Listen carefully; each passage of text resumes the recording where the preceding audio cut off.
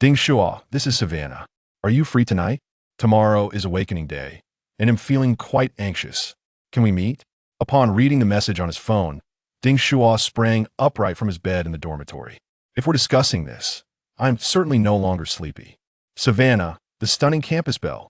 As a mixed-race beauty, she possesses golden hair, sapphire eyes, porcelain skin, and a figure that could captivate anyone. Men who lay eyes upon her are utterly entranced, perceiving her as the goddess of their dreams. Despite her aloof demeanor, she reveals an unexpectedly adorable side. Just a few warm words from her could brighten his entire day. Yet, the excited Ding Shuo hesitated to accept her invitation. Previously, he had fallen victim to a telecommunications scam, leading to a disastrous encounter. He had arrived alone at the clandestine Awakening University in Yangzhou, known as the Huahuang Palace. In a blur, he managed to enroll, but his online girlfriend of 2.5 years had vanished without a trace. What a disgrace! To be deceived for money and affection was one thing, but to be tricked into attending school was a new low. And tomorrow marked Awakening Day. As the spiritual energy revitalizes and divine paths descend, humanity begins to revert and evolve. Each individual's constitution is distinct, allowing for various professions such as strength warriors, magicians, and summoners to awaken. With each awakening, one shatters the frailty of the human form, gaining formidable awakening abilities. How can we truly trust women? Is love still a belief worth holding? Perhaps it is best to focus on a career first. Thus, he took out his phone and composed a courteous response. Savannah, please rest well. Tomorrow is your awakening day, though we can arrange to meet another time. After sending the message, he felt a twinge of anxiety. Would she be upset by his rejection? Buzz, buzz, buzz as Ding Shuo pondered. His phone vibrated instantly with 3 incoming messages. 13-second voice note. Location: Yangzhou home and room 520. I'm waiting for you. Time to sleep clearly. The campus bell was in a hurry. Curious, Ding Shuo clicked on the voice note and pressed it to his ear. I just want to see you. The black stockings are too thin and so cold. I need a cuddle. Her playful tone sent shivers down his spine. In an instant, the boys' dormitory erupted in excitement. Single men are particularly sensitive to the voices of the opposite sex, sticking out their tongues and barking like dogs. Ah, it's a woman's voice. Ding Shuo, are you about to enter a campus romance? Doesn't that sound like the campus bell? Have I been fantasizing too much lately?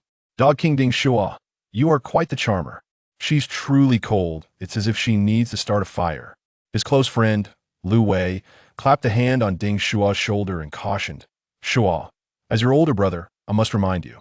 Tomorrow is awakening day. You mustn't waste your energy, lest it affect your performance. Women are endless, but awakenings occur only once. To expend your limited energy on infinite women is a guaranteed loss. Also, be wary of new types of scams. What you see is not always what it seems. I have experienced it all, but upon noticing Ding Shuo's chat partner was Savannah, he confirmed she was indeed the campus belle. Lu Weiss' brows furrowed in contemplation. Then he took a deep drag from his cigarette and said seriously, "It's the campus belle, you must go. You are truly something else for quietly winning over the belle." Ding Shuo, however, felt exasperated and explained, "What do you take me for? She was the one who pursued me. Am I some sort of libertine?" Wang Kai interjected confidently, "Absolutely. Stop pretending." Reply to her message immediately. Moreover, I dare wager that this is not the campus belle herself. How could her voice be so sultry? You might fall into a trap tonight.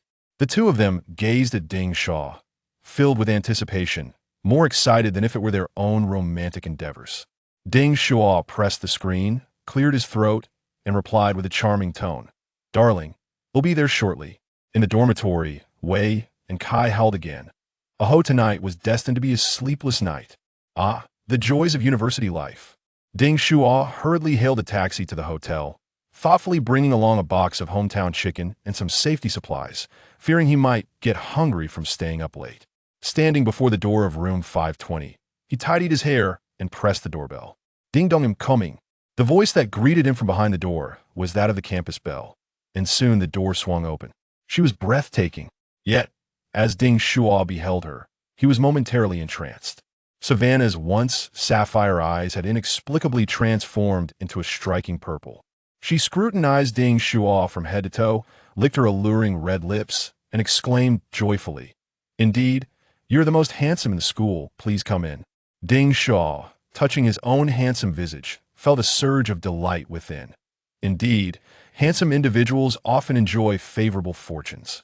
Observing Savannah, adorned in vibrant attire, the air of the aloof campus belle seemed to dissipate. Today, she was not in her JK uniform, but rather donned a seductive open-back lace ensemble.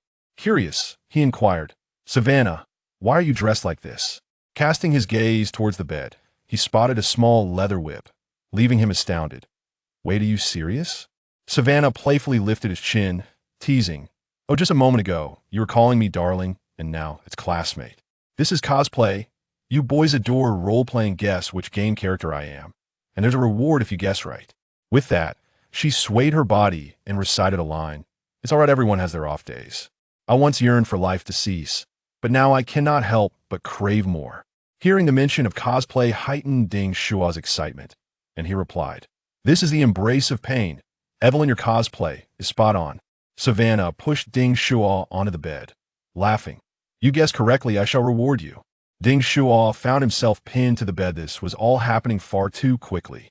Yet, rather than harboring expectations for what was to unfold, he furrowed his brow. A dark crimson aura surged around Savannah, resembling writhing tendrils, pulsating violently. Even the passionate ambience lighting could not conceal it. This was an innate ability Ding Shuo possessed from birth. The yin-yang eye. Ding Shuo could directly perceive the essence of various energies. The aura surrounding Savannah was undeniably not of human origin. Had she awakened prematurely? And was something amiss? Ding Shuo straightened his posture, restoring his gentlemanly demeanor, squinting seriously as he said, "Classmate, let's not be hasty. State your intentions clearly." Savannah, sensing Ding Shuo's reluctance to engage, grew somewhat irritated. She forcefully pushed him back onto the bed and declared fiercely, "I need your assistance in my cultivation." Chapter 2. The succubus's desperation. As the school bell finished her words, she unleashed her formidable charm. The palpable magic surged toward Ding Shuo, invading his heart, igniting a sensation within him and eliciting a physiological response. This was the allure of her enchanting abilities. Ding Shuo quickly summoned his inner energy to resist her enchantment. His expression grave as he declared, "I'm sorry, but my upbringing does not condone such actions. You have mistaken me for someone else." He then retrieved his phone from his pocket, illuminating the screen as he warned, "Moreover, I have recorded the entire incident. Don't even think about pulling a fast one on me."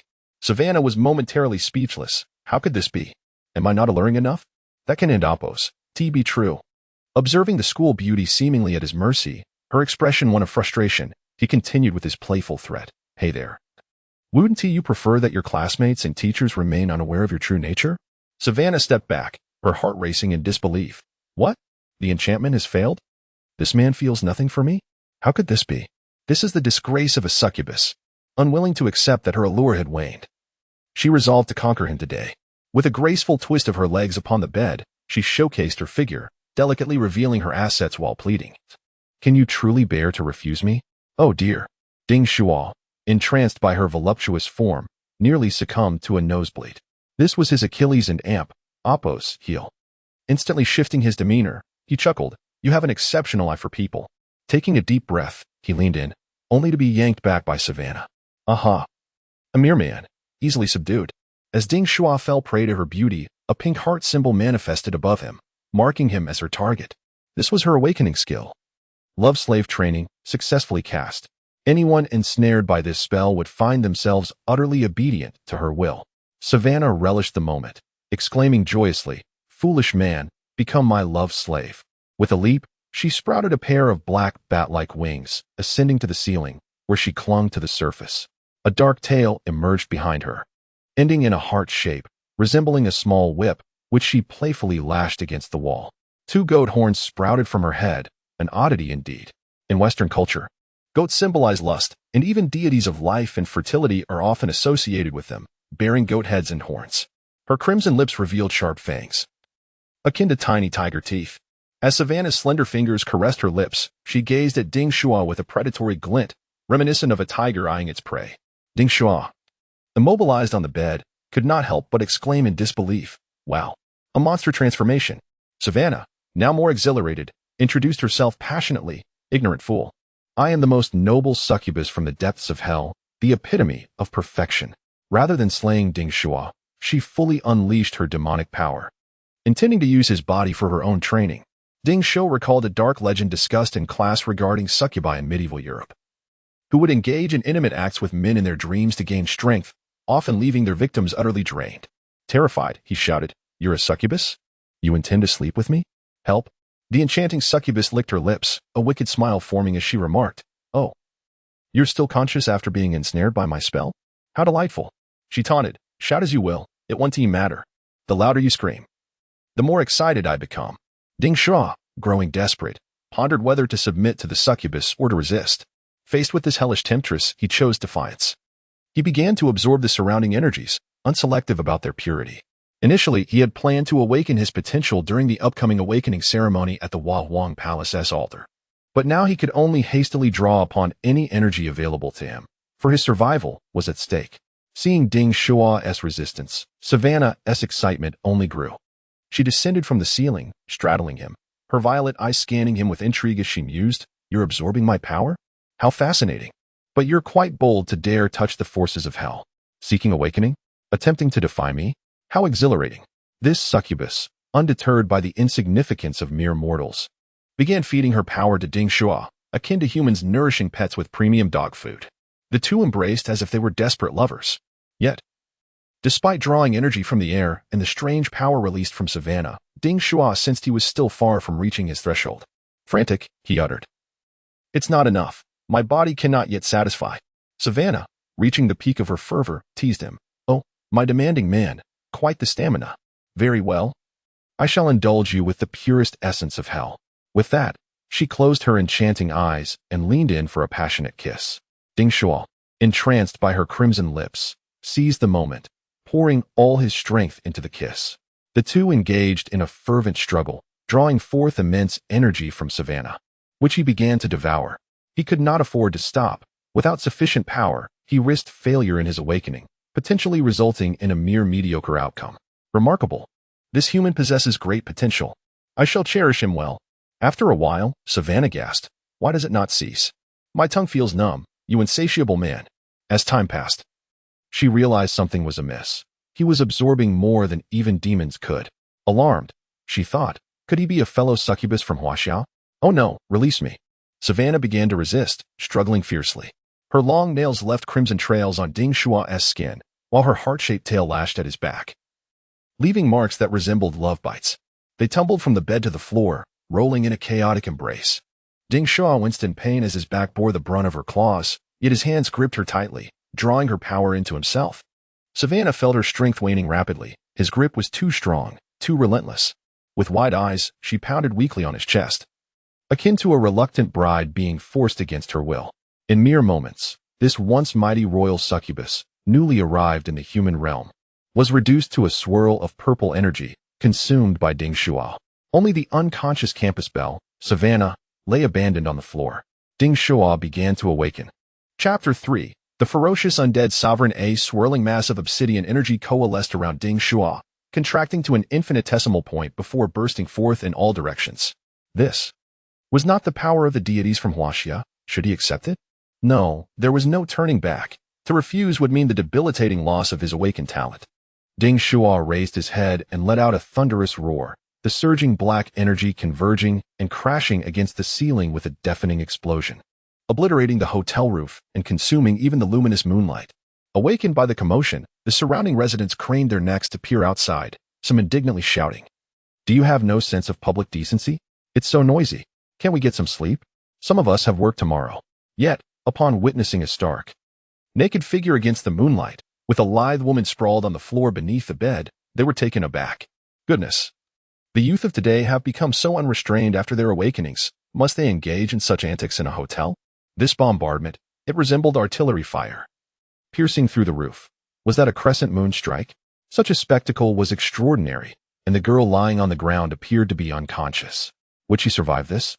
It seemed too intense. Perhaps I should call the authorities. The dark energy continued to gather, forming a colossal demonic sigil in the sky. The demon, as if animated, displayed a terrifying grin towards the mortal realm before transforming into a streak of light that crashed down upon Ding Shuo. The negative energy, laden with death, was imperceptible to ordinary eyes. Under the veil of night, a new primordial demon was birthed on this earth, recently rejuvenated with spiritual vitality. The celestial phenomena gradually subsided. Ding Shuo remained unaware of the magnitude of his power, but any manifestation of such cosmic occurrences signified an S-class event or higher. It was the embodiment of a deity, recognized by the very fabric of the universe. With the world revitalizing and ancient gods returning, the rules were being re-established, heralding the rise of new deities. Ding Shuo, typically reserved, found himself overwhelmed with exhilaration, momentarily losing himself in pride. In full view of the onlookers, he stood bare and laughed heartily. Is there anyone else? Ha ha. The evils of the world gravitated towards him, and he realized he was destined to be the great antagonist. Just then, an elderly woman from the opposite building could no longer bear it. This lunatic was too brazen, disturbing her peace and evoking a deep-seated fear within her. Now he was laughing maniacally. Awakened individuals always place themselves above others, acting with impunity. I shall represent the moon and vanquish you, she declared, brandishing her old slippers from 1982 and hurling them towards him. Ding Shuo and Oppos, as senses sharpened. He extended his right hand towards the flying slipper, and in an instant, the dark energy surged forth like a hand, obliterating the old footwear into shards. He cast a cold gaze in the direction of the elderly woman. Though she could not clearly discern the intensity of his stare, she felt an overwhelming dread and aura of malice that caused her to tremble and collapse onto the ground. This man was either a sorcerer or a warlock, clearly powerful and not to be trifled with. Spare me. I'm merely a little fairy in my 40s. In an instant, the terrifying aura emanating from Ding Shuo frightened the onlookers, prompting them to shut their windows and avert their eyes. Ding Shuo examined his hands, pondering what profession he had awakened to. A thought crossed his mind, and a tome inscribed with a hexagram, the Book of the Undead, materialized in his grasp. He had awakened as a necromancer, and indeed, he had attained the ultimate form of this vocation, Undead Sovereign. This was a rare class abroad, half mage and half summoner. But instead of summoning battle beasts, he summoned hellish creatures. Curiosity piqued, he opened this treasure birthed from the new world. Why was it not a relic from Huaxia? Even the Book of Life and Death would suffice, yet it was an artifact of foreign origin. Could it be the result of absorbing the pure Western hellish energy from the succubus, leading to this erroneous evolution? He gazed at the Book of the Undead, which pulsated with the 7 deadly sins: pride, envy, wrath, sloth, greed, gluttony, and lust. As he touched the tome, he received a lucid response. Host, Ding Shuo, First Awakening. 1-star rating. Awakening talent. Heavenly Tao Demon Seed. Continuously absorbs the negative energies of the 7 deadly sins, akin to the very root of worldly evils and the abyss. Nurturing the 7 demonic sins that govern the malevolence of the world. It enables the harvesting of souls and the plundering of others' fortunes to enhance his negative power. Gasping, Ding Shuo felt a dilemma arise within him. Nurturing demons, was this a legitimate profession? It sounded illegal. By doing so, would he not forge a connection with the Satan of the Western Hell? Should Satan return, he would either become his subordinate or his mortal enemy. And harvesting souls? Wasn't he that tantamount to killing? This was a path drenched in blood. Simultaneously, Ding Shuo acquired his first active skill, summoning art, capable of summoning the Book of the Undead, Death Tombstone, and Undead creatures. Death Tombstone, a tombstone of death descends, delivering a powerful strike to enemies. After 60 seconds, it summons a skeleton soldier. The higher the skill level, the more tombstones and the faster the summons. With a greater variety of units. Skeleton soldier, when darkness envelopes the earth, these undead warriors surge from the depths of hell, relentlessly attacking any living being. Advanced units include berserker skeletons, skeleton swordsmen, skeleton archers, skeleton knights, undead mages, rock giants, and skeleton chariots. Ding Shuo silently admired. This is remarkable. The very first skill is extraordinary. It offers range, area effect, and sustainability. I have become invincible. Wait, these are all awakenings of souls and thoughts. What about my physical body? It seems there has been no growth. Is this the price of a hasty awakening? Just a moment ago, he had been reveling in his newfound formidable skills when he suddenly felt dismayed. He hastily examined his physical form. Had he withered away, destined to be a fragile mage? No. Ding Shuo calmly assessed his physique. It had not deteriorated. Instead, It felt like a seed brimming with potential. His physical prowess had yet to be unleashed. He could awaken again. Dual professions would bring double the joy. Indeed, as a pure-blood Huaxia descendant, a dragoness heir, how could his body lack the formidable bloodline of his heritage? Ding Shuo had indeed been led astray by the succubus, awakening to a nefarious vocation. He endeavored to restrain his aura, glancing at the school beauty beneath him. She bore no trace of hellish energy, leading him to ponder. It seems she is not malevolent, but merely possessed by the succubus. Where did that succubus go? Perhaps my passionate kiss had captivated her. Once more, Ding Shuo scrutinized the Book of the Undead in his hands, noting a page had come loose. He opened the 7th page, that of lust, and immediately heard the succubus's voice exclaim, "Let me out, master. Otherwise, I will kill you, master. What have you done to me? Why can't I control myself and call you master?" Master. Ding Shuo's expression shifted to one of astonishment. The enchanting succubus within the pages had revealed her true form, even more alluring than before. Is this truly one of the 7 deadly sins? The succubus, unlike the radiant fairies exemplified by the campus beauty, resembles a serpent that strikes directly at the hearts of men, her sinuous form exuding an indescribable allure, undeniably sensual. This tome of necromancy has transformed into a love letter of sorts. Is this woman truly a demon? She possesses a rather appealing appearance. Ding Shuo pondered that he would not fall for her deceit again. Her previous possession of the campus beauty and the way she lured him was simply despicable, especially since she had failed to achieve her ends. This only intensified her malevolence. The succubus continued her attempts to ensnare humanity, weaving her web of seduction, lamenting, "How could you treat me this way? Please release me, master. If you set me free, I shall grant you." Oh, Master. Chapter 4. The Enchantress Yar. Interrogation at the police station in response to the request of the enchanting figure from the book. Ding Shuo replied earnestly, "Cough, cough, cough. Do not pretend. I can see at a glance that you are not human. Bold demoness, you have already succumbed to my will. I am the source of all evil, your new master." The demoness refused to believe him, her anger flaring as she declared haughtily, "I am a royal enchantress, of noble blood, praised by Satan in the depths of hell, endowed with imperial potential. How dare you, a lowly human, attempt to enslave me? You are a fool. Master, our gates to hell shall soon open, and Satan along with 7 demon lords will descend upon the mortal realm, leaving carnage in their wake. You shall then beg for mercy." However, upon witnessing Ding Shuo and Appo's cold, indifferent gaze, the enchantress began to relent, her tone softening. "How about this? You release me first, and we can become friends, master." Ding Shuo remained skeptical, cautioning her, "I am still young. Do not attempt to frighten or deceive me." Yet, the cunning enchantress's arrival in the human realm posed a significant threat. Despite her lack of corporeal form, matters concerning the safety of Huaxia would require clarification in the future. Thus, he declined her alluring proposition and pressed on with his inquiries. "Do not try to mislead me. It is futile. What is your name?" As if compelled to obey, the enchantress responded obediently, "I shall not tell you. My name is Yar, master." Ding Shuo nodded. She indeed resembled the demoness of disgrace. He wondered if she too would become infatuated with her master. For a fleeting moment, he felt a pang of sympathy and gently said, "Yar, you should rest for now.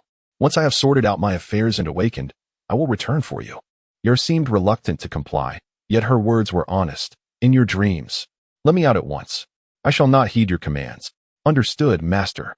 You must also take care to rest well. Good night." Ding Shuo closed the Book of the Undead, his cheeks slightly flushed.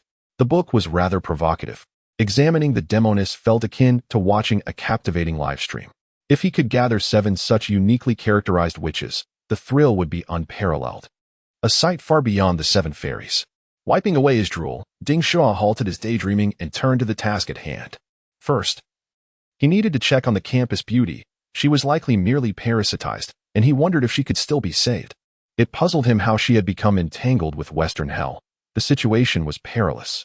Ignoring his own state of undress, he crouched down and gently touched Savannah and Appo's nose.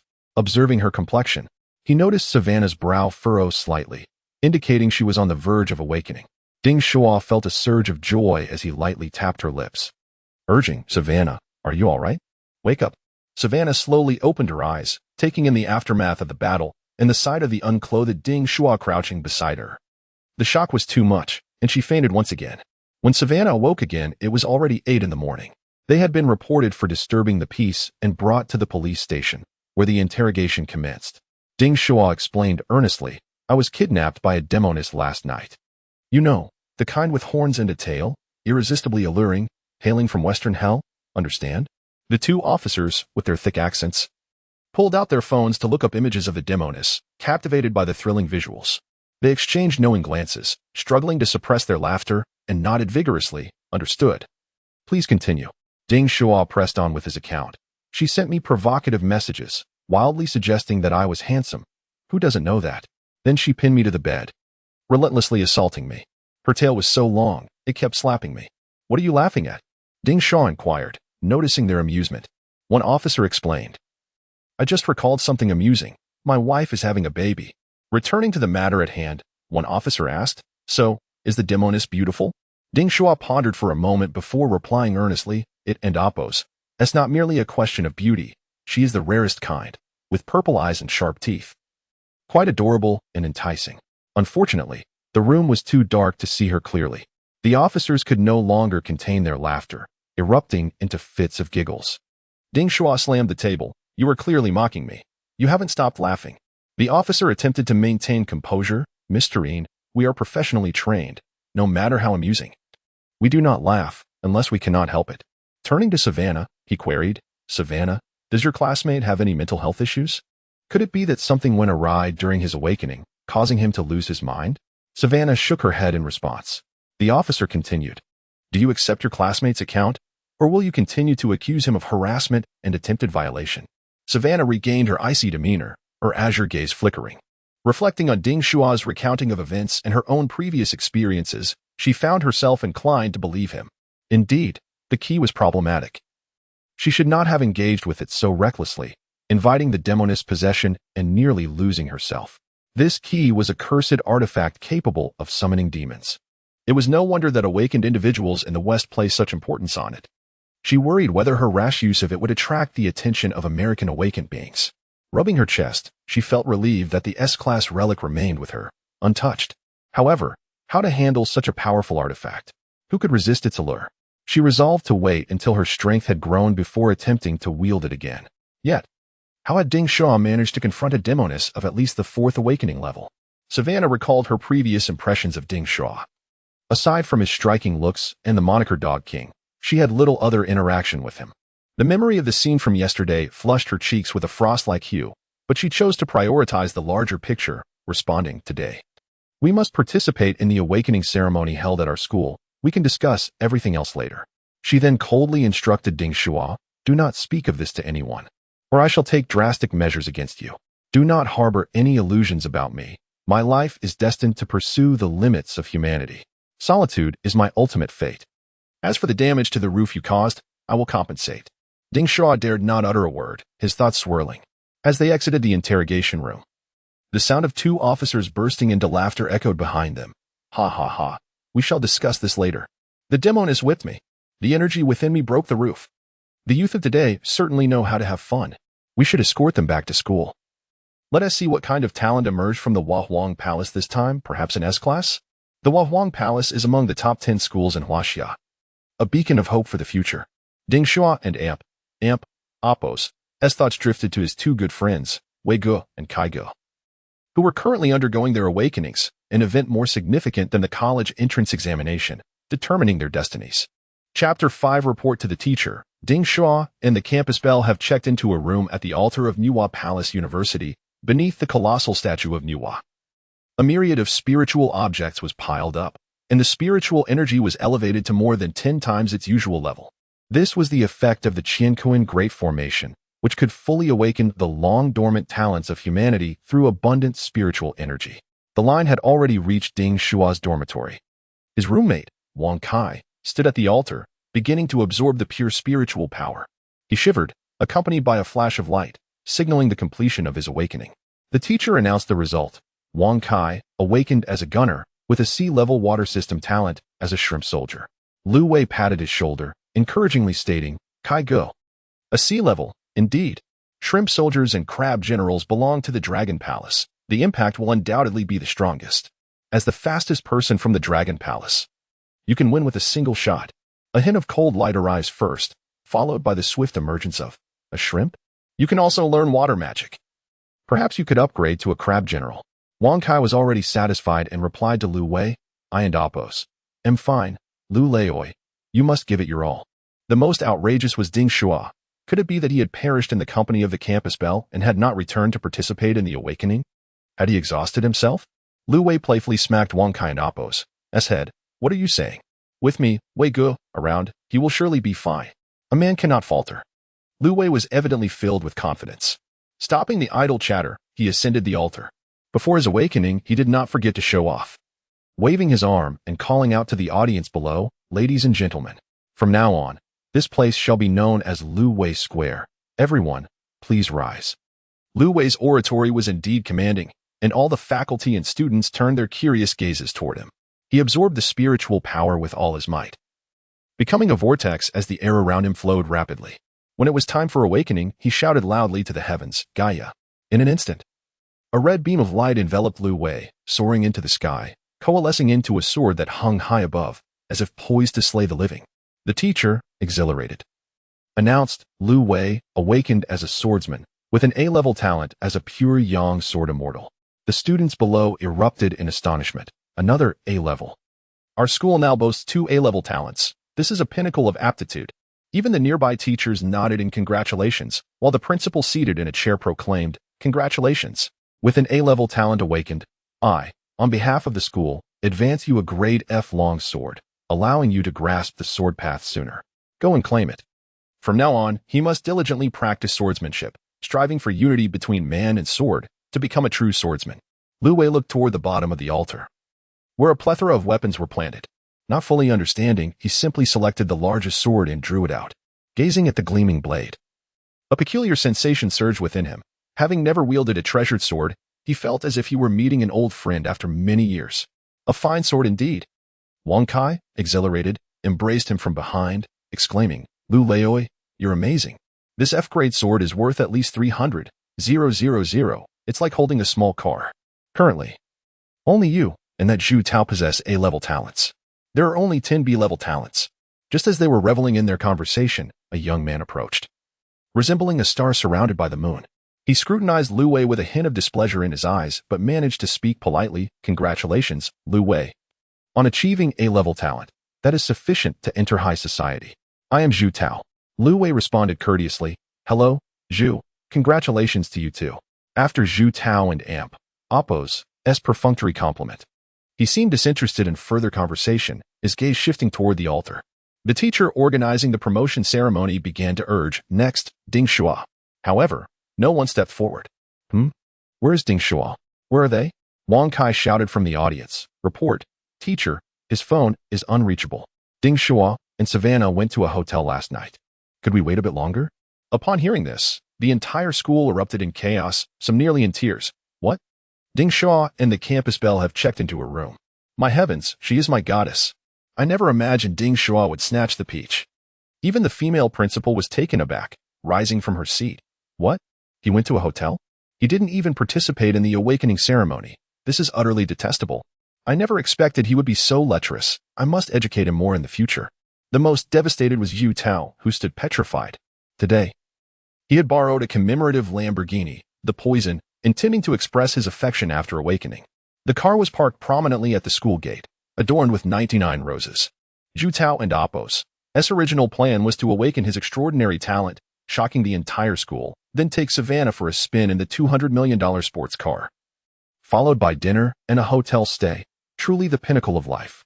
He never anticipated being outpaced by a scoundrel named Ding Shuo. With an agitated expression, trembling fingers, and a wavering stance, he muttered, Impossible, absolutely impossible. In anguish, Zhu Tao, madly infuriated, cursed at Lu Wei. What is that Ding Shuo? Nearly garbage. How could Savannah possibly like him? He is nothing but dog feces, while Savannah is a blooming rose. You are unjustly tarnishing her purity. Ding Shuo, come out and face your doom. Immediately, Lu Wei warned loudly, Shut your mouth, do not insult my brother, or else. Zhu Tao looked at Lu Wei, who dared to threaten him, becoming even more enraged. What will you do? What do you think you can accomplish? Just because you are A-level, you think you can stand on equal ground with me? You dare to intimidate me? Let me show you the might of the Zhu family. A magical array appeared beside Zhu Tao's right hand, and with a tug, a rake was summoned forth. The surrounding teachers and students gasped in astonishment. It's an A-level holy relic, a divine weapon of the gods. The ancient Zhu family has actually bestowed it upon him. An A-level holy relic is immensely powerful. What does that signify? I have heard that the A-level 10-fist sword from the islands can seal individuals within the sword, allowing the wielder to sustain severe injuries without dying, and the 10-fist sword enables the master to regain their body. I particularly admire the A-level Thor and Amp, Apos, as hammer from Norse mythology. These are among the top-tier A-level weapons, and those who awaken with such a weapon are truly godlike. Zhu Tao had indeed been recognized by the divine. Otherwise, how could he wield such a high-tier holy relic? One could only imagine what formidable divine powers the renowned nine-toothed rake of the Huaxia would possess. The man had gone mad. The campus belle had been courted by another, and he resorted to violence. Lu Wei was about to face his wrath. This nine-toothed rake, originating from ancient mythology, had been thrust into the mortal realm by the divine. Humans who acquire it can wield divine abilities, granting them the powers of the gods. Holy relic, nine-toothed rake. Sealed equipment, 30 pounds, E grade. Level, A grade. Divine ability 1, counter rake. After charging, swinging the rake backward allows for a powerful counterattack. Divine ability 2, subsequent abilities yet to be unlocked. Lu Wei quickly retreated a few steps. Bold yet meticulous, he unsheathed his magnificent sword and advanced, unexpectedly unleashing a series of sword techniques. Clang, clang, clang. After 3 exchanges, he had not succumbed, yet his beloved sword had already begun to warp. Observing this, the attentive teacher praised, "Wow, what an even match. Lu Wei is quite remarkable. Managing to withstand the swordplay. I had thought he was unskilled with a blade." Zhu Tao, an elite from a prestigious family, felt discontent. He had anticipated a swift victory, expecting Lu Wei to kneel and surrender, yet Lu Wei had countered several of his strikes. Raising his nine-toothed rake high, he resolved to draw blood this time. The female principal, who had been idly petting a cat, rose and admonished, "Enough. Cease your fighting at once. Do you not comprehend the gravity of your actions? Having gained strength, you now act with arrogance and impunity. I warn you all, should you misuse your power, be prepared for the police to intervene. We will not tolerate oppression in our homeland." The formidable aura emanating from her caused both Zhu Tao and Lu Wei to freeze, their conflict coming to an abrupt halt. At that moment, the blaring sirens of police vehicles echoed throughout the academy. Goodness, the police have truly arrived. The principal's words ring true. They are here to apprehend them. The officers drove directly to the entrance of the altar. The doors swung open, revealing Ding Shuo and Savannah stepping out. Astonishingly, they had indeed engaged in an illicit rendezvous and were now caught by the police. Savannah appeared disheveled, her complexion pale, evidently worn from the previous night and Apos' escapades. Both were clad in torn garments. Today marked a day of awakening, yet they had behaved so recklessly the night before. With major examinations looming, they had indulged in reckless abandon. Perhaps they were indulging in dual cultivation. Witnessing this scene, Zhu Tao and Apos' face drained of color, his grip slackening. Thud. The nine-toothed rake clattered to the ground, mirroring the shattering of his heart. Chapter 6. With one skill. I can annihilate you. Anger brewed within Zhu Tao as he vowed to find an opportunity to eliminate the wretched Ding Shuo. His goddess might have become someone else's pet. Suppressing his fury, he picked up a rake from the ground and shouted at Ding Shuo. Ding Shuo, prepare to meet your end. Ding Shuo, somewhat bewildered, had just received a flurry of notifications from the Book of the Undead. Jealousy from Zhu Tao 444. Anger from Zhu Tao 444. Notification 1. Zhu Tao, a wielder of great fortune. Notification 2. Harvesting this person's soul may yield a demon. Notification 3. Upon reaching 10,000, you may upgrade the demon or gain a malevolent skill. What the hell? The notifications startled Ding Shuo. He had become akin to a demon, feasting on wickedness. Demons from the abyss delight in manipulating humanity, awakening their darkest impulses, and reveling in malevolence. This Book of the Undead was leading him towards murder, towards soul harvesting. How sinister. And who exactly is Zhu Tao, harboring such intense hatred for him? He had just been shouting at him as if he were the one who had wronged him. Ding Shuo found it perplexing why he had provoked a wielder of great fortune. Never mind, he thought. He must check on his brothers. Wei Gut and Kai Ge must have awakened some talents.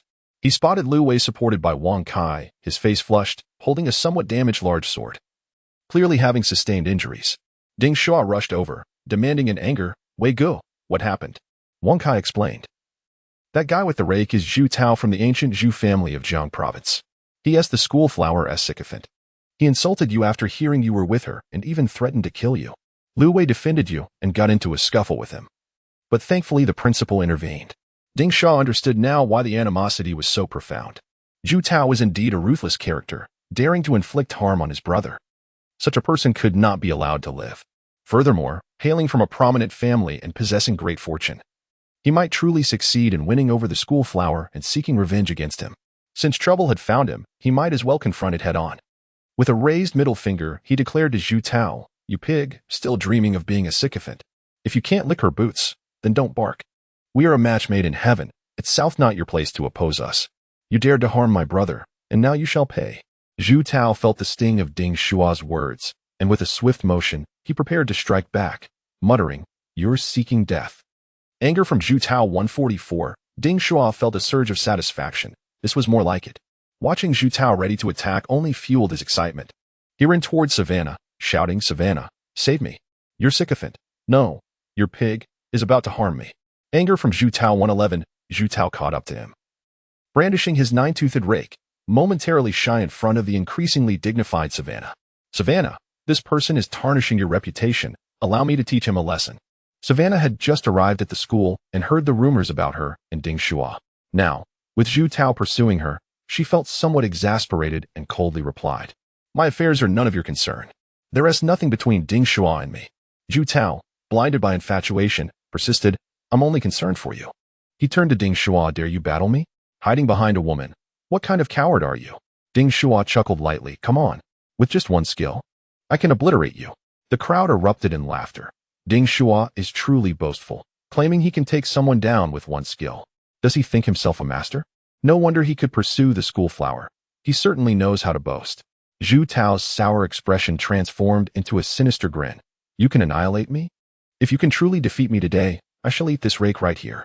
Arrogance from Zhu Tao 222. At that moment, Teacher Aobai, overseeing the event, interjected. "Zhu Tao has awakened an A-grade talent, reaching the first stage of Qi training. Do not act recklessly. First participate in the awakening ceremony." Ding Shuo waved his hand dismissively. "Rest assured, teacher, with the school flower as assistance, I awakened half of my potential last night. It's enough to easily overpower him." The crowd looked on in disbelief, wondering what it meant to have awakened half. Moreover, what kind of help could the school flower provide? Was she a professional teacher, merely cheering him on? In this world of cultivation, strength speaks volumes. Sparring among classmates is not violence but a legitimate means of growth. Teacher Aobai, unable to prevent an incident, commanded, "You may spar, but if I call halt or intervene, the match will end. Pay attention. My awakening skill is manipulating water, capable of breaching walls." At the current cultivation university, teachers injuring students would not attract media scrutiny.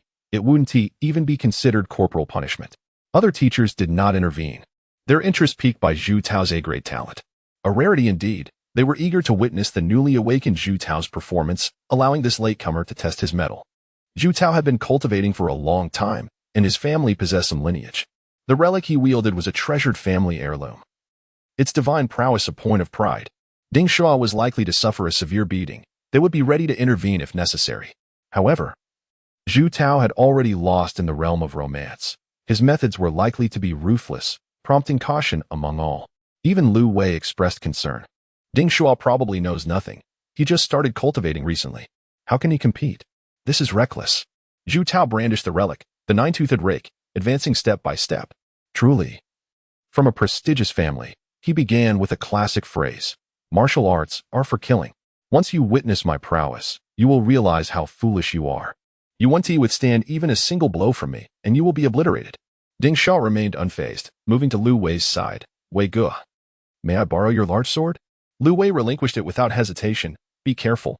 Zhu Tao scoffed. "You all truly believe yourselves to be sword immortals. That last time was merely me holding back. How could Lu Wei withstand my assault?" Lu Wei, displeased, nevertheless warned, "That scoundrel's rake is heavy. I only managed to deflect 3 strikes using clever swordplay.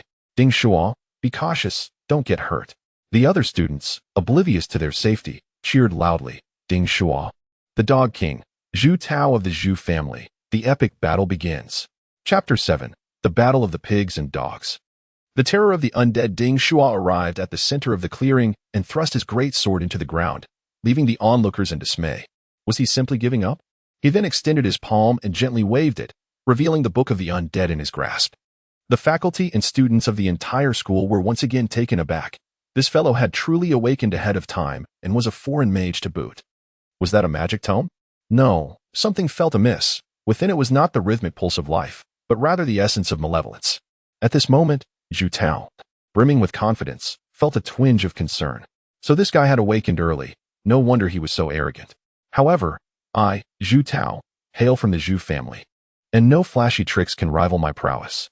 The muscular Zhu Tao regarded Ding Shuo, who bore the Book of the Undead like a frail scholar, and his confidence surged once more.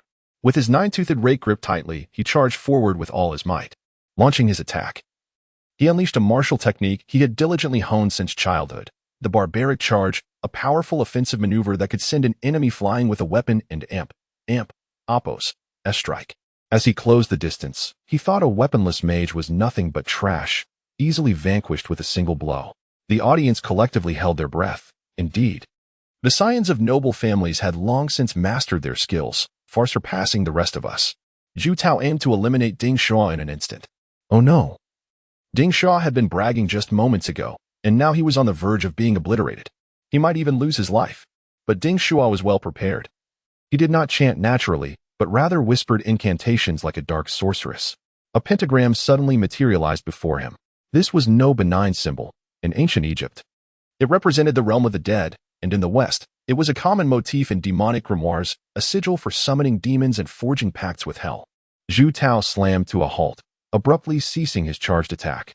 A dark tombstone crashed down between them, the divine technique of the Book of the Undead, the Death Tombstone. Cold sweat cascaded down Zhu Tao's brow. He had narrowly avoided being crushed by it. This was no mere brick. It was a colossal tombstone that could bury you without the need for a funeral. The students gasped. Incredible, a magical skill. Did Ding Shuo just learn that upon his class change?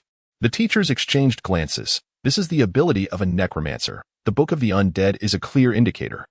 Few awaken this profession abroad. His tome is unlike any other, of a significantly higher tier, surpassing D rank. His methods are formidable. If mastered, the damage dealt could be substantial. Even if it doesn't end Oppos, T-kill, it would still pin down the opponent. Yet, the spell had not struck. Zhu Tao, the brawny fighter, was now at an advantage in close combat. Zhu Tao, seasoned in real combat, understood the chaos of war. The scions of noble families were more adept at battle. With a return to his senses, he addressed Ding Shuo. So you have acquired a powerful awakening skill, but now you and Oppos exhausted it. Without skills, how can you hope to defeat me? He raised his nine-toothed rake, maneuvering around the death tombstone. Prepared to unleash another martial technique he had painstakingly perfected over the years to substantially enhance his lethality. The technique, Mountain Splitter. Leaping into the air, he swung his weapon with full force, intending to cleave the earth asunder. Die, he thought, with the interval of Ding Shuo's spellcasting and their proximity. This would surely be a fatal blow. Observing Ding Shuo still rooted in place, Zhu Tao's smile broadened. However, Ding Shuo, facing the attack, wore a grin of his own. You think you can leap before me? Dream on. Zhu Tao and Oppos' jump abruptly halted midair, and he glanced back, his eyes wide with horror. A skeletal soldier, shrouded in deathly energy, emerged from the ground beneath the death tombstone, its bony hand clutching his right foot tightly. A ghost, Zhu Tao exclaimed, startled by the sudden appearance of this undead creature, yet he reacted swiftly, employing the divine technique of his nine-toothed rake, the counterstrike. With a powerful swing, he severed the skeletal soldier and Oppos' grasp, shattering the concrete beneath. Yet, in that fleeting moment, Ding Shuo had already approached and delivered a punch to the back of Zhu Tao and Oppos' head. This full-force strike was immensely powerful, knocking the off-balanced Zhu Tao to the ground. The onlookers were dumbfounded. What? He summoned a death tombstone and a skeletal soldier too? This is unbelievable. The seemingly frail Ding Shuo had a formidable punch, and Zhu Tao appeared dazed, leaving everyone uncertain of the victor. However, the ensuing scene was chilling. Ding Shuo did not strike again. The skeletal soldier, now missing its right arm, stood tall and firmly pinned Zhu Tao down, though devoid of flesh. The skeleton's formidable frame emitted an aura of power rivaling that of Zhu Tao. This was no mere minion. It resembled a seasoned general of the battlefield. Clearly, The skeletal soldier summoned by the Book of the Undead was of a high caliber. Despite losing its right arm, the soldier's fighting spirit remained intact with its left hand. It seized the great sword, aiming it at Zhu Tao. Terrifying. The skeletal soldier raised the great sword high, poised to plunge it into the prostrate Zhu Tao and Apos' skull. Lu Wei could hardly bear to watch, muttering, "This skeletal soldier is too fierce. Its murderous intent is palpable, even vying with its master for the kill." At that moment, a commanding shout interrupted the duel. Sparring concluded. Teacher Ao waved his hand, and a jet of water shot forth like a spear, knocking the sword from the skeletal soldier into Apos' grip, before swiftly rushing to check Zhu Tao and Apos' condition. Zhu Tao, dazed from the blow, fell into a state of terror upon seeing the skeletal soldier poised to slay him. "Don and Apos, kill me," he cried out, clinging desperately to Teacher Ao and Apos' leg. The gathered faculty and students were left in shock. The brief seconds had been so thrilling, it felt more like a duel between masters than a mere awakening student. Zhu Tao had expertly employed 2 martial techniques and a divine technique with his rake. Ding Shuo, too, had showcased the necromancer and Apos' summoning arts, conjuring 2 undead entities, a massive death tombstone and an equally powerful skeletal soldier. Lu Wei and Wang Kai rushed over, hoisting Ding Shuo onto their shoulders, shouting in triumph, "We have won. We are the champions." The crowd erupted in applause. Such skillful maneuvers and combos. The strategy was brilliant. This necromancer is formidable, seemingly even more powerful than a summoner. The teachers from Yuhua Palace wore expressions of astonishment. "It seems we have unearthed another talent. Ding Shuo and Apos' awakened abilities must be above A rank." Zhu Tao, too, displayed promise and would undoubtedly become a powerful warrior. However, he would likely seek vengeance against Ding Shuo in the future, given his family as support, which would facilitate rapid growth. The campus belle, Savannah, wore a look of amazement. Could it be that he overcame the succubus with this awakening? But that succubus was immensely powerful. It shouldn't have been possible. Just yesterday, a demon from the Western underworld had been unleashed, nearly turning him into a scourge upon humanity. "I must strive harder." The female principal smiled. "Indeed, that woman and Apos' brother is exceptional." The inscription upon this gravestone resembles oracle bone script, the most ancient form of writing from the Huaxia civilization, seemingly a sacred relic of divine origin. From whence do these holy artifacts arise? Never mind. I shall first secure him within my institution. His sister has eluded my grasp, and before I can savor her essence, I shall sample the flavor of her brother. Chapter 8. The Awakening of the Campus Belle. Envying all students after a moment of panic, Zhu Tao regained his composure and cast a resentful glare at Ding Shuo, silently vowing, "Ding Shuo, you have humiliated me in front of everyone. I will surely repay this insult. I am determined to enroll in Yaoqi Palace University, leveraging my family and the school to rise swiftly. I will make you kneel before me, repenting for your actions." As Zhu Tao was lost in his thoughts, he suddenly sensed Ding Shuo and Apos' scrutinizing gaze upon him. It felt as though he had been seen through. Did he know what I was thinking? Ever since Ding Shuo awakened as a necromancer, he had developed a peculiar perception of malice, further enhanced by the guidance of the Book of the Undead. Hint: defeat the fortunate one, Zhu Tao, and deprive him of 100 luck points. Hint: luck points can elevate the Book of the Undead and Apos' level, currently at D rank. It requires 1,000 points to advance to C rank. Ding Shuo felt a wave of satisfaction wash over him. However, what exactly were luck points? According to experts, the recently revived Earth lacked a heavenly order. Human destinies were not predetermined, thus the concept of luck should not exist. Only powerful bloodlines, divine blessings, and relics of S rank or above could alter one's fate. Furthermore, Zhu Tao's formidable nine-toothed rake was still sealed, its true power not yet unleashed, rendering Ding Shuo unable to engage him directly without facing overwhelming defeat.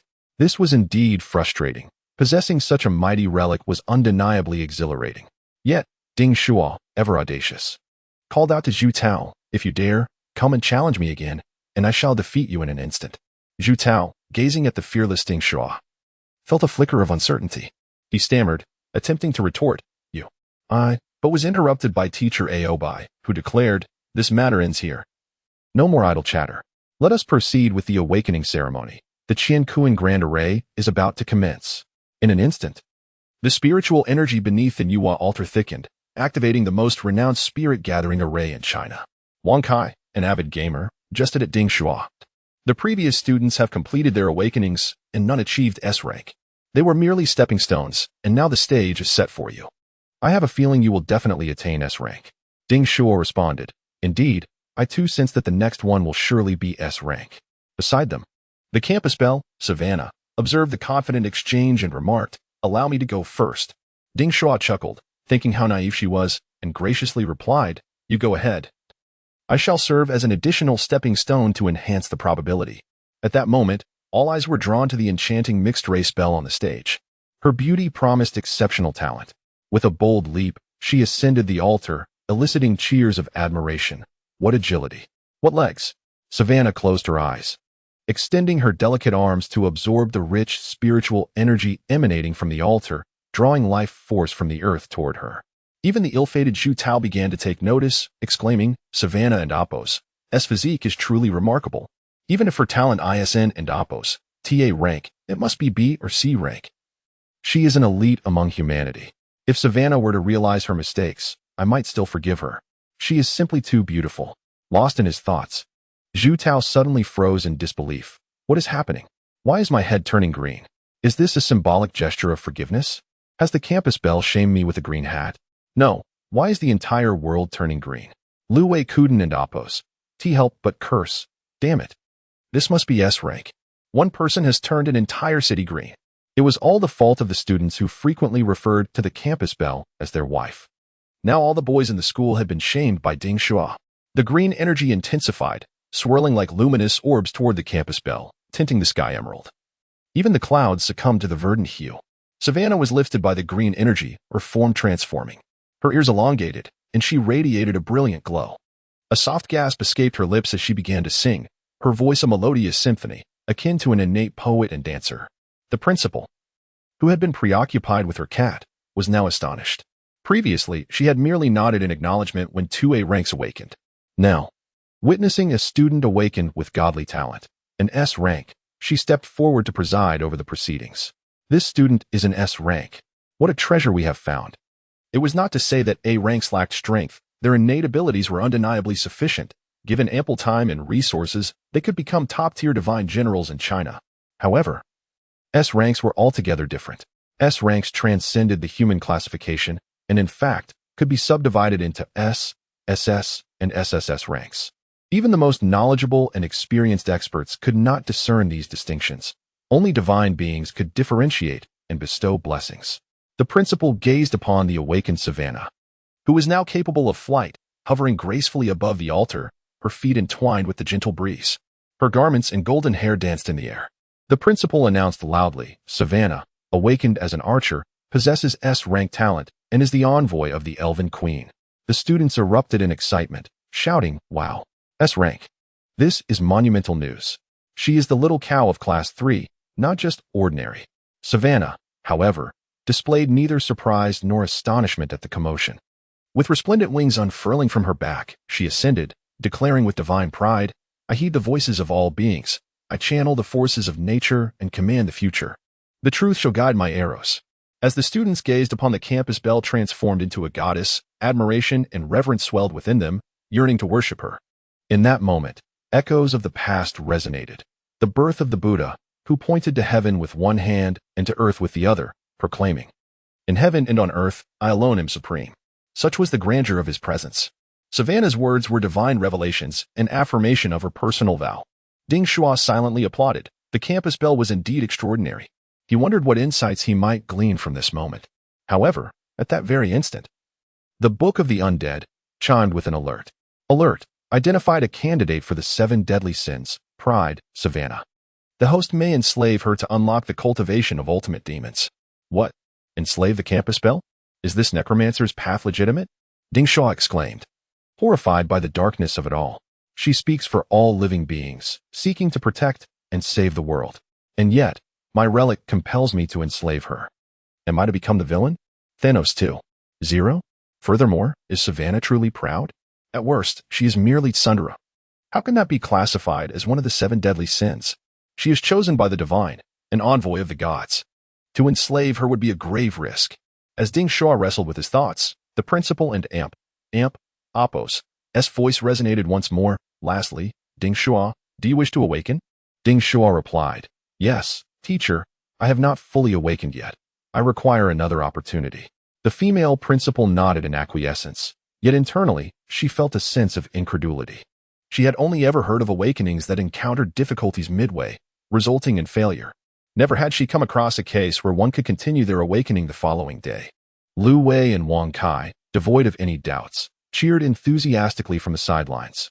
Go for it, Dog King. I have already awakened as an A-grade sword saint. Let us see how you perform.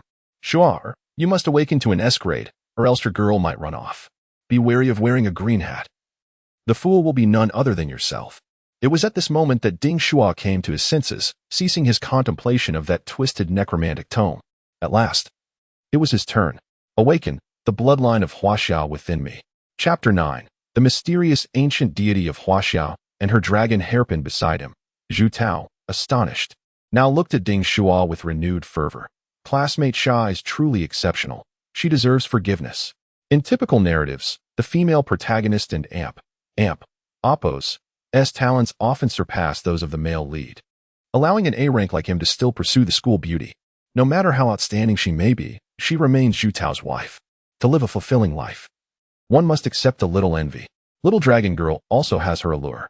Yet, here stands Ding Shuo, the very embodiment of Zhu Tao's envy, audaciously aspiring to awaken an S-rank talent. Zhu Tao could not suppress a derisive laugh. You wish to awaken an S-rank? Look in the mirror. If you truly awaken to S-rank, I shall wash my hair upside down and meet my end in disgrace. Ding Shuo laughed heartily, defeated opponent. Open your eyes wide and behold the level of my awakening. Zhu Tao and Oppo's S-rage value 144. Indeed, relentless provocation yields a ceaseless flow of negativity. Thus, he resolved to become a juicer, draining Ding Shuo dry. Ding Shuo stepped onto the altar, beginning to absorb the rich spiritual energy surrounding him. Having experienced his first awakening alongside a succubus, he felt confident of achieving an S-rank talent once more. What would it manifest as? An ancient cultivator or an exceptional profession of the new era? The onlookers watched Ding Shuo absorb spiritual energy amidst the grand formation. His overwhelming aura prompting whispers among the crowd, could it be? This momentum seems at least A rank. Lu Wei remarked, my son, Ding Shuo, possesses the potential of an emperor. An S rank is surely within his grasp. As the spiritual energy intensified, the most primal bloodline within Ding Shuo awakened. The altar fell into a profound silence, and an unseen dread enveloped the spectators. This was the essence of the primordial. He was awakening as an ancient deity, one of the oldest among them. Goodness, another S rank. Are we truly becoming mere stepping stones? Speculation filled the air about what extraordinary phenomenon might occur. Ding Shuo, appearing quite radiant, unexpectedly inspired a sense of unease. As the sky darkened, the sun was obscured. The school's streetlights flickered to life, and a collective breath was held. Hearts racing with trepidation. This is eerie. Like the end of the world, the sky has turned black. First, I was green with envy. Now I am shrouded in darkness. The altar's spiritual energy was being depleted. Just as panic set in, a golden light pierced through the dark clouds, restoring illumination to the world. A five-clawed golden dragon, adorned with wings, descended gracefully. A dragon, yet it possesses the wings of a Western dragon. How peculiar. Could Ding Shuo have dragon blood? A dragon with wings. This is the Azure Dragon, the ultimate divine dragon. Amidst the crowd's confusion, Ding Shuo extended his finger, lightly touching the approaching Azure Dragon. Upon contact, the golden creature transformed. Life force abruptly dissipated, and the dragon struggled, its divine essence vanishing, compressing into a smaller form. Ultimately, it morphed into a golden hairpin. Ding Shuo felt an irresistible calling from deep within and grasped it firmly. All the teachers gathered around, astonished. This is a holy relic. Why has its aura vanished? Is the divine artifact concealing itself? This was a divine gift, utterly unexpected. A pair of small horns sprouted from Ding Shuo's head. He opened his eyes, within which swirled galaxies. His black and white pupils reflected the duality of the universe. From the one emerges the two, from the two emerges yin and yang. All things originate from the one, manifest in yin and yang. Records of the Lu family the awakening concluded, and Ding Shuo and Oppo's appearance had subtly transformed. All eyes were fixed upon him. With the added grandeur of his awakening, he appeared as though a celestial being had descended. This student, barely 20, had flowing hair and horns that seemed both sacred and demonic. He seems to have grown horns, but why are they black? What profession is this? A beast master or a demon? No, he looks like a successor of the ancient deities, with a holy relic presented to him. Jutao and Apos, S jealousy value 666, receiving a reminder from the Book of the Undead, Ding Shuo emerged from the shock of his awakening. Unlike Savannah, who heard the voice of a deity, he was engulfed in overwhelming sorrow and resentment. What deity was this? Bestowing blessings while remaining silent. And what of this hairpin? It felt as if it belonged to another female deity. Was she claiming him for herself? Thus, he too stepped forward, echoing Savannah and Apos, S7 steps, articulating his feelings as a vow while expressing his animosity toward this unknown deity. Life and death, an unending cycle. We live, and they perish. In the audience, gaming enthusiast Wong Kai applauded. As expected of Dog King, his insights are unparalleled. Oh no, we should refer to him as the Desert Reaper. Many knowledgeable attendees offered their assessments. What he speaks of must be the fallen ancient deity. Gaining his favor is undoubtedly advantageous. Yet it comes with drawbacks. No subsequent assistance from the deity. Moreover, deep-seated obsessions often taint the chosen ones. Much like the ghost swordsman. They gain strange powers but must contend with the encroachment of spirits. Ding Shuo paid no heed to such concerns. His emotions seemed untouched. He felt the passive skills bestowed by this awakening. Contract of the fallen deity transforms absorbed energies into the duality of yin and yang, existing within his body as life force. When needed, he can convert yin and yang into powers of other attributes. Upon reaching the fourth stage of cultivation, he can also heal others. Ding Shuo realized his spiritual energy had transformed into life essence, enhancing his physical prowess to double that of a typical awakener. In gaming terms, this was akin to converting a character and amp, Apos, S mana bar into health points. The benefits were clear. He was stronger and more resilient. Furthermore, the primal yin and yang could morph into powers of any attribute, marking him as a cultivator of all attributes. How exhilarating. Finally, he sensed his active skills. Eclipse of the sun and moon releases yin and yang energy, causing explosive damage in the vicinity, forming black and white orbs of power. This skill possesses two stages, solar and lunar surrounding. The energies of yin and yang alternate like the sun and moon, forming orbs that encircle him. Explosion. The black and white orbs can detonate a second time, transforming into all attributes. At last, he had awakened the Huaxiao bloodline, originating from the primal yin and yang. Moreover, this awakening skill could explode. Was this not akin to possessing a built-in grenade? Far superior to the fireball spells acquired by other mages, it also provided defensive capabilities. With 2 S-rank professions, 2 passive skills, and 2 active skills, Ding Shuo felt as though he was soaring. Chapter 10. The Lamborghini was damaged, and the arrogant little succubus, the headmistress, was now numb to it all. Another student with an S-level talent had emerged. These were the hopes of Huaxia. She discerned Ding Shuo and Amp, Apos, S background at a glance. This time, he was not a necromancer, but rather possessed a different vocation. Remarkably, he was a dual class. Swallowing hard, the headmistress announced loudly, Ding Shuo, awakened as a necromancer. Talent S level, unknown deity. Your scholarships will be arranged accordingly, with each of you receiving an initial disbursement of 100,000. From Pan Jodan's jealousy level 1, from Pan Z's jealousy level 100, from Gaz's jealousy level 100, the fact that even the teachers were unfamiliar with him indicated that this deity had not previously manifested on Earth. And there were no existing records. The headmistress managed to suppress her excitement and addressed the students officially. This awakening ceremony is now concluded. The next step is for everyone to prepare for the entrance examination. Only those who reach the second awakening may participate in the assessment to enter the most prestigious universities in Huaxia. Our Huahuang Palace University warmly welcomes you all. Our beast tamers, summoners, and auxiliary specialists rank among the best in the nation. In a month, we shall reconvene at the school for testing and the allocation of national resources. All rewards from the school will be distributed based on test scores. And I believe every student is in dire need of spirit stones. Although spiritual energy has revived, spirit stones are exceedingly precious, 10,000 for a coin-sized stone. To accelerate your cultivation, financial resources are essential. Upon hearing about the spirit stones, Ding Shuo felt a hunger in his body. Spirit stones. His mysterious ancient god bloodline craved them so desperately. As he stepped down from the altar, he noticed Zhu Tao's face was contorted with rage. From Zhu Tao and Amp, Apos, S jealousy level 444, from Zhu Tao and Amp, Apos, S fury level 444, receiving the negative energy he emitted, Ding Shuo cheerfully began to sing. Listen to me. Thank you. You warmed the seasons. Zhu Tao clenched his fist tightly, yet he could not afford to be arrogant, for he was merely A level, while Ding Shuo was S level. From Zhu Tao and Amp, Oppos, S Fury level 44, Ding Shuo was somewhat dissatisfied to see Zhu Tao still enduring. Don and Amp, Oppos, T hold it in.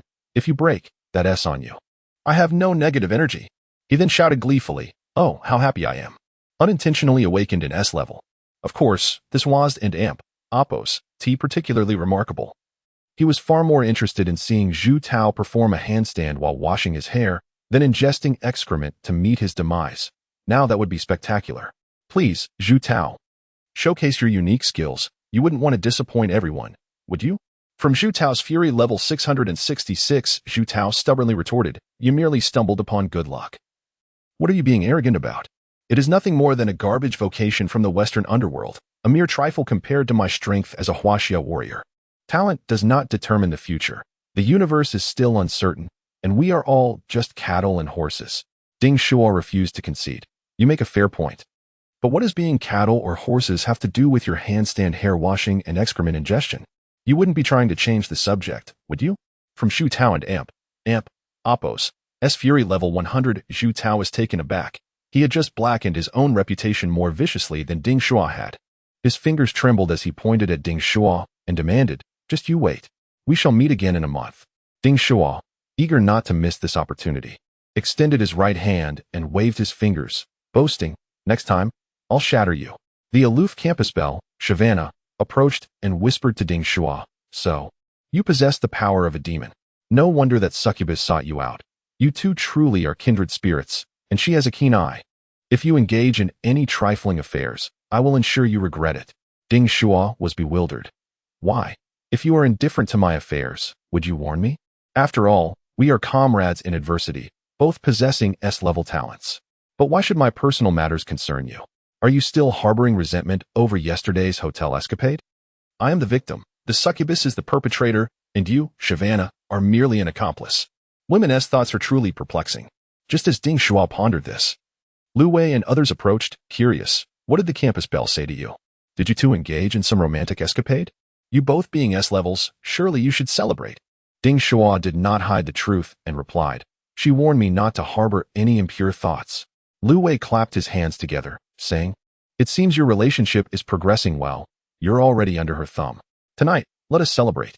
It's on me. Ding Shuo hesitated, recalling he still had a succubus to deal with, and declined. I have matters to attend to tonight and will be staying at a hotel, not returning to the dorm. Lu Wei instantly understood. No wonder the campus belle warned you. It seems you are quite the libertine, always entering the bridal chamber, a groom every night. Ding Shuo protested. That is not true. I'm doing it for cultivation. Wang Kai, straightforward as ever, exclaimed, you're secretly cultivating with us behind our backs, aren't you? Speak. Do you possess the legendary skills of dual cultivation?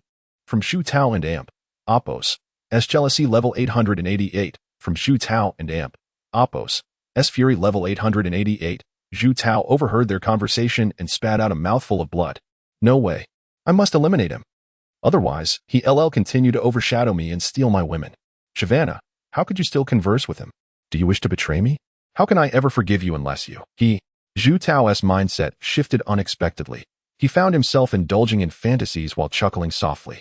However, upon reaching the school gate, his laughter evaporated. Damn it, my Lamborghini, my baby. Who the hell crashed it? Do you have any idea how much this car costs? Come out here. He beheld his borrowed divine vehicle, now damaged, with the tail light shattered. His heart bled. This was a globally limited edition. The school's security guard approached with a smile, holding a taser.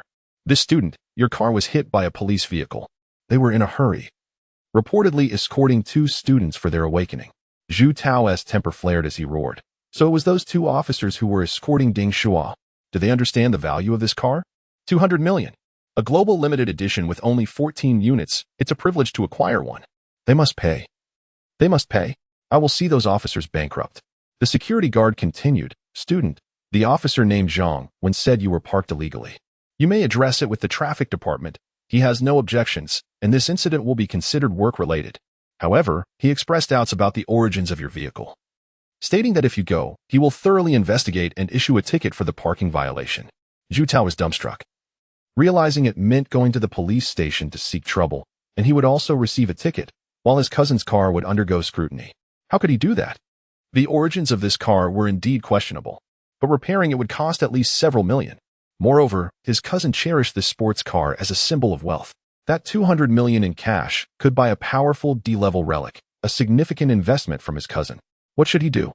Seeking help from his cousin in the future would be challenging. Zhu Tao sat in the sports car, his expression twisted in fury, muttering under his breath, Ding Shuo. This is all your fault for having an affair. Upon returning to the home inn, Ding Shuo was met with a surge of negative energy from Zhu Tao, leaving him perplexed as to what had provoked such a reaction once again. Upon entering the standard room, he found it devoid of the campus bell. Ding Shuo, being a person of integrity, could never engage in dual cultivation. At long last, he could summon Yaor, the seductive demon from the previous night. This enchantress was far too alluring. Who could withstand her charms? Thus, residing in the dormitory was no longer an option, and he had to seek accommodation elsewhere. Moreover, should anyone discover that he had summoned a demon from the Western underworld, it would undoubtedly attract the attention of awakened beings from Huaxia, intent on purging him. Demons possess an uncanny ability to ensnare humanity, leading them astray. They are undeniably perilous entities. Holding the Book of the Dead in his hands, he turned to the page dedicated to lust, where he beheld the languid Yaor. Today was the day to conquer this beguiling demon.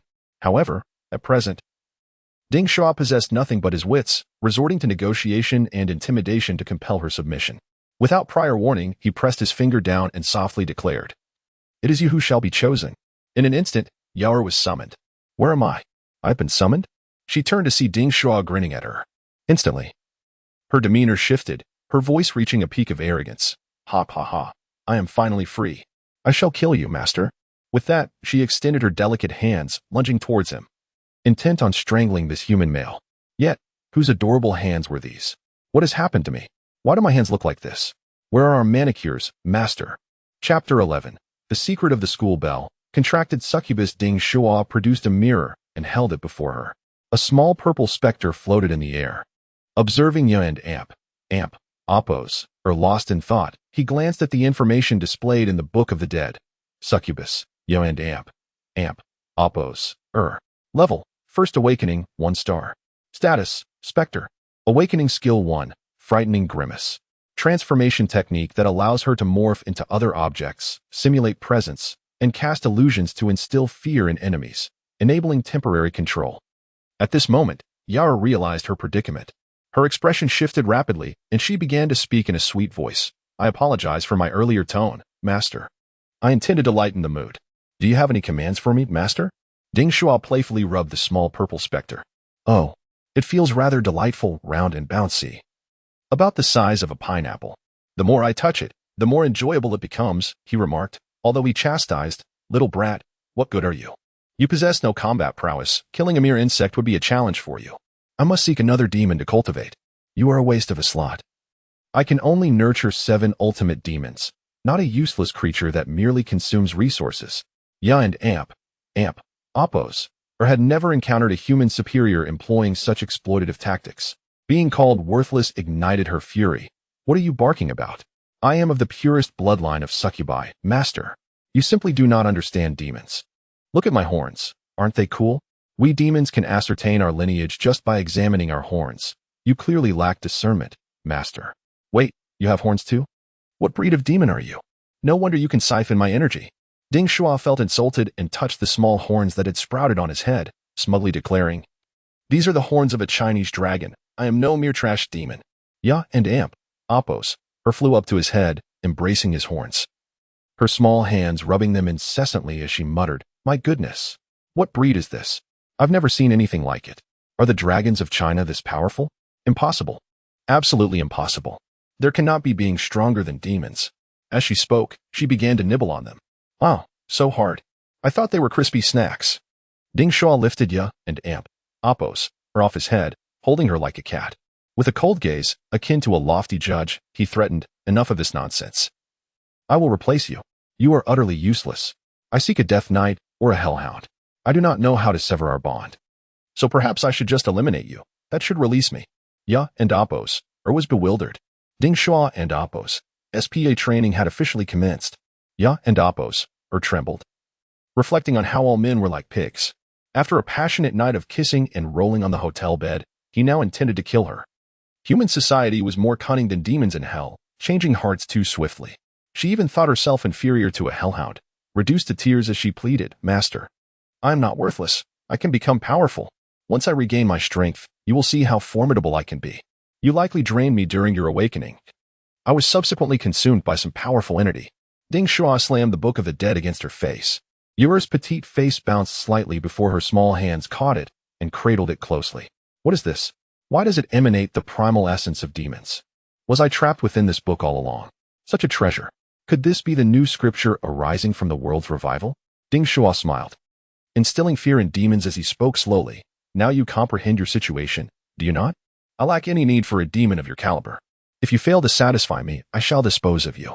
This time, Ya and Apos, did not hesitate and immediately replied, "Master, I pledge my allegiance to you, surrendering all that I am.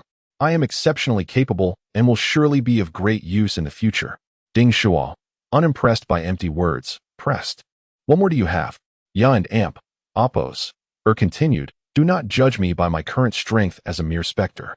If you assist me in seizing a woman and Apos' body, I can instantly undergo a second awakening and become a malevolent spirit. With another method, I could achieve a third awakening, transforming into a minor demon, thus enabling me to assist you." Ding Shuo found this somewhat satisfactory. Currently, the methods of cultivation across nations were diverse. Yet every significant breakthrough typically resulted in the evolution of one and Apos' bloodline. Thus, the global community referred to the number of awakenings as a unified term. Ding Shuo adopted the traditional cultivation methods of China. The first awakening corresponds to qi refinement, the second to foundation establishment, the third to core formation, and the fourth to nascent soul. Upon reaching the third awakening, or core formation stage, one would possess a newly constructed divine pathway within, a golden core, allowing the use of powerful and complex skills. If he had a third awakening fighter by his side, it would not merely equate to a student in school but rather a qualified warrior of China. This would render him invincible. A third awakening succubus could serve as a guardian or bodyguard for noble families. Intrigued, he inquired, "Pray tell, what method do you possess to swiftly reach the third awakening?" Ya and Apos, still shy as a specter, responded bashfully, "Dual cultivation. Succubi can rapidly enhance their prowess through male partners. I am confident that if we were to engage intimately, I could achieve the third awakening." Ding Shuo felt overwhelmed. This woman is no good. She is attempting to entice me with her body. This is a new form of deception. "No, please, Ya and Apos, continue to seduce. Assist me in seizing a beautiful woman and Apos' body. Choose anyone you desire, and I will ensure she becomes utterly devoted to you, serving you well. That school bell seems quite appealing. I sense a sacred energy within her. Do you not find her enticing?" Ding Shuo recalled the events of that night. Yao controlling the school bell in the hotel, the thrilling and provocative escapades. It was exhilarating. Far too stimulating. If the succubus were to succeed, he would hardly be able to endure it, let alone focus on his cultivation. As the saying goes, there are no fields ruined by farming, only oxen that perish from exhaustion. Upholding his integrity, Ding Shuo firmly rejected, "No, I shall not engage in dual cultivation with you. Nor will I assist you in seizing another human." In response, Yura lamented, "Then you remain at the first awakening of no use. Kill me, kill me." Once again, she found herself exploited. "Please, do not forsake me. I can still offer much more. I can cultivate myself back to strength in your space. My speed of cultivation would be remarkable. Furthermore, I know a secret regarding the school bell." Ding Shuo and Apos' curiosity was piqued, and he inquired, "Oh, what secret does Savannah hold?" Yao took a breath and quickly divulged, "She possesses a treasure from hell, bestowed by one of the 7 demon lords. This item is coveted even by the rulers of the Western underworld." Upon hearing this, Ding Shuo was astounded. The school bell possesses a treasure of Satan? This is terrifying. Moreover, the Western underworld represented a significant adversary to China. This treasure could very well harbor sinister schemes. Continuing to press her, he demanded, "Do not speak frivolously. How could the demon lord's artifact end up in Savannah's possession?"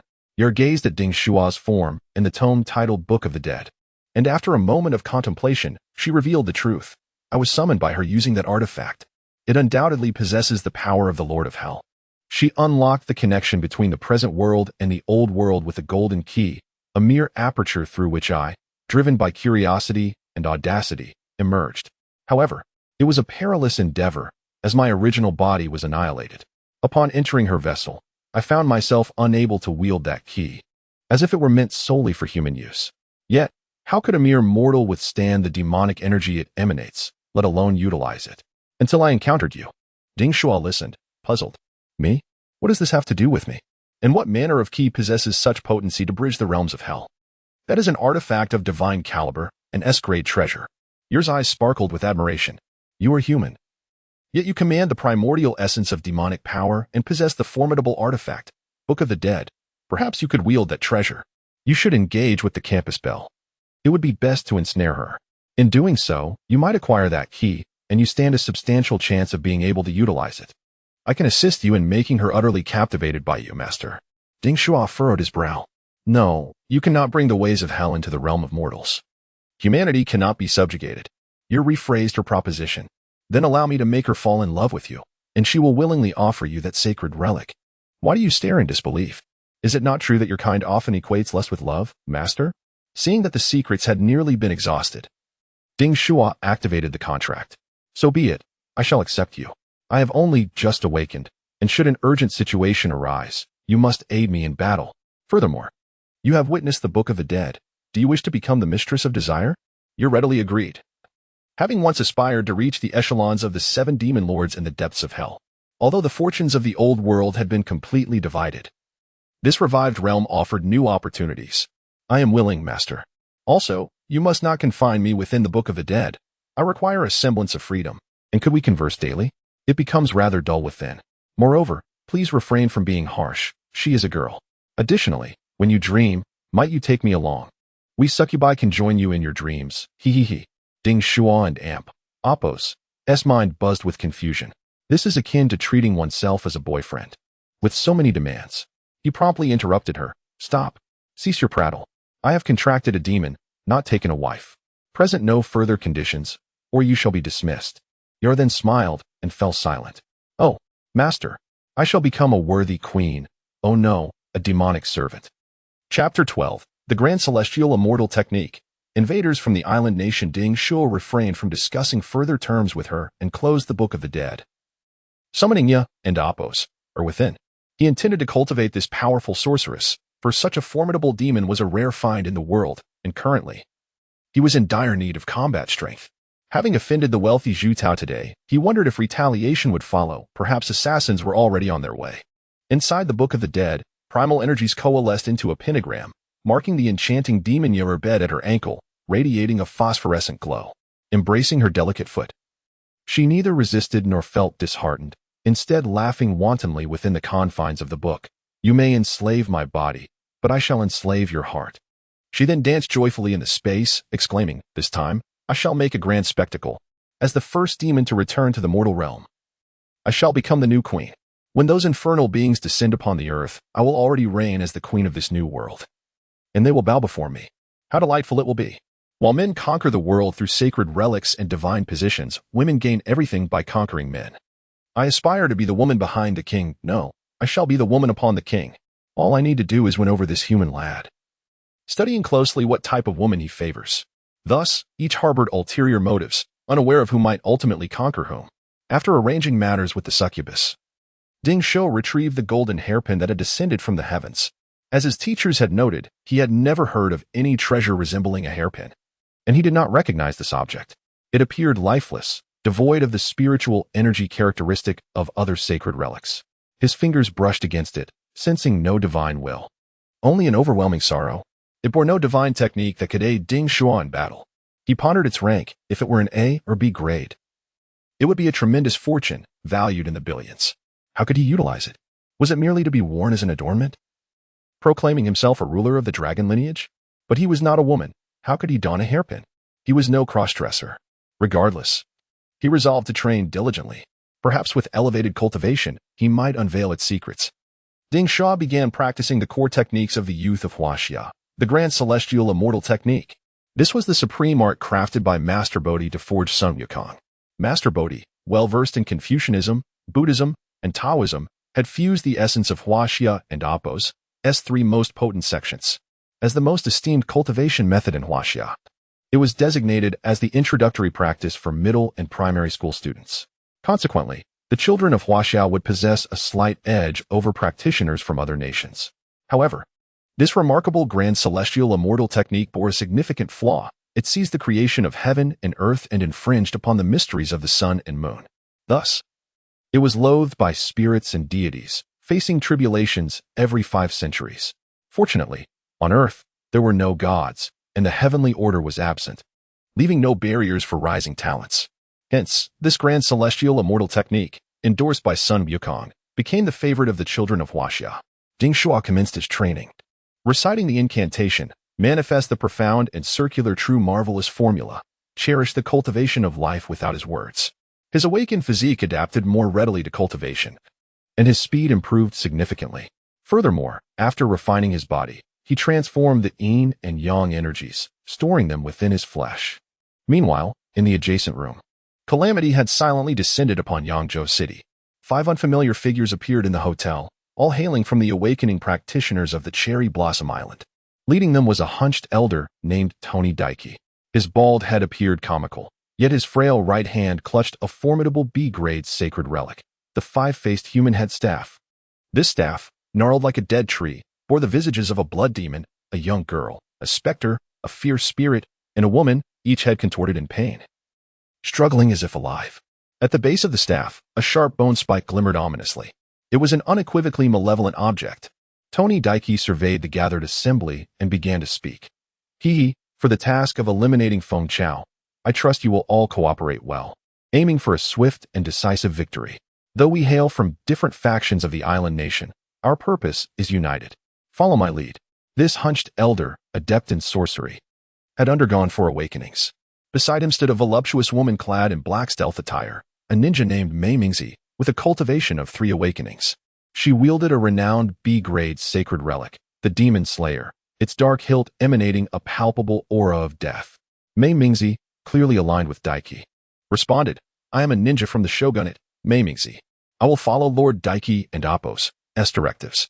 Moreover, Lord Ueharuto is on his way to ensure the mission and Apos' success. Ueharuto was indeed the divine envoy of the island nation. However, the 2 women opposite them, upon hearing Ueharuto's name, paid little heed, instead swaying their bodies as though unaccustomed to human form. Both had undergone 3 awakenings and appeared rather peculiar. One was tall and leggy, dressed in self-made stockings, while the other was a petite girl, continuously adjusting her voluminous hair. Do not frighten us. Is it not just the divine envoy of Takamagara? He holds no sway over us. Seeing the 2 dismiss him, Tony Daiki and Apos' aged voice took on an unsettling tone. Rokushin, Niku, this is not the time for antics. If you disobey my orders, do not blame me for my ruthlessness. Tensions escalated. They were all practitioners, and strength dictated the terms of negotiation. A diminutive elder, concealed behind Rokushin, silently emerged as if he had never existed. Clad in a resplendent black haori, he possessed an air of mystery, a mysterious sword at his waist, exuding authority. With a smile, he interjected, let us not escalate tensions. Revealing our presence is unwise. We are all clear about this mission. However, our realm, the land of Yomi, is inherently at odds with your Takamagara. Izanami is our sole mother goddess, while the storm god Susanoo is merely a progeny of single-gender reproduction. Thus, joint action is impossible, let alone following your commands. Nonetheless, we will carry out our tasks. Our primary objective is to investigate the disturbances in Yangzhou City that prompted the alert from the 8-span mirror, one of the 3 sacred artifacts of the island nation, causing great unrest among the Emperor and Apos' court. Secondly, we must eliminate the current outstanding awakeners of Huaxia, particularly those 2 S-grade students, followed by 2 A-grade ones, assisting you in the creation of the Flying Head Fiend King. What? Have you come to realize the might of our great demons from the land of Yomi? We have begun researching artificial deities. Tony Daiki regarded the 3 entities from the land of Yomi with satisfaction. Their intelligence seemed intact, and they were unlikely to create trouble. He then stated, Kappa, I know you are cunning. You must be even more intrigued by the concept of artificial deities. I have devised a plan. You will unleash the thunder god of our island nation while I set up a barrier, preparing to eliminate the students of the Wahuang Palace and create the Flying Head Fiend.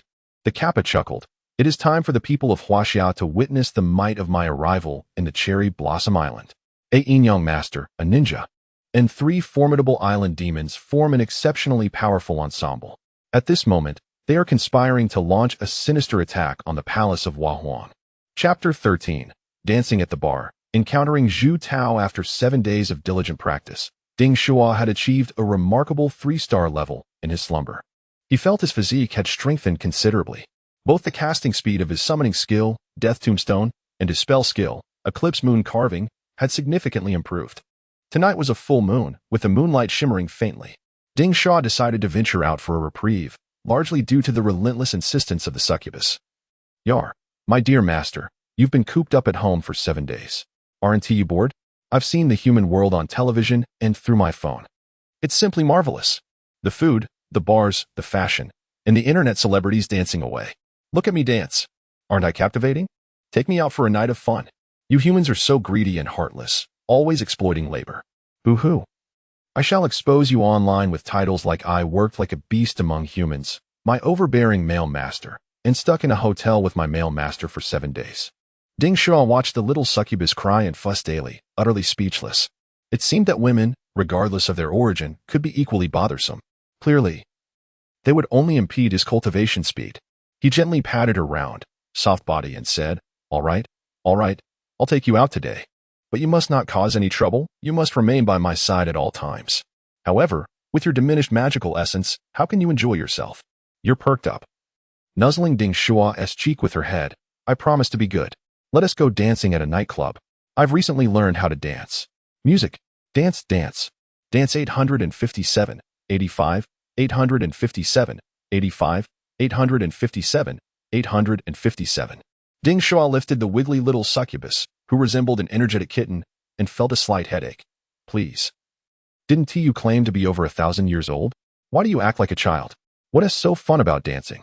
The lights and atmosphere are akin to the underworld, and the repetitive motions are ghostly. You're spun around with her tiny hands, already able to create a breeze. Like a little fan, boasting, I will show you my single-handed speed after a millennium of solitude. I, the dance mistress of hell, shall conquer humanity with my dance. Reclaiming the glory of hell is my duty. Ding Shuo felt overwhelmed and decided to leave quickly. Otherwise, this succubus would surely drive him mad. As a naive youth from Huaxia, he had never been to a bar, having spent a month in Yangzhou without exploring the city. He swiftly rented a shared bicycle and sped off. Indeed, after awakening, his stamina had greatly improved. And it wasn't long before he arrived at Yangzhou's largest nightlife venue, Yangzhou Oscar Bar. As the saying goes, ride a bicycle to the bar, save where you can, spend where you must. However, upon attempting to enter, Ding Shuo froze in place, bewildered by the exorbitant price. This package is 3,000 yuan. Good heavens. That's more than half a month's salary for an average person. The cashier explained, tonight, we have a special event. Not only do you get drinks and fruit platters, but there is also a mysterious guest arriving, hence the elevated price. However, it's well worth it. Come join us. Handsome. Ding Shuo observed a beautiful lady behind him who had only paid 1,000, and hesitantly inquired, why do women only pay 1,000? I'm paying 3 times that. The cashier, captivated by Ding Shuo's handsome face, replied with a flirtatious tone, at our establishment, women are typically free. And we only charge during special events. Besides, do girls need to spend money when they go out? She teased a nearby customer, Shuo. Look at this handsome young man. He is still a virgin. Why don't you take him in for some fun? I'll let him in for free. Shuo, approximately 35, exuded charm and was clearly a frequent patron of the nightlife scene. She approached and playfully pinched Ding Shuo's bicep, praising, oh, quite the physique. That's what truly matters. How about I take you in for some fun, handsome? Ding Shuo stepped back politely, saying, Auntie, that hurts. Shuo rolled her eyes and chastised, oh dear. Little brat, if you can't speak properly, stop talking. Who calls me Auntie? You deserve to be poor. The farther you roll away, the better. With that, she swayed her hips and entered the bar. Yar noticed Ding Shuo's hesitation and urged, hurry up and pay. What good is money sitting in your phone? It's just a string of numbers. Live in the moment. Ding Shuo did have some money left. The school had rewarded him with 100,000, and his parents had given him 10,000 as living expenses before he arrived in Yangzhou. The cashier, observing Ding Shuo's indecision, made one last attempt.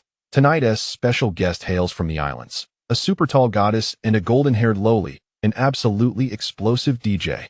Don't miss out. Upon hearing this, Ding Shuo looked up again, asking for confirmation. Island beauties? That sounds exciting. After a moment and Appo's hesitation, he gritted his teeth and scanned his phone to pay the 3,000 yuan. Upon entering the bar, Ding Shuo's eyes were immediately drawn to the DJ booth, where two captivating women stood. One was a red-haired vixen, clad in black stockings and high heels, her long legs mesmerizing and her movements alluring as she tossed her hair. The other was a golden-haired lowly in a maid outfit, her porcelain-like face adorably exquisite. As the music played, the two women moved in perfect synchrony, their hair swirling in rhythm. The young crowd below swayed wildly, fully immersed, responding to the allure of the beauties above. The succubus perched atop Ding Shuo's head, excitedly inquired, "Is this the hip sway dance? Aren't these two women stunning?" Not receiving an answer, she pressed on, "Shuo. What are those people in the crowd doing? Are they bowing to the performers? It looks like some kind of cult ritual." Ding Shuo, well-versed in the ways of the internet, explained that it's called headbanging or wall banging, a favorite dance move among the youth at parties. Quite juvenile, really. To his surprise, he realized that these two DJs were awakened beings. Yar began to sway her head to the rhythm, urging Ding Shuo, "Well, what are we waiting for? Let us join in the fun." Ding Shuo lacked enthusiasm for dancing.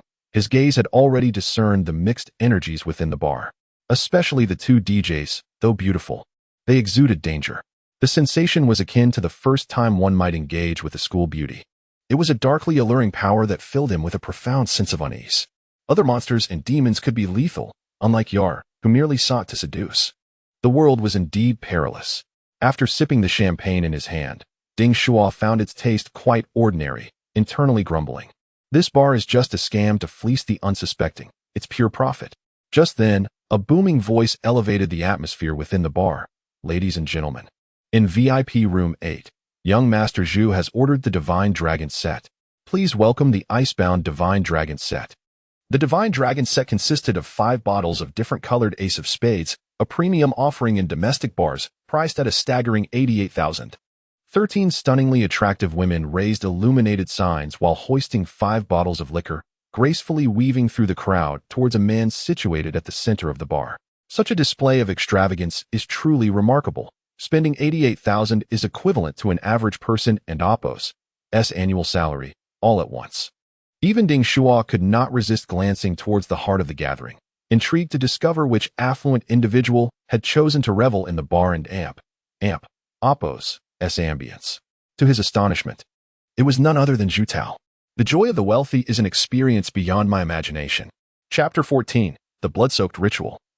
Divine flesh and blood. Zhu Tao seized the wine bottle with fervor, uncorking it with a flourish before pouring a glass for the woman beside him. "Sister Xiaoya, I raise a toast to you. Do not disdain it. This is the finest here," he proclaimed gallantly. Sister Xiaoya accepted the glass, gently caressing Zhu Tao and Appo's hand as she remarked, "You have awakened an A-level talent, brother. The Zhu family is making waves this year. I wish to celebrate you tonight."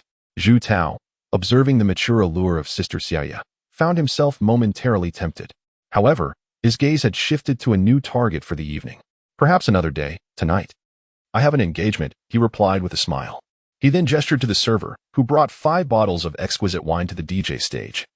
Addressing the most enchanting women present, "Ladies, might I invite you to share a drink with me?"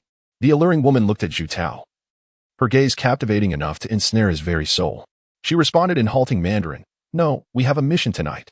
Undeterred by the rejection, Zhu Tao maintained his composure, yet inwardly scoffed. "Arin and Appo's, to you here to rake in the cash? I have plenty to spare. Tonight, I shall claim you both." With a cheerful demeanor, he urged, "Let us drink. It ignites passion and ensures the mission is accomplished splendidly." He then called out to the crowd, "Bring me 2 sets of Icebound Divine Dragon costumes for our 2 DJs. Instantly, the atmosphere in the bar surged to new heights, the crowd erupting in unison. "Wow. The boss is generous. Spending nearly 300,000 in a single night, his extravagance knew no bounds." The 2 women exchanged glances. The younger of the 2 spoke first. "He has a point. Drinking enhances our fervor."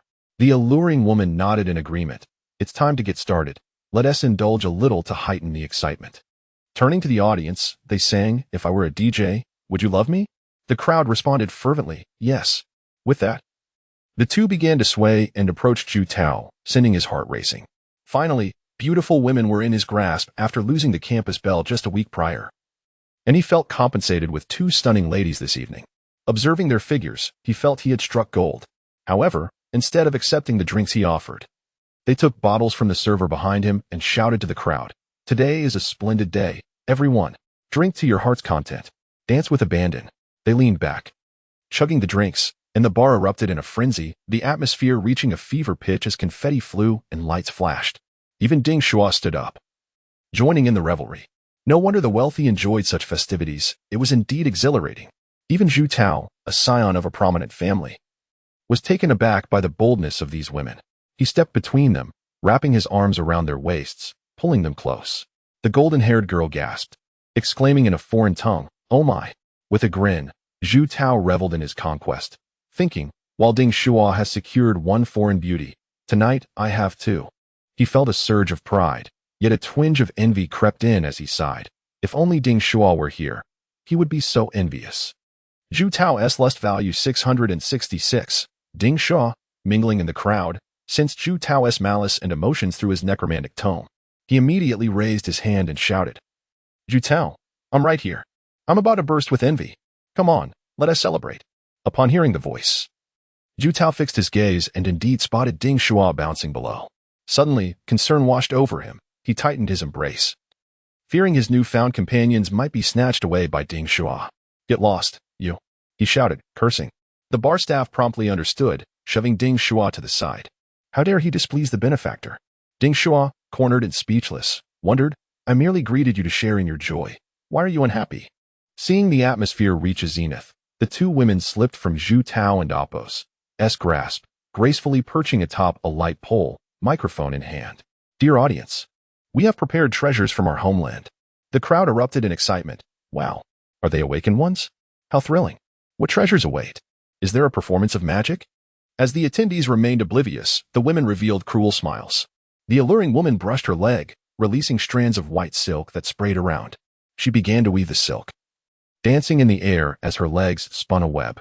Giant, ghostly spiders emerged, glaring menacingly at the crowd. The golden-haired girl giggled, her hair swirling, her laughter echoing eerily, "Ha ha ha." Suddenly, the back of her head split open, revealing a gaping maw that expelled a mass of decaying flesh teeming with maggots, which she placed at the center of the web.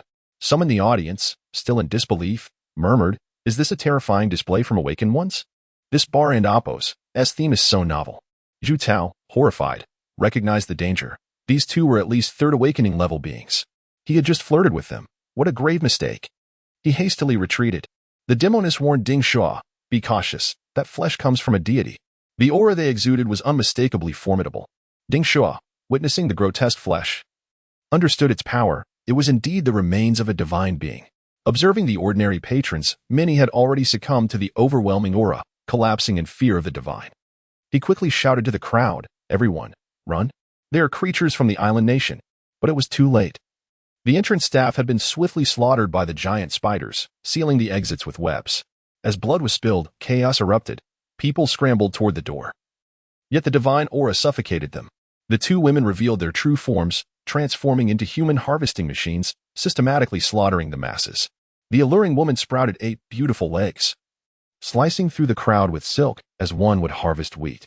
The golden-haired girl's hair morphed into living tentacles, lifting people effortlessly as if they were mere playthings. She giggled like a child, exclaiming, "This is fun." With a sickening crunch, her maw decapitated victims, consuming their heads. The golden-haired girl chirped, "Tasty, right?" The slain bodies and blood were discarded onto the web. The rotting flesh at the center of the web began to pulsate with life, absorbing the nutrients from the blood. Together, they proclaimed, "We welcome the son of the mother goddess Unami, Lord Raijin, to the mortal realm." Ding Shuo's heart raced. He knew the legends of the island. The mythological realm was dominated by two formidable forces. The upper realm is Takamagara, the abode of the deities led by the sun goddess Amaterasu and the moon god Tsukuyami. The lower realm is Yomi, governed by the goddess Izanami. The entity that has emerged is none other than the offspring of Izanami, the mother goddess of the Japanese archipelago, and one of the 8 thunder gods. After Izanami was consumed by flames and perished, she descended into Yomi, where her decaying flesh birthed a malevolent deity. The 8 Thunder Gods. The arrival of such a deity upon the mortal plane heralds the gravest calamity for humanity. The patrons of the bar found themselves overwhelmed by the divine presence, rendered feeble and paralyzed as they awaited their doom. Ding Shuo maintained a semblance of composure. Crouching behind the sofa while dialing for help, "Officer, I need to report an appearance of a deity. The location is Oscar Bar in Yangzhou City, where the thunder god of Yomi has manifested." Chapter 15. The Deities of Tombstone Town. The emergence of the Soul Society after reporting to the authorities. Ding Shuo fixed his gaze upon Zhu Tao, his only beacon of hope. Lacking any sacred relics, and possessing merely a modest 3-star strength, he felt akin to the 8 ghostly-faced spiders lurking by the wall. He knew he could not act recklessly, for the consequences could be dire. A bird that sticks its neck out is often the first to be shot. If he attracted the attention of the spider women, his fate would be sealed.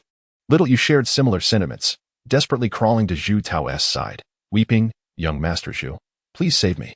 However, Zhu Tao paid her no heed. He had ventured out without a bodyguard, and preserving his own life was paramount. "Shu, keep your voice down." With a roll, he reached the bar and Oppo's exit and brandished his A-grade sacred relic, the 9-toothed rake, charging toward the 4 guarding ghostly spiders. Ding Shuo, witnessing Zhu Tao and Oppo's decisive action, did not hesitate. He extended his hand and unleashed 3 spheres of the Eclipse Moonstrike spell at the spiders, providing support. The spheres collided with the lunging spiders, momentarily immobilizing them. Zhu Tao, now at the late stage of the first rank, smashed a spider's head with a single blow from his rake. Yet, the remaining 3 spiders, undeterred by death, ensnared the rake with their sticky webs and powerful legs, leaving Zhu Tao in a state of panic. "Smash it! If I can't break free, I'm done for," Ding Shuo shouted, simultaneously triggering the explosive spheres. The yin-yang energies transformed into flames, igniting the webs. Zhu Tao yanked back the rake and leapt again to smash the door, employing the martial technique, Mountain Shatter, Earth Split. With a resounding crash, the bar door burst open, and the crowd inside glimpsed a chance at survival, scrambling to escape, while the 2 demonesses and the ghostly spiders attempted to block their way. Zhu Tao felt a surge of wind at his feet and hurriedly dashed out, vanishing into the street. Ding Shuo followed closely behind. But a glance back revealed nearly 800 souls trapped inside, paralyzed by the divine aura, awaiting their slaughter. Should he intervene? As he pondered, he noticed the Spider-Woman and the 2-headed specter had now fixed their gaze upon him. The terrifying mouth on the back of the specter's head roared, "Spider-Woman, kill that little brat. He is causing unrest. I will guard the body of Lord Thunder God." A demoness perched on Ding Shuo's shoulder warned, "This is bad. She is coming to kill you. Run." Ding Shuo understood that with 800 individuals inside, if the demoness could slay 1 per second, it would take her 7 minutes to finish them all. However, the ordinary people were already subdued by the divine presence, and if he did not act, they would undoubtedly perish, left to lie and wait for death. Yet, if he intervened, it would only anger them, leading to his own demise. Ding Shuo hesitated. He was not ready to face death, not before finding his sister. "I'm sorry, but I can only stand by and watch." Just then, Little Yu recognized Ding Shuo's identity as an awakener and reached out, calling, "Brother, save me." Ding Shuo froze, as if this plea had come from his own sister. It had been so long since anyone had called him brother. If his sister were here, what would she do? She would never flee. His training was for one purpose, to save her. How could he abandon her? With newfound resolve, he chose to confront death for the first time. He drew forth the Book of the Undead and directed it towards the divine remains, invoking his awakening ability. "Yar, lend me your aid." Yar, taken aback, replied, "You're not running? Are humans truly this brave?" Seeing Ding Shuo's silence, she immediately unleashed her awakening ability, Dreadful Visage. Boom. Her round figure expanded and then erupted. As the smoke cleared, a fearsome silhouette stood in its place, resembling Lucifer, one of the 7 demon kings of the Western underworld. Though the illusion was false, its presence and aura were terrifying. The charging ghostly spiders trembled on the ground. The Spider-Woman, incredulous, exclaimed, "This is a demon king from the Western underworld. How could it appear in the mortal realm?" While everyone was momentarily paralyzed by her illusion, a pentagram materialized above the divine remains. The Spider-Woman regained her composure after merely 10 seconds, realizing it was an illusion. Anger and concern crossed her face as her 8 beautiful legs lifted webs to attack, barking, "What are you trying to pull, you little brat from Huaxia?" But it was too late. The dark death tombstone descended. crushing the divine remains and the webs into the ground. The once dominant power of the divine was suppressed, allowing the humans within the bar to regain their freedom and scatter in flight. The two-headed specter gasped, "What is this thing? It can suppress the flesh of the Mother God. We must hasten the blood sacrifice, otherwise, Lord Thunder God cannot awaken." The two demonesses ceased their killing spree and resumed their slaughter of the bar's patrons. Ding Shuo marveled internally, realizing the death tombstone was no ordinary item. It could actually subdue the remnants of the island deity. Snatching Little Yu at his side, he fled the bar. Upon being dropped onto the street, Little Yu, now in shock, bowed to Ding Shuo. Thank you. My sister will repay you. I'll give you 5 million. Ding Shuo ignored her gratefulness, waving his hand, urging, "You must leave quickly." Little Yu removed her high heels and began stumbling away in panic. Ding Shuo did not rush to leave. Instead, he took refuge in a CAF across the street, finding solace in the sight of a few others escaping the bar. 249, 250, get up and escape. At that moment, he dared not return to the bar, merely counting the number of escapees. Ding Shuo prayed, "Night Watchers, please come quickly. The people inside are waiting for your rescue." But it was too late. Two figures shot out from the bar's windows, the Spider-Woman and the two-headed specter. Their laughter echoed through the night. "Ah, the Soul Society has descended. Prepare to bear the wrath of the island deities." Boom. The bar and Oppo's structure suddenly cracked. Dark fissures crawling outward. The building began to crumble, immense force compressing the space, forming a shattered void radiating a powerful aura. This was the dimensional rift. The divine realm breaching into the mortal world, creating an entryway through spatial compression. In an instant, alarms blared throughout Yangzhou, awakening its inhabitants. Within 3 minutes, powerful figures from Huaxia had arrived, some daring enough to venture inside. An hour later, the headmaster of the Huahuang Palace and the venerable Lao Ao Bai also arrived, positioning themselves at the rift's entrance to analyze this otherworldly threat. The headmaster, Shin Luyu, after hearing Ding Shuo's account, addressed the reporters. According to eyewitnesses, the assailants are island demonesses Spider-Woman and two-headed specter, accompanied by the remains of a divine being, one of the 8 thunder gods. The exploratory team has returned from the other realm, discovering it to be an island town tainted by the aura of the underworld, known as Huangquanghua, filled with corpses and spirits. This incident is classified as an invasion of island mythology, with the other realm identified as the Soul Society. All awakened beings in Yangzhou are ordered to seal and explore the otherworld. Subsequently, this video went viral online, and by morning, the entire nation was aware of the unfolding events. Ding Shuo, upon realizing that the experts from Huaxia had intervened in the matter, rode his bicycle back to the hotel. It was now midnight when he received a call from his mother. "Shuo and Amp, Oppos, are you all right? Have you encountered any danger?" Ding Shuo, lying down, responded, "I'm fine. Safe and sound." Only then did his mother feel relieved. "I knew it. My Shuo would never go to a bar. You must stay at school at night. The awakened ones and the divine beings are exceedingly perilous. Do remember your sister, who vanished while on a mission." Ding Shuo chose not to reveal the truth to spare his mother's worries, and instead lied. "All right, I will take care of myself. I want to wander off." His mother began to lament. "The internet is truly harmful. Why did you feel the need to pursue an online romance? You Haven and Oppos, T even met the girl. And yet you delve into the world of awakened beings. Just recently, your cousin, a mere 6th grader, used his smartwatch to connect with an online girl. You must not let a woman jeopardize your future. Remember, the more beautiful the woman, the more deceitful she can be." At that moment, the succubus Yo and Amp, Oppos, interjected, "Auntie, hello? I will take good care of Master Ding Shuo." Both Ding Shuo and his mother were momentarily taken aback. After a short while, his mother inquired, "Shuo and Amp, Oppos, are you in a relationship? It's only natural, if you're in college and not dating. What is the point?" "Shuo and Amp, Oppos, are you two living together? Is it in the dormitory?" Ding Shuo hurriedly clarified, "She is not my girlfriend. She is a witch I have subdued. And we are not in the dormitory." His mother grew anxious. "What nonsense is this? I don't wish to hear about the absurd antics of your generation." "A witch? This role-playing is quite exaggerated. However, you both must be cautious out there. The awakened from the island have been causing trouble. Stay in safe places like school." Ya and Oppos, chimed in again. "Yes, Auntie, Ding Shuo and I have been in the hotel for 7 days. We are quite safe." His mother, in distress, stammered, 7 days in a hotel. Young people must understand. Moderation."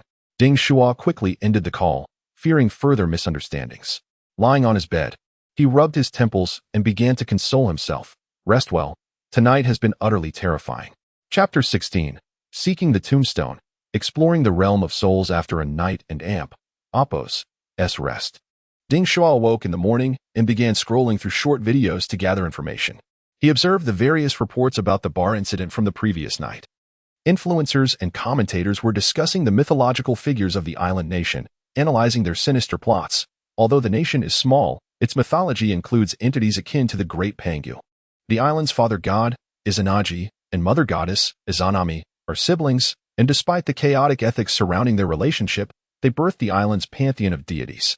Upon entering the realm of Yomi, Izanami's decaying flesh gave rise to numerous spirits and demons, a form of singular reproduction. This thunder god appears to be a malevolent entity of the second tier of the island and Appos' might, and if he were to be summoned to our land, it would surely involve dark sorcery. Our homeland is in peril.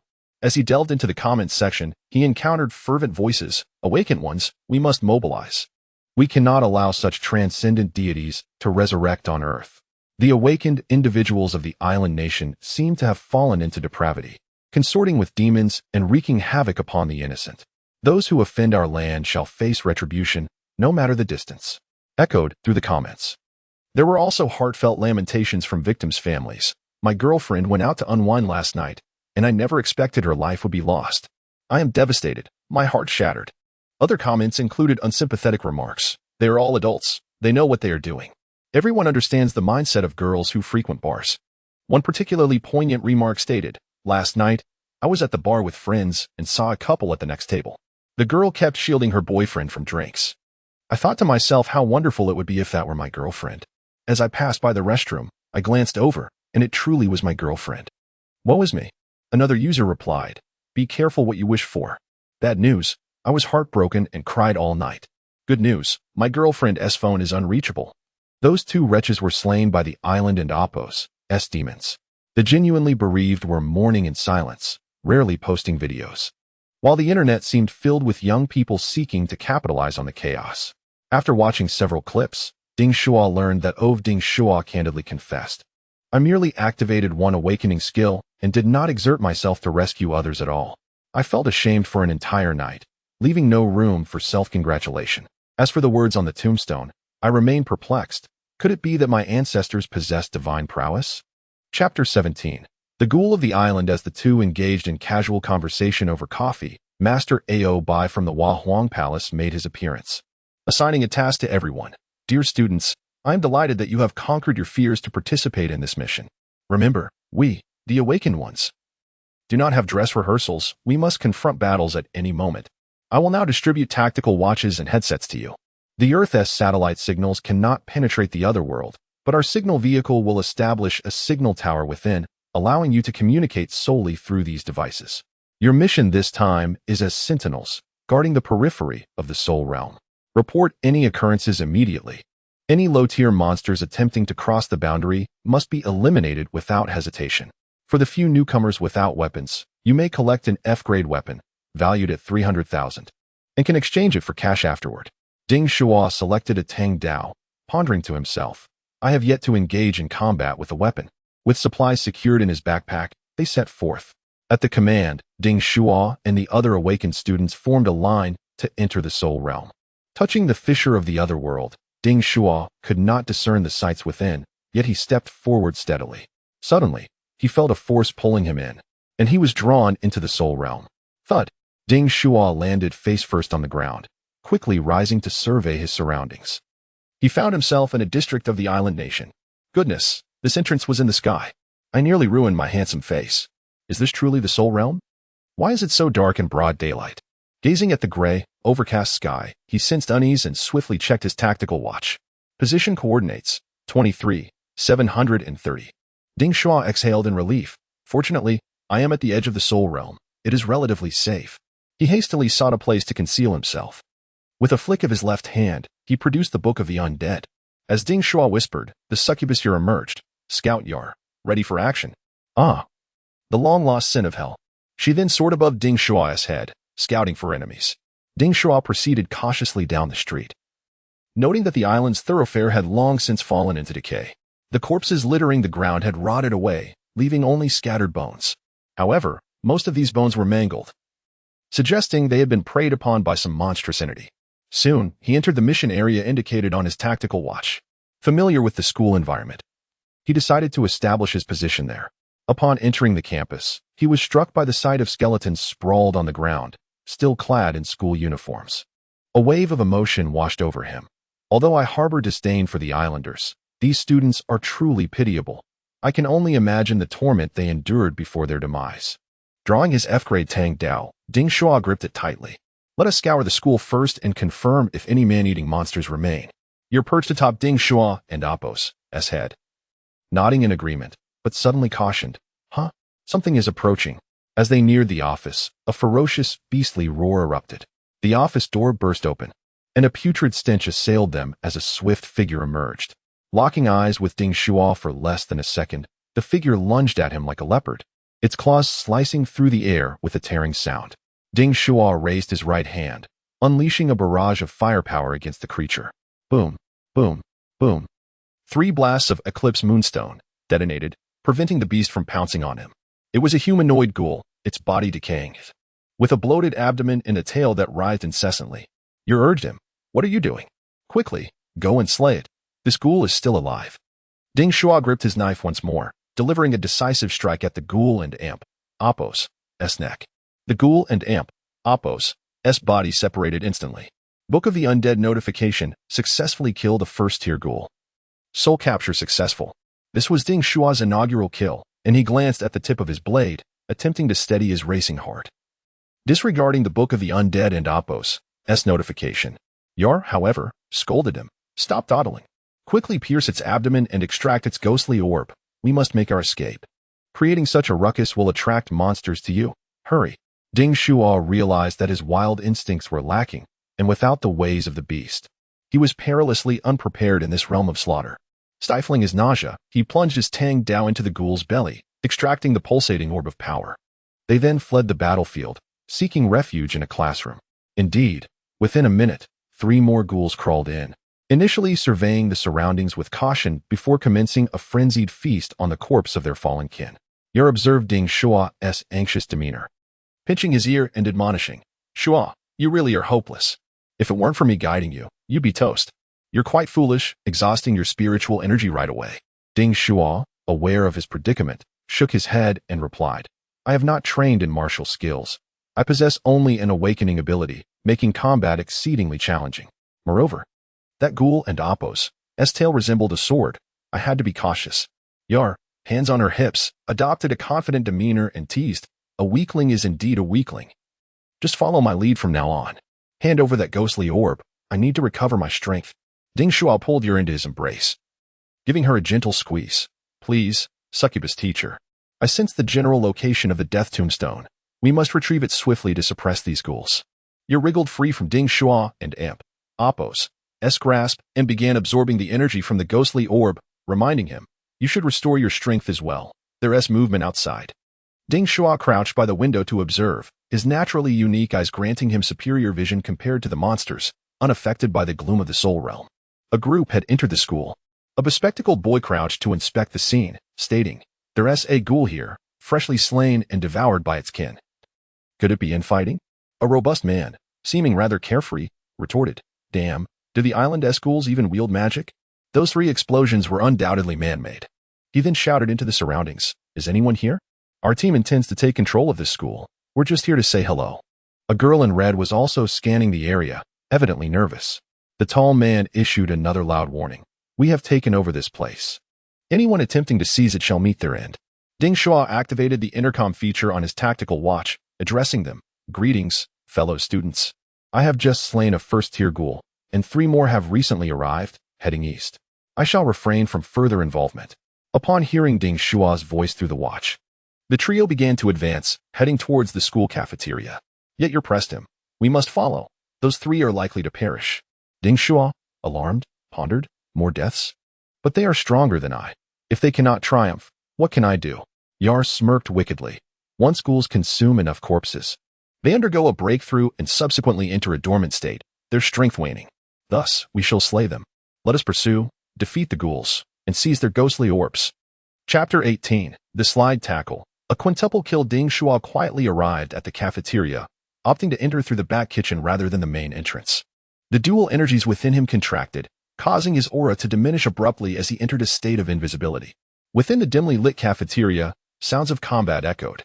Peering inside, he observed 3 awakened individuals fiercely battling against a horde of monsters.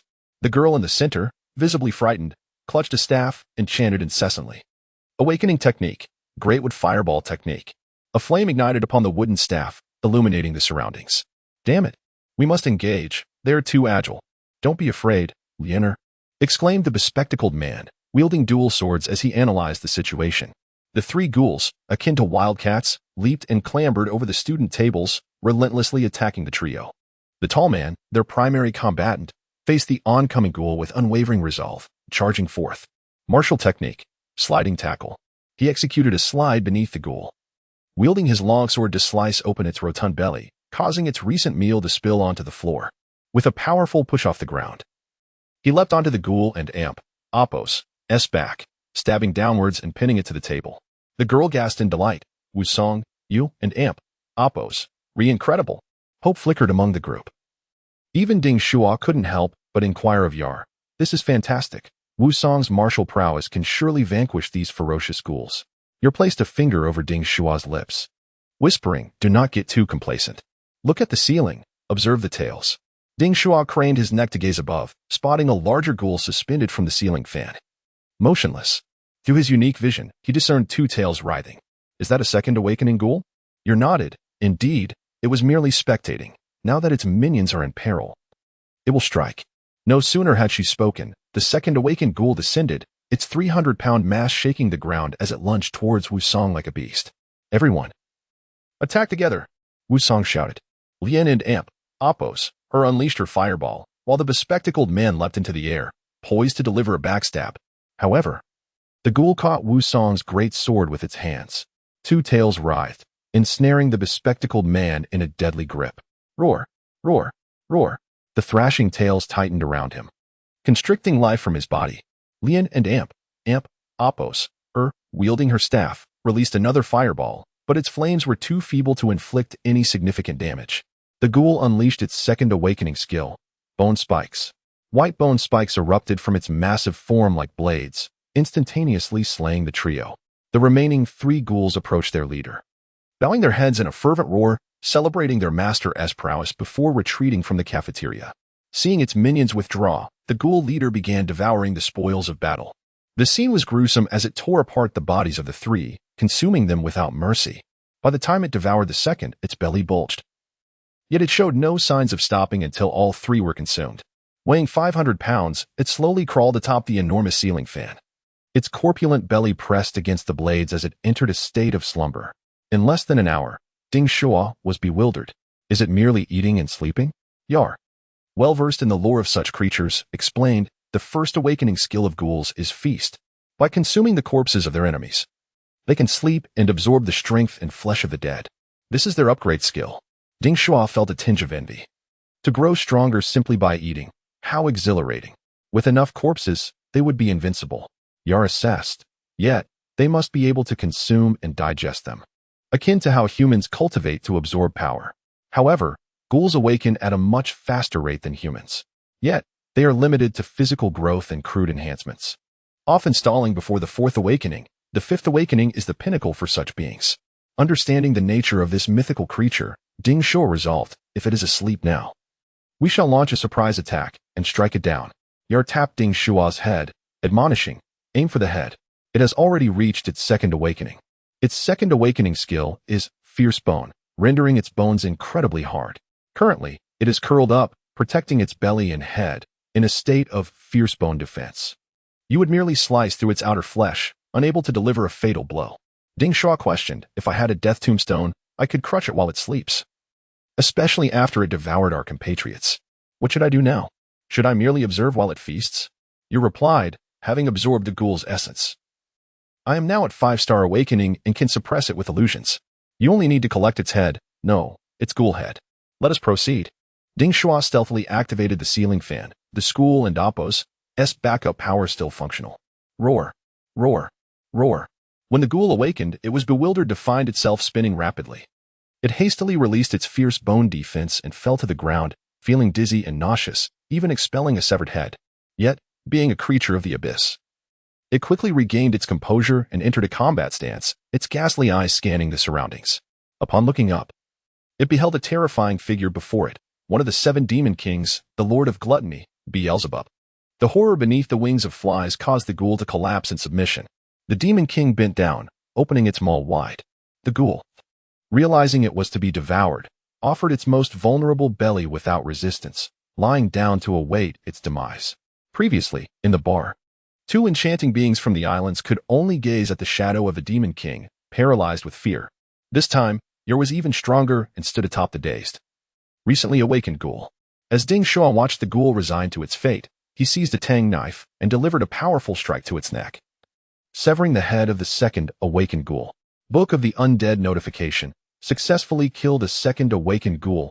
Soul capture successful. With a loud thud, the 3 remaining ghoul minions returned, momentarily stunned at the sight of their leader being slain, before charging forth in a frenzy. Yer revealed her true form, her spectral hand reaching out to confront one. Ding Shuo, armed with his tang knife, fixed his gaze on another, charging forward. Mimicking Wu Song, he executed a sliding tackle, piercing the ghoul's abdomen with his knife. The sliding tackle was indeed formidable. The rumors of its lethality were true. In a flurry of motions, he incapacitated the 3 ghouls, swiftly severing their heads. Then, he rummaged through the bodies, retrieving 4 ghoul essence beads. Yar, cradling the beads, beamed with joy. 2 second awakening beads and 3 first awakening ones. I can absorb them all and break through quickly. Once I achieve my second awakening, I will be able to protect you. Ding Shuo continued to scour the battlefield, reclaiming the weapons of the 3 awakened individuals. These 3 F-grade weapons are worth $1 million. It seems I've struck gold. Indeed, the allure of power and wealth is intoxicating.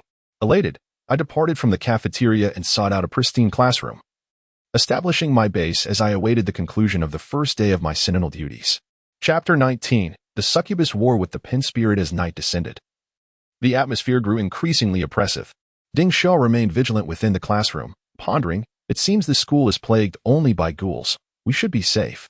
Thus, he ascended to the top floor for a vantage point over the campus. His gaze met a shroud of darkness, save for a faint green glow emanating from the 3rd floor of a building. Ah, there are still creatures about. He hastily tapped the Book of the Dead, knocking upon it as if it were a door, and called out, Scout Yar, do you copy? Scout Yar. However, Yar did not emerge. Instead, she muttered, can't you see I'm absorbing power? I'm busy with my second awakening. Hold on to the Book of the Dead. If anything arises, I shall come to your aid. Summoning his courage, Ding Shuo began to probe towards the dormitory. He spotted remnants of authentic JK uniforms on the ground, indicating he had arrived at the dormitory of Japanese high school girls. Quietly ascending to the 3rd floor, he pressed his ear against the wall to eavesdrop. Indeed, it was silent within, save for the hushed whispers of a few girls. Pen Spirit, you are my past life, I am your present life. If you wish to renew our bond, please draw a circle on the paper. Peering through the window, he beheld 4 girls clad in Japanese high school uniforms. No, they were female spirits. They were sprawled across a bed, fervently clasping a pencil in their right hands, engaged in prayer. Ding Shuo recognized that he had encountered female spirits. As long as they lacked corporeal form, you should be capable of handling them. Moreover, he could still capture souls, for awakening female spirits were quite the opportunity. With newfound confidence, Ding Shuo swiftly kicked open the door to the girls' dormitory. Search the premises, no one move. The timid cat-eared spirit was startled, scampering to her bed and sobbing into her pillow. The bold twin-tailed spirit scolded Ding Shuo. How dare you disturb the arrival of the Pen Spirit? With a wave of her hand, she unleashed her awakening skill, Water Gun. 3 jets of water shot forth like arrows. Ding Shuo rolled to evade, then drew his blade in retaliation. The spirit was cleaved in 2, dissolving into a puddle.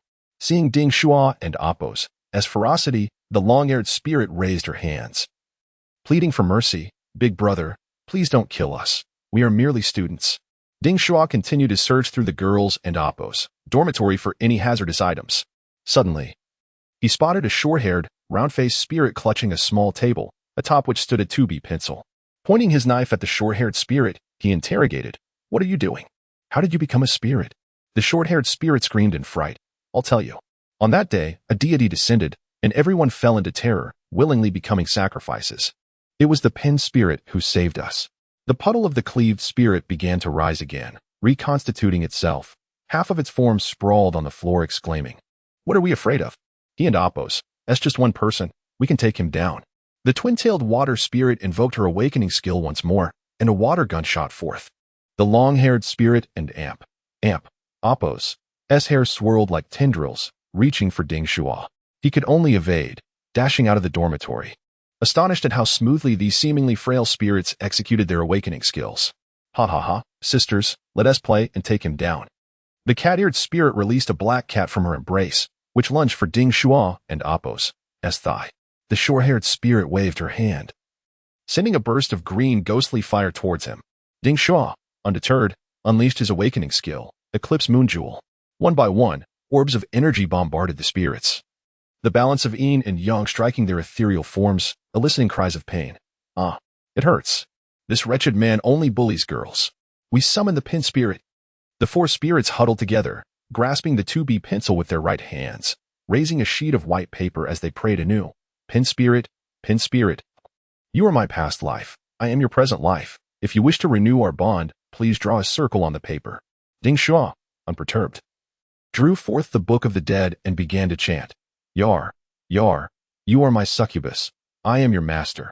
If you wish to serve me, please draw a star in the book." The Japanese spirits looked at him in bewilderment. "You can do that too?" Ding Shuo disdainfully waved the Book of the Dead, retorting, "Isn't it just about summoning? Who can't do that?" Within the circle they had drawn, a figure began to emerge slowly, revealing the famed pin spirit of Japan. Clad in red, her attire failed to conceal her alluring figure, her face obscured by long hair, yet still undeniably enchanting. Upon her emergence, she brandished an enlarged 2B pencil, pointing it at Ding Shuo, and inquired of the four spirits, "Sisters, what is happening? Who is this dog of a man?" The cat-eared spirit immediately leaped into the pin spirit's embrace, lamenting, "This dog man wants to take us. Look what he did. He made my chest shrink." Furious, the pin spirit proclaimed, "Those who offend my harem shall be slain." Ding Shuo and Apos' pentagram formation summoned forth a rounded figure, Yar. She gazed at the pin spirit, then whispered to Ding Shuo, "This is a second awakening spirit, and she wields a D-grade relic. Ding Shuo, you must flee." With that, her rotund form swelled and exploded, revealing the visage of a demon lord, an awakening transformation skill. Demon face terror. What of the demon lord? He is still but a wretched man. The pin spirit, undeterred by the presence of a mythic entity, retained her fiery temperament, her 2B pencil morphing into a blade aimed at Yar. With a resounding thud, Yar's transformation skill proved to be mere theatrics. Although awe-inspiring and realistic, having previously repelled the third awakening spirits, Rokurokubi and Nikekubi, it crumbled against the pencil's assault, shattering upon impact. Crazy woman, daring to poke even a deity. Time to flee. The terrifying demon lord's ethereal form detonated, marking Yar's first defeat, and she began to mutter in frustration. Ding Shuo hastily leapt from the building, bolting away, leaving Yar to confront the spirits alone. She dashed towards the pin spirit like a cat, unarmed, relying solely on her small hands. The pin spirit jabbed her 2B pencil, scattering Yar once more, then aimed her awakening skill, Circle Curse, at Ding Shuo and Apos' retreating silhouette. A circle traced by the 2B pencil outlined Ding Shuo, and he suddenly felt a prickling sensation at the back of his head, sensing impending misfortune. Momentarily distracted, he stumbled, landing unceremoniously. How could she attack me from such a distance? Ding Shuo realized he had fallen victim to a curse. However, he remained unperturbed, reassured by the presence of the Book of the Dead. Such dark forces would not harm him, requiring only some adjustment on his part. Before long, the succubus caught up to him, grumbling, "What bad luck. How could there be a second awakening spirit? We cannot defeat this fellow." Ding Shuo turned to question her. "Didn't you become stronger? Why do you keep relying on the same move? Moreover, your commotion is sure to attract the attention of nearby spirits." Yar, perched on Ding Shuo and Apos' shoulder, explained, "I am currently an 8-star first awakening, while she is a 4-star second awakening. Without a relic, how can I defeat her? Let us hide for now. Once I reach my second awakening, we can return to eliminate her. She will make a fine addition to the Book of the Dead." Upon reaching the school gates, Ding Shuo exhaled in relief, muttering, "Women are indeed unreliable." Just then, He discerned the sound of an approaching vehicle. What? There's a car? It can't be driven by a spirit, can it? He concealed himself behind a wall and awaited the arrival of a red Mazda. A woman clad in a white form-fitting outfit descended, holding something in her hand. It was she, Savannah. Ya and Apos. I remarked. Oh, ISN and Apos. This your wife? She has already achieved the 7th star in her slumber. Quite impressive, isn't it? Should I take the opportunity to occupy her body? I assure you, after 3 awakenings, I will ensure your ascension. Chapter 20. The School Bell Versus. The spirit of the pen. Without a moment's hesitation, Ding Shuo slammed the book shut, sealing you within. The demoness harbored grand ambitions, seeking to usurp others' physical forms, particularly those of beautiful women. Moreover, should Savannah catch sight of this, she might mistakenly believe Ding Shuo was in league with the demon. Hello, Savannah. Ding Shuo exclaimed, raising his hands high as he stepped out from the wall and Amp, Apos, as shadow. Savannah and Amp, Apos, S golden gaze flickered as she relaxed her grip on her bow, her brow furrowing. Ding Shuo, you and Amp, Apos, VE come to join the mission as well. What was that commotion just now? At this moment, Savannah had attained the formidable strength of a 7-star awakener, far surpassing Ding Shuo and Amp, Apos, S capabilities. He briefed her on the situation. Within the school, there lurks a 2-star spirit of the pen, accompanied by 4 1-star female ghosts. It would be prudent not to provoke them. We stand no chance against their overwhelming power. Savannah replied resolutely, since we are here, we must complete the mission and eliminate every last demon. Ding Shuo countered, fortunately, I have already dispatched the man-eating ghoul. The remaining female ghosts are merely hiding in their dormitories. There is no need to take unnecessary risks. Besides, they are but a few girls, and I find them rather pitiable. Shaking her head, Savannah insisted, that is not acceptable. Once these demons mature, they will inevitably extend their malevolent grasp toward humanity.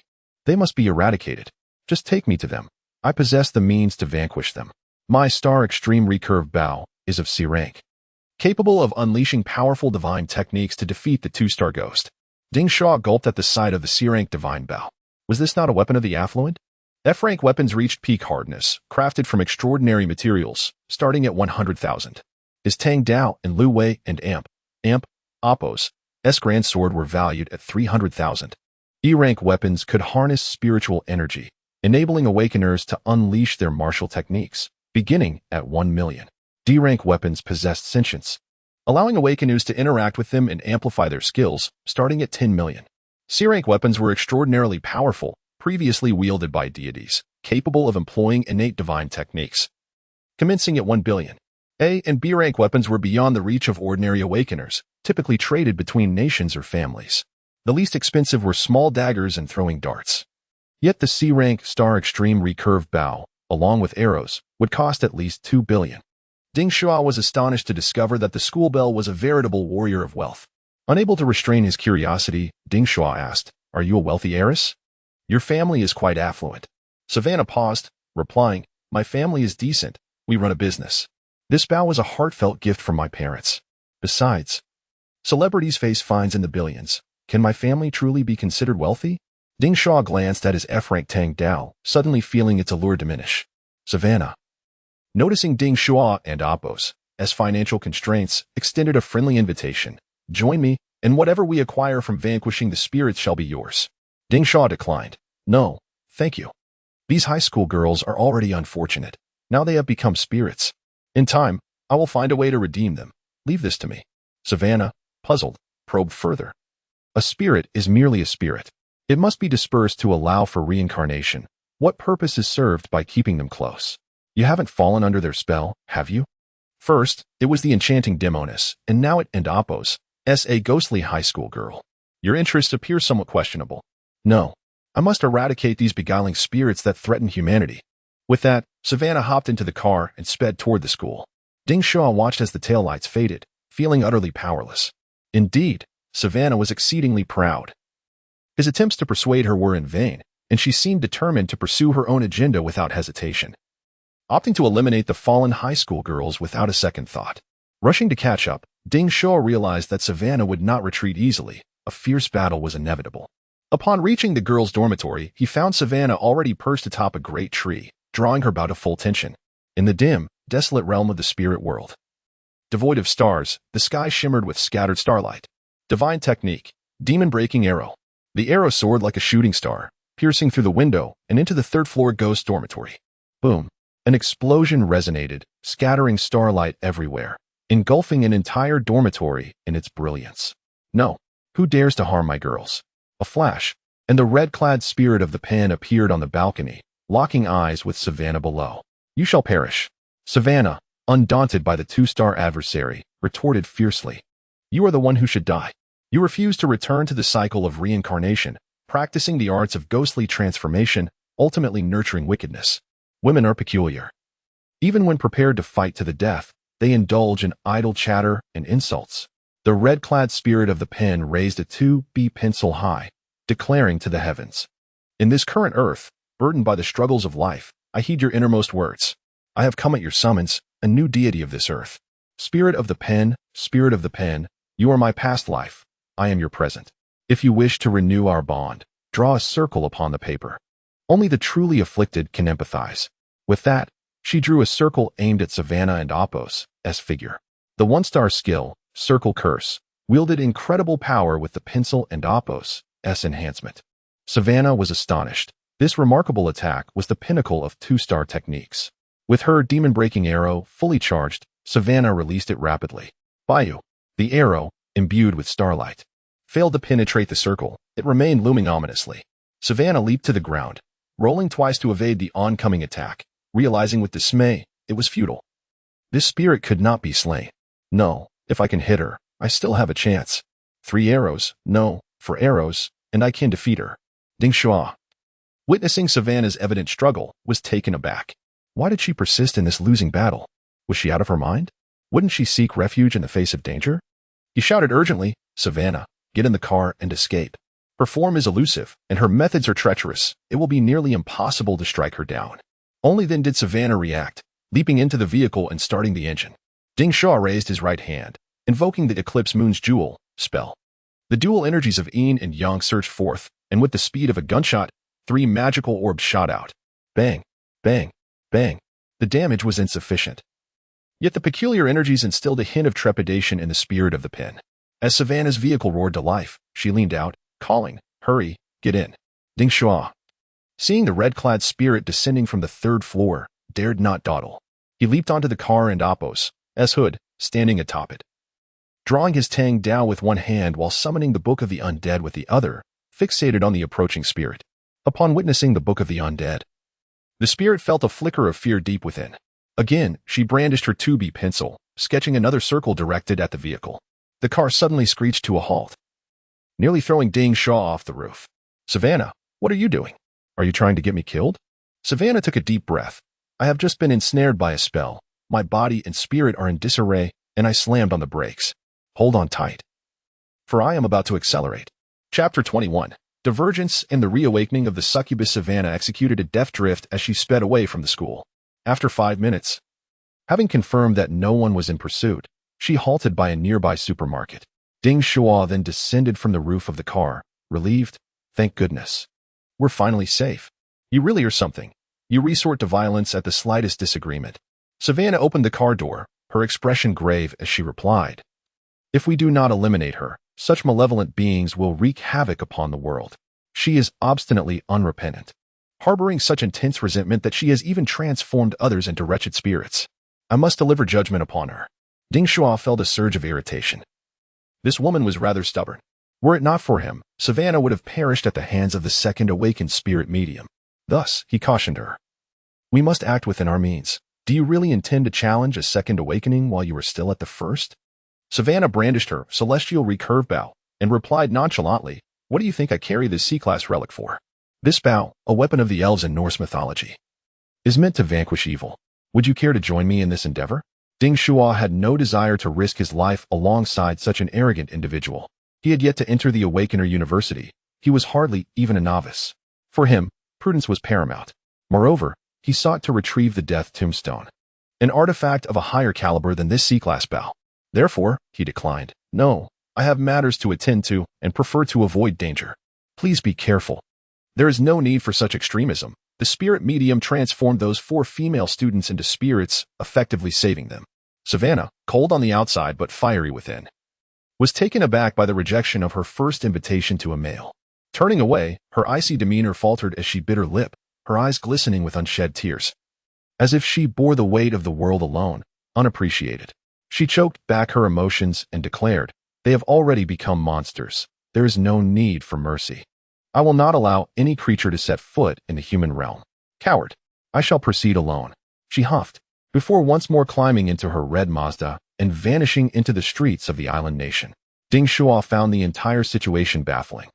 It seemed that there were many fierce individuals in this world, not yet 20, and already contemplating the slaying of monsters, unafraid of death. His thoughts were rather conventional as he muttered, "You are the brave one. Go forth. I am still single, with no children to speak of. Should I die, my lineage would end." Suddenly, a commotion arose from the Book of the Dead. It was the succubus you're preparing to emerge.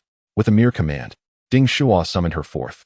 You're promptly perched atop Ding Shuo and Apos' head, playfully tapping his skull, and exclaimed, "Master, she looks down upon you. How pitiful you are. Unable to even manage a woman. You are now the master of a succubus, yet you cannot win over a member of the opposite sex. Alas. This is not your fault, it is mine. This is my doing. Once I undergo my second awakening, my powers will be unleashed, and a single skill will make her infatuated with you." Ding Shuo removed Yer from his head, holding her in his hand and giving her a gentle squeeze as he reprimanded, "I am not in the mood for any romantic tales. I am focused on retrieving the death tombstone. Once you complete your second awakening, we shall head east directly. Therefore, cease your antics and focus on your training within the book." Ding Shuo refrained from disclosing to the succubus that the Book of the Dead had determined Savannah to be the prideful king of the 7 deadly sins, on par with Yer and Apos' own rank, and even more adept in battle. Were Yer to discover this, she would surely be infuriated. Upon arriving in the human realm, her first defeated foe had been Savannah, and she had longed to surpass her. Thus, Ding Shuo remained securely hidden among the shelves of the supermarket, consuming some of his provisions and regaining a measure of rest. The first night passed without incident, and it was not until noon that Ding Shuo resolved to take action. Upon opening the Book of the Dead, he encountered information regarding the succubus. Succubus, Yer. Level, Second Awakening, 1 star. Status, Vengeful Spirit. Awakening Skill 1, Frightening Visage.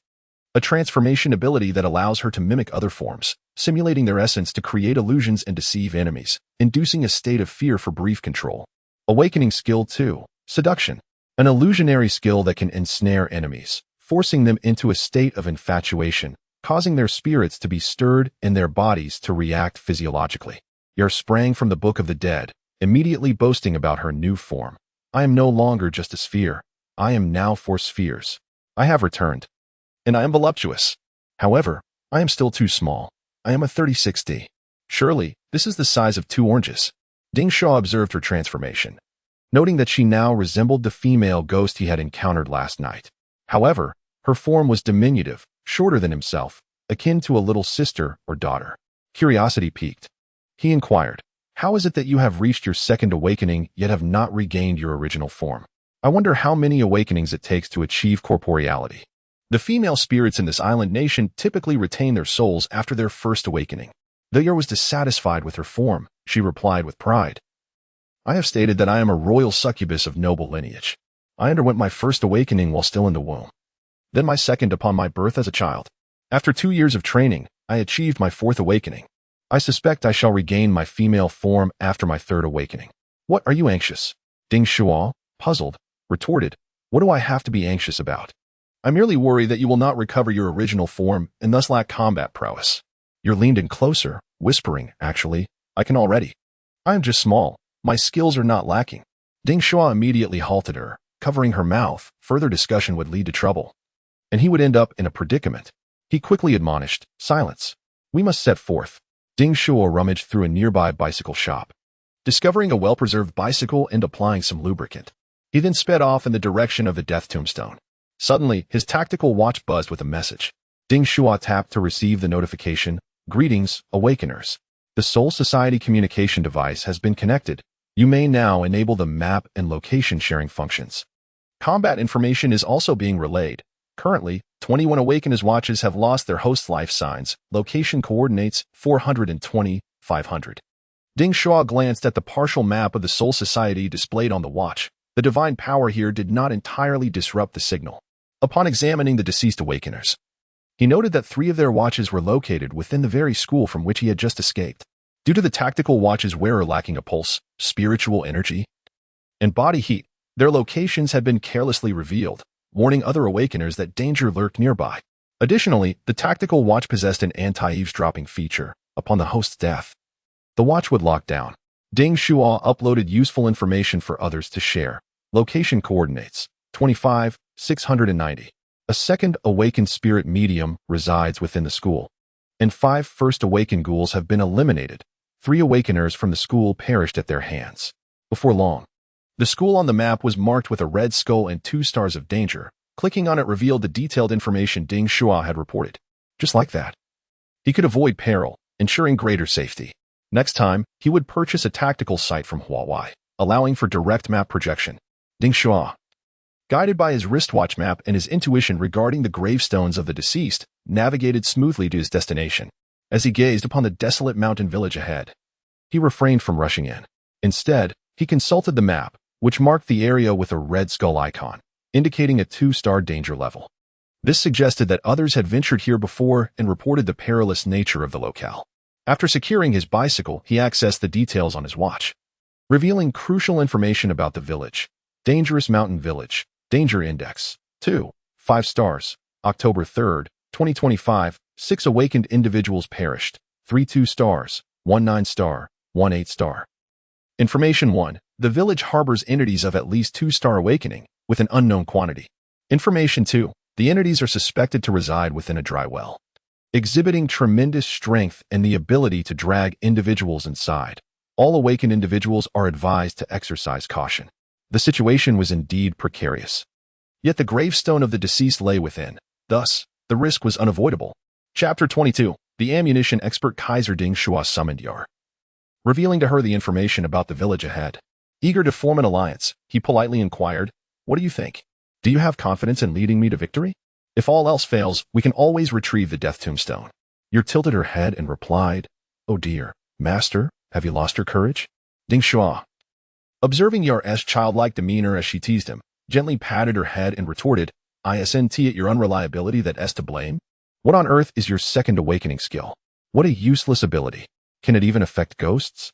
Yar stuck her tongue out at Ding Shuo, clenching her small fist confidently as she declared, "Rest assured, after my second awakening, my strength has greatly increased.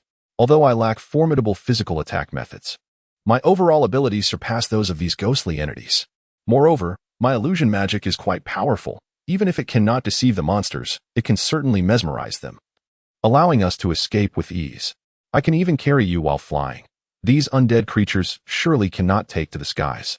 With his right hand grasping a tang knife and his left holding Yar's tiny hand, Ding Shuo felt emboldened as they advanced toward the perilous mountain village. The island's mountain hamlet was eerily quiet. Their path was lined with dense forest and quaint farmhouses. Yar looked at Ding Shuo and asked, "There's a strong aura of malevolence ahead. A creature is undergoing an evolution ritual. Can you sense it? Is it possible to retrieve the tombstone?" Ding Shuo nodded, then shook his head, responding, "I can sense the tombstone, but it is bound by a powerful force. I dare not act recklessly for fear of disturbing it." As Ding Shuo hesitated, his tactical watch emitted a faint vibration and electric pulse, signaling a message. Upon opening it, he saw a note from a nearby contact. "Shuo, it's Kai. Look to the left at the rock." Ding Shuo craned his neck to see a hand waving a mirror, clearly signaling him. He hurriedly crept closer. Upon nearing the rock, he spotted Wang Kai standing there, a backpack slung over his shoulder. Ding Shuo greeted, "Kai, it's really you. What brings you to this venture? I always thought you were cautious about your life." Wang Kai pinched Ding Shuo's belly, retorting, "Who do you underestimate? I am the bravest man in our dormitory." He continued, "Since you and Wei couldn't be reached by phone, I figured you must be here on a daring mission. How could I not come when my brothers are in trouble?" Ding Shuo examined Kai closely with his peculiar vision, discerning his cultivation level. First awakening, 3 stars. Just like himself. He sighed and said, "Kai, with such low cultivation, how can you venture to this place? The creatures here have already undergone their second awakening." Kai, feeling slighted, questioned, "So you're starting to look down on me, huh? What is your cultivation level then?" Ding Shuo hesitated before confessing, "I'm at the same level as you. First awakening, 3 stars. Kai fell silent, shaking his head in disappointment. "So you think less of my C-grade talent?" My level is quite respectable. It's just that you two are exceptionally gifted, one with S grade and the other A grade. I accepted an additional guard duty. This area borders the soul realm, where creatures can cross into the human world, necessitating sentinels. It's dangerous, but staying here for 2 days nets an extra reward of 200,000. What a bounty. Ding Shuo finally understood. It was all about the money. Among the trio in their dormitory, Kai was the most timid, having grown up in an orphanage, always saving money and proceeding with caution. Wei was carefree, adventurous, and bold, ready to take on risks. After a moment of contemplation, Ding Shuo advised, then keep yourself hidden and stay away from that creature. I need to get closer. My death tombstone is within, and I must retrieve it. Kai immediately voiced his discontent. What? Do you think so little of me? Am I just a bystander while my brothers face danger alone? Look at my gear. My combat capability is not inferior to yours. Ding Shuo was curious, noting that Kai only carried a short knife, lacking a primary weapon, which made his combat ability seem rather low. However, upon inspecting Kai's backpack, he was astonished to find 10 hand grenades, worth 100,000, 5 smoke bombs, worth 50,000, 5 flashbangs, worth 50,000, an AK-47 assault rifle, worth 100,000, and an F-grade short knife, worth 100,000. Ding Shuo was taken aback and praised, Kai, you're so clever to bring so many firearms. If we were to battle, I'd either be blown up or shot by your AK-47. Kai replied confidently, of course. Our human combat power at the First Awakening is rather mediocre compared to modern weaponry. I also possess a bulletproof vest. The state issued 30,000. And I supplemented it with my own savings of 10,000 to acquire this arsenal. I can return any unused items anyway. So if you're going into danger, bringing me along is definitely worthwhile. I can provide firepower support. Ding Shuo readily agreed. Then let us proceed with caution. The two continued toward the direction of the creature. The mountain echoed with mournful wails, interspersed with the sounds of bones clashing. Kai continued to relay information that Bonewell has been consuming the surrounding bodies, and the opening is growing larger. Many awakened ones have come to investigate, only to be killed by the fierce creatures inside. I only dared to observe it through binoculars, fearing being swallowed myself. Ding Shuo finally spotted the Bonewell. The death tombstone lay below, yet it resembled a gaping maw, and he hesitated to investigate further. He turned to Yar and asked, can we descend? Yar scolded, go down there to deliver your head. That Bonewell serves as a weapon, a D-grade relic. Entering it would be akin to offering our lives on a platter. Kai jumped back in fright, exclaiming, who is speaking? Damn, Ding Shuo, have you lost your mind? Ding Shuo raised his hands in a calming gesture. Don't panic. This is my contracted little demon. Am I not a necromancer? Kai, skeptical, replied. I'm already an awakened one. I can sense the aura of ghosts, let alone a tangible demon. Why can't I see her? Yar revealed her true form, boasting, I am the most noble succubus from the depths of hell. Of course, you cannot perceive my essence. Kai gazed at the little girl adorned in an elegant European-style princess gown, exquisitely resembling a porcelain doll, her goat horns lending some credibility to her claim. Yet, he remained incredulous, exclaiming, dude, you're even consorting with a girl ghost, and she is a child. Ding Shuo clarified, don't misinterpret. I've only made a contract with her. I haven't done anything inappropriate. Kai remained unconvinced that is still unacceptable. In our homeland, it's strictly forbidden to exploit child labor, even if it's a demon. It's pitiful for such a young one to be out working. You're interrupted. Enough. I'm 1,000 years old. You'd best mind your own business. If that creature from the Bonewell emerges, you'll all be in grave danger. Ding Shuo considered her words. One must not enter a tiger and Appos, den without seeking its cub. However, entering would be akin to walking into the jaws of a tiger. Let us retreat then. The tombstone can stay there for now, and we shall return for it when the opportunity arises. However, Kai abruptly displayed his valor, resolutely declaring, that one and Appos, do. If we delay, your tombstone might be stolen or even absorbed by it. As long as I, Kai, am here, I must ensure your safe passage. Hold on tightly to my leg. Upon finishing his words, he emptied the contents of his backpack and then addressed Ding Shuo, saying, within this bag lies a 10-pound TNT explosive, which will undoubtedly obliterate this second awakening creature. Ammunition expert, Kai the Emperor, requests to engage in battle. Chapter 23, The Piling Attack and Subduing the Madbones. Ding Shuo gazed at the backpack bomb, swallowing hard. Such a massive explosive was truly excessive. Upon seeing Ding Shuo nod, Brother Kai commenced his operation. He sprinted forward and hurled the backpack, which arced gracefully in a perfect parabola, plunging into the bone well. Turning his back, Brother Kai coolly remarked, "Explosions are an art. Let the ancient fiends witness the power of technology." He pressed the remote control. Boom. The explosion rocketed skyward, the sound echoing through the heavens, as the well's mouth erupted in a blossoming spectacle. The cacophony of shattering bones and the anguished roars of the monsters resonated from within. Ding Shuo beamed and exchanged a glance with Brother Kai, exclaiming, "We did it! Brother Kai, you are so impressive. True masters never look back at their explosions." With that, they dared to approach the perilous bone well. You led the charge. Her petite figure soaring past to peer into the abyss, promptly raising her voice to alert them. "Do not approach. The creature still lives it and amp. Oppos, a giant skeleton." Ding Shuo gripped his tang knife, bracing for battle against the skeletal warrior. Brother Kai, astonished, exclaimed, "It survived? 10 kilograms of TNT, the king of bombs. Even ironclad monsters should have been obliterated." "No, we must show it more color," he declared, producing a grenade for another throw. Boom, boom, boom, boom, boom, in one breath. Brother Kai hurled 5 grenades, each explosion tearing apart the entrance of the well before it could seal. Brother Kai glanced at Yar, inquiring nonchalantly, "Doll? Go check if it's dead." Yar peered through the smoke with her violet eyes and replied, "Not dead, but its body is, shattered all over." Brother Kai responded with an "oh," and threw again, launching a flashbang along with 5 more grenades. Boom, boom. Ding Shuo swallowed nervously, praising, an expert in munitions, truly remarkable. Brother Kai, however, was modest. No, this creature is genuinely formidable, hiding there like a stationary target, waiting for my bombardment. Ding Shuo mused. It must be dazed from your relentless assault. Just as they reveled in their triumph, you're warned again. It's coming up. Be cautious. It's desperate now. Ding Shuo, eyeing the bone well, devised a plan. He retrieved the Book of the Undead and began to whisper, casting the awakening skill, Death Tombstone, to summon. Indeed, the creature relinquished its hold on the tombstone as a pentagram materialized above the well's mouth. The heavy Death Tombstone felt the call and began to ascend. Reluctant to part with its treasure, the monster clutched the rising tombstone, revealing its true form. It was a pitch-black skeletal creature, shrouded in white cloth. Its bones adorned with barbs. Though devoid of flesh, its body radiated strength. Brother Kai, a seasoned player of the game on mythology, exclaimed, "I recognize this. It's a famous skeletal monster from Japan, the Well Ghost, also known as the Madbones.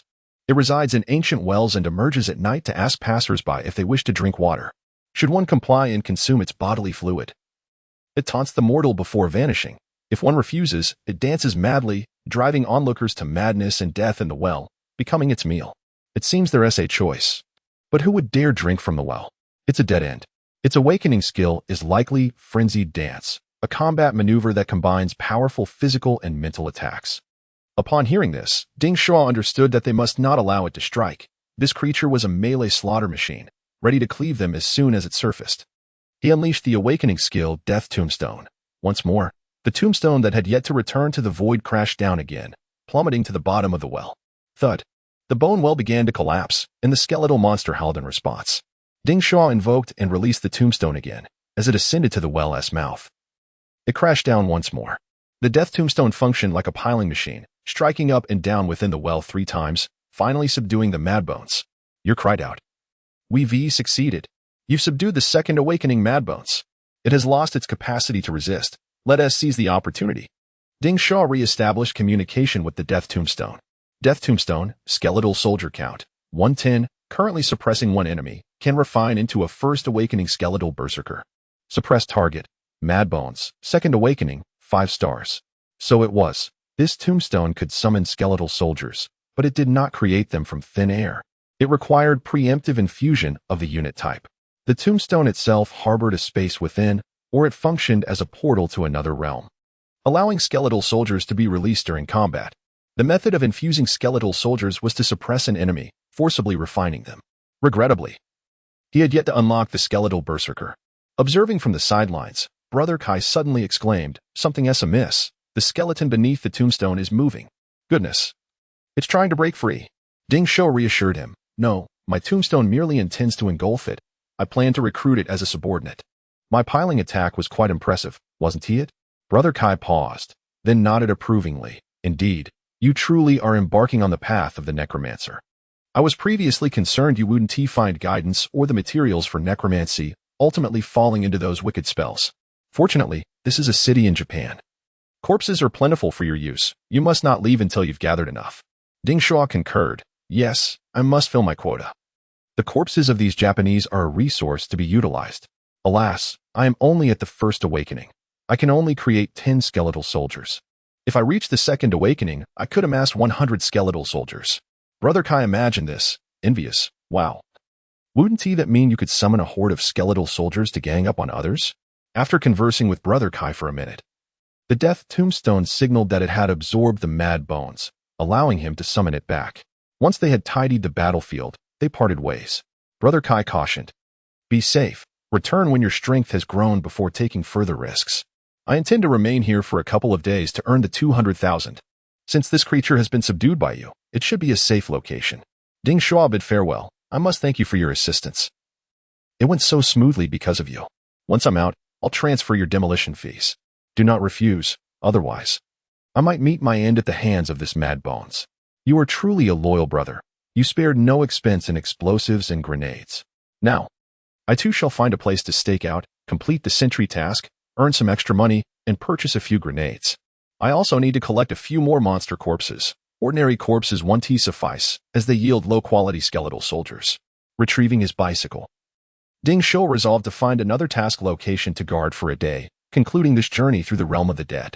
According to the map on his watch, Ding Shuo found himself once more at a school. Ghoul's Psychiatric Hospital, Danger Index, 1, 5 stars, October 3rd, 2025, a First Awakening 9-star Awakener sacrificed. Information 1. The psychiatric hospital harbors a large number of ghouls, quantity unknown, exceeding 6. As he gazed upon the psychiatric hospital before him, Ding Shuo could not help but exclaim, This psychiatric institution is indeed a remarkable place. It is a veritable marketplace of talent. For within its walls reside a plethora of gifted individuals." Chapter 24. Summoning the skeleton soldier upon entering the mental asylum, Ding Shuo immediately unleashed the succubus. Scout 1 Yar, ready for action. With her second awakening, Yar and Apos' flight speed had significantly increased, enabling her to seamlessly combine aerial maneuvers with acrobatics as she darted through the asylum and Apos' corridors. In no time, Yar returned with a report. "Inside, there are only 11 ghouls, more than enough. And these lunatics seem excited to see me. They're chasing after me now." Ding Shuo glanced behind Yar and saw ghouls rushing out of the wards, their decayed faces twisted in manic excitement. Clearly, Yar's second awakening skill was an illusion, effectively luring all the ghouls out. Ding Shuo, feeling somewhat inexperienced, swallowed nervously and muttered, "I wonder if I can handle this." With a flick of his wrist, he summoned the Book of the Dead, murmuring a few incantations before a death monument descended from above, instantly suppressing 2 ghouls. They struggled briefly before succumbing to immobility. However, the remaining ghouls paid no heed to their fallen companions and continued their relentless advance towards Ding Shuo. Anxiously, Ding Shuo kicked Yar, who had been spectating, and urged, "Hurry, take me up. I'm about to be eaten." Finally, Yar hopped onto Ding Shuo's head, grasping his straps and lifting him into the air. They didn't ascend far, instead landing directly atop a flagpole. Clinging to it, Ding Shuo peered down at the frenzy below. The ghouls were attempting to scale the pole, while others shook it violently, trying to dislodge him. "What a pity I didn't end Apos. Bring an assault rifle. I could have taken them out from a distance," Ding Shuo lamented. "If they keep this up, the pole might break." Yar, maintaining her composure, informed Ding Shuo, "Someone's coming. I need to hide." With that, she slipped into the Book of the Dead. Ding Shuo squinted into the distance, spotting a man and a woman approaching, clad in white robes adorned with golden dragons. They effortlessly vaulted over the asylum's walls and stood before the ghouls, directly beneath Ding Shuo's perch. Recognizing the man, Ding Shuo exclaimed, "Teacher Ao Bai?" Teacher Ao Bai looked up at Ding Shuo, chuckling. "Is that you, Ding Shuo? What are you doing hanging from a pole?" Ding Shuo candidly explained, "I intended to use these island ghouls to practice necromancy, but I didn't expect so many to emerge." Upon observing the death monument pinning 2 ghouls, Ao Bai's expression shifted to one of seriousness. "In Huaxia, engaging in such dark arts is forbidden. It desecrates the bodies of the deceased. However, since this is an island city, I will assist you in collecting a few corpses of these creatures." The 9 remaining ghouls, momentarily stunned by the appearance of such formidable figures, quickly resumed their frenzied attacks. Yet, Aobai stood still, exuding an air of confidence. The woman beside him unfurled a yellow paper umbrella, creating an air shield. Divine technique, primordial umbrella shield. By raising the primordial umbrella, it continuously converts energy to form a shield, repelling enemies and countering attacks while protecting the wielder. In this state, the umbrella bearer is immune to all control effects and reflects projectile attacks. The enormous ghouls were effortlessly repelled by the yellow umbrella, tumbling to the ground. While the umbrella-wielding woman remained steadfast, a third awakening powerhouse, truly terrifying. Ding Shuo clapped his hands, sliding down the flagpole, and enthusiastically cheered, "Sister, you're amazing. Invincible." Noticing how close the two stood, Ding Shuo's keen eyes continued to praise, "Teacher Aobai, this sister isn't my master's wife, is she? If she is that powerful, then you must be invincible." Aobai gave a thumbs up from behind the woman and revealed his right arm, which was adorned with a green dragon claw gauntlet. He approached the ghouls, leaving Ding Shuo with a view of his back, and called, "Kid." Ding Shuo replied, "Yes." Aobai casually remarked, "Watch closely, this claw is going to be impressive." Curiously, Ding Shuo inquired why. Aobai turned, grinning, "This claw will look quite dashing." Without allowing Ding Shuo to react with disgust, Aobai accelerated and spun, charging towards the ghouls. Martial technique, heart-piercing dragon claw. Aobai transformed into a water dragon, piercing through the ghouls. As the water dragon soared, all the ghouls were punctured through the heart by the dragon's claws, falling lifelessly. Truly a heart-piercing strike. Ding Shuo applauded, exclaiming, "Incredible." The woman, unable to contain herself, addressed Ding Shuo, "Don't emulate his arrogance. It's far more effective to use a blade against these creatures. My name is Ma Xiaoyu, from the demon-slaying dragon clan, the Ma family. You may take the bodies of these ghouls, but if you engage in wrongdoing in Huaxia, practicing necromancy, don't blame me for having you eliminated." However, Aobai playfully wrapped his arm around Ma Xiaoyu's waist, teasing, "Stop scaring my student. Look at those little horns in his hair. They may be black, but I suspect they're dragon horns. Dragons have many offspring. And black ones exist too. He is fated to connect with your Ma family. He possesses an S-level talent in his first awakening." Intrigued, Ma Xiaoyu scrutinized Ding Shuo before extending an olive branch. "Since you share the bloodline of the Huaxia dragon clan, we shall take good care of you. The demon-slaying dragon clan awaits your joining. This yellow paper umbrella is a B-level sacred relic, the primordial umbrella. And his gauntlet is also a B-level sacred relic, the Qinglong bone claw. You've seen the power of B-level sacred relics. Joining my family will grant you the opportunity to wield them." B-level sacred relics, weapons worth billions, were indeed tempting. Ding Shuo replied earnestly, "I will consider it carefully." Aobai observed Ding Shuo, who was evidently being influenced, and patted his shoulder, saying, "What are you thinking? Sacred relics require rigorous selection. Only those who become dragon envoys can obtain them. Work hard and don't daydream. We shall take our leave. You can leisurely collect the corpses of the ghouls." With that, Aobai and Ma Xiaoyu departed. Ding Shuo gazed at the fallen ghouls, feeling a sense of satisfaction. "Although I lack a sacred relic, utilizing divine skills is still exhilarating. If only I could summon 10 first awakening skeleton soldiers, it would be delightful." Ding Shuo reclined on a hospital bed in the asylum, peacefully spending the next day. Upon waking early, he sensed the contents of his Book of the Dead, Death Monument. Unit Type 1, Skeleton Soldier. 510 units awaiting unlock. Unit Type 2, Skeleton Swordsman. 1 unit. Unit Type 3, Skeleton Berserker. 1 unit. Currently storing 7 units, refining into First Awakening Skeleton Soldiers. Finally, he could summon his underlings and unleash a beating upon others. Chapter 25, Shuangye Kindergarten. Ding Shuo was resolute in his endeavors. Today marked the 3rd day of his mission, which was nearing its conclusion.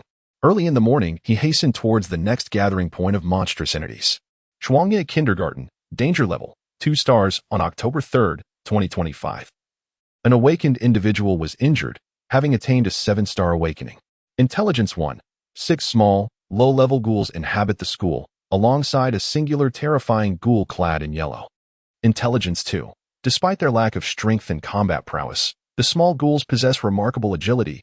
Caution is advised to avoid being overwhelmed and dispatched. Intelligence 3. Those entering this area must remain vigilant against potential assassination. Ding Shuo cast a glance at the danger markers. It appeared to be quite a conundrum.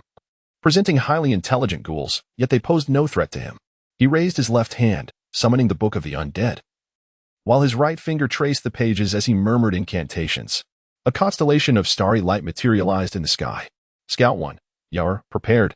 The death tombstone dropped to the ground, and robust skeletal warriors emerged from beneath it, brandishing their bony weapons with fierce intent, awaiting Ding Shuo and Amp Appo's command. To the 5 skeletons, Ding Shuo proclaimed, "Let us depart. We shall strike the Tokyo Mental Hospital and give a swift kick to Shuanya Kindergarten." With a flourish, he took the hand of the revealing succubus, resembling a father escorting his daughter to kindergarten. The 5 skeletons followed closely behind like vigilant guardians. Upon entering the kindergarten, Ding Shuo was enveloped by an overwhelming sense of pressure. He bent slightly and addressed the succubus. "Should danger arise, you must ensure my protection. Be cautious." Suddenly, the exquisite visage of the succubus morphed, and she forcefully pushed Ding Shuo down. A figure leaped towards him from the door, akin to a rabbit. In an instant, a flurry of punches ensued between the succubus and the ghoul. The succubus, akin to a seasoned martial arts master, swiftly subdued the ghoul. "Nini!" A garbled cry emerged from another monster, as 4 more small ghouls charged forth, prompting the skeletal warriors to engage in battle. Ding Shuo, sensing the intensity of the 2-star danger warning, stood upright and surveyed the formidable little fiends before him, his mind racing with concerns of other foes lurking within the kindergarten. He pressed his right hand against the Book of the Undead. Indeed, a towering ghoul clad in a yellow coat strode forward with an imposing presence. Ding Shuo smirked. Is this their leader? Merely a 10-star awakening, easily dispatched. One remaining skeletal warrior brandished a bone dagger and lunged forth. However, the gargantuan ghoul's sheer size and force quickly sent the skeleton flying. Ding Shuo prepared to unleash his power alongside the succubus to vanquish the ghouls. But the succubus called for a halt. "Wait, someone is coming." The succubus vanished, retreating into the Book of the Undead. As anticipated, a man and woman approached. The man, already having undergone a second awakening, observed the skirmish with curiosity. "Kid, are these skeletons yours?" he inquired, glancing at Ding Shuo. Ding Shuo nodded, replying, "Indeed, they are mine. May I ask your identities?" The man, clearly looking down on Ding Shuo, explained to the woman, "This lad is likely a necromancer. These skeletons are merely his tools. A practitioner of Western dark arts." He then turned to Ding Shuo, saying, "You seem incapable of handling this. Allow us to take over." Ding Shuo was reluctant. He had meticulously selected these ghouls as prime targets, their robust physicality ideal for creating more skeletons. The woman, observing the kindergarten ghouls, exclaimed with delight, "Zheng Ying, they are so adorable. My heavens, these fierce little creatures would make wonderful pets."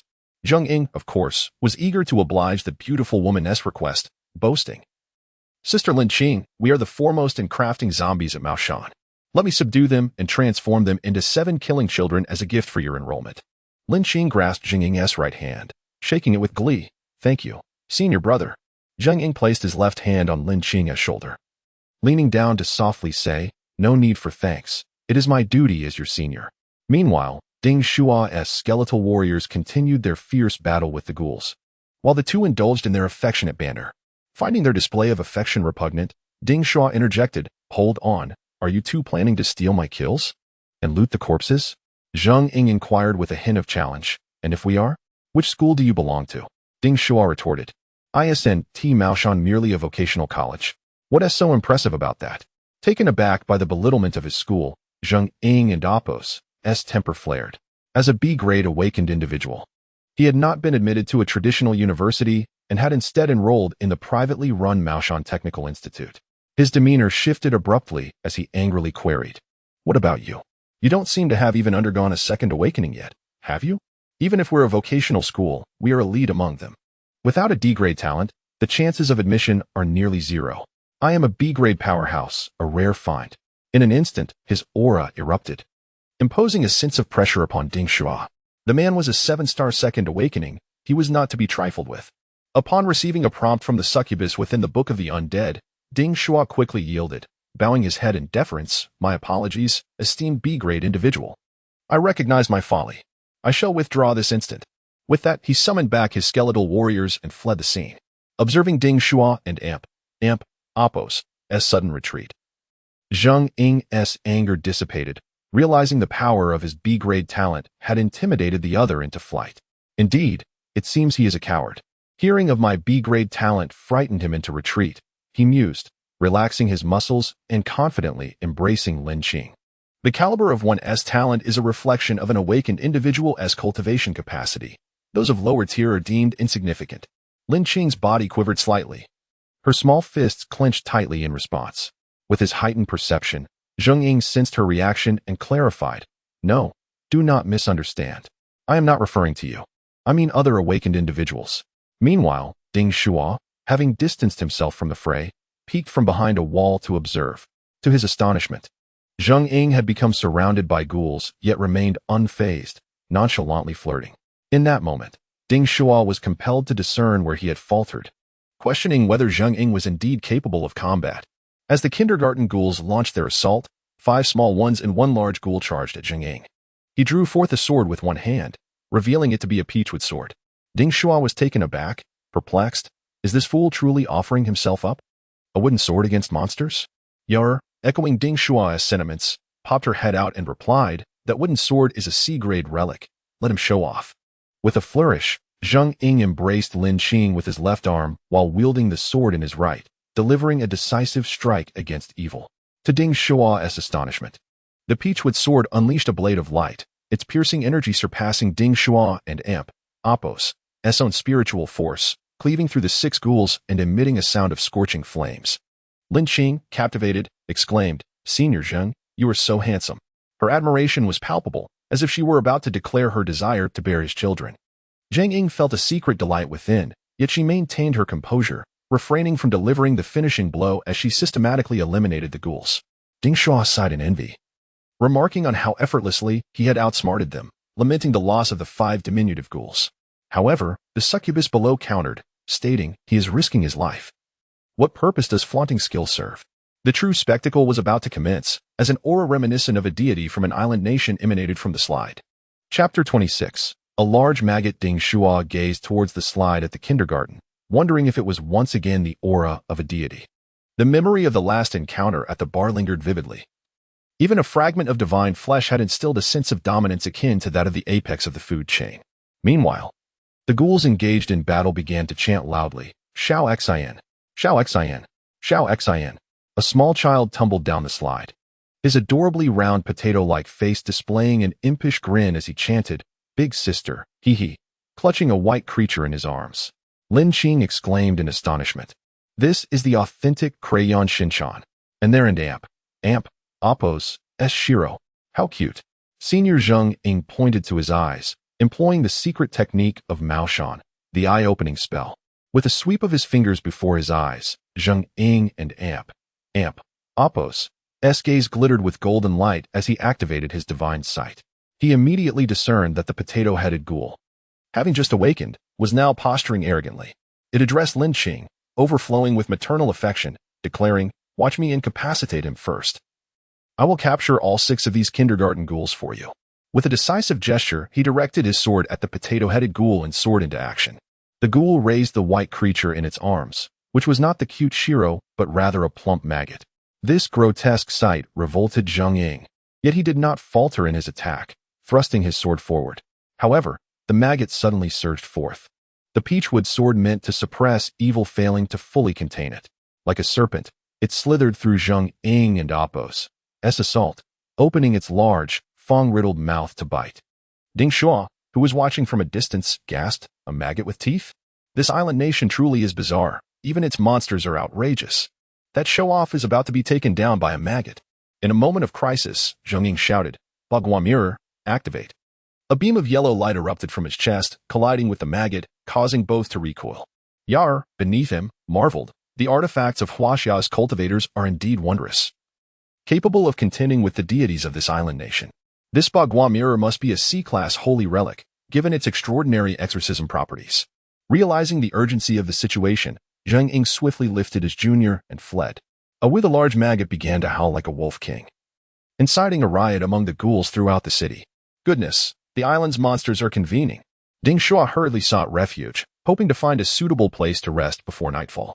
Yar remarked, "No wonder this realm is rife with formidable ghouls. It appears that this maggot has infected the corpses of the islanders, transforming them into ghouls." After a series of twists and turns, Ding Shuo, by nightfall, selected a Wanda shopping mall as a resting camp, as suggested in his textbook. Upon stealthily entering the mall, he was immediately reprimanded. Damn it, you again. What do you want? Looking up at the second floor, he saw Zheng Ying, who had also taken refuge in the mall. Ding Shuo calmly replied, the ghouls outside are rioting. I'm seeking a safe place to spend the night. Zheng Ying bellowed from the second floor, his voice echoing through the empty mall. Get lost. You're the one who caused this trouble. Get out of Wanda Mall. I won't protect you, you worthless fool. Ding Shuo noticed that Zheng Ying was injured in the abdomen, a dark aura surrounding him, explaining his volatile temperament. At that moment, Lin Qing stepped forward, embracing Zheng Ying from behind, offering comfort. Senior Zheng, don't be too angry. He was unaware of the danger posed by that creature. It wasn't he intentional. With the ghouls gathering, she added, we should unite. His skeleton soldiers might still be useful. Zheng Ying, being a perceptive individual, recognized Lin Qing and Amp Appos as concern. He gently patted her hand around his waist, swearing, don't worry, Junior, I will ensure your safety. Lin Qing, the school belle from Zheng Ying's high school days, was a year younger, yet he held admiration for her. Their paths would not have crossed under normal circumstances, considering their different backgrounds and academic pursuits. However, upon Zheng Ying awakening his B-class Taoist talent, despite not having developed it fully, he attended the Maoshan Technical Academy, where he quickly rose to prominence as a key student. The principal even bestowed upon him the usage rights to 2 C-class holy relics, allowing him to flourish in his endeavors. Unfortunately, the female students at Maoshan Technical Academy were few and unattractive, often exuding an aura that was less than pure and vibrant, befitting an institution focused on ghost hunting and corpse training. Fortuitously, a junior from his year awakened a C-class Yin-type Taoist talent and reached out to him for guidance on cultivation. Zheng Ying devoted 3 months to being her attentive suitor, embodying warmth and integrity. Their relationship, often requiring a shared adventure to deepen, transformed during their recent days in the Soul Realm, where the once aloof Lin Qing became Zheng Ying's little admirer. With her head resting on Zheng Ying and Amp Appos' chest, Lin Qing expressed her gratitude. Thank you for saving me. You're so brave, sending those ghouls flying with a single strike. The situation is dire, and I can't help. I feel so guilty. Zheng Ying reassured her. There is no need for you to act. I will handle the enemies. Lin Qing continued to pout. I'm so scared. My strength is no match for yours. I'm terrified. Senior Zheng, please let me use that sword. I've studied swordsmanship and want to assist you. Zheng Ying hesitated, explaining, killing ghouls is perilous, and the carnage is gruesome. I don't want you to get your hands dirty. Yet, upon seeing the earnestness in Lin Qing's large eyes, his resolve softened, and he acquiesced. Very well, you may use it. This is a C-class holy relic, the Peachwood Sword, of which there are only 5 at Maoshan. Its ability to exorcise is formidable. Any monster or ghoul struck by it will surely be harmed. I have an E-class copper coin sword to defend myself. With her exquisite face nestled against Zheng Ying's chest, Lin Qing joyfully exclaimed, Thank you, Senior. You're so wonderful.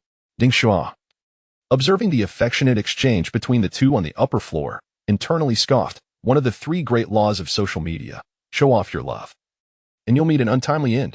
Without lingering any longer, he hurried to the 5th floor of the Wanda Plaza, seeking refuge in a heavily fortified hot pot restaurant. With the iron door secured, he felt safe, thinking, I just need to lock the door. The night was the domain of monsters, and as he cautiously surveyed the outside world, Ding Shuo was taken aback. Something in Appos' SMS. Why does it feel like the ghouls are gathering? The succubus Yua explained, I suspect that the divine maggot secretes a substance akin to a virus, which has infected Zheng Ying.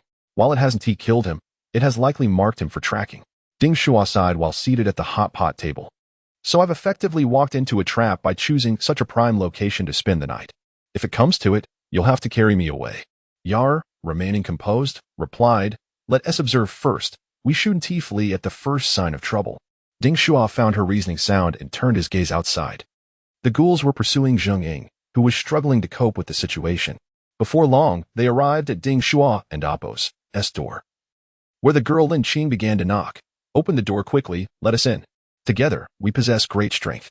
Ding Shuo, not wishing to invite trouble upon himself, hesitated for a moment. Lin Qing continued to call out, Stop pretending. I know you are inside. I just spoke on your behalf to let you in. So do not repay kindness with malice. Her words softened Ding Shuo's heart, and as a novice in the realm of cultivation, he ultimately acquiesced and opened the door. Upon entering, Zheng Ying, panting heavily, exclaimed to Ding Shuo. We are being pursued by a monstrous maggot. Chapter 27. I do not wish for his disability. Observing the two individuals in a state of panic, Ding Shuo responded, I am aware. Approximately 18 ghouls have infiltrated the Wanda Mall, advancing towards us. We must secure the entrance. Zheng Ying continued to elucidate. Although the entrance of this hot pot restaurant is substantial, it cannot withstand the onslaught of the ghouls. What do you intend to do? Let us barricade the door. This hot pot restaurant appeared to be the safest haven, devoid of glass windows, with only one entrance to guard. Yet, securing that entrance posed a significant challenge. Ding Shuo shook his finger at them, saying, in the face of adversity, do not panic. First, retrieve your tactical wristwatch and send a distress signal. The trio remained in the hot pot restaurant, not indulging in the culinary delights, but instead observing the gathering ghouls at the entrance. Ding Shuo further inquired of Zheng Ying and Lin Qing. When they come to devour us, does that count as enjoying hot pot? Or should we call it sashimi? Lin Qing, unable to contain her emotions, wept. I do not wish to die. Woe is me. Zheng Ying, taken aback by Ding Shuo and Appo's nonchalance in such perilous circumstances, chastised him. Be quiet, you fool. She then comforted Lin Qing. Do not worry. I will lead you out of this predicament. There are no second-stage ghouls outside. I am invincible. In a moment of desperation, Lin Qing kissed Zheng Ying on the lips and, upon pulling away, pleaded, Senior Zheng, I will follow you to the ends of the earth. The implication was clear. Men understood the gravity of her words. It was not her fault for being opportunistic. If Zheng Ying were to falter and prioritize his own escape, she would be left to her own devices. Ding Shuo observed as the entrance was violently assaulted and sprang into action, conjuring the Book of the Dead with one hand. Meanwhile, Zheng Ying, eager to showcase his knowledge, began to explain to Lin Qing he is a necromancer from the West, skilled in various dark arts. He is casting a spell, likely summoning skeletal warriors. The summoning array is outside and above. This pentagram formation appears formidable. Is he planning for the skeletal soldiers to descend from the heavens and engage the enemy? That seems rather foolish, as they would fall directly into the enemy's grasp and be doomed. Suddenly, a colossal gravestone descended, crashing down upon the 6 childlike ghouls battering the entrance. The ghouls' bones and flesh were crushed, and while they attempted to struggle, a powerful force rendered their robust bodies immobile. The gravestone began to absorb them, dragging them into its own realm for refinement. Lin Qing gazed through a small pane of glass at the ominous gravestone, her heart filled with awe. After a moment of shock, she exclaimed, What a master! He dispatched 8 ghouls in one swift motion. He seems to possess skills akin to yours. Zheng Ying hurriedly approached the gravestone, crouching to inspect it, astonished. Goodness! Whose gravestone is this? It is remarkably formidable. The Western necromancers are quite perverse, even excavating the tombstones of powerful beings. Meanwhile, our Maoshan sect merely pilfers bodies to practice necromancy and seize valuables. Ding Shuo was rendered speechless. It seemed that all students of Maoshan were unsavory characters, with a penchant for desecrating graves while having the audacity to criticize others. Shaking his head, he addressed the two. Now that I have blocked the entrance, they will undoubtedly attempt to breach the walls to kill us. Observe closely. If they approach, sever their arms first. Zheng Ying and Lin Qing exchanged glances and replied, That sounds promising. Those ghouls are first-stage creatures, capable only of tearing apart the living with their bare hands. But they lack the strength to break through walls. It is only the second-stage creatures that possess the ability to demolish concrete barriers. They will take some time to breach the wall, armed with an E-grade copper coin sword. Zheng Ying and Lin Qing with a C-grade peachwood sword positioned themselves on either side, prepared to sever the ghastly hands hammering against the wall. However, Lin Qing could not refrain from asking Ding Shuo, What are you doing? Are you resting? Ding Shuo chuckled. In the face of imminent danger, would I indulge in leisure? I am preparing to unleash a devastating attack. With that, he pressed his hands against the wall, channeling his energy. Lin Qing, perplexed, turned to Zheng Ying and inquired, What is he up to? Zheng Ying, equally bewildered, speculated, perhaps it is a nefarious Western ritual, or maybe a secret technique from our homeland. A technique to strike from afar. Just then, a resounding explosion echoed from outside. It was Ding Shuo's eclipse, the dual forces of yin and yang exploding through the crevice, shattering the wall.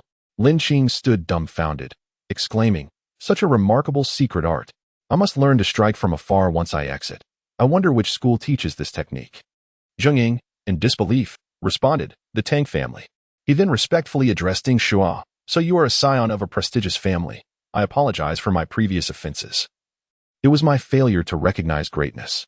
Pray, reveal your esteemed name, and I shall ensure a proper recompense in the future.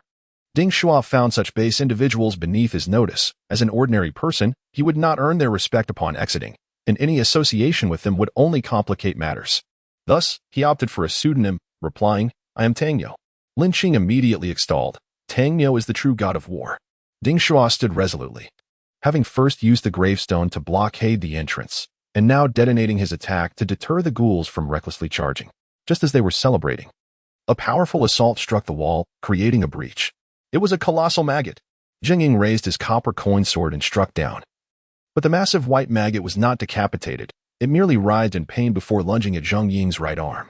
Panic surged through Ding Shuo. This was a maggot from divine carrion, and a single bite would spell certain doom. He immediately called for assistance. The pentagram formation emerged, and a little girl named Yuer positioned herself in front of Ding Shuo, extending her small hand in defense. Zhang Ying felt excruciating pain coursing through his right arm as the maggot threatened to sever his bones, emitting a cry. He attempted to shake it off, but to no avail. Then, he called out to Lin Qing, Quick, use the Maoshan Peachwood sword to kill it. Hurry, do not worry about me.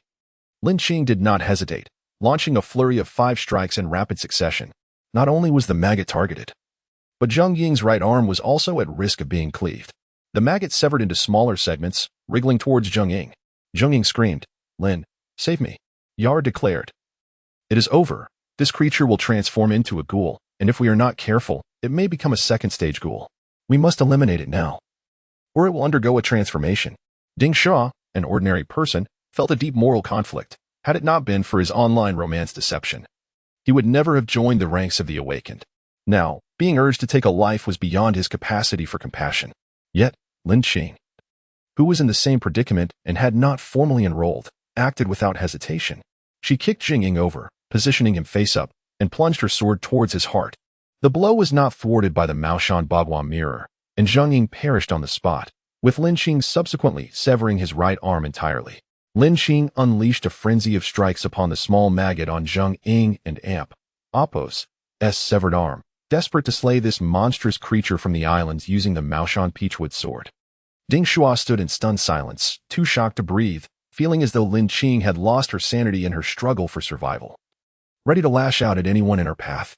It was only upon his demise that Zhang Ying realized Lin Qing's beautiful legs were not meant for him to cherish and caress, but rather to deliver a fatal blow that would ultimately lead to his death. Meanwhile, Yuer clapped her hands in delight, exclaiming, Well done, young lady. The treasures of Huaxia are indeed formidable, capable of severely wounding the island's goddess, Izanami. Ding Shuo approached and playfully tapped Yuer on the head, admonishing, At such a tender age, you exhibit a heart so ruthless. Yuer cradled her head with a look of dismay, internally mocking, You fail yourself yet criticize others. What wrongdoing is there in this human female's quest for self-preservation? Lin Qing, oblivious to Ding Shuo's scornful undertones, defended, This cannot be blamed on me. He was bitten and would surely mutate. Ding Shuo, intrigued, countered, Why not simply sever his arm? Would it not be wiser to attempt to save him instead of killing him? Lin Qing retorted, I could not bear to leave him disabled. Ding Shuo, with a sardonic grin, quipped, So you opted to pierce his heart instead? Lin Qing turned away, speaking calmly, I prefer not to elaborate. Do you not wish to preserve your own life? If we endure until dawn, we shall part ways and refrain from meddling in one another's affairs. Chapter 28. The left hand of the divine. Upon finishing her words, Lin Qing stepped forward to retrieve Zhang Ying's E-grade copper coin sword. Ding Shuo silently lamented his oversight in neglecting to loot. However, Yuer followed closely behind, unperturbed by the oppressive force of the island's deities, and produced a C-grade Bagua mirror from Zhang Ying's possession. She then cast an illusion, skillfully tending to the grievously injured creature from the island. Once her spell was complete, she turned to Ding Shuo with a triumphant air, declaring, This creature is now ensnared in my illusion. It shall not recover for the time being. Observing the creature and Apos' stillness, as though it had succumbed to slumber, Ding Shuo curiously inquired, Can your second awakening skill can be seductive, enchanted? How remarkable! How did you achieve this? Is it truly susceptible to seduction? With pride, Yuer replied, As long as it is male, it is susceptible. I immersed it in the illusion. making it believe it had re-entered the body of Izanami, returning to the flesh of the island and Apos, as supreme mother deity. Naturally, it reveled in the experience. Ding Shuo was rendered speechless, exclaiming, "Wow. The creatures of the island are rather perverse." Ya and Amp, Apos, inspected the Bagua mirror in her possession and handed it to Ding Shuo, stating, "This C-grade defensive artifact will surely safeguard your life." Ding Shuo affectionately ruffled her hair, expressing his gratitude. Meanwhile, Lin Qing gazed enviously at the C-grade Bagua mirror but retained her composure, asking, "Who is this little girl? Is she a ghostly entity? I see you summoned her." Ding Shuo had no intention of disclosing the existence of a succubus, dismissively responding, "She is my daughter." Yer, however, was displeased and loudly corrected him, "No, I am his wife." "Darling, you must speak up." Lin Qing observed Yur's playful demeanor, yet refrained from provoking her.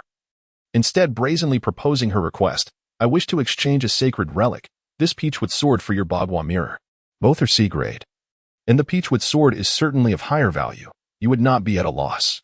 I possess 2 swords, which are inconvenient for use." Upon hearing this, Ding Shuo noted the woman and Amp, Apos, as calmness, her mind evidently consumed by survival. Just as he contemplated acquiescing to her request, Ya and Amp, Apos, interjected with a significant question, "Why not eliminate her? The items would then all belong to you. What are you contemplating?" Ding Shuo was about to launch into a discourse on morality and legality when he found it absurd. This was no longer Huaxia. Lin Qing had just slain her own senior. In this world of slaughter, advocating morality seemed utterly ludicrous. Ding Shuo turned to Lin Qing, who was now visibly anxious, retreating her body in fear that the pair might turn against her.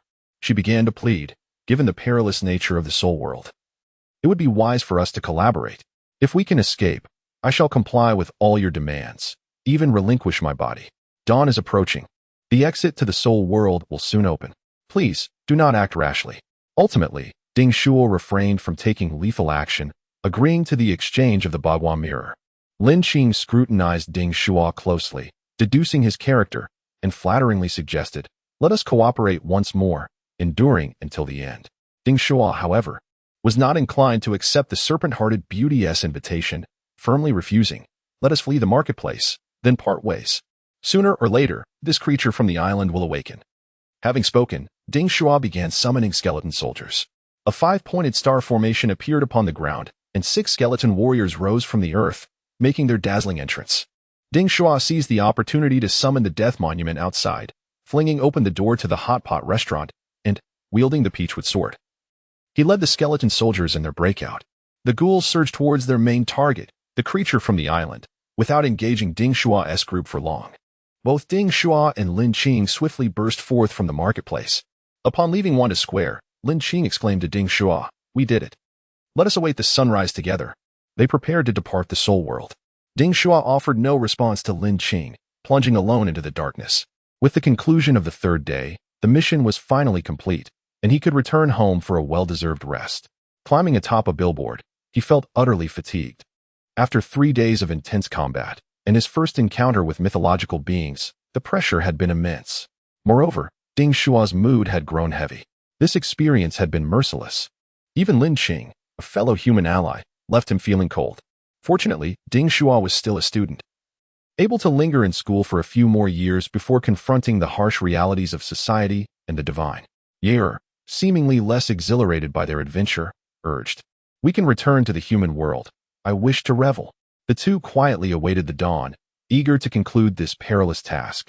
However, an unexpected occurrence transpired.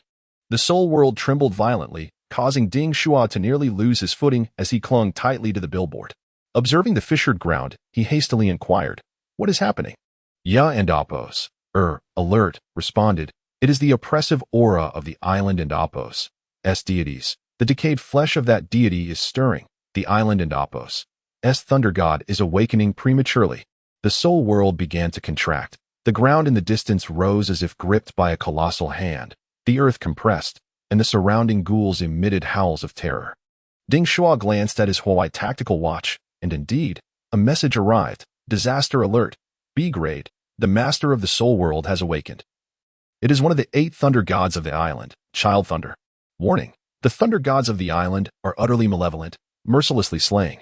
Child Thunder is reputed as the left hand of the divine. born from the decaying left hand of the mother goddess, Izanami. The so-called 8 thunders are as follows. The first is great thunder. Upon the chest is fire thunder. In the belly is earth thunder. On the back is child thunder. Upon the rear is black thunder. In the hands is mountain thunder. Upon the feet is wild thunder. And in the shadow is crack thunder. Ding Shuo was aghast. The deity truly had awakened. He urgently queried Yer, will this deity interfere with the dimensional rift? Can we still escape? Yug assured him, do not worry. He cannot breach the dimensional rift. You can exit. Just keep one thing in mind. Do not provoke the deity. His current strength is at least 5 awakenings. Avoid any actions that might attract his attention. Your life depends on it. Ding Shuo recognized the gravity of the situation and, with Yer, climbed a large tree, responding, indeed, the circle has tightened. This thunder god seeks to capture those who enter the soul world as awakened beings. I suspect someone has angered him. Otherwise, he would not awaken prematurely. Let us remain still in the tree, evading the deity and amp, Apos, gaze. He pondered aloud. Could it be that we wounded the creature? Is it a symbiotic brother of his? Ya speculated. That is unlikely. That repulsive thing is merely a pet at best. Ding Shuo entered a state of invisibility, crouching in the tree, awaiting the dawn. Before long, a familiar figure sprinted towards him. It was Lin Qing, whom they had just parted from. She wielded the Bagua mirror like a flashlight and suddenly sensed the presence of the peachwood sword. She dashed to the base of the tree, calling out to Ding Shuo, Tang Miao, save me. Senior Zheng Ying has risen from the dead and is pursuing me. Ding Shuo perceived her as a source of trouble and flatly rejected her. Leave. Ya and amp, Apos, her sensed the commotion in the distance and warned Ding Shuo that Zheng Ying has transformed. He has become a second awakening ghoul. It seems this thunder god has awakened the creature, breaking my illusion. He is approaching. Taking a deep breath, Lin Qing swiftly took to her heels, her mind racing with the thought. That physically formidable ghoul is unmatched in speed. However, if someone could distract the ghoul, she might have the opportunity to flee. Casting a cold glance at Ding Shuo perched upon the tree, she exclaimed with fervor, wretched man, should you refuse to assist me, then may you meet your demise. Chapter 29. The Little Key of King Solomon. Ding Shuo gazed at the summoned ghoul, aware of his own strength to engage in combat, yet hesitant to act recklessly. He turned to Yer and inquired, I dare not strike, fearing the attention of the thunder god from the island. Can you handle this? Yer blinked playfully and, with a hint of pride, responded, as long as it is a man, my second awakening skill will suffice. Just as the awakened ghoul approached the base of the tree, Yer leapt down.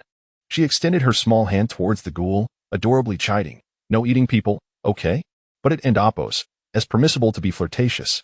The succubus activated her second awakening skill, flirtatious. Zheng Ying, the senior brother, had his face contorted, his muscles and bones grotesquely mutated, losing all semblance of humanity.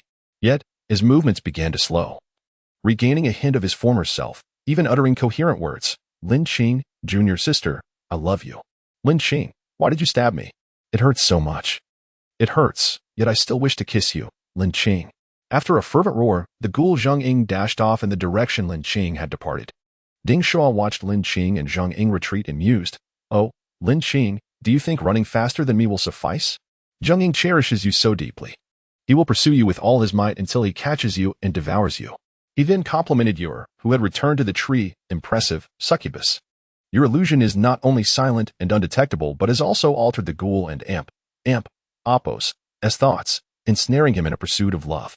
Ya and amp, Apos, reveled in Ding Shuo and amp, Apos, as admiration, boasting. Of course, an illusion is a form of mental attack. It and amp, Apos, a piece of cake to brainwash such a foolish creature. Moreover, Zheng Ying genuinely likes Lin Qing. Even his mutated brain yearns for her. You know, he has even devised a plan for seduction. First, he would tune the melody, then caress her feet, and finally, Ding Shuo abruptly interrupted. Stop. That's enough. We must not cross that line. You're not reading others' thoughts, are you? That's too invasive. There's no privacy left. You wouldn't be eavesdropping on my thoughts, would you? Ya and amp, Apos, smirked, leaning closer, and threatened. I could, you know. Whenever you indulge in such thoughts, I can control your emotions and desires. Ding Shuo imagined the awkwardness of it all. Henceforth, he resolved to keep the succubus confined within the Book of the Undead whenever he harbored wicked thoughts, lest he unwittingly broadcast his musings to her. He crouched behind the tree again, entering a state of concealment. As time seemed to slow, awaiting the opening of the dimensional rift. Suddenly, the sound of a car engine broke the silence. Ding Shuo was greeted by a second visitor. The roar belonged to a Mazda. The campus beauty had arrived. Indeed. As he turned to the source of the sound, he spotted Savannah's red car. Perfect. It would be advantageous to team up. Strength lies in numbers. Ding Shuo poked his head out from the tree and called, I and Appos. M here, experienced driver. Take me along. However, upon spotting Ding Shuo, Savannah abruptly swerved the steering wheel, causing the car to veer away from his position. Ding Shuo leaped down from the tree, watching the departing beauty, bewildered, his eyes wide, shouting, I didn't get in the car. I didn't get in. The succubus burst into laughter, mocking him with an online saying, ha ha ha. The love-struck fool meets a bitter end. She wouldn't even take you along in her flight for survival. There are numerous beasts pursuing us. We must flee. I am the woman who stands by your side. Ding Shuo hastily mounted the bicycle he had prepared and began to pedal away. After a while, a smile spread across his face. The retreating campus beauty had returned in her car. Surely, she couldn't end Appos, bear to leave him behind and had come back for him. I forgive you, he thought. Stopping his bicycle, he noticed Savannah and Appos' red Mazda approaching without slowing down, which struck him as odd. Is she not here to pick me up? Why is she driving back? Is she courting death? Ding Shuo, with his clairvoyant eyes, clearly perceived the expression on Savannah and Appos' face, a look of resignation to death. In a moment of desperation, he leaped towards the car, landing with a thud atop the vehicle. Savannah rolled down the window and shouted at the roof, Get down. I'm going to die. Ding Shuo found her words utterly incomprehensible. Are you insane? Why would you choose death? Savannah, now devoid of her previous panic, calmly replied while adjusting the windshield wipers, This time, I am doomed. Do not follow me. The thunder god from the island will not spare me. Ding Shuo pressed her. Is it because of that little key? Savannah and Appos' pupils widened as she seemingly grasped the situation. Turning to him, So you know that King Solomon's little key is with me. No wonder you were able to defeat that powerful succubus. Ding Shuo finally understood. How could a mere first awakening human provoke the wrath of an island deity? It was, after all, a treasure of the Western gods. He continued. You should simply hide that little key. I observe that your body does not seem marked. Finally, Savannah opened the car door and revealed the truth. I used King Solomon and Appos' little key to absorb the Thunder God's power from the Soul Society. The key is on the verge of activation. The spatial energies are in chaos, rendering it impossible to store in my spatial inventory. It must remain exposed. Ding Shuo, at a loss for words, retorted, You cannot possibly be reluctant to part with the treasure. Just discard it. What use is a treasure compared to your life? Savannah shook her head, her gaze resolute. Though I have yet to master this key, it is undoubtedly meant for summoning demons. Should this island deity wield it, he will inevitably summon a rift that transcends the Soul Society, a calamity for humanity. I have resolved to use King Solomon and Appos' key to seize the opportunity to severely injure this island thunder god.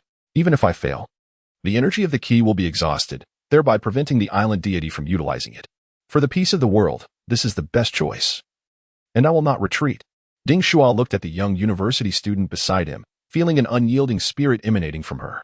She was still a student, yet she was willing to sacrifice her life.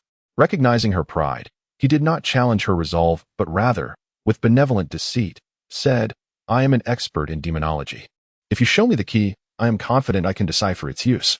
Upon hearing this, Savannah hesitated for a second before her right hand slipped into her neckline. She caressed her ample bosom and retrieved King Solomon and Appos' little key, handing it over to Ding Shuo. As he felt the warmth of the key, a flush of embarrassment washed over him, and he timidly asked, Why did you keep it there? Is it secure? Savannah responded coolly, It fits quite well. It's safe and convenient. How shall you proceed? Chapter 30. The fragrance of milk from the school bell. Ding Shuo promptly summoned assistance. And with a flash of the pentagram array, and Appos' appeared. What do you think? Do you recognize this key? And Appos' glanced at it and replied, This is an S-class relic. Every door it opens leads to hell. It is a relic of the space system, and now the power of space is in hell. With it, your summoning techniques will reach their zenith. However, Ding Shuo did not summon her for appraisal. He inquired again, How can I conceal it? I am being hunted. Yara gazed at him with her large eyes and replied nonchalantly, You could use the Book of the Undead's interior space, but it cannot withstand the relic's spatial power. It won't fit. You'll have to insert it into your own body. Ding Shuo was taken aback, incredulously asking, how can I fit it inside me? And what good would that do? Can it shield signals? Ya and Amp. Oppos. Explained, when it comes to the most wondrous and powerful treasures in the universe, the deities themselves top the list. No matter how formidable a relic is, it cannot compare to the essence of a deity. From my observations of your physique, your human form is quite unique and can accommodate this S-class relic. As for how to insert it, you can either swallow it or insert it from below. She then playfully gestured towards Ding Shuo's lower half, grinning. Do you want me to help? I can gently assist you. Ding Shuo tightened his grip and opted to use his mouth. He raised his head and swallowed the small key. The school belle, who was driving, was left dumbfounded and urgently asked, what are you doing? Are you out of your mind? Eating an S-class relic is tantamount to seeking death. Are you all right? Should I perform surgery to retrieve it? Ding Shuo felt the hard object in his throat, akin to swallowing a fishbone. After a cough, he replied, I'm fine. Although it's hard, there's a hint of a milky fragrance. Savannah, more serious now, questioned, but I haven't given birth. Where does the milk come from? Ding Shuo smacked his lips, reminiscing, it truly does have a milky scent. Savannah sensed around and nodded, saying, I can't detect the key S aura anymore. Could it be that you have a space within you? I've only heard of creatures like Taudai possessing such spaces. It's rare for a human to harbor a relic. Savannah executed a drift, steering the car in the opposite direction. Meanwhile, the murderous intent in the Soul Society dissipated, leaving the monsters in a state of confusion, gradually calming down. After a while, the ground ceased compressing, and the thunder god from the island fell back into slumber. Ding Shuo urged, let us hide and wait for the Soul Society to open. The two took refuge in a CAF on the 5th floor of an office building, observing the situation outside. A tactical watch alerted, at 9 in the morning, the entrance to the Soul Society will open. All awakened ones, be cautious of the dimensional rifts. They will remain open for 10 minutes. Indeed, at 9, the Soul Society appeared to be struck by a colossal axe, and rifts manifested in the sky. The rifts then began to unfold in the Soul Society, splitting the buildings in half. Savannah drove Ding Shuo to the nearest rift and Oppos' edge, declaring, the dimensional rift is open. Let us return. Ding Shuo gazed at the rift atop the building and asked, aren't you going to change locations? The car one team make it up. Are you willing to abandon it? Without hesitation, Savannah replied, I won't. It's just 200,000, a trifling amount. After exiting the car, they climbed to the 5th floor. Ding Shuo extended his hand. Savannah did not refuse. They clasped hands, preparing to leap down. Just then, a familiar female voice called out, help. Someone save me. Ding Shuo looked over to see Lin Qing, a preparatory student from Maoshan. Behind her lurked the second awakening ghoul, transformed from Zhengying. It was astonishing that she was still alive. The second awakening ghoul could not kill her. This defied logic. The physical prowess of the second awakening ghoul far surpassed that of a human, and it could easily catch up. Just as Lin Qing was about to be overtaken, she hiked up her skirt. The ghoul immediately morphed into a lecherous figure, unbuckling his pants while murmuring, Lin Qing, my goddess, I'm coming for you. Lin Qing seized the opportunity to flee. Heavens! This ghoul had been deceived by emotions, continuously removing his pants, only to put them back on. Lin Qing dashed up the stairs towards the 5th floor. However, the ghoul, now adjusting his pants, was faster, scaling the wall and charging upwards. Ding Shuo, unwilling to take the risk, urged, Savannah, let us go. Savannah looked at him incredulously. What? You're actually going to abandon her? Ding Shuo explained. She ISN and Amp. Oppos. Ta good woman. The corridor echoed with Lin Qing and Amp. Oppos. Cries. Tangyo, don't abandon me. I promise to fulfill all your wishes. Savannah frowned. Breaking free from Ding Shuo and Amp. Oppos. Grasp. Speculating. So you've been using a pseudonym to flirt. Arriving in this island and Amp. Oppos. Soul Society, you're still not behaving. It's no wonder you were entangled with the succubus from the Western Hell earlier. She then pulled out a star-shaped recurve bow and aimed it at the climbing ghoul. With a bang after the explosion, the ghoul was injured but still resolutely continued its ascent. It roared, sensing that this time it might never see Lin Qing again. Ding Shuo, with no other choice, drew the peachwood sword from Maoshan and thrust it at the ghoul. Upon being struck, the ghoul still would not relent. Clinging to the wall and hanging on the balcony, Lin Qing, who had ascended the stairs, no longer resembled the exquisite school belle. Her muscles began to twitch uncontrollably. The ghoul growled, Lin Qing. Lin Qing. Lin Qing spotted the ghoul dangling and shouted, kill him. Quickly, kill him. Realizing the two were slow to react, Lin Qing charged forward, brandishing her E-class copper coin sword and relentlessly struck at the ghoul's head.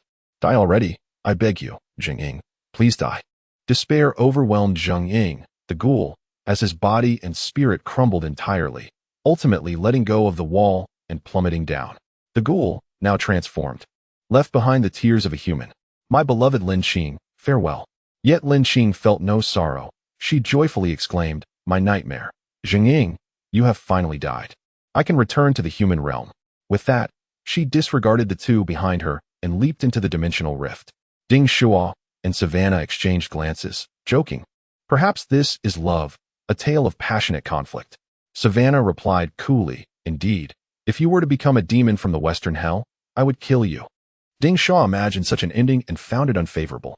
However, this time, Savannah extended her hand, a teasing glint in her eyes as she invited Ding Shuo. Shall we return home, hand in hand? Having been hurt in the past, Ding Shuo did not hesitate and accepted the beauty and Apos' invitation. They clasped hands once more and jumped into the dimensional rift. A powerful force drew them in, and amidst a swirl of light and shadow, they returned to Huaxia. This time, they landed smoothly, appearing hand in hand before the Oscar bar in Yangzhou, Huaxia. At this moment, a multitude of people had gathered at the scene. Representatives from various factions come to welcome the return of the adventurers. Another couple emerged. Ding Shuo and his companion immediately released their hands, surprised by the throng of onlookers. Were it not for the nation's mandate to keep the identities of the awakened concealed, there would surely be individuals snapping photographs to share online. Inevitably, the comments would be rife with scorn, showcasing affection, destined for demise. Ding Shuo's gaze fell upon the enchanting headmistress of Huang Palace University, the exquisite Liu, who was watching him intently, alongside his benefactor, the esteemed teacher Ao Bai. Before he could approach to engage in conversation, he was beset by a group of individuals. Clad in traditional Taoist garb, one of them spoke up, inquiring, where is our peachwood sword from Maoshan? We kindly request its return, young friend. Chapter 31. Departing from the Soul Society faced with the inquiries of the formidable Mo Mountain practitioner, Ding Shuo wore an expression of innocence, hands buried in his pockets. As he replied, what wooden sword? However, upon glancing towards the Mo Mountain Taoist, he beheld Lin Qing, who had already dissolved into tears. Lin Qing recounted the events that transpired in the Soul Society. Senior brother Zheng Ying fought valiantly against the ghouls to protect us, but ultimately succumbed to the monstrous creature from the island, the Great Maggot, and became a ghoul himself. Later, he was slain by this Tangyo, though it was in self-defense, as he turned his weapon against his own kind. That C-grade relic is still in his possession. As she spoke, she pointed her delicate finger at Ding Shuo. Ding Shuo thought to himself, this is a disaster. I've been unjustly accused. Should I retaliate? He reflected on the meager gains from this venture. He had slain 5 ghouls, only to have the ghostly imprint orb consumed by the succubus. He had collected the corpses of 20 ghouls, allowing him to forge 20 skeletal soldiers, while he personally acquired a C-grade wooden sword worth at least 1 billion. With money, he could procure resources to enhance his abilities. Now, surrounded by demands for his sword, he felt a profound sense of loss, regardless of the truth. As he felt the oppressive gaze of the Taoist, who was evidently exerting pressure and employing mental tactics to instill fear and compel confession, Ding Shuo feebly protested. I didn't do it. It wasn't me. Just as he was about to be subdued by the powerful figure, the principal of Huang Palace, Liu, approached, staunchly defending Ding Shuo. My student from Huang Palace is not subject to your Mo Mountain-esque judgment. Just because something is lost, you think you can coerce my student? The Taoist bowed respectfully, stating, this concerns a C-grade relic valued at billions. Mo Mountain cannot rival your Huang Palace in wealth. The significance of this wooden sword is paramount. I implore its return. The teachers from Mo Mountain also brought Lin Qing forward, who wailed, it was him. He is the one who killed senior brother Zheng Ying. He is a necromancer and can summon spirits. It must be in that necromantic tome. Just as Ding Shuo was preparing to confront Lin Qing with the support of the principal, the campus beauty, Savannah, suddenly interjected with startling clarity. It was Lin Qing who killed him, and the wooden sword is in Ding Shuo's possession. I witnessed it. I will testify. Enough with this unreasonable commotion. Ding Shuo was immediately at a loss for words. Huh? Are you not on my side? You could have kept quiet. Savannah shook her head defiantly. I will not allow deceit. The Taoist immediately inclined his head. I trust this young lady and Apos' words. Her aura radiates light. While this young man exudes a deep, shadowy energy that suggests he is not to be taken lightly. I cannot believe him. I kindly request that the young friend return the Mo Mountain wooden sword. As for the events in the Soul Society, I shall not press further. Ding Shuo glanced at the unreliable campus beauty, ultimately turning to the principal with pleading eyes. The principal shrugged her shoulders, indicating her inability to assist. The wooden sword was of exceptional quality and could enhance Mo Mountain spells. For the Taoists, it was akin to approaching B-grade artifacts. If he refused, he would inevitably become the target of relentless scrutiny and interrogation from Mo Mountain.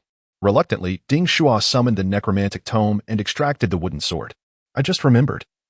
I did indeed find a wooden sword, initially intending to take it home as a decorative piece to commemorate this journey in the Soul Society. Is this it? The Taoist, being a man of principle, accepted the wooden sword with his left hand and produced a large gold bar from his sleeve with his right, presenting it to Ding Shuo with courtesy. I am truly grateful, young friend. The treasure of Mo Mountain has been recovered, and this small token of appreciation is for you. Ding Shuo accepted the gold bar, his eyes sparkling with delight. Wow. A 1 kilogram gold bar, worth 400,000. Thank you for the compliment, senior. It is our duty as young people to ensure that our treasures do not languish in the Soul Society of the island. In an instant, the rapport between the two parties grew harmonious. The principal gazed meaningfully at the necromantic tome in Ding Shuo's hands, revealing a look of pleasant surprise. This tome contained its own space and allowed for the storage and retrieval of items, at least D-grade in classification. To awaken such a companion relic of D-grade was unprecedented. Rumor had it that 5 years ago, the American prodigy, Michelle, known as the reincarnation of the Magic Emperor, had only secured an E-grade spellbook during her awakening. Ding Shuo was indeed her brother. This 2.5-year online romance was worth every moment, and he was not regretful for having deceived that innocent young man daily. Having settled his own affairs, Ding Shuo immediately inquired about his schoolmates. Teachers, have Lu Wei and Wang Kai emerged? I saw them inside. They are my friends. The teacher responsible for registering student information shook his head solemnly. Information regarding awakeners must remain confidential. However, it seems that those who have exited are all present. If you did not see them, they must still be inside. Ding Shuo understood the teacher and Appo's implication. If there were no issues, everyone would have rushed to the exit to leave the alternate dimension. Had they encountered danger? Concern gnawed at him. If they faced a second awakening creature, they would surely be overwhelmed. Can I go back in? My friends are still inside.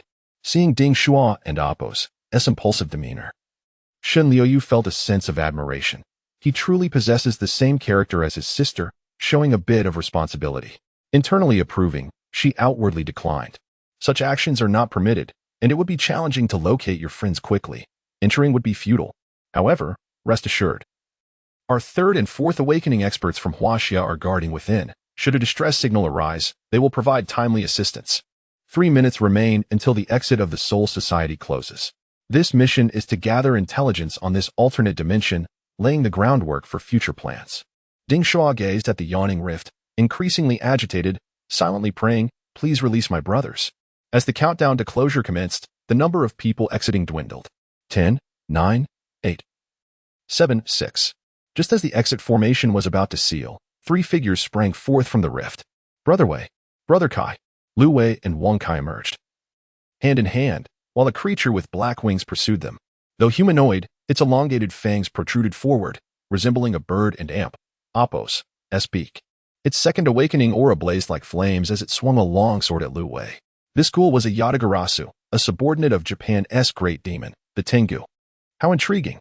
A Japanese monster presented at my doorstep, perfect for submission to the state. The research department relished dissecting mythical creatures.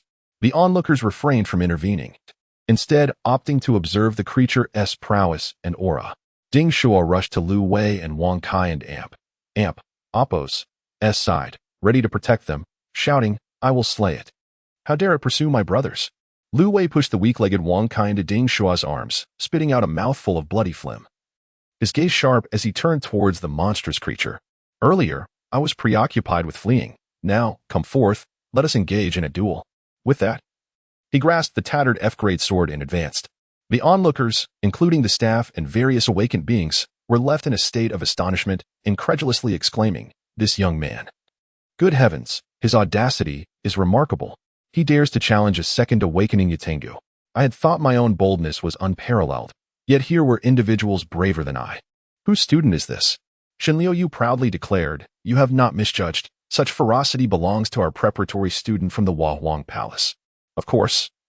Should any of you be interested, you may extend admission offers to our students." Chapter 32. The fearless way. Strong individuals from various schools and awakened organizations observed with great interest as a bold student confronted the peculiar Yatengu of the island nation. A fierce battle was imminent.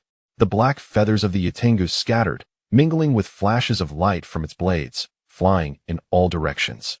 This technique was its second awakening skill, seventh wing dance. The sheer number of sword lights unleashed by the Yatengu was overwhelming. The student would surely be injured, if not killed. Damn it, what a pretentious brat, attempting a challenge beyond his level. He is going to be obliterated. Why are you staring at me? Grab some food. No. Wait, quick, save him. As the onlooking masters prepared to intervene, Lu Wei and Appo's skill activated, causing them to halt in astonishment. What the heck? This young man's swordsmanship is extraordinary. Lu Wei wielded his great sword, its intent surging forth, emitting a brilliant light that transformed into a colossal sword of light. This was no mere skill. It was an assault forged from pure sword intent. This was not simply holy sword judgment, but the might of the great sword itself. The onlookers were mesmerized, summoning a great sword, a radiant sword. Was this not the very skill they had dreamed of? Justice shall prevail. Break for me. With Lu Wei and Appo's fervent cry, the massive sword of light shattered the cloud of black feathers, the essence of Huaxia swordsmanship obliterating the island and Appo's techniques. A sword struck the Yatengu's knee, shattering its leg, which fell to the ground, subsequently restrained by Huaxia's might, destined to become a specimen in a laboratory. Lu Wei, supporting himself with one hand on the ground, bore wounds from the scattered sword energy, clearly exhausted from that last strike. Yet, a wild madness glimmered in his eyes as he murmured, "I did it. This is my first awakening skill, holy sword judgment." Ding Shuo helped him up. Witnessing the brilliance in his eyes, piercing like a blade, Ding Shuo recognized the transformation. Lu Wei had changed, experiencing a metamorphosis of both character and spirit. Curiosity piqued. He asked, "Wei Gu, you seem different." Lu Wei paused, then chuckled softly, "I have indeed changed. I feel stronger. However, no matter how much I change, I remain your brother." Wang Kai, embracing Lu Wei from behind, exclaimed, "Lu Wei, what a beast. One sword to shatter demons." He then recounted the events to Ding Shuo. During the upheaval in the Soul Society, the ground began to contract, awakening this Yatengu, which inexplicably pursued us. Initially, we had to rely on smoke bombs and flashbangs to escape. To our surprise, Wei grew fiercer with each battle, eventually matching the Yatengu evenly. Now, he has truly defeated it. At that moment, three individuals clad in elegant ancient attire approached, their movements graceful and light, resembling heroic figures. The lead male instructor politely addressed Lu Wei, "This handsome young man, I am Gunye from Shushan. You must be a new student. I see the sword intent radiating from you, a natural sword saint. I hereby invite you to join Shushan. Our academy is the holy land of Huaxia sword cultivation. Founded by Li Taibai, the foremost literary figure in Huaxia. To study swordsmanship, Shushan Sword Cultivation University is the place to be. I can guarantee your admission." Lu Wei nodded eagerly, brushing aside Gunye's hand. "I will definitely go." The dignified teacher turned out to be quite the salesman, his hands reddening from his enthusiastic pitch. Wang Kai, filled with excitement, urged Lu Wei, "Shushan Sword Cultivation University is a top-tier institution, hardly inferior to the Palace of the Goddess. Having a teacher guarantee your spot is incredible. You won't need to exert yourself. Just head to Shushan to learn swordsmanship. Plus, you should check out the Shushan beauties online. They are ethereal. The hottest beauties are from Shushan." Lu Wei shook his head, confidently replying, "There is no need to rush. I'll take the exam with you both. I have my own path in swordsmanship. I want to accompany you too." Ding Shuo, observing the camaraderie, cleared his throat. "Ahem. In public, let us refrain from such affectionate displays." The trio concluded their adventure and presented their mission report to the Huawei organization. Ding Shuo, you completed the 3-day defense task, earning 300,000. Additionally, you cleared 2 hazardous zones, earning 600,000. You retrieved 4 tactical watches, originally priced at 8,999. We'll buy them back at half price. Ding Shuo nodded, then stated, "Also, equip each of us with 10 grenades, 5 flashbangs, and 5 smoke bombs. I'll cover the cost for today's grenade package." Ding Shuo spent all the funds he had received. purchasing an F-grade Tang knife and the latest tactical watch from Huawei. Lu Wei and Wang Kai praised, "Boss, you're generous." They then settled their own rewards for the 3 days. The staff presented the sword from the Yatengu, inquiring of Lu Wei. Typically, the Yatengu belongs to the Huawei organization. However, since you single-handedly defeated it, this E-grade bone sword is your reward. The Yatengu has already been requisitioned by the state and cannot be taken back. This E-grade bone sword, being of ghostly attributes, had a valuation of 1 million. Would you prefer to take it or exchange it for cash? Ding Shuo, who had recently acquired a C-grade peachwood sword, felt envious. This 1 million was incredibly tempting, akin to obtaining top-tier equipment from a dungeon. Lu Wei, not preoccupied with monetary gain, accepted the bone sword, feeling its energy. An E-grade weapon could enhance spiritual power, surpassing F-grade. The great sword he had wielded earlier was now damaged beyond recognition due to the forced release of his first awakening skill. The bone sword exuded an enigmatic power, affecting the wielder's swordsmanship. It was even less practical than an F-grade weapon. No wonder it was priced at 1 million, the lowest for an E-grade relic. Yet, Lu Wei's competitive spirit surged as he sensed the chaotic power within the sword, declaring, "I'll take this sword. Additionally, provide each of us with 2 Desert Eagles and 100 rounds of ammunition per gun." Turning to Ding Shuo and Wang Kai, he added, "I only have enough to buy 2 guns for you." Wang Kai quickly replied, "I feel bad. I can't pitch in for gear." Lu Wei dismissed his concern, patting Wang Kai on the back. "No problem. Just treat us to a meal. I want the best. I want sea cucumber to replenish my strength. I want oysters for vitality. I want ivory clams to restore my form." Onlookers observed the exuberant university students indulging in such lavish feasts, shaking their heads in disbelief. However, many awakened individuals emerging from the Soul Society found resonance in their sentiments.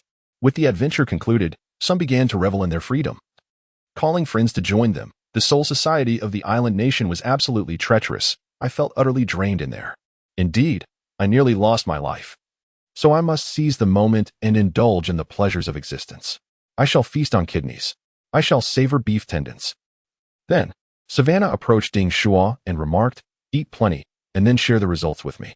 Ding Shuo was momentarily taken aback by her words, but soon acquiesced, saying, "Huh? Oh, certainly, I shall." The crowd erupted in astonishment. Share the results with me? What an unusual preference.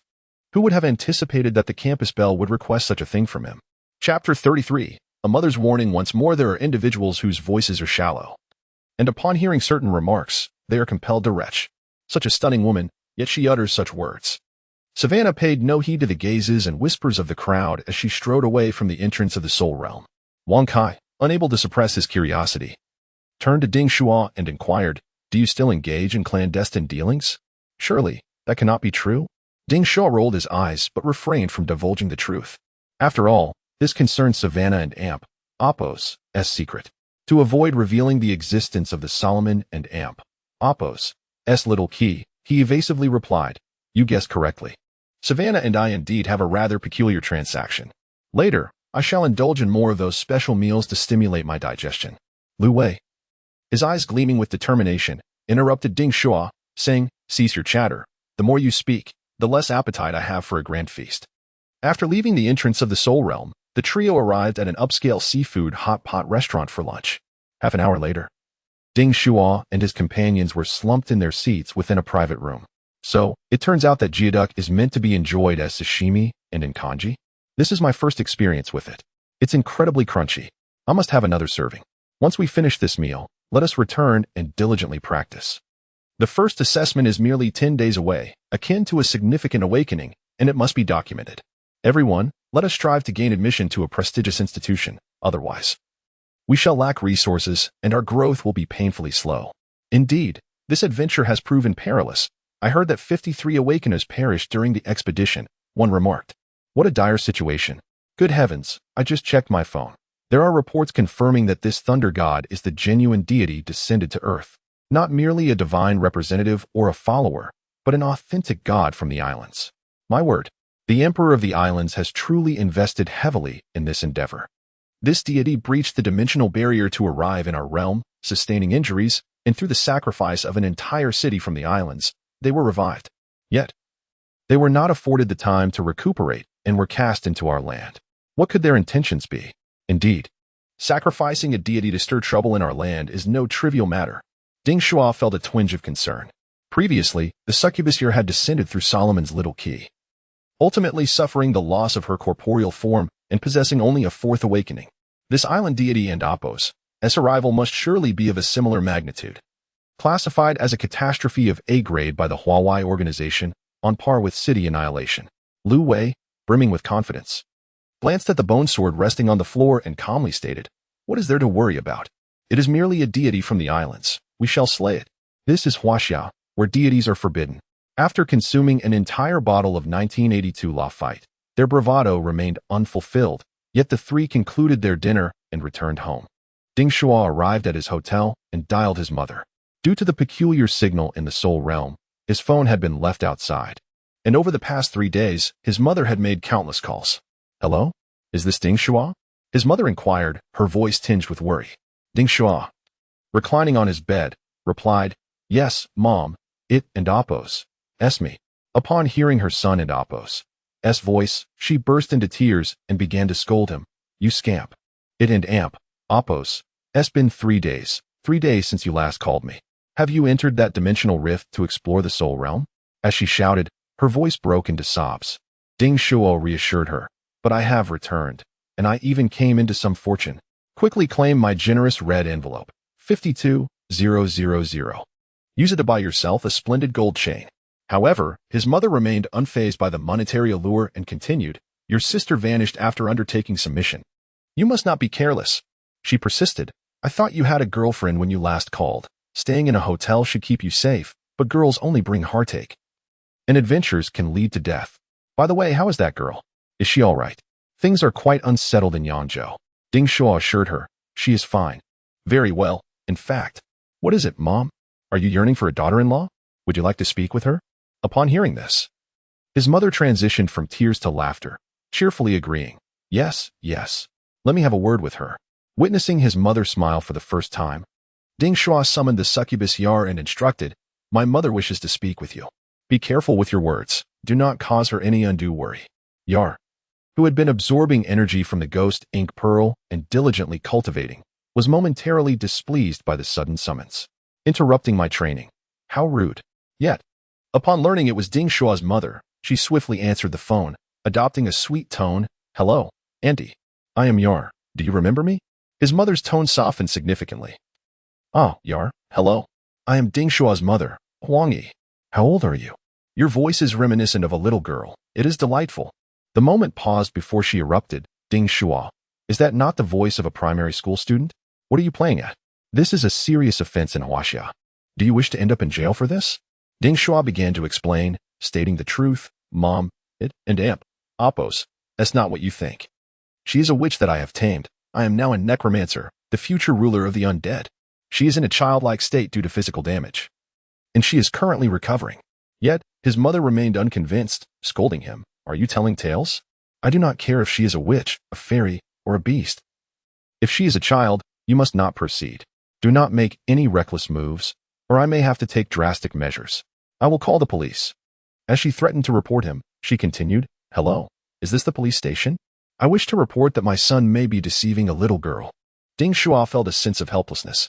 Although the populace had grown somewhat accustomed to the supernatural, such absurdities were still beyond their comprehension. After all, a demoness from hell and his ascendance to the status of a necromancer were rather extravagant claims. In the past year, the media had been ablaze with the most outrageous stories, particularly concerning 2 masters. Master Jin Zidon of Wing Chun, whose punch speed reached the speed of sound, claimed to deliver 300 punches in a second, asserting his technique was an S-grade awakening skill known as the Tianma Meteor Fist. This master ignited a global fervor for martial arts, declaring his rapid style as the ultimate form of boxing. Another master, known as Master Ma of the Hunyuan Xingyi Taiji sect, similarly exceeded human limits with punch speeds, delivering 5 strikes in a second. This led to questions. Isn't that inferior to the Tianma Meteor Fist? 5 strikes in a second? I can achieve that in a game. 5 strikes in a second is basic. Is it possible that even the elderly are now pretending to be awakeners? My reflexes are quick. I can manage 5 strikes in a second as well. The elderly figure in the video smirked disdainfully, adopted a horse stance, and proceeded to demonstrate a martial technique known as lightning 5 whiffs. as he flailed his arms. Bolts of lightning erupted around him, swirling in sync with his movements. The master softly declared, "Receive." Transform. The lightning swiftly took shape and was launched forth. The comments section exploded. I was ignorant before. I bow to the master. The master has awakened the attribute of lightning, seamlessly integrating it into his martial arts, eliminating the need for incantations like those of mages and directly executing techniques. This master has combined the principles of Hunyuan Taiji with the manipulation of lightning at his fingertips. This is a dual cultivation of magic and martial prowess. There are many masters online, yet none cultivate witches like Ding Shuo does. Only one, known as Little White Dragon in the Waves, claims to possess the secret arts of cultivation from China, practicing the yin-yang harmonization technique of the Huan sect. It is said that merely sharing a bed with him can awaken one's bloodline, enhance strength, and facilitate awakening. Even if awakening does not occur, one can still fortify their physique and achieve a better constitution. Ultimately, it was exposed that he is merely a lecherous old man, preying on women who have yet to awaken. How shall I explain this to my mother? Chapter 34. Did you manage it today? As Ding Shuo contemplated how to convey the truth to his mother, Yoer picked up her phone and commenced her deception. Her mature, sultry voice resonated. "Andy, I am a broadcasting student. Just now, it was I speaking to you in a lowly voice. Shuo and Appos, or was merely teasing you?" The voice on the other end fell silent. Clearly taken aback by you and Appos, s remarkable tone. After a moment, Huang Yi responded, "What a lively little girl. As a woman, your voice has sent shivers down my spine. It nearly captivated my soul. You are truly impressive, able to alter your voice so effortlessly. Is it through a voice changer?" With her petite hand gripping the phone, Ya and Appos, climbed onto the bed and formally engaged in conversation with Ding Shuo and Appos' mother. "Auntie, I possess a multitude of voices: lowly, Shota, girl, Shajo, mature, androgynous, motherly, soft, commanding, seductive, gentle, and even Yandra. I can do them all." Huang Yi exclaimed, "Wow, that's remarkable. How long have you been practicing?" Ya and Appos, brushed her small hand against her cheek, replying, "About 10 days. I learned from a short video blogger online." Huang Yi was overjoyed and shifted the conversation, inquiring, "So, what hobbies do you have? What are your plans for the future with my Shuo?" Without hesitation, Yura replied, "Of course, I will always be by his side, nurturing his growth and supervising his cultivation. First, we shall ascend to the pinnacle of the mortal realm, then traverse through hell, and ultimately master the multidimensional universe." Though Huang Yi did not fully grasp the latter part of the plan, she was thoroughly pleased with you and Appos' response and complimented her. "What a wonderful girl. Your dedication to my Shuo is commendable." Observing the rapport between his mother and the enchanting demon, Ding Shuo turned his attention to his own matters. First, he still had the little key of King Solomon lodged within him. Ding Shuo searched online to find out how long it typically takes for consumed items to exit the body. Generally, it would take 24 to 36 hours. He pondered whether this S-class relic would cause any harm to his insides. The only recourse was to consume more bananas and honey water to expedite his digestion. After a hearty meal, Ding Shuo retired to his bed to cultivate, beginning the practice of the great celestial immortal technique. After having been lazy for 4 days, the recent adventures had evidently taken a toll on his body, particularly with the incessant stimulation from the ghostly energies of the Shurhan realm, accelerating human evolution. It was no wonder that, despite the traditional cultivation methods employed by the Chinese, there was encouragement for awakeners to venture into other realms, enhancing their practical abilities while simultaneously stimulating evolutionary progress. After 3 days of rigorous training, Ding Shuo achieved a breakthrough to the first star. Opening the Book of the Undead, a tome of dark magic born in an era of technological advancement, he found it had become quite intelligent. His status was detailed as follows: Master, Ding Shuo. Age, 19 years. Cultivation level, Awakening 4 stars. Technique, Great Celestial Immortal Technique. Awakening Skill 1-1. Summoning, can summon the Book of the Undead, Death Tombstones, and Undead Creatures. 2. Solar Eclipse, releases yin and yang energies, causing explosive damage in the vicinity, forming black and white magic spheres. Relic 1. Death Tombstone, an unknown powerful tombstone that can suppress enemies with 1 awakening level higher. Its precise function is unclear. Internally, it contains a space of 1,000 square kilometers, already transformed into a realm for the undead, capable of storing undead beings. Relic 2, Book of the Undead, a vessel for the dark powers of necromancers, enabling the manipulation of forbidden spells. The host gains a 50 enhancement when casting spells, while necromantic spells receive a 100 enhancement, primarily reflected in casting speed. This book can evolve into an S-class relic. Relic 3, King Solomon and Apos, S little key, can breach dimensional barriers, summoning a portal connecting two worlds. In another realm, there exists a corresponding relic. Relic 4, Dragon King Golden Hairpin, an enigmatic item of mysterious origin with unspecified functions. Yet it harbors a vast amount of vitality and power. Ding Shuo glanced at the information, which was quite accurate. The only omissions were his 2 Desert Eagle handguns and 20 grenades, which were likely overlooked due to their classification as scientific weapons. His phone vibrated twice, and it was a message from the campus bell. A daily inquiry. Did you manage it today? Ding Shuo replied honestly, not yet, but rest assured. Once I retrieve that royal key, I will return it to you. I have no desire for such a treasure. Savannah responded, I mean no offense. I trust you. I was merely asking. Ding Shuo then inquired, have you eaten today? Savannah replied, yes, I have. Ding Shuo responded, Engaging in conversation with a girl proved to be rather dull. He found it preferable to focus on his cultivation. Women only served to hinder his training speed. After 2 weeks of intense practice, Ding Shuo was finally ready for the entrance examination. He advanced to Awakening 5 stars. Awakening 5 stars seemed to represent the standard level of an average student. He suspected Savannah was well ahead of him, undoubtedly progressing rapidly. Even Lu Wei and Zhu Tao were likely advancing quickly. Regrettably, the yin and yang energies were exceedingly difficult to cultivate.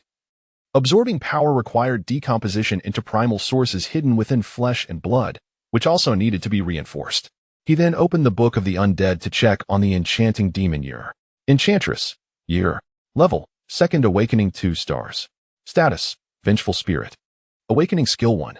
Ghostly Face Intimidation, a transformation technique that allows her to morph into other objects, simulating energies to deceive enemies, inducing fear and briefly controlling them. Awakening Skill 2. Seductive Illusion, a mirage that ensnares enemies, compelling them into a state of indulgent fantasy, causing physiological reactions. Ding Shuo nodded. 2nd Awakening 2 stars, quite impressive. It seems I shall rely on you for protection from here on out. Why have you reverted back? Ya and Apos, emerged, not in her little girl form, but rather as a spectral entity. With her hands on her hips, she declared, it is for your sake. If I appeared in my true form, your teacher would undoubtedly suspect something, given the strained relationship between the Western underworld and China. My powers manifesting as this ghostly form raises no suspicion. They cannot discern my true essence. Though my strength has been compressed to the 1st awakening, I can still utilize 2 skills. Ding Shuo nodded, realizing he could not overly rely on Ya and Apos, he could not summon her true form in times of trouble. If she were recognized as a demon and the gates of hell were to open, it would spell disaster. He would undoubtedly face dire consequences. Once more, he grasped the ghostly orb that was Yor and playfully pinched her face, relishing the delightful sensation. With a sigh, he remarked, it seems the practical test tomorrow will depend on the skeleton soldiers. After all, my dual professions are both magic-oriented, unlike Master Ma Baohua, who excels in both martial and magical arts. Yar, hearing this, retorted, come now, you can't blame the awakening profession for that. Your Chinese awakening has significantly enhanced your physical capabilities, twice that of an average awakener. I see you as a versatile talent. To become a warrior, one must endure rigorous physical training and refine martial skills. Merely swinging a sword 10,000 times is but the beginning. Surely, one does not expect to attain the prowess of an invincible warrior by practicing in bed. Ding Shuo, reluctant to engage in conversation, concluded that it was too late to learn martial arts and decided to focus on rigorous training after entering university. Consequently, he began to explore the summoning of skeletal warriors. However, summoning skeletal warriors proved to be a complicated endeavor. As necromantic entities reside within the confines of a death monument, the monument must be present to utilize summoning spells. During a prior encounter with the flesh and blood god of the island nation, Ding Shuo lost his death monument, thereby rendering him unable to summon skeletal warriors. Moreover, if the death monument has already been summoned, the necromantic beings must emerge from beneath the monument. Direct summoning via pentagram is no longer feasible. In the absence of a summoned death monument, Ding Shuo could summon skeletal warriors in the same manner as a typical necromancer, selecting a location for the summoning. He resolved to inquire with his peers about their methods of nurturing necromantic entities. Did they possess treasures that contained spaces for housing such beings, or could they summon them directly from alternate dimensions? After a brief communication with the Death Monument, he acquired internal information. Unit Type 1, Skeleton Warrior. 1010, units yet to be unlocked. Unit Type 2, Skeleton Swordsman.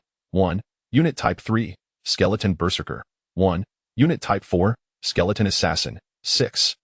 Currently, there are 6 ghouls in the space, which can be refined into additional skeleton warriors. Upon reviewing this information, Ding Shuo felt satisfied with 10 skeleton warriors. Surely they would triumph in any confrontation. That evening, Ding Shuo lay in bed with the succubus Yar, both engrossed in their phones. The campus bell had not sent a message, causing him to ponder, did I reach out today? Previously, he would chat with her daily. And suddenly not doing so felt oddly unsettling, even inducing a slight melancholy. It was as if he were ensnared by emotional manipulation. Women truly possess a perplexing charm, captivating one without warning, leaving one yearning for what remains unattainable. With no message forthcoming, Ding Shuo retired early, comforted by the knowledge that he would see the campus bell the following day. Chapter 35, Scenic Views from the Second Floor, Fire Phoenix Yuji the following morning. The entrance of Nuwa Palace bustled with activity as students from Yangzhou returned to school. As soon as Ding Shuo appeared, he became the center of attention. Look over there. It and Amp, Oppos, Ding Shuo, the S-class talent. Back again. I wonder what level he has reached. I just broke through to 3 stars after a night and Amp, Oppos, S rest. Dawn and Amp, Oppos, T worry. He is probably busy with the campus beauty and has T been focused on his training, so he is not ahead of you. True. The mixed blood campus beauty is like an elf, a quintessential soft girl. Young boys and girls, having tasted forbidden fruit, are surely unable to resist. Training? Who cares? Ding Shuo paid no heed to their chatter, surprised to find himself the center of campus gossip. However, his reputation wasn't particularly favorable. He was seen as a lecher and a campus heartthrob. He took out his phone and glanced at his chat group titled A Loving Family. Kai Huang, Ding Shuo, we VE bought milk tea. Lu Wei Nyobai, location, 2nd floor of Xingji building, the best spot for viewing girls. The other party is stealing. Save me a good spot. I'll be there soon. Ascending to the 2nd floor, he indeed found 2 roommates enjoying the view, standing on the balcony, critiquing the female students below. That girl is beautiful, 6. 34 points. You better take a good look. We need to rank the top 10 beauties today and post it on the school forum. Yes, I want to establish a girl group in college, the Awakeners Girl Group. That would truly be a goddess squad, and I'll be the president. Ding Shuo overheard their conversation and chuckled. You two are quite bored, spending time scrutinizing the girls. Have you spotted anyone truly beautiful? Lu Wei retorted. The full-bellied know not the hunger of the empty. Unlike you, who has been off with the campus beauty for a week, we've been diligently training in the dormitory. How and Oppos, is your training going? Ding Shuo patted his chest. Don't talk nonsense. I'm still a virgin. My cultivation has indeed progressed. This past month was a beginner and Oppos' welfare period, and I've made rapid strides. I'm at the 5th level of Qi refinement, which is equivalent to 5 stars now. Wang Kai immediately interjected. You still claim not to be with the campus beauty? I, with my C-class talent, am already at 6 stars. Lu Wei had already reached 10 stars. Ding Shuo felt overwhelmed. No way, you two are so fast. Lu Wei, you're incredible. I'm confident that in another month, I'll be ready for my 2nd awakening. Right now, it's just like the primordial era. Cultivating Qi is as easy as drinking water. Research indicates that primordial beings are born with 5 awakenings and are at the integration realm. Ding Shuo contemplated his own cultivation state. Perhaps the absorption of spiritual energy into yin and yang qi had delayed the purification process. Moreover, the yin and yang qi suffusing his physical body had contributed to his body refinement. Consequently, he found himself lagging behind his peers, with his cultivation speed too slow. Wang Kai then asked, Ding Shuo, will you stay at Nuwa Palace? My awakened shrimp soldier is a demon, a specialty of Nuwa Palace. All the demon materials and treasures discovered in Huaxia will be transported here, facilitating my training. Ding Shuo nodded. I initially thought I had an affinity with animals, as they flocked to me, especially stray dogs. I didn't expect to awaken as a necromancer. I suppose I can be considered a summoner. The identity of this ancient deity of Huaxia is still a mystery to me. I plan to stay, utilizing the corpses of demon beasts at Nuwa Palace to forge powerful undead beings. Besides, I've awakened horns. Perhaps I even have dragon blood or other demon beast bloodlines. thus qualifying as a demon cultivator. What about you, Lu Wei? Lu Wei replied, I've awakened as a sword immortal. I should go to Mount Shuo. Soon. We'll have to part ways. Ding Shuo, feeling disheartened, asked, Wait, didn't you say last time that you might not go to Mount Shuo? Why the sudden certainty? Lu Wei raised an eyebrow, grinning mischievously. I saw online that the girls there are ethereal and enchanting. Suddenly, he paused, pointing excitedly at a female student below. Look at that girl, Ding Shuo. Look at the one with red hair. Ding Shuo glanced over. The girl indeed stood out, her fiery red locks dancing in the wind. Clad in a long red ancient robe, she resembled a regal queen, exuding an air of authority.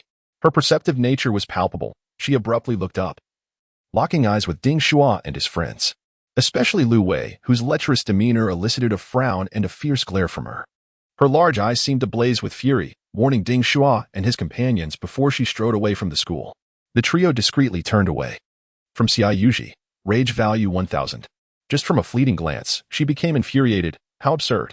It was the first time Ding Shuo had witnessed a rage value exceed 1000 over such a trivial matter. What an imposing presence. This woman possesses an extraordinary aura. Ding Shuo remarked. Lu Wei laughed. You didn't know that? It's a shame you call yourself a campus heartthrob. She was last year's campus beauty, Xia Yuji. The only S-class awakened student accepted by Nuwa Palace, who awakened as a fire phoenix. This was Ding Shuo's first encounter with her, and recalling the earlier moment, he felt a strange sense of submission as she gazed imperiously at him, causing his heart to race uncontrollably. Oh no, I thought it was a feeling of infatuation. But it was merely her imposing presence and bloodline that intimidated me, he muttered. No wonder she looks so regal. She truly is a little phoenix. Lu Wei draped an arm around Ding Shuo and Amp, Oppo's, S shoulder, teasing, what is this? This ancient beauty doesn't and Amp, Oppo's, T appeal to you? While foreign girls may be fair-skinned, beautiful, and tall with golden hair and blue eyes, this regal essence of a Huaxia queen is indeed a rarity. Ding Shuo, do you not fancy her? Ding Shuo looked at Lu Wei, the seasoned flirt, with an innocent expression. I do find her attractive, but what connection do we share? We likely have no intersection in our lives. Besides, I sense her temperament is quite fierce. She is not one to be trifled with. If we provoke her, it could end badly for us. So please, do be cautious. Some people are prone to anger and should not be trifled with. Just as Ding Shuo explained. The Book of the Undead reacted once more. Alert! Detected one of the 7 deadly sins, the candidate for wrath, Xia Yuji. You may enslave her to unlock the cultivation of the second ultimate demon. Ah, this cursed and sinister profession demands I enslave a human. Must I truly proceed in such a manner? However, cultivating a hell lord from the bloodline of a Huaxia deity feels somewhat inappropriate. Moreover, if she discovers I intend to contract with her volatile temper, she would undoubtedly kill me instantly. Lu Wei observed Ding Shuo, who appeared stunned mid-sentence, and patted his back, encouraging, don't worry, you have dragon horns. Associating with her could be a fitting match. Besides, the Phoenix clan isn't as wild as the Dragon clan. They value rebirth and gradual growth, so she may not even be your match. Thus, if you manage to conquer everything, including the campus beauty from the previous year, you shall become the legend of the Huang Palace. Haha, this would solidify your identity as the campus beauty slayer. Even the senior beauty is not spared. Just as Lu Wei was lost in his grandiose fantasies, 2 ominous presences suddenly locked onto him. Ding Shuo glanced down from the 2nd floor. Savannah and Oppos, S rage points 111, Zhu Tao and Oppos, S rage points 222, Savannah and Zhu Tao stood below, their faces clouded with anger. Savannah's golden gaze fixated on Ding Shuo, wanting to exchange a few words, yet she found herself at a loss for how to begin. Ultimately, it came down to the same question. Did you pull today? Ding Shuo shook his head. Zhu Tao, already seething with rage, approached Savannah and remarked, Savannah, do not pay attention to such individuals. They are simply insane. Watch how I deal with them. He then shouted at Ding Shuo from the 2nd floor, Ding Shuo, have some shame. Peeping at female classmates and speaking oddly to Savannah. If you have the guts, come down for a one-on-one fight. Let's settle this. Ding Shuo scoffed, delivering a clear retort. I'll fight your mother. Chapter 36. After several days apart, the atmosphere was charged with tension, and in the midst of it all, Zhu Tao found himself utterly bewildered by Ding Shuo's audacity. In the presence of an audience, he brazenly disregarded any semblance of decorum. Especially in a venerable institution surrounded by faculty and students, with the admired school bell nearby. Little did Zhu Tao realize that Ding Shuo viewed him merely as a vessel for negative energy. Zhu Tao, seething with rage, stammered, You and Oppos, recording death. He charged up the stairs, intent on confronting them. Meanwhile, Ding Shuo and his companions, with an air of mischief, nimbly leaped from the corridor railing and bolted towards the school south altar square. Zhu Tao, stationed on the second floor, watched their retreating figures. Feeling abandoned even by the school belle, who seemed indifferent to his plight, his fury surged uncontrollably as he gritted his teeth and muttered, I will surely make you pay. Ding Shuo and his group had already arrived at the altar square when Lu Wei cautioned him. Why provoke Zhu Tao? It serves no purpose and brings a plethora of trouble. Such affluent and powerful individuals are not to be trifled with. Their means of retaliation are boundless. Ding Shuo refrained from disclosing his intent to gather negative energy, fearing it might brand him as a malevolent practitioner. Nevertheless, he perceived negative emotions as a vital elixir for his undead creations. Even the summoning of skeleton soldiers demanded such energy. Thus, he decided to bide his time until the school meeting convened, asserting, I simply cannot tolerate his arrogance. Lu Wei gave a thumbs up, remarking, as expected of you. Living life with such carefree audacity. How could I bow to the powerful and wear a smile? Shortly thereafter, the instructor responsible for organizing the newcomers arrived, Teacher Ao Bai. Students, he announced, I will be presiding over today's assessment. Due to the sudden anomalies in the soul realm, other teachers have been dispatched on missions, thus simplifying this test to focus solely on cultivation levels, while the combat evaluations will transition to informal sparring. I trust that after a restful night, your cultivation has surged, and any previous accumulations have been exhausted. We are commencing the monthly distribution of spirit stones. Representative of your cultivation levels, 1 star equates to 1 spirit stone. Please proceed to register your cultivation levels. After receiving your spirit stones, you may engage with teachers for insights or spar with classmates to enhance your skills. The students below began to buzz with excitement at the prospect of wealth. 1 spirit stone is worth 10,000. I never imagined at my young age I would earn over 10,000 monthly. What a promising future. Indeed, I am now at 4 stars after a good night's sleep. That and Oppos, as 40,000 a month. The spirit stones could be employed to expedite cultivation or swiftly restore spiritual energy in times of peril, so they were advised against frivolous spending. Teacher Ao Bai observed the students and Amp, Oppos, lively chatter regarding finances, the atmosphere now invigorated. At 18, these youths had previously relied on their parents, but now they were receiving their own wages, undoubtedly a source of joy. The testing would commence with a registration of their cultivation progress, followed by the distribution of spirit stones. A crystal ball, developed in China, would be used for testing. Upon infusing it with spiritual energy, it would reveal 1 end Oppos, as cultivation level and spiritual attributes. First up, Savannah. Teacher Ao Bai called. Savannah, standing out like a crane among chickens, lightly touched the ground. Ascending gracefully to the high platform, she placed her palm on the crystal ball, channeling her spiritual energy into it. The crystal ball, roughly the size of a basketball, emitted a brilliant green light, clearly visible even under the sun. Teacher Ao Bai praised 9 stars in cultivation, would attribute purity at 30. Next, Ding Shuo. The students gasped in astonishment at Savannah's rapid advancement and high purity, nearly flawless.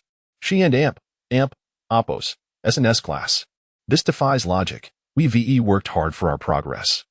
While she seems to be on an effortless ascent, Ding Shuo must also be S-class. He is equally impressive. As the crowd shifted their attention from the stunning school belle to Ding Shuo, curiosity filled the air regarding his test. Ding Shuo felt the weight of pressure but could only resign himself to the moment as he approached the altar, placing his palm against the crystal ball and channeling his energy. Within the transparent sphere, black and white energies spiraled rapidly before descending into chaos. Teacher Ao Bai was taken aback. 5 stars in cultivation, with a highly mixed energy attribute and negligible purity. Ding Shuo, weren't you supposed to be of the dark attribute? Why is there no clear attribute? Ding Shuo explained, I possess a bit of every attribute. I'm not limited to a single one. Zhu Tao in the audience erupted with laughter, bouncing with excitement as he pointed and derisively exclaimed, Well, isn't this the illustrious S-class Ding Shuo? After days apart, you and Oppos, VE fallen so far behind. You're nothing but trash. Your true colors are finally revealed. The other students were equally amused, an S-class who isn't progressing as fast as I am. This is hilarious. Ding Shuo's lack of a clear energy attribute suggested that while his cultivation might be adequate, his combat prowess as a necromancer would undoubtedly be lacking, with minimal enhancements from dark attributes.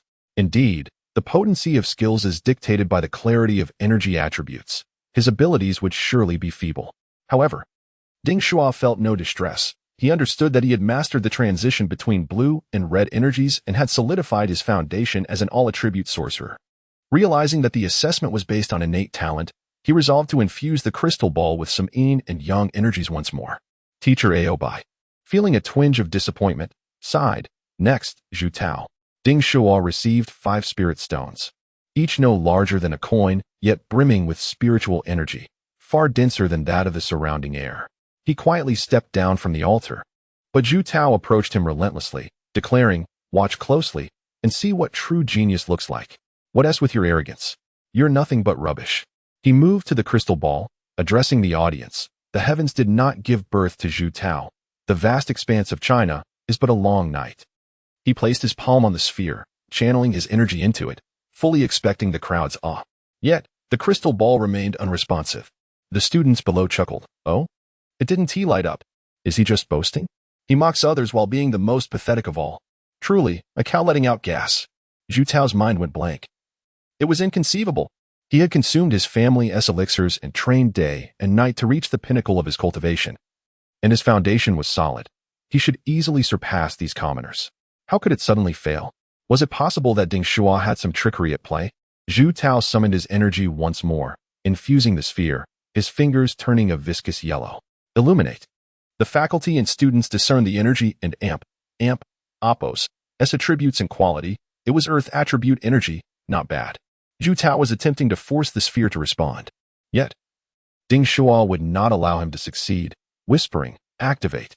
In an instant, the interior of the crystal orb transformed into a resplendent golden hue, as a fierce dust storm swirled within, emitting a brilliant radiance.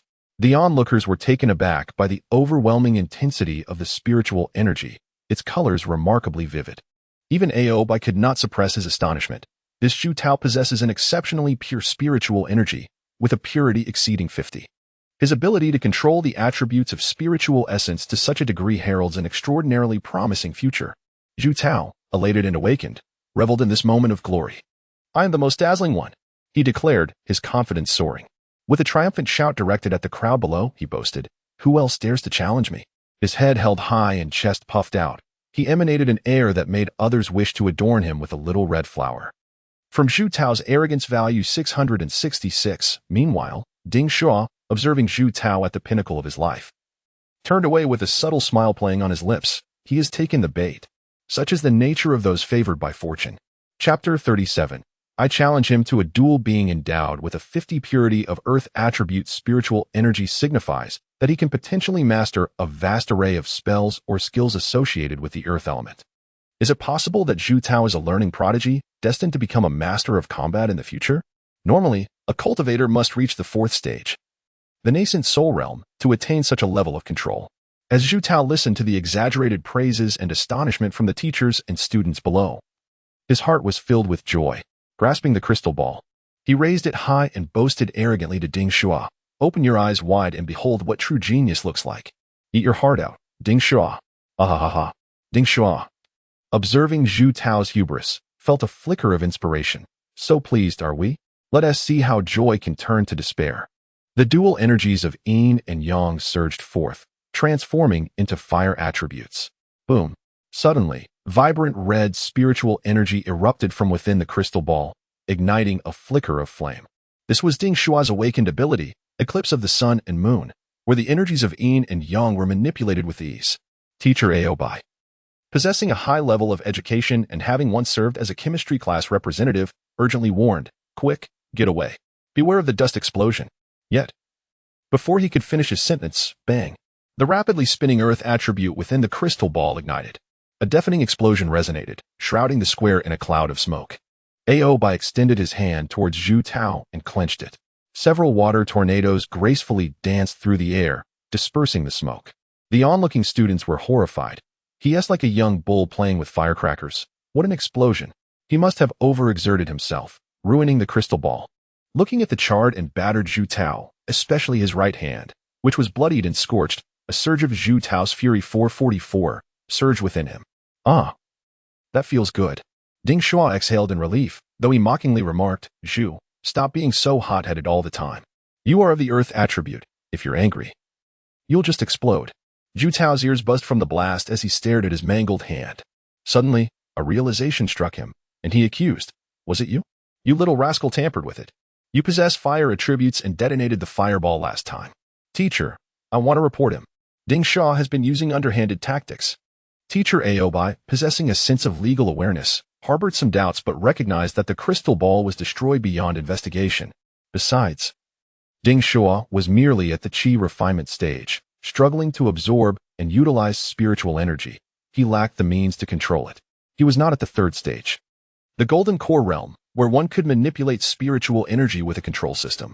Innocent until proven guilty. Thus, he replied, well, you broke it yourself, so don't blame others.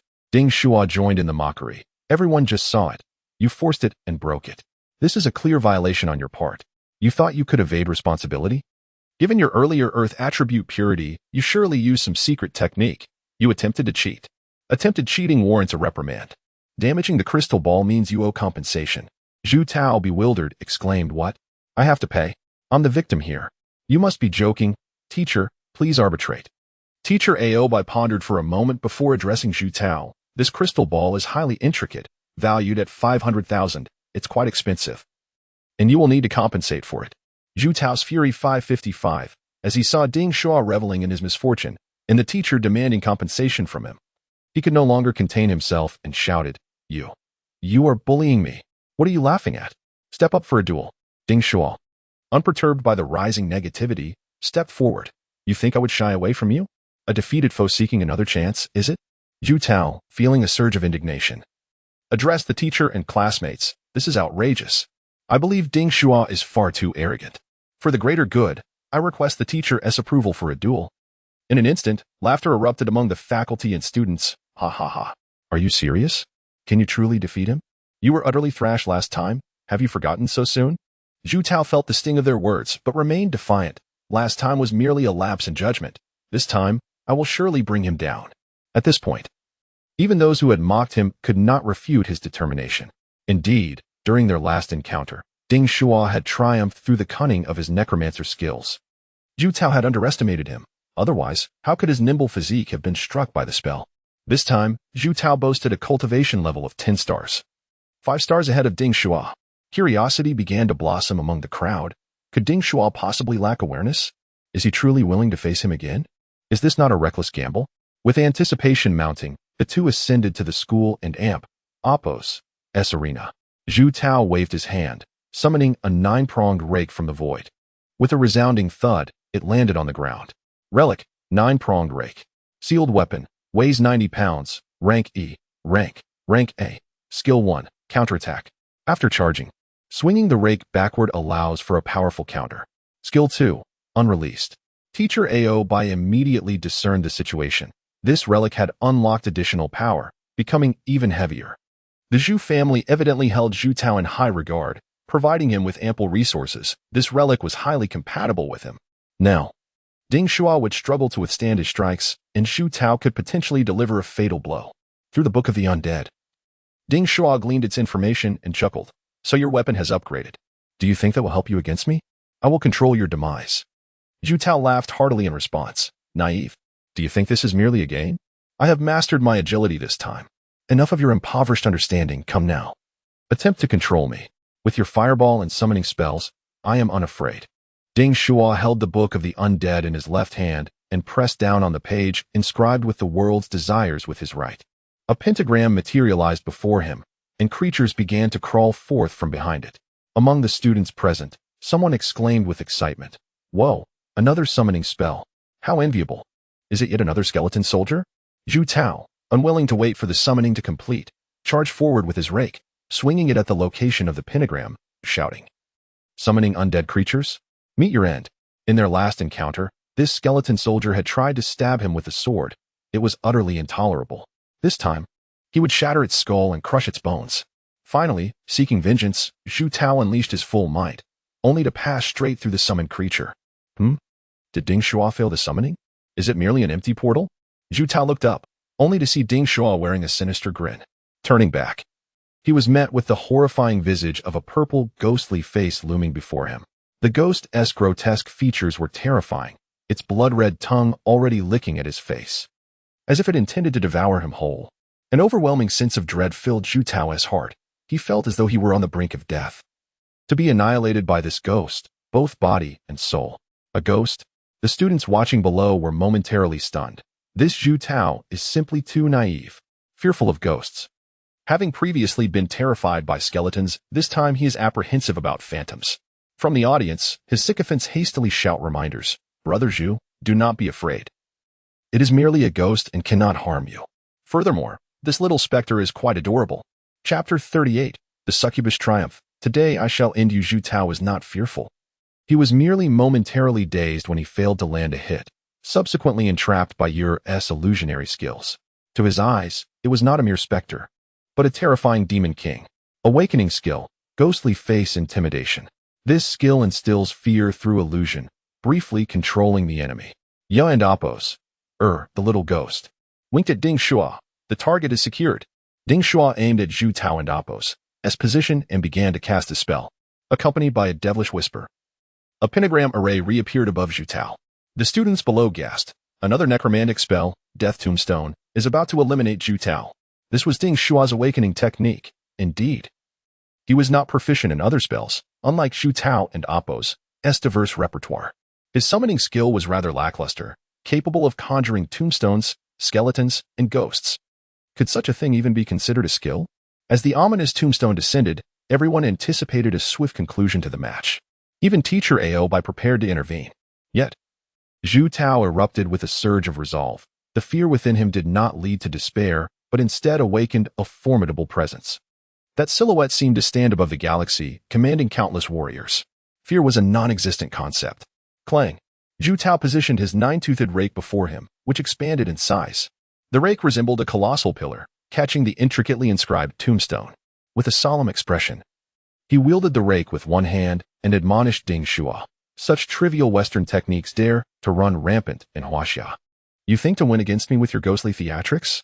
In that moment, he resembled a celestial being descended from the heavens, and the students below erupted in applause. Indeed, Huaxia's divine weapons are formidable. What arrogance from foreign practitioners! With strength that could move mountains and a spirit that overshadowed the world. He was undoubtedly the inheritor of the Marshal of Heaven and Appos' legacy, immeasurable in potential. He had gained the recognition of a holy relic. Oh, my heavens! Such an A-grade relic possesses sentience, and acknowledging a mortal is a rare occurrence. For a moment, even Ding Shuo felt a pang of shame.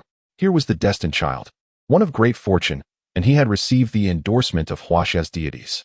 Meanwhile, he, as the representative of demons, toyed with the dead, lurking in the shadows to deploy necromantic skills. His most powerful move, the Death Tombstone, could not suppress Zhu Tao. He had already lost. Just as Ding Shuo began to lose hope, a melodic laughter from the succubus Yu and Appos rang out. Oh, this man is quite resilient indeed. He has not been frightened by my demon king and Appos' visage. It seems I have not fully unleashed my power, resulting in a diminished effect. Allow me to ascertain whether this man is truly as unyielding as he appears, daring to look down upon me, a Western demon. How naive. I shall test his mettle. With that, the succubus Yu twirled above Zhu Tao, conjuring a swirling vortex of purple-black energy. Zhu Tao remained steadfast, one hand gripping the rake and the other poised in defense. Yu extended her dainty hand, blowing a kiss in Zhu Tao's direction. She activated her second awakening skill, Seductive Allure. This skill ensnares the enemy, forcing them into a state of daydreaming, causing their hearts to flutter and their bodies to respond physiologically. The purple heart of Allure was shattered by Zhu Tao and Appos' palm, yet it still struck him. Zhu Tao hastily channeled his spiritual energy, confidently proclaiming, "With such petty tricks, you underestimate me. Observe as I dispel this malevolence." However, Zhu Tao's anger surged, and his spiritual force erupted, yet the succubus and Appos' purple aura did not dissipate. The purple heart slowly manifested above Zhu Tao and Appos' head, marking him. Ding Shuo, curious, looked on. He had previously fallen victim to this technique and felt a desire to compare. I wonder if Yu's skill will succeed. Will Zhu Tao fall under her spell? Suddenly, Zhu Tao's righteous demeanor shifted. His resolute gaze became blurred. The scene before him transformed from his rival Ding Shuo to his goddess, Savannah. Savannah swayed her body, golden hair flowing, and beckoned to Zhu Tao. Come, let us revel. After all, there is plenty of time upon hearing the invitation from the illusion. Zhu Tao relinquished his rake, displaying a lewd grin, pointed at Ding Shuo, and boldly declared, Savannah, today, I shall end you. With that, he began to unfasten his belt and lower his trousers. The audience was petrified. Male students thought to themselves, I can't believe he is saying this out loud. I wish I could, but I dare not. Female students blushed. This is quite vulgar and shocking. Savannah's expression soured, her inner thoughts mocking. Indeed, men are all the same. From Zhu Tao's lust value 888 lust value. Ah, is he truly about to end himself? Ding Shuo was filled with fear. This was the first time someone had leered at him so brazenly. Clearly, Zhu Tao had envisioned him as Savannah, and in a state of undress, no less. Ding Shuo barked, Don and Appos, T come any closer. If you dare, I and Appos, LL strike. Teacher, he has fallen under an illusion. Shouldn't you declare me the victor? I want and Appos, T resort to lethal measures. With that, he quickly retreated, attempting to evade the frenzied Zhu Tao. Teacher AO by sword onto the stage. His right arm clad in azure dragon claw armor, catching the death tombstone with one hand and discarding it aside. With a wave of his left hand, he delivered a resounding slap to Zhu Tao's face. Puff ensnared in the illusion, Zhu Tao's lewd remarks were abruptly silenced. Half unclothed, he collapsed onto the stage in an awkward position. Teacher Aobai announced, Ding Shuo wins. The match is concluded. Zhu Tao finally regained his senses. The haughty demeanor he had intended to maintain faltered as he stood, feeling a chill beneath him. He took a step forward, only to stumble once more. Teacher Aobai shouted, pull up your pants. In front of everyone, what kind of behavior is this, parading about like that? The male students erupted with laughter. Ha ha ha. Some even pulled out their phones to document the moment. Questions arose. Zhu Tao, who were you about to end? Savannah or Ding Shuo? Laughter filled the school's martial arts arena. Teacher Aobai, as a figure of authority, sought to restore order. All right, enough of the commotion. Ding Shuo's necromantic summons and ghostly illusions are indeed formidable. Students should cultivate their mental fortitude to prepare for future encounters with enemies who employ psychological attacks. Furthermore, it is imperative to enhance one's personal character, abstain from lust, haste, and anger. The Zhu family's 8 precepts are exemplary. First, abstain from killing. Second, from theft. Third, from lewdness. Fourth, from falsehood. Fifth, from intoxication. Sixth, from excessive adornment. Seventh, from sleeping on lavish beds. Eighth, from eating at inappropriate times. You must learn from the 8 precepts and strive to become exceptional awakened beings. Now we shall continue with the cultivation assessment. Please welcome Lu Wei, who also possesses A-grade talent. Lu Wei confidently approached, high-fiving Ding Shuo, proclaiming, wait and see, I shall put on a show. With that, he approached Teacher Aobai, lifting a pristine crystal ball in his hand. As he infused it with spiritual energy, the power surged within, causing the crystal ball to glow brightly once more, radiating a dazzling white light akin to Zhu Tao and Appos. Teacher Aobai exclaimed, awakening level 10 star, spiritual attributes unknown, yet incredibly sharp. This is sword intent. My heavens. The other students stood in stunned silence, for what unfolded before them was the manifestation of sword intent, a phenomenon only accessible to sword cultivators who had undergone 5 awakenings.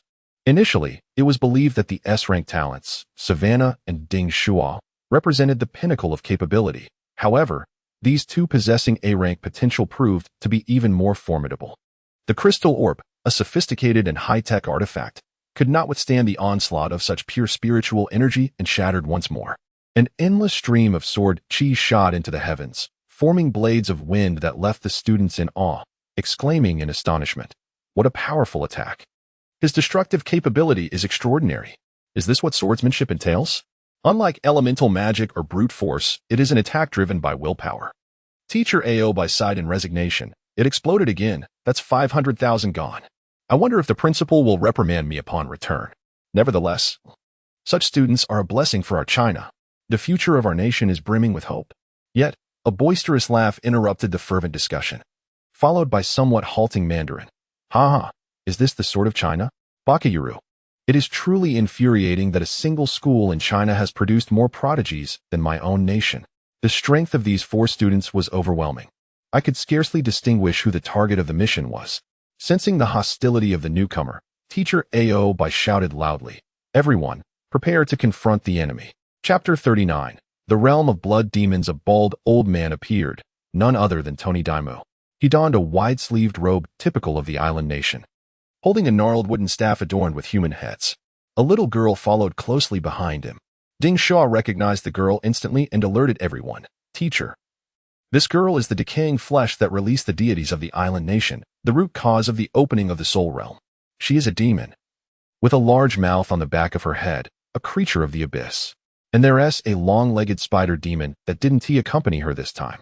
Teacher Ao rubbed his arm, where the claws of the azure dragon rested, and stepped forward to protect his students. Addressing the old man, "What brings our island friends to the land of Huaxia, especially with such a formidable demon? Is it true that the mythology of your nation have stooped to consorting with monsters?" Tony Daimyo chuckled menacingly, replying, "The eternal night has descended, and gods and demons have come forth. Is there still a distinction between good and evil? However, I have come here for your Nuwa palace. Your school is renowned in Huaxia, heralded as the hope for mending the heavens. It is quite fearsome indeed." Ao and Apo's face flushed with anger. "What? You do not wish to mend the heavens?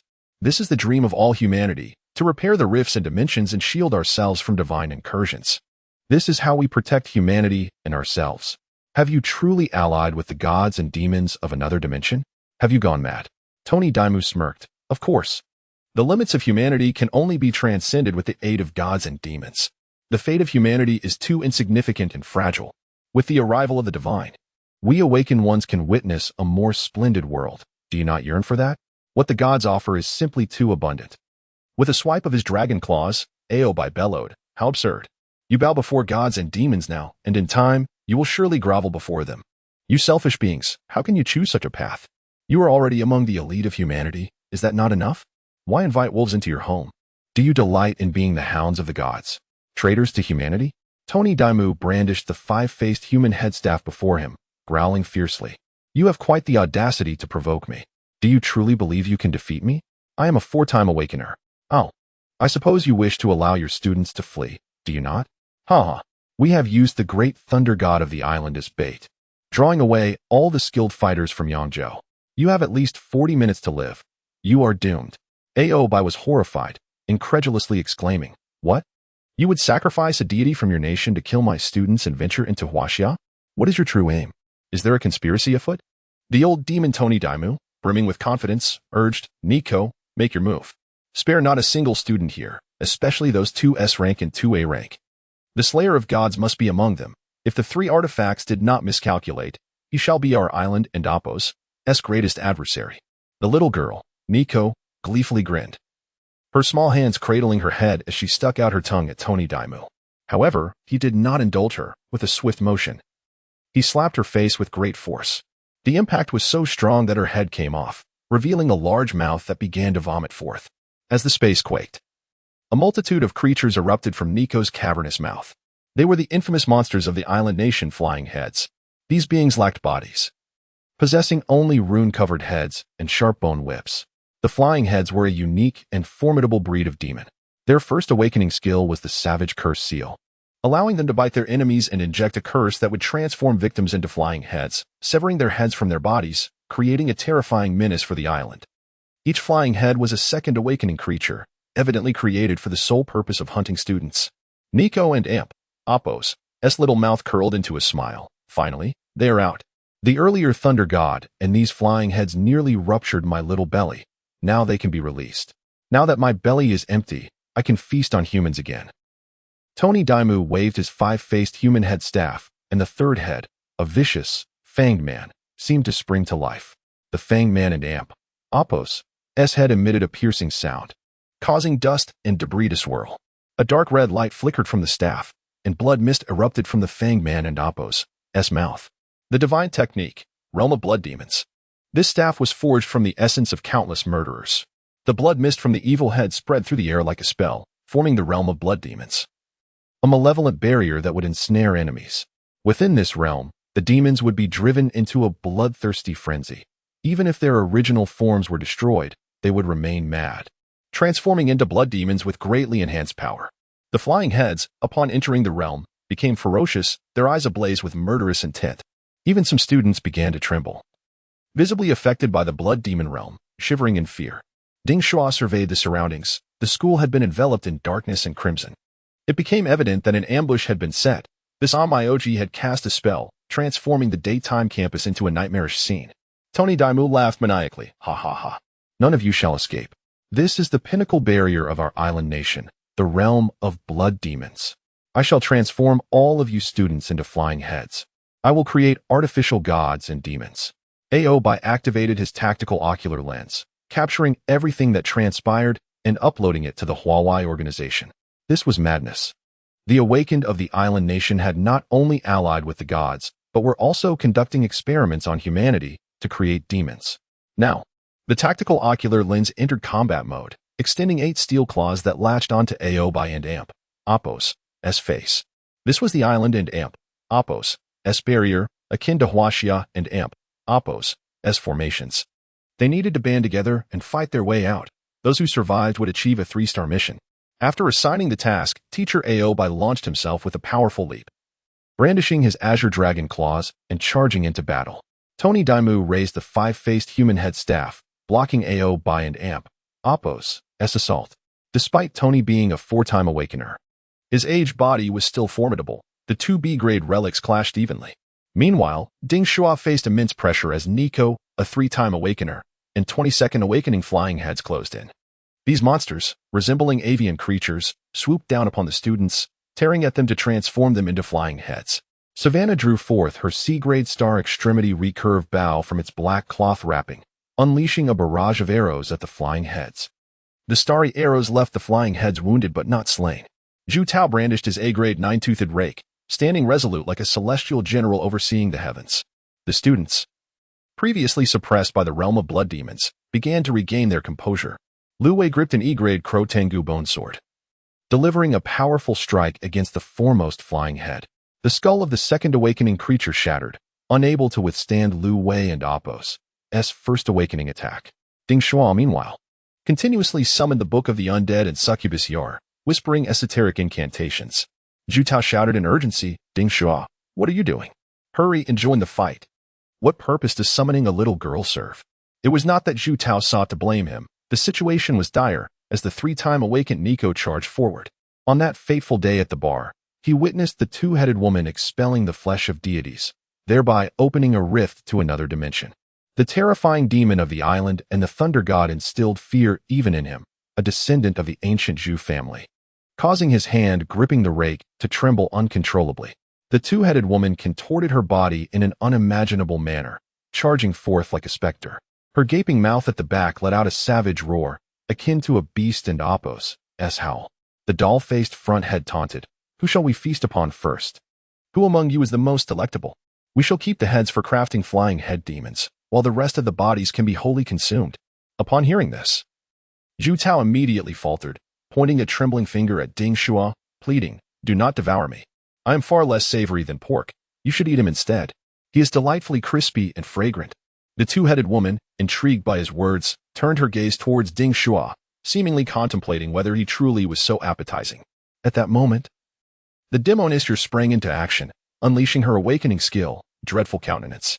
With a sudden explosion, her body erupted, and a purplish miasma enveloped the air, revealing the towering figure of a 3-meter-tall demon lord, obscuring Ding Shuo behind her. This apparition was none other than one of the 7 deadly sin demon lords, Beelzebub, the Lord of Gluttony. He bellowed, his monstrous maw opening wider than that of the 2-headed woman, returning her roar with a fearsome growl. The 2-headed woman hesitated momentarily, but having encountered this skill before, she was not easily deceived again. The petite voice chimed you. You were the one who subdued the thunder god of the islands at the bar last time, causing him injury. How infuriating. Where is that sealing tombstone? Hand it over at once.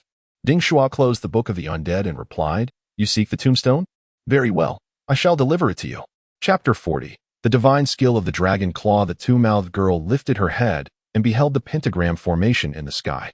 Her large mouth immediately urged, run quickly. The little loli responded, it and Appos' no use, I can end Appos', teen move. I and Appos, V fallen victim to that girl and Appos, S illusion. A pitch-black gravestone plummeted down, crushing the two-mouthed girl beneath it. Savannah, in disbelief, remarked, you managed to subdue a creature of the third awakening. The other students, filled with excitement, huddled behind these individuals, exclaiming, Ding Shuo, you're incredibly strong. We're saved. Ding Shuo remained silent, casting a glance at you and Appos, who possessed considerable combat experience and judgment. The succubus Ya and Appos, resumed her true form. Perched on Ding Shuo's shoulder, assessing the situation, she informed Ding Shuo, the barrier is still intact. And the outcome hinges on the battle with that old man from the island. Your strength is merely at the first awakening. You may not be able to suppress the two-mouthed girl for long. Moreover, there are enemies lurking in the shadows. The group then managed to quell their panic, arming themselves and banding together to confront the flying head savage. Ding Shuo began summoning skeleton soldiers, and one by one, the brave skeletal warriors lined up at the forefront, safeguarding the others and preventing anyone from being bitten by the flying head savage. Excellent. As long as we hold our ground, someone will come to our rescue. Among them, Wang Kai was the most ferocious, tossing grenades and then wielding dual pistols to spray fire at the flying head savage. Pew pew pew. If you wish to invade Huaxia, my expertise in ammunition will not allow it. Meanwhile, Teacher Aobai observed the battle from a distance, releasing a sigh of relief as he addressed Dong and Idamu. Your subordinates have been subdued by my students. You are destined to lose. Dong and Idamu, unfazed, replied with a sinister grin, will we truly lose? How laughable. I shall first eliminate you and then slowly finish off your students. With that, he recalled the flying head savages and launched an attack against Teacher Aobai. The two engaged in fierce combat, exchanging blows in rapid succession. Teacher Aobai wielded his dragon claws with relentless offense, causing the islanders to regard him with trepidation.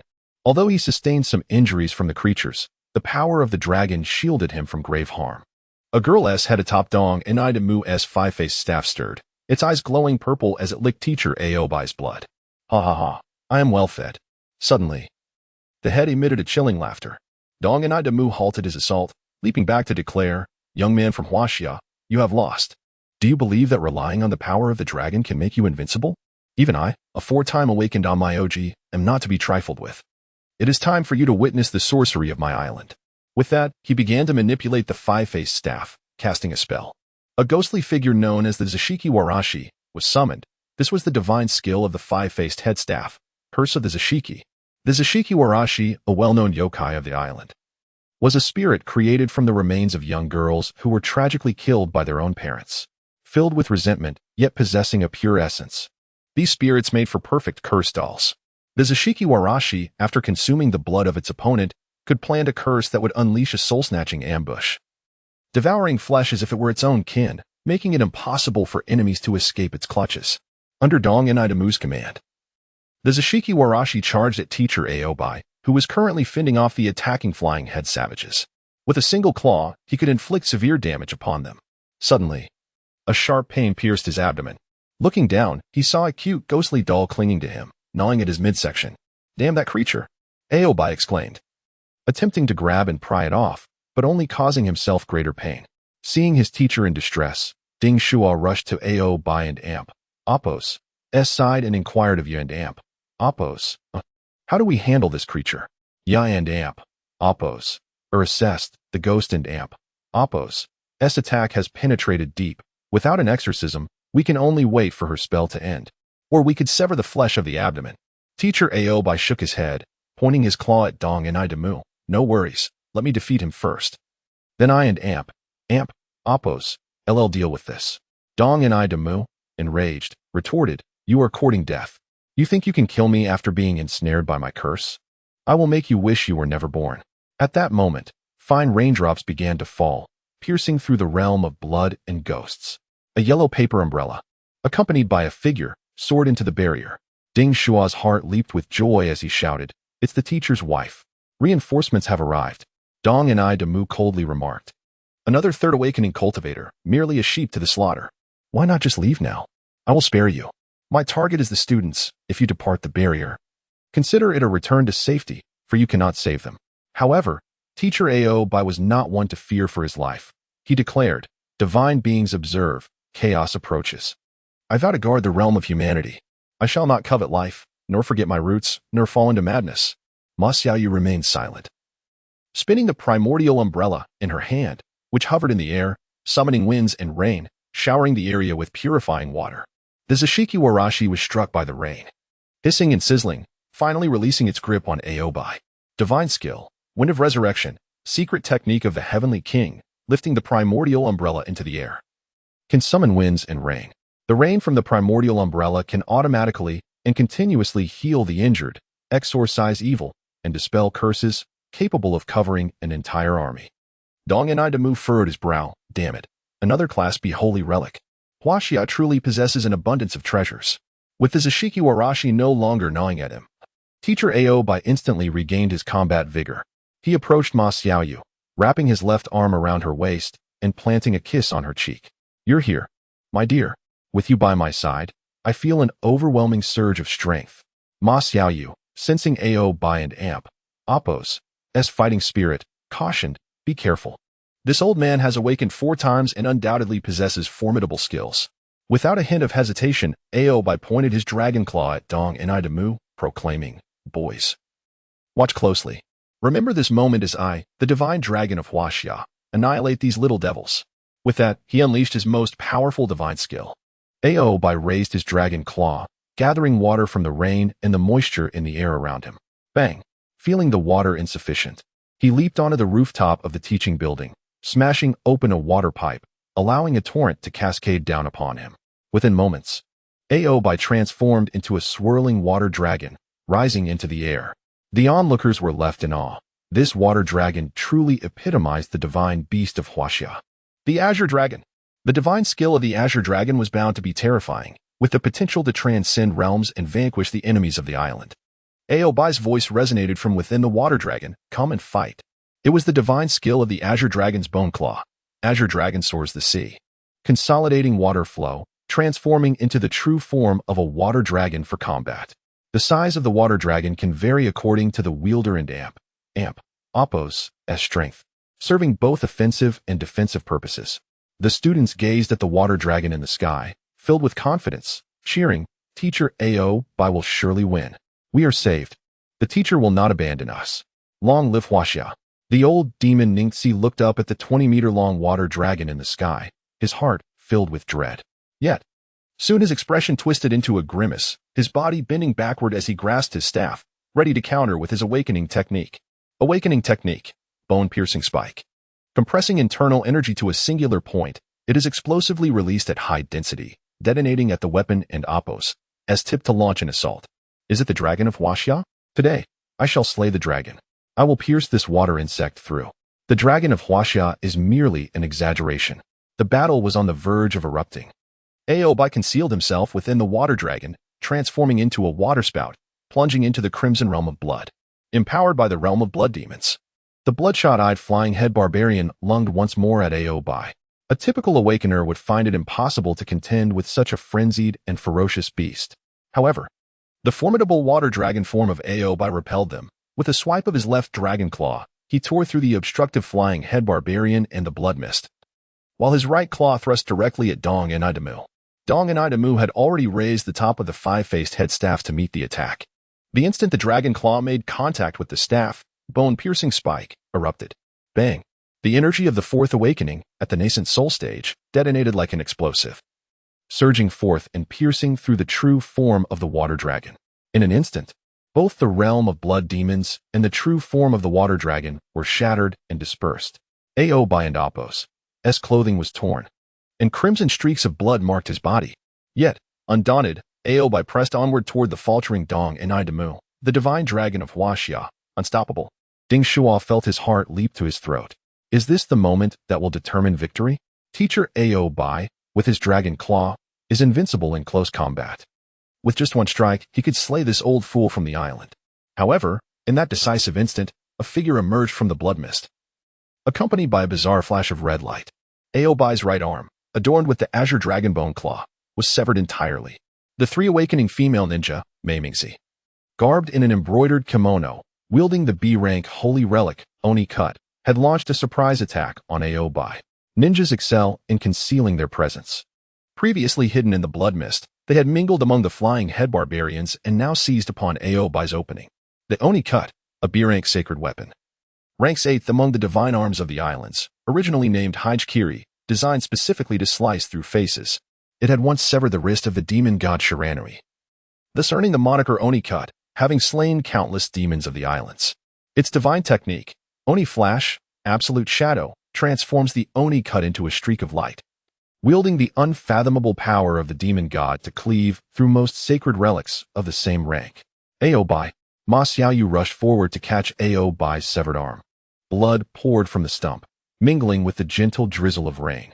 Dong and I Damu spat blood, laughing maniacally. You have lost. Ha ha ha, young one. Unaware of your own limitations, prepare to meet your demise. The two islanders hovered above, weapons raised, poised to deliver the final blow. At that moment, bang. Savannah unleashed a demon-breaking arrow, yet the two easily deflected it with their weapons. Halt. Teacher, we have arrived. Ding Shuo and Lu Wei charged forward, shielding their teacher Aobai. Chapter 41. Dragon Hairpin, Dragon Crown. Observing the two students resigned to their fate, Tony Oki couldn't help but chuckle. He turned to Mai Mingzi and remarked, how foolish the Huaxia people are. They strike at the strong, only to seek revenge from the weak. These students dare to challenge us, utterly unaware of their impending doom. Go ahead. I need to recover. That fellow and Amp, Appos, water dragon is genuinely formidable, dealing damage akin to a fourth awakening powerhouse. Mai Mingzi, gripping her ghost cutter tightly, advanced towards Lu Wei and Ding Shuo. Clang, clang, clang. In the blink of an eye, she engaged Lu Wei in a flurry of 3 strikes. Impressive swordplay, she noted. Though your speed pales in comparison to mine, you managed to parry my attacks. However, you have already lost.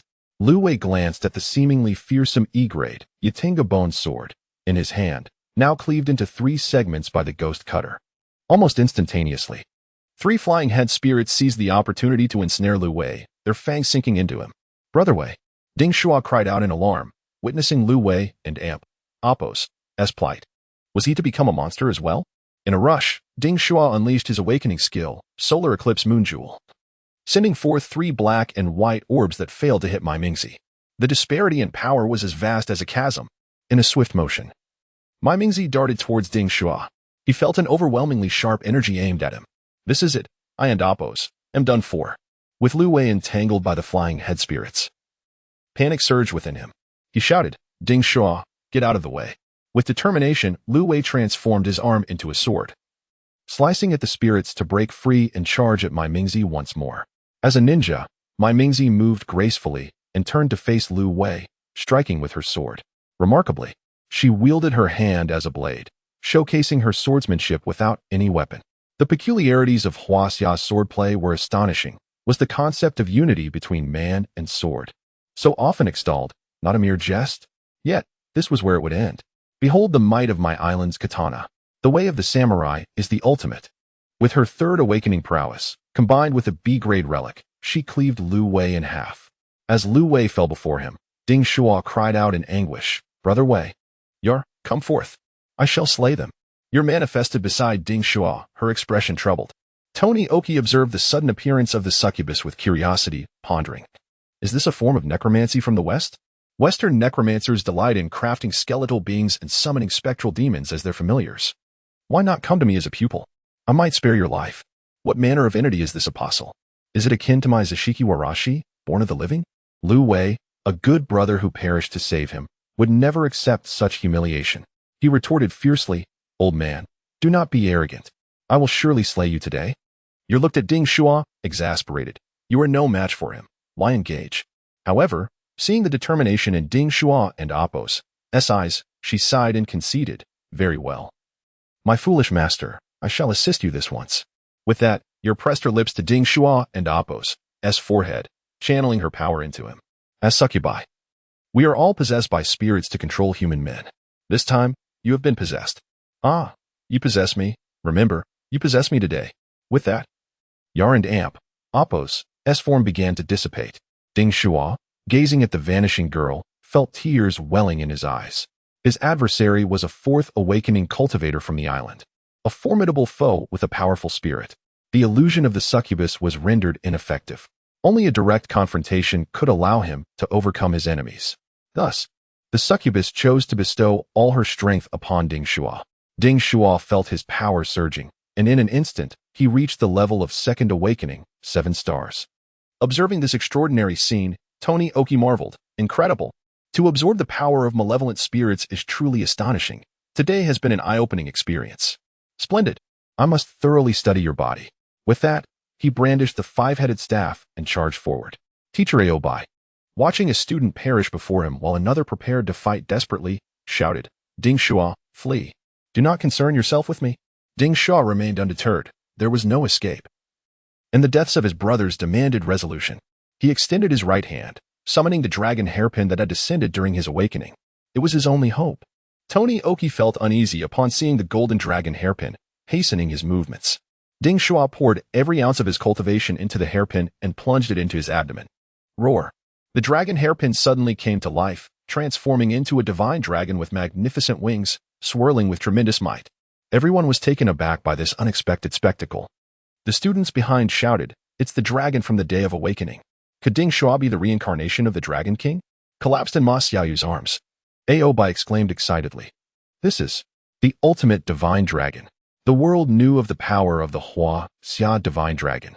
What then could this ultimate divine dragon be? Tony Oki and Mai Mingzi exchanged solemn glances, their expressions grave. Is this the Hua Xia dragon? How powerful! With predatory intent. Ding Shuo regained his focus and reached out, cautiously probing. Upon contact, the golden began to morph. The soaring golden dragon and amp, Appos, vitality dwindled, becoming lifeless. Its divine essence rapidly dissipating before compressing into a golden crown. Tony Oki, witnessing the relic's loss of vitality and divine power, finally relaxed his heavy heart, coldly stating, The Hua Xia divine dragon is utterly laughable. I shall eliminate you first. Just moments ago, he had no inkling of the divine entity he would confront. Ding Shuo disregarded Tony Oki and Appos' provocation, extending his hands to grasp the golden crown. He understood. Donning the golden crown would transcend his existence as an ordinary human. This crown bore boundless karma. Timid one, it is time to choose. Ding Shuo steeled his resolve, closed his eyes, and placed the crown upon his head. His horns and hair began to grow rapidly. When he opened his eyes, swirling nebulae danced within, his black and white pupils reflecting the yin and yang of the universe. According to the records in the El Sher Chuanxiu compiled by El Boué during the Qin dynasty, from the one emerges the two, from the two emerges yin and yang. All things originate from the one, transforming through yin and yang. At this moment, Ding Shuo embodied the essence of ancient beginnings, the very emergence of life itself. Altogether, this boy is unusual. He exudes an imperial aura.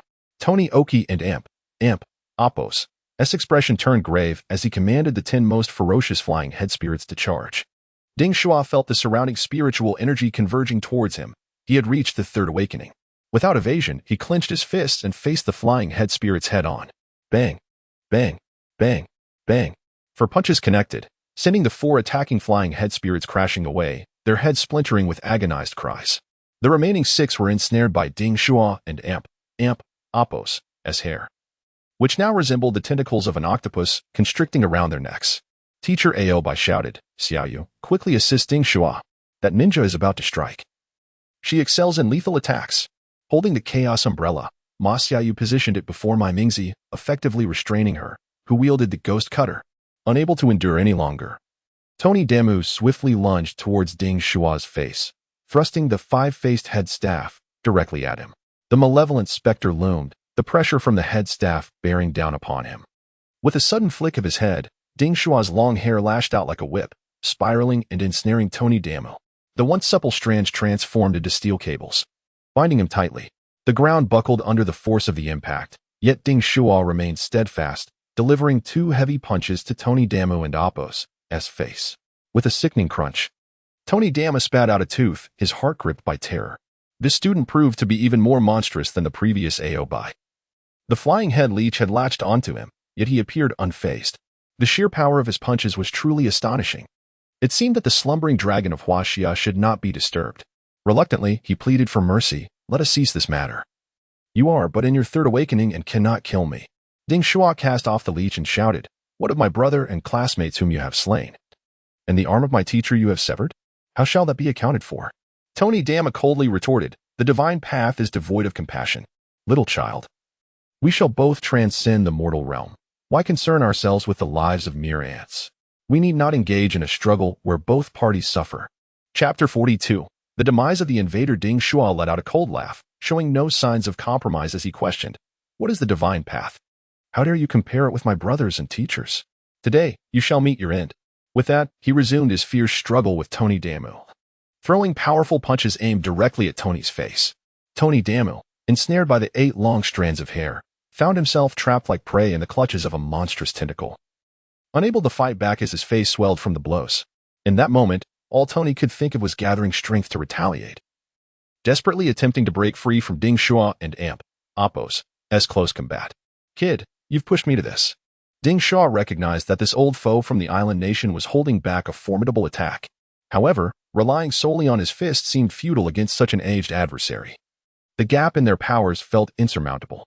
Aware that the situation was turning against them, Teacher Ao Bai, enduring the pain, picked up his severed right arm and, with determination, removed the Qinglong bone claw from it.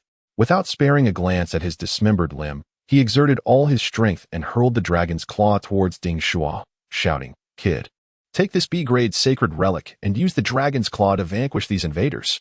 Ding Shuo deftly caught the Qinglong bone claw. His heart ignited with fury upon seeing it stained with his teacher and Appos' blood. He vowed to defeat the enemies from the island nation, extending his right hand into the gauntlet. He fitted it snugly. This B-grade sacred relic possessed its own spirit, and as Ding Shuo probed its essence with his mind, the aura of a divine dragon brushed against him. In Ding Shuo and Amp, Appos' mental realm, a colossal primordial dragon loomed, casting a gaze upon the insignificant Ding Shuo, listening to the pleas of humanity.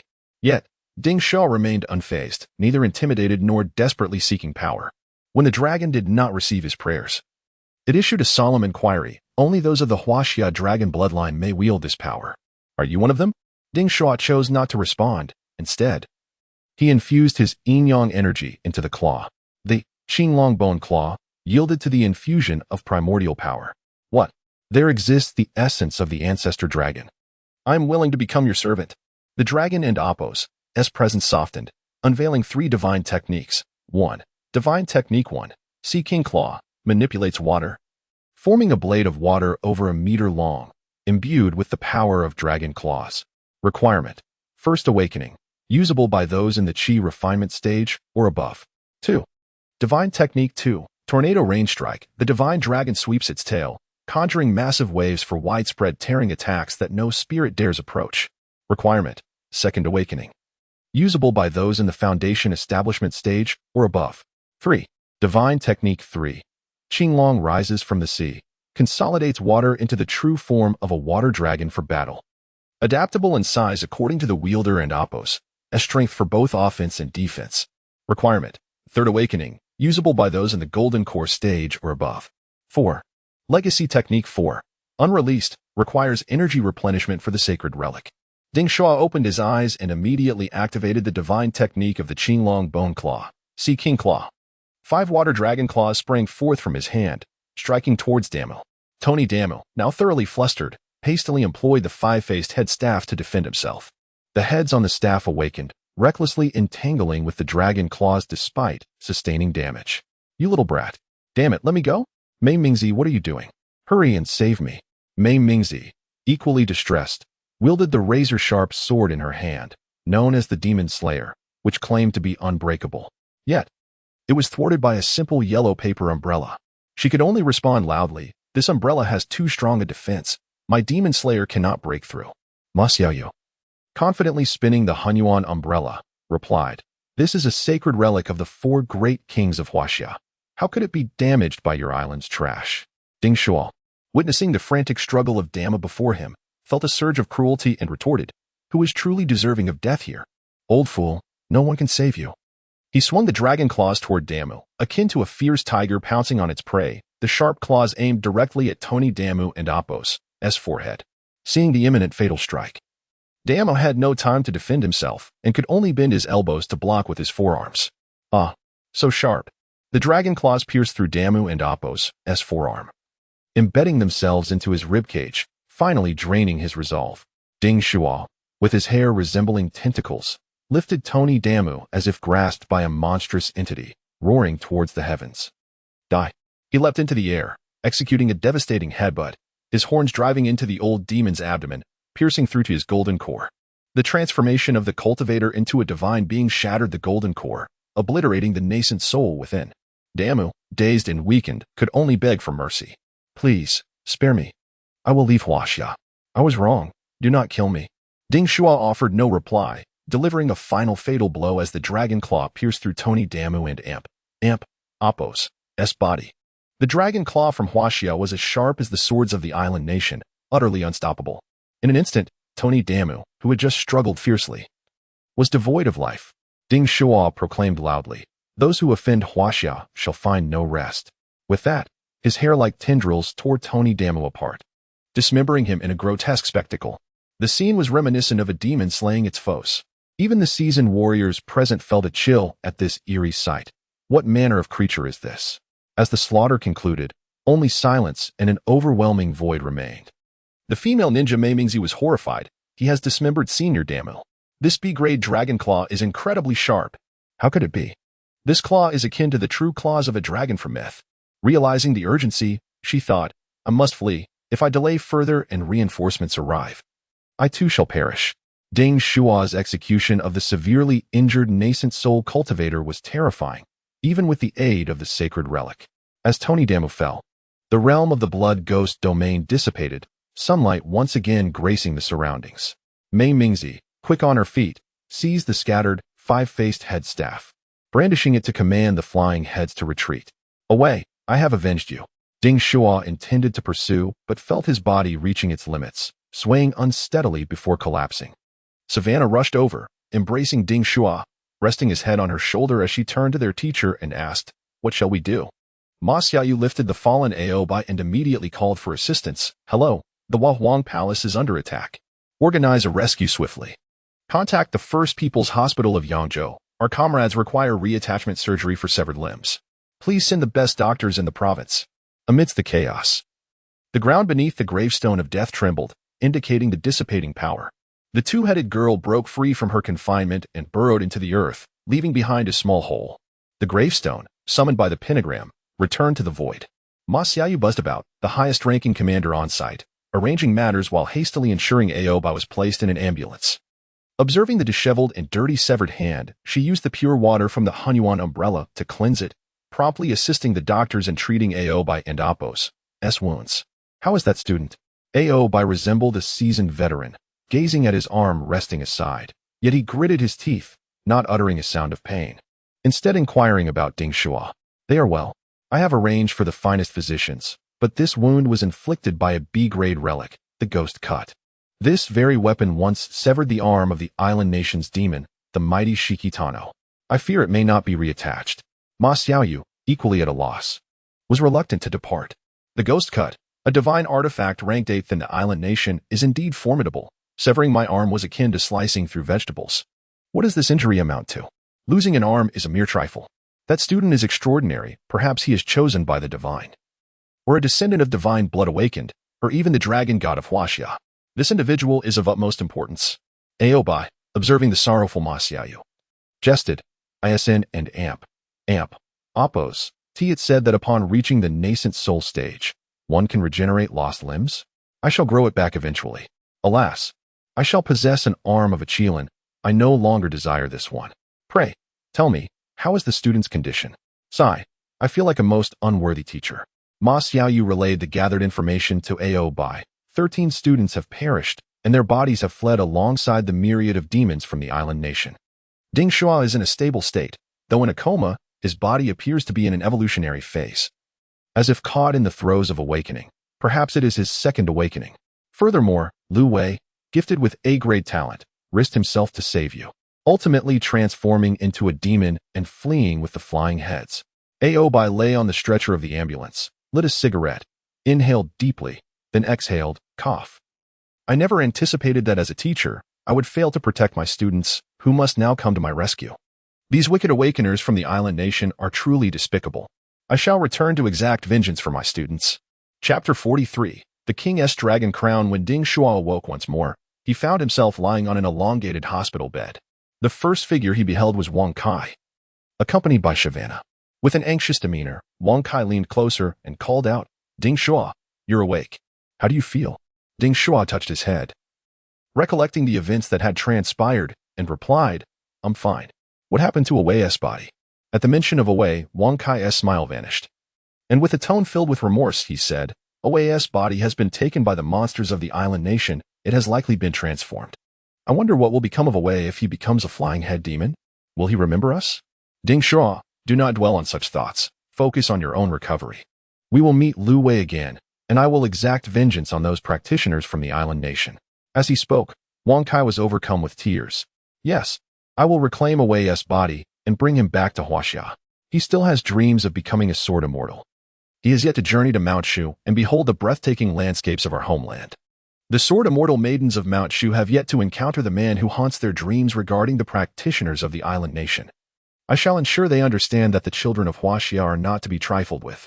Ding Shuo was acutely aware that all of this was no mere dream. Glancing at the azure dragon claw affixed to his hand, he turned to Shuo once more and inquired, What about Teacher Albai? How is he? Shuo regarded Ding Shuo, who was sitting on the hospital bed. Her typically aloof tone softened slightly as she replied, Teacher Albai is physically stable, and his injuries have not worsened. However, his arm cannot be reattached. That demon severed his spirit. After 4 awakenings, he may have a chance to recover the arm. But full restoration will only be possible after 5 awakenings. Ding Shuo nodded. That is good to hear. Teacher Albai will surely awaken again. Yet, deep down, he understood that with his severed hand, Teacher Albai had lost his combat prowess for decades. For a warrior of Huaxia, this was a profound despair. Moreover, the fragmentation of his spirit would hinder his cultivation speed. Achieving 5 awakenings in the current world was no easy feat. May I visit Teacher Albai? And this B-grade relic is of utmost importance. I must return it to him. Shuo nodded and retrieved a mirror from the table, offering it to Ding Shuo. Take a look at yourself. As he gazed into the mirror, he saw a transformed visage, his long black hair cascading down, dragon horns proudly protruding from his head, and a flying dragon crown resting atop. He had become a diminutive dragon person. Such ancestral and beastly transformations were becoming increasingly common in today's world. Some had grown wings, others had developed scales, while some had acquired the powers of divine beasts and deities. Typically, these mutations appeared after the 5th awakening, when one's bloodline had reached a certain peak, allowing for evolution. The first 4 awakenings generally awakened occupational skills, providing a path for growth and abilities. Only those with pure bloodlines could undergo the first 4 awakenings, thus advancing their life stages. The most renowned examples were the Angels of America. Upon their 5th awakening, they began to manifest angelic wings, and the number of wings determined their strength. Shuo continued, Originally, the demon-slaying dragon clan intended to reclaim this relic. But upon witnessing your transformation, they decided to leave the dragon claw with you at Teacher Albai's special request to expedite your bloodline's ancestral return. Furthermore, I must inform you that many now suspect you to be the chosen representative of a deity. Initially, you did not exhibit the bloodline of the divine dragon. But after your first awakening, you sprouted a pair of small horns. Now, as your body approaches its 2nd awakening, the traits of the divine dragon have become more pronounced. Ding Shuo was equally perplexed by his condition. His triumph over the practitioners of the island nation was entirely reliant on the power of the dragon crown atop his head. Could it be that he truly was the representative of the dragon god? This tombstone of death was indeed that of the dragon god. And by harnessing the power of the crown, he had temporarily enhanced his physical form, perfectly wielding the azure dragon claw to slay Doni Damo. Noticing Ding Shuo's days, Shuo interjected, As for visiting Teacher Albai, please wait, I will seek permission. Soon after, Ding Shuo was escorted to Teacher Albai's hospital room, where he beheld his teacher lying in bed, attended by 3 busy doctors. Removing the azure dragon claw from his right arm, Ding Shuo cradled it in his hands and declared to return it to its rightful owner. Teacher Albai, sensing Ding Shuo's hesitation, waved his hand dismissively and made his request known. This relic is quite powerful. You should keep it for now. I do not know when I will be able to use it again, as my right arm is temporarily stored in the refrigerator. Doctor, you need not continue. Please hand me a cigarette. I shall self-medicate. The nearby doctor had grown somewhat numb to the bluntness of his words. Yet, having received instructions from above beforehand, he understood that this was an important figure. Without uttering the cliché about smoking being harmful to health, he hurriedly provided a cigarette and closed the door, leaving the space for the teacher and student. With his left hand gripping the cigarette, Teacher Albai took a deep drag, exhaling a cloud of smoke as he continued. May I see your horns? Why are you wrapping your head up like that? Ding Shuo did not conceal anything and unwrapped the towel from his head, revealing the 2 dragon horns and the golden dragon crown. Teacher Aobai, an expert in this domain, stood and circled Ding Shuo, nearly reaching out to touch the horns, exclaiming in awe, "What a magnificent crown! Is it of a grade? Why has the power from last time completely vanished, devoid of any spirit? The horns have grown longer. They resemble dragon horns, yet they are not quite the same." As Teacher Aobai pondered, Ma Xiaoyu arrived, pushing Teacher Aobai back onto the bed, saying, "You need to rest. The data on that demon is still under investigation, and we fear it may harm you further. Do not neglect your health. As for Ding Shuo's bloodline, I am aware that the divine dragon has a rather chaotic nature in that regard. Many hybrids were left over from ancient times, and Ding Shuo is likely one of those bloodlines." Teacher Aobai nodded in agreement. As the saying goes, a dragon begets 9 offspring. I believe he is a power-type Qinyo, who effortlessly defeated that old demon from the island nation. Or perhaps he is a descendant of the true dragon and a human, a little dragon person? Ding Shuo nodded in response, accepting this identification. In Huaxia, possessing dragon blood is a matter of great pride, as everyone claims to be descendants of the dragon. If he is indeed one of the 9 offspring, he will become a formidable warrior of Huaxia in battles against deities. That dragon crown must be a relic of A grade or higher. Which deity does it belong to? Ma Xiaoyu asked again, and Ding Shuo immediately perked up, eager to know. I do not know. After it granted me power that day, it has remained unresponsive.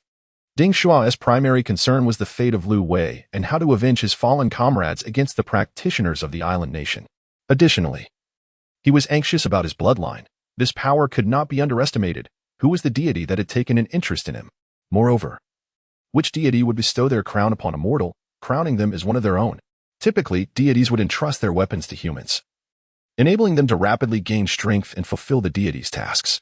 Furthermore, Ding Shuo discovered that the seemingly ordinary life he led was anything but. The mystery surrounding his bloodline and the origin of the dragon crown loomed large. Aobai, unfamiliar with the matter at hand, speculated. In ancient times, the dragon race regarded themselves as the sovereigns of all living beings, indeed relishing the adornment of crowns. Even the princes and princesses of the dragon lineage would don such regal headpieces. However, it is likely that even the 4 seas dragon kings would not possess a crown of A-grade quality. Of course, utilizing the boundless power of the 4 seas could indeed facilitate the creation of such a holy relic. Yet, this is unlikely. It would be far more practical to craft a trident akin to that of Poseidon, one of the Greek pantheon's triad of gods. Ma Xiaoyu, equally perplexed yet rich in imagination, remarked, Indeed, the 4 seas dragon kings would not engage in such ostentation as to forge a crown of this caliber. All I know is that the great sage, equal to heaven, adorns himself with the phoenix wing purple gold crown, also known as the dragon phoenix crown, which he borrowed from the South Sea Dragon King, Ao Qin. This should not be the case, for I have not observed any phoenix imagery upon this Yinglong crown. In ancient times, Yinglong was synonymous with the dragon phoenix, embodying the divine dragon with phoenix wings. Furthermore, this holy relic was initially a hairpin intended for women, later transforming into a crown for men. Could it have had 2 owners, one male and one female? Ding Shuo felt a profound disappointment, sensing an array of emotions emanating from the Yinglong crown upon his head, eager to uncover its mysteries. Regrettably, neither of the 2 teachers had any insight into the dragon and Apos' crown. This Yinglong crown was initially classified as an A-grade holy relic, yet at this moment, it exhibited neither vitality nor function, which was truly lamentable. However, during the previous occasion, his long hair had been effortlessly controlled under the crown's influence. Chapter 44. The Huawei organization. Ma Xiaoyu discerned that Ding Shuo was troubled, and thus arranged, in a moment. Representatives from the Huawei organization will come to discuss matters with you. Huawei is the official organization of awakened individuals in our homeland, so do remember to speak cautiously, as they will document your information. Ding Shuo nodded and stepped out of the hospital room, following the staff to a black armored vehicle. As the door closed behind him, the interior lights illuminated. Is this the one who has slain the awakened from the island nation? Ding Shuo, with only one awakening? A man wearing spectacles initiated the inquiry, seemingly intrigued by Ding Shuo. Indeed, it is he, the suspected bearer of the dragon god bloodline. Alone, he thwarted the island nation and Apos' conspiracy, ascending to the 3rd awakening with the aid of the extraordinary dragon hairpin, his claws tearing through the enemy. The voice belonged to Ding Shuo's principal, Shenliu. She continued the introduction. This is Minister Zhao from the Hawaii organization, Zhao Zhongxin, the highest official in our Jiang province, responsible for the collection of registered awakened individuals' information, and also for coordinating the affairs of newcomers. Zhao Zhongxin removed his sunglasses, revealing profound eyes, and spoke slowly. Today, as your guide, I formally extend an invitation for you to join the Hawaii organization. What are your thoughts on this? Having experienced much in recent days, Ding Shuo felt somewhat bewildered. I apologize. I'm not entirely clear on matters yet. I require time to process this, and I am uncertain if I can adequately serve the Hawaii organization. Shenliu and Zhao Zhongxin exchanged a knowing smile, evidently pleased with his response. Zhao Zhongxin continued, Fear not, my child. Our organization is an official coordinating body of our homeland. Joining us brings only advantages, without any drawbacks. Besides encountering emergencies or specific tasks during disasters, your duties will be largely voluntary, without mandated responsibilities. The purpose of the Hawaii organization is to serve the awakened individuals of our homeland, providing invaluable resources, a veritable boon for newcomers. Shenliu added, Ding Shuo, I am aware of your family background. You come from an ordinary family, not one of the illustrious clans or sections. With Hawaii, you will have support. Had it not been for my recommendation, you would not yet qualify for membership. Students must engage in multiple missions and undergo rigorous assessments to gain entry into Hawaii. She then winked at Ding Shuo, causing a shiver to run down his spine. Good heavens, I never anticipated that the principal of the Huang Palace would be so flirtatious, casting glances at her 20-year-old student. Is she perhaps in her late 20s or even early 30s, toying with someone so much younger? Ding Shuo mused. Yet, he was indeed naive regarding the affairs of the awakened.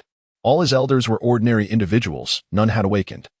And he himself had been lured into enrolling at Huang Palace University through an online romance. Thus, he inquired of the principal, Ahem, principal, do you believe I am suited to join Hawaii? I lack experience in this regard and would appreciate your guidance. Shenliu confidently patted her ample chest, declaring, Of course, I know you better than you know yourself. Just trust me, I will take responsibility for you. Ding Shuo regarded the principal's overt friendliness with uncertainty. Unsure whether he should feel touched or cautious, he decided to voice his concerns. I wish to understand more about the situation with the island nation. My friend was killed by them. This is one of my conditions for joining Hawaii. Can Hawaii assist me? Zhao Zhongxin removed his glasses, his gaze intense as he replied, You have witnessed the rift in the starry sky. It marks the unfolding of alternate dimensions. Astronomers worldwide have predicted that the expansion of the universe will eventually lead to encounters with these alternate realms, which are inhabited by divine beings intrigued by humanity.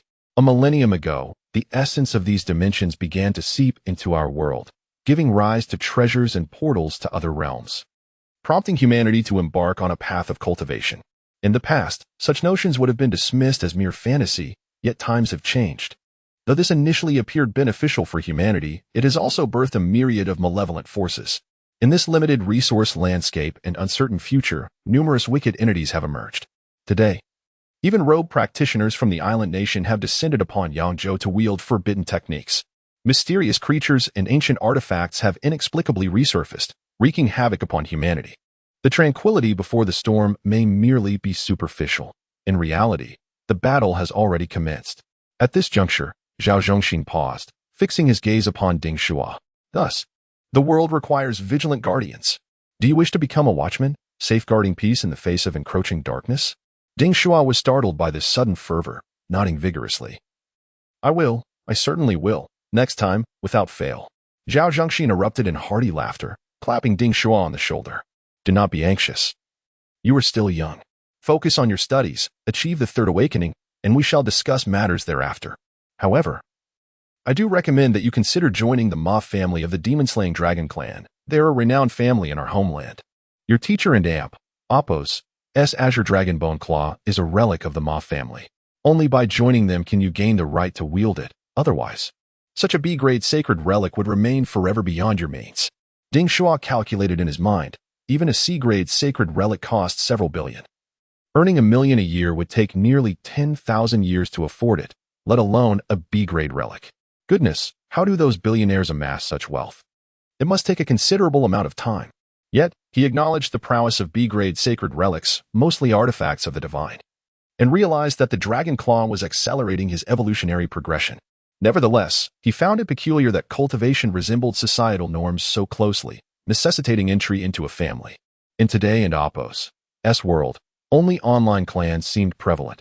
Even the Zhongai clan appeared more reliable. He stammered, "That seems rather inappropriate. I am not well versed in such matters." Zhao Zhongxin waved dismissively. "Child, do not feel pressured. I am merely here to register your information. My task is complete, and I must take my leave. Allow the principal to guide you henceforth. Lastly, I need to take a photograph to document your physical features and the dragon crown upon your head. This will be provided to the Hawaii Department for research into the nature of this ancient beast, and of course, the findings will be shared with you. Aiding your scientific cultivation." Ding Shuo held up his identification plaque for a 360-degree photo, reminiscent of a criminal in a police station. Upon completing the formalities, Zhao Zhongxin opened the vehicle door, saying, "Now, converse with Principal Shin. I shall take my leave. You are a preparatory member of our Hawaii organization. She will arrange everything for you. As for the enmity towards the island nation, I advise you to set it aside for now. Focus on safeguarding yourself and enhancing your strength before contemplating revenge." According to credible intelligence, the island nation's so-called strongest warrior, Sisanu, and his divine envoy, akin to what we refer to as a divine representative, are soon to arrive in our homeland. I believe their intentions are tied to this incident. So heed the arrangements of the Huang Palace to avoid their ambush. Having spoken, Zhao Zhongxin departed, leaving two individuals in the vehicle, exchanging bewildered glances. Ding Shuo turned to the female principal seated beside him, feeling a tinge of apprehension typical of students in the presence of a teacher. Nevertheless, he summoned his courage and spoke, "Principal, greetings. May I inquire about your plans? I am eager to strengthen my abilities and yearn for the opportunity to engage with the practitioners from the island nation once more. I kindly ask for your assistance." With that, he bowed to the principal, conveying his earnest request. Chapter 45. The ranking of artifacts in the island nation. Principal Shin Liuyu gazed upon the spirited young man before her, a smile gracing her lips. Indeed, he was the brother of that woman and the man I have chosen, truly courageous. The divine power of your Yinglong crown has been depleted, diminishing your combat strength. However, under its influence, you have attained a dragon form. It is imperative that you dedicate yourself to training and refrain from thoughts of slaying enemies.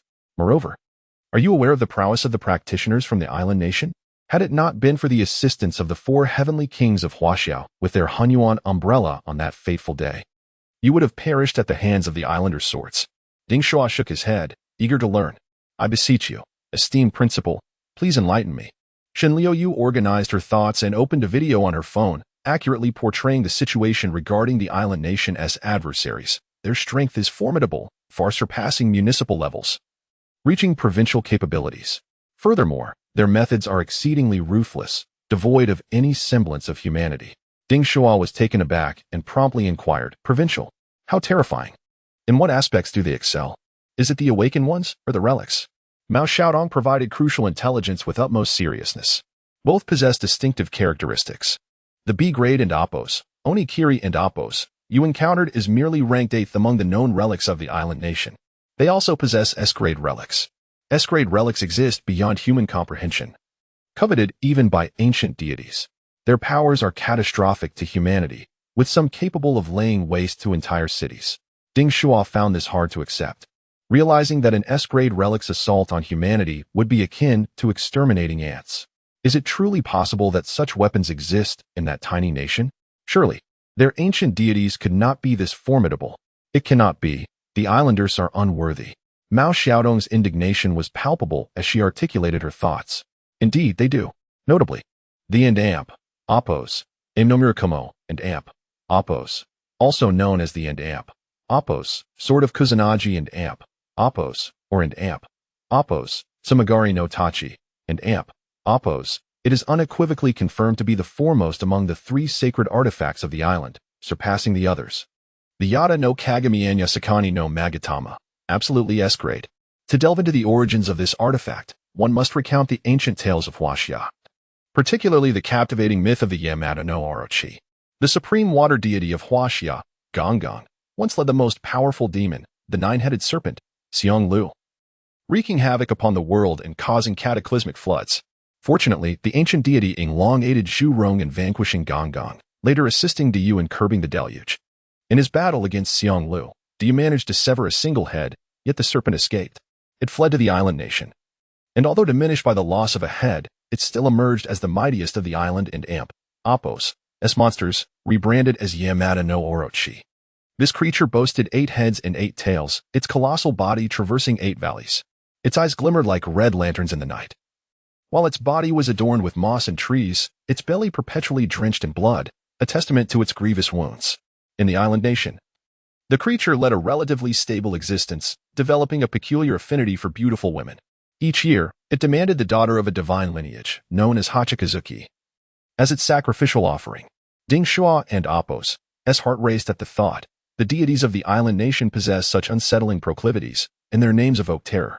However, the island's gods, despite their absurdity, would never willingly offer up beauty to satiate the hunger of Yamada no Orochi. Particularly, the island and amp, Apos, S most formidable destroyer, Susanoo, also revered as Susanoo no Mikoto, took notice of the lovely Hachikazuki and resolved to vanquish the beast.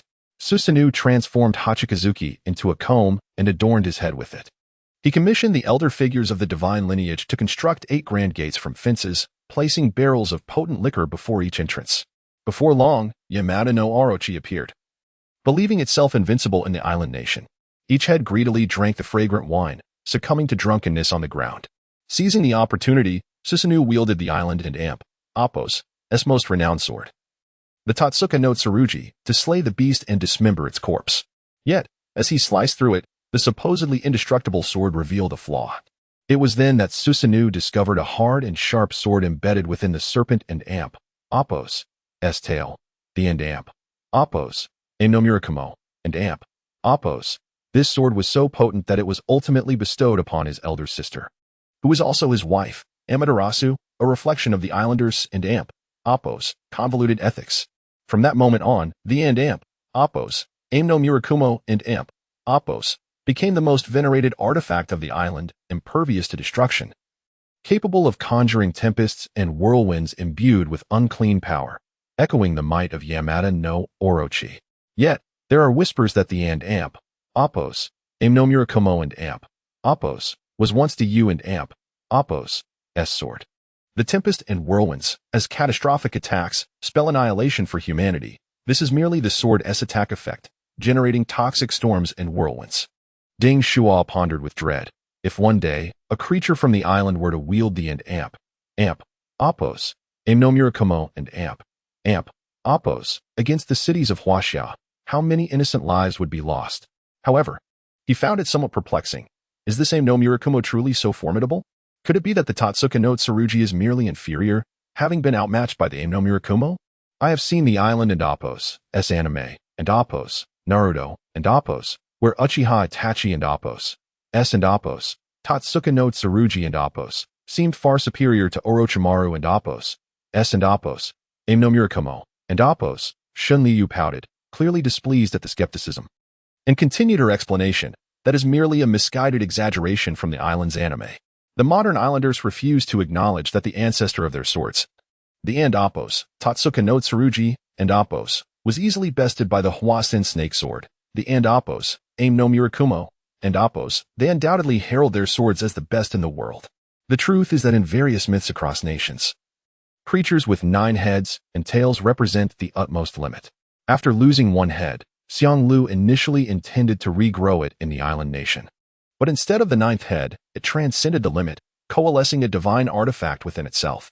The blade of the no Murakumo is not smooth, but features multiple joints resembling the spine of a serpent, a transformation born from the sacrifice of the 9th body of Yamada no Orochi. This insatiable creature consumes but 1 beautiful woman each year, perhaps in hopes of nurturing the ultimate weapon, only to be ultimately lured to its demise by the island's deities. Furthermore, the Tatsuka no Tsurugi is by no means inferior. It is the sword of procreation, from which many deities of the island have emerged. It is undoubtedly a sword for the gods, the progenitor of the island's swords, possessing both sealing and procreative abilities. Ding Shuo felt a shiver down his spine. So the Tatsuka no Tsurugi can cause anyone it strikes to become pregnant? What a bizarre concept. Ding Shuo believed his own long hair to be peculiar, only to discover that the sacred relics of the island were even more bizarre. He inquired, "Could you perhaps elucidate the special abilities of their relics?" I am somewhat apprehensive about being caught off guard should they choose to invade again. Shun Liuyu, ever obedient, continued to enlighten her adorable student with diligence. This is the result of collaborative research undertaken by the awakened ones of Huaxia, compiling a ranking of the island and Amp, Apos, S most notable sacred relics. 1. And Amp, Apos, Aim no Mirakumo, and Amp, Apos, S grade, with attributes embodying wind and poison, capable of summoning storms and venom, also known as and Amp, Apos, Kusanagi and Amp, Apos, or and Amp, Apos. Sumigari no Tachi, and Amp, Apos, 2. And Amp, Apos, Yada no Kagami, and Amp, Apos, S grade, with properties related to time and space, enabling replication and immobilization, also known as an Amp, Apos, Shink no Kagami, and Amp, Apos, 3. And Amp, Apos, Yada no Magatama, and Amp, Apos, either S grade or A grade, with attributes of fire and healing. 4. Tion no Jy no Hashi, A grade, with unknown properties. 5th, Tin Fist Sword, grade A, relic traits, fertility and sealing, also known as Heavenly Feather Slash. 6th, Bodhisattva Spirit, grade A, relic traits, lightning and soul annihilation. 7th, Child Cutting Unkun, grade B, relic traits, unknown. 8th, Demon Cutter, grade B, relic traits, powerful severance. 9th, Demon Sword Kunikazu, grade B, relic traits, sword wielding in dreams. 10th, Cursed Blade Muramesa, grade B, relic traits, user and Apos, S demonic transformation. 11th, Five-Faced Demon Staff, grade B, relic traits, evolved from 5 malevolent spirits, dream infiltration, blood demon S wrath, soul devouring, unknown, unknown. 12th, Seven-Branch Sword, grade B, relic traits, inscriptions and barriers. The combat of the awakened relies heavily on relics, which embody the ultimate manifestation of divine skills. Compared to mere mortals wielding firearms, their combat prowess escalates tremendously. Otherwise, how could one possibly triumph over a 4-time awakened on Myoji, akin to a Yuan-ing cultivator? It is as absurd as a child using a pistol to slay a tiger. However, I have heard tales of your formidable strength, how you shattered the body of a 4-time awakened being with a dragon's claw, your hair flowing like a dragon and Amp, Apos, S tail as you strangled that aged islander. Ding Shuo nodded, having sensed during previous battles that the strikes of cultivators appeared feeble. The divine techniques of relics ultimately determined the outcome. He was astonished to discover that the islands harbored such a wealth of powerful relics. Aware that vengeance would not come easily, he set a goal for himself. After donning my dragon crown, which has stripped me of my powers, I must acquire a grade B relic to contend with the island's supernatural beings. Chapter 46. The Concern of 5 Women. The armored vehicle sped through the suburbs, arriving at a villa area where Shun Liuyu arranged Ding Shuo to settle in one of the buildings. He instructed, do not overthink, focus on your recovery. Test your current physical condition to see if your training progresses faster. Additionally, your second awakening remains incomplete. Prepare well for your awakening skill, as it is, in a sense, controllable and dependent on your state. For instance, as a magician undergoing a second awakening, if you are proficient in certain spells and use related artifacts during the awakening, the skills you acquire will be far more formidable and intricate. Ding Shuo recalled absorbing the power of the succubus at the hotel, which had led to his awakening in a Western profession. He assured Shun Liuyu, I will train diligently. I ask for your assistance in avenging my grievances. Shun Liuyu slowly rolled up the car window, gazing at Ding Shuo, who was engulfed in the shadow of losing a friend. She murmured, a 20-year-old little pup cannot accept the cruelty of the awakened world. It seems I, the wise elder sister, must provide guidance. Well then, let the wise girl come online tonight to rescue the unhappy. Upon entering the villa, Ding Shuo admired the lavish decor but felt no enthusiasm. He found the bedroom, took a shower, and emerged clad in a bathrobe. Using his hand as a pen, he drew a pentagram magic circle on the bed, summoning the succubus Yar. Succubus Yar. Level, First Awakening, 1 star. Status, Little Ghost. Awakening Skill 1, Frightening Visage. Transformation skill that allows the user to morph into other beings, simulating their essence to instill fear and exert brief control over enemies. Yar sprang forth from the pentagram, landing on the white sheets. Having exhausted her powers to aid Ding Shuo previously, she could not even fly now. She lifted her round little head and boasted, how about that? Sister and Amp, Apos, S power is impressive. Right? Ding Shuo cradled the plump Yar in his hands, smiling as he replied, "The succubus queen is indeed powerful. Thanks to your help, I triumphed over that old bald man from the island. Yet, I have regrettably reverted you to a first awakening little ghost and caused you injury." Yar flicked her little tail, her big eyes sparkling with mischief as she warmly said to Ding Shuo, "All of my powers are yours. What is a little loss of cultivation? However, your body has undergone changes. Let me see how you have developed." Yar pounced on Ding Shuo, her tail wrapping around his dragon horn as she nibbled again, exclaiming, "Goodness! You and Amp, Oppos, V-evolved. You are becoming more and more like us demons, increasingly cool." Ding Shuo shook his head, correcting, "This is a dragon horn, from the divine dragon of Huaxia." Indifferent to his correction, Yar continued gleefully, "In our Western mythology, dragons are evil serpents. The mightiest Satan is Lucifer, whose true form is the red dragon. In Huaxia's mythology, divine dragons exist in various tales, generally regarded as the most powerful race. My master Ding Shuo possesses the potential of a demon lord." Ding Shuo, however, did not yearn for Satan. Instead, he handed your 10 spirit stones, saying, "Use these to recover your strength. Next time, I will take you to the Soul Society to hunt the island's monsters and acquire dark artifacts for you to level up swiftly."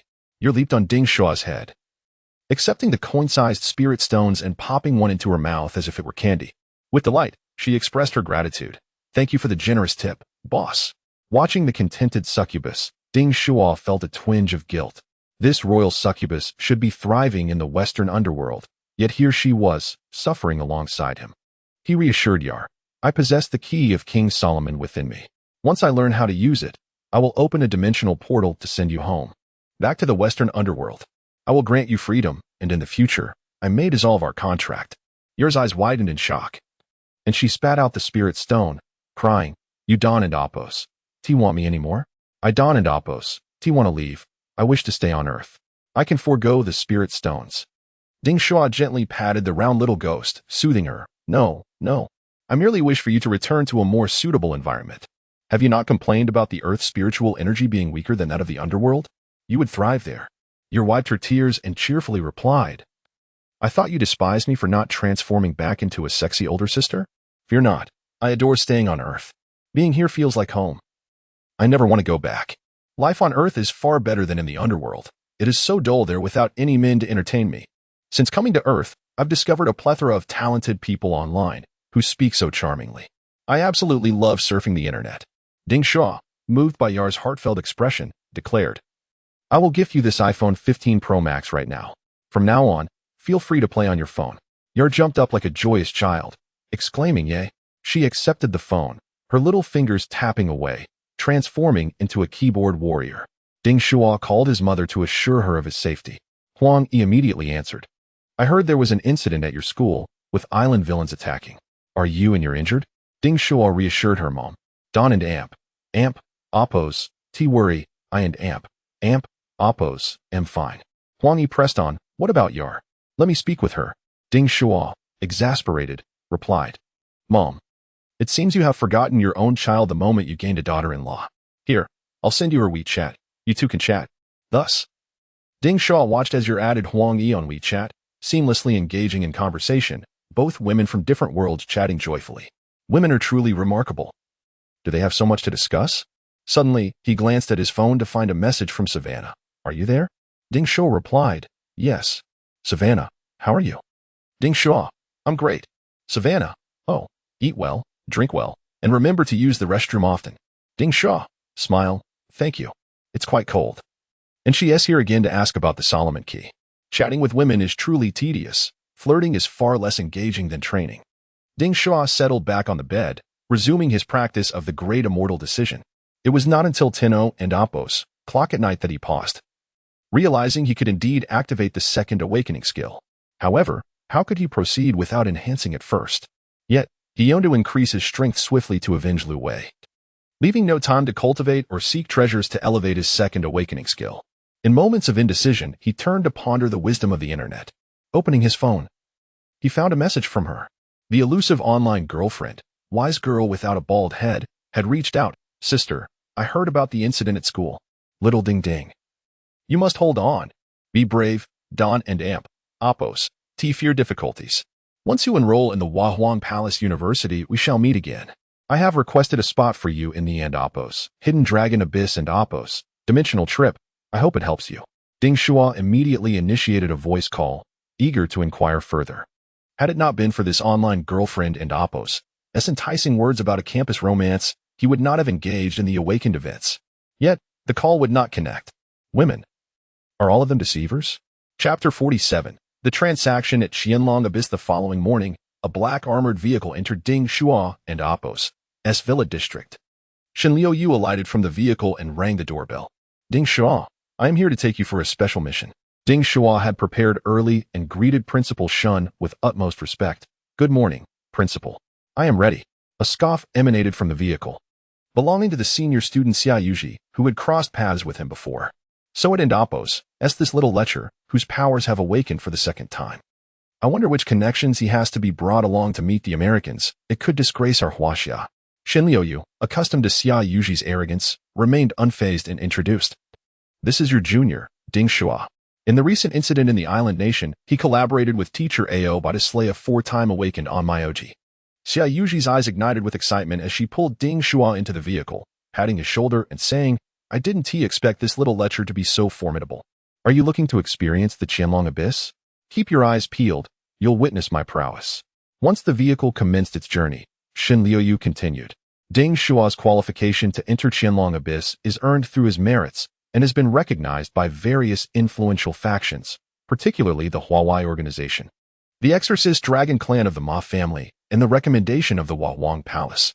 Do not squander this opportunity. Be astute. Ding Shuo. You will participate in the assessment to refine your second awakening skills. Usually, you will utilize the feathers of the phoenix to forge a perfect golden core, achieving your third awakening and becoming the fastest graduate of Huahuang Palace. With that, Shen Liuyu rolled down the window and leapt out. Ding Shuo regarded Xia Yuji with newfound respect and inquired again, How old are you this year? Are you on the verge of your third awakening? Xia Yuji crossed her legs and replied, 22. Ding Shuo recalled that teacher Ao graduated at 35, a true prodigy, and was astonished that this girl could graduate in just 2 years. The first awakening leads to the Qi refinement stage, which is relatively simple and requires students to cultivate independently. According to Huaxia's regulations, those who achieve their second awakening within a year may apply to first-tier institutions, while those within 2 years can apply to second-tier schools. Those with 3 years or more are relegated to vocational colleges. The universities for awakened individuals still employ a selective and competitive approach. The second awakening leads to the foundation establishment stage, necessitating meticulous guidance from the school, with difficulty exceeding that of the previous stage tenfold. Ding Shuo looked at the red-haired beauty and confirmed, Our Huaxia practitioners emphasize a solid foundation. Many take a century to forge their course. You have only been at foundation establishment for 2 years and are aiming for a perfect golden core? Xia Yuji did not boast about her exceptional talent. Instead, she candidly revealed, effort alone is insufficient. Money can bridge the gap. I am here to invest. This little lecher. You seem unaware of the nature of this transaction. Let me enlighten you. Huaxia has reached a clandestine agreement with the United States, trading the true dragon and Apos' flame from Qianlong Abyss in exchange for the feathers of the phoenix, both of which are Class A materials. Ding Shuo felt a shudder at the mention of mythical creatures, pondering, Are you planning to practice Western methods? Xia Yuji shook her head. Of course not. However, the Western phoenix possesses a powerful ability that I must learn. The phoenix, Apos, phoenix and Apos, in Western mythology, though not as formidable as our Huaxia phoenix, compensates for its weakness with a unique skill, and Apos, rebirth from ashes, and Apos, in Huaxia, our mighty phoenixes typically do not perish and hence do not possess this ability, which seems to be an invention of the Western phoenix. Many modern youths misunderstand this and believe all phoenixes can be reborn through nirvana, which is not the case. However, acquiring a phoenix feather will unveil this skill, and I am confident our Huaxia phoenix can master it as well. I intend to use the phoenix feathers to forge my core. Ding Shuo, well aware of the phoenix's might, perceived great potential in her ambition and agreed. Rebirth from ashes is indeed an extraordinary life-saving skill.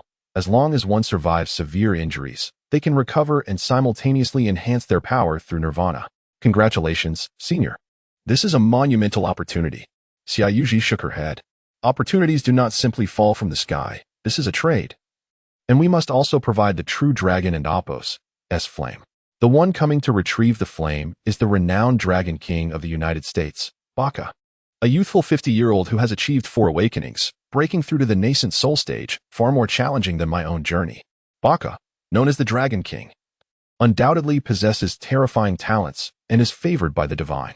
Ding Shuo echoed her words, curiosity piqued. The Dragon King of the United States? Isn't that akin to the status of the divine child from the island nation? I am eager to witness his caliber. I must eliminate that encroaching divine child. The armored vehicle escorted Ding Shuo to an airport, where they boarded a private plane.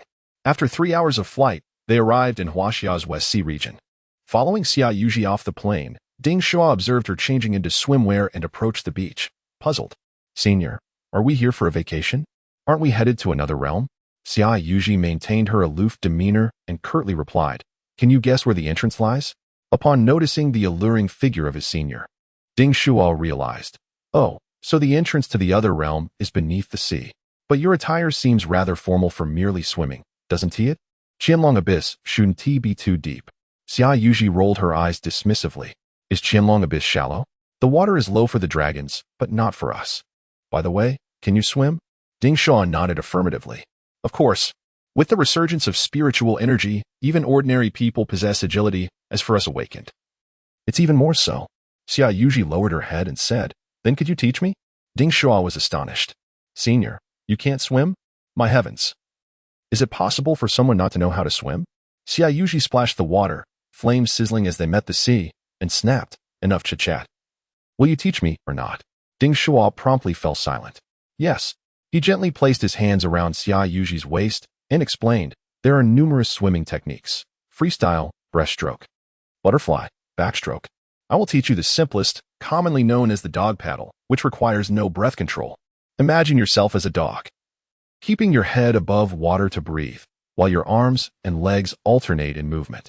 Xia Yuji, successfully brainwashed, confidently declared, So simple. It's all those swimming instructors who kept this technique hidden from me. If dogs can do it, so can I. All right, release me and watch my phoenix wings. 3 hours later, the two reclined on beach chairs, and Ding Shuo praised, Senior, you were truly impressive, learning to swim in just 3 hours. Xia Yuji, radiant once more, patted her chest and proclaimed, Of course, swimming is a trivial matter. Ding Shuo offered her a milk tea. Here, enjoy a drink, Senior. Xia Yuji waved her hand dismissively. No more. I've had my fill of seawater. Tomorrow, upon meeting that Dragon King, we shall dive into the ocean. The other realm is unlike Earth. Grasping its essence is crucial. Chapter 48. The Tyrant King Bakar after spending a night at the seaside villa. Ding Shuo and Xia Yuji boarded a boat and ventured out to sea, where they encountered a yacht. Awakened individuals awaited them on board, and after verifying their identities, they were welcomed aboard. Please hold on a moment. We will open the portal to another realm once everyone has arrived. Seated on the deck of the yacht, Ding Shuo and Xia Yuji gazed out at the boundless ocean, relishing a taste of a wealthy lifestyle. Suddenly, Ding Shuo followed Xia Yuji's gaze as an aircraft soared through the sky. As the crowd looked up, a figure descended rapidly. Instead of deploying a parachute, the figure ignited flames, sprouting fiery wings as it flew toward the yacht. With a resounding thud, the figure landed on the deck, causing the yacht to sway violently. Hello. I am Bakar. I have brought the goods. As the flames dissipated, a towering foreign man emerged, standing at least 6 feet 3 inches tall. His muscular physique dwarfing Ding Shuo and Apos. Clad in metallic attire and holding an iron box, he surveyed the crowd with a fierce gaze. Who wishes to trade with me? Come and claim your items. Bakar's intimidating stare swept across the assembled individuals from Huaxia, his commanding presence palpable. Xia Yuji stepped forward, undeterred by the imposing American, extending her hand toward the metallic box he held. I am Xia Yuji. A cunning glint danced in Bakar and Apos' eyes as he tightened his grip on the box, emanating a fierce heat. So, Apos, as a little beauty. You seek the feather of the phoenix. Can you withstand the power it entails? Xia Yuji did not withdraw her hand, boldly accepting Bakar and Apos' challenge. I am the fire phoenix, far superior to your mere phoenix. Bakar, sensing Xia Yuji and Apos' strength, acknowledged her as extraordinary, despite her being only a 2 awakening 10-star individual. Clearly, his earlier intimidation had achieved its purpose, and wishing to avoid further conflict, he relinquished the box, a smile breaking across his face. You are quite formidable, little beauty. How about we join forces and venture into the other realm, the Dragon Abyss? A combination of our strengths will make our tasks less burdensome. Xia Yuji opened the box and extracted a vibrant red feather, causing the temperature around them to rise dramatically. Such potent vitality. Ding Shuo discerned the underlying nature of the feather, recognizing the sinister aura it bore, an eerie intertwining of life and death. Prepared for this moment, Xia Yuji affixed the feather to her chest. As it melded with her skin, a sizzling sound echoed. Is everything all right? Ding Shuo inquired, alarmed at the risky maneuver she had undertaken, fusing her body with the divine feather. I am unharmed. This cannot harm me, Xia Yuji reassured, pushing away Ding Shuo's supporting hand. Bakar, let us prepare to enter the other realm. Only then did Bakar notice Ding Shuo, a young man with horns atop his head, who appeared to be a mere one-star awakening and unstable. Underestimating him, Bakar remarked, So, you brought a little lover along? Though this little pup lacks vigor, unlike me, who is robust. You, young one, simply do not understand yet. Maturity brings enlightenment. Ding Shuo, standing resolutely before the brash Bakar, retorted, You are the tyrant king. Are you attempting to steal my woman? Behind him, Xia Yuji, rarely revealing her feminine side, stifled a giggle. Indeed, he appeared to see her as his own.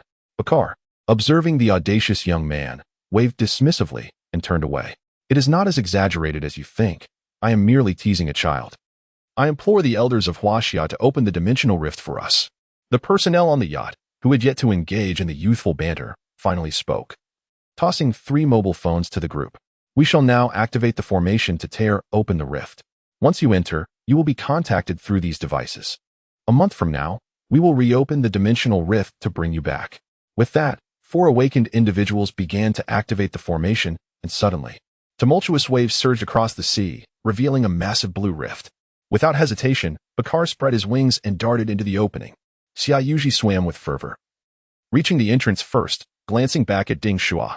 Ding Shuo lagged behind, barely making it through before Xia Yuji seized him and pulled him into the rift.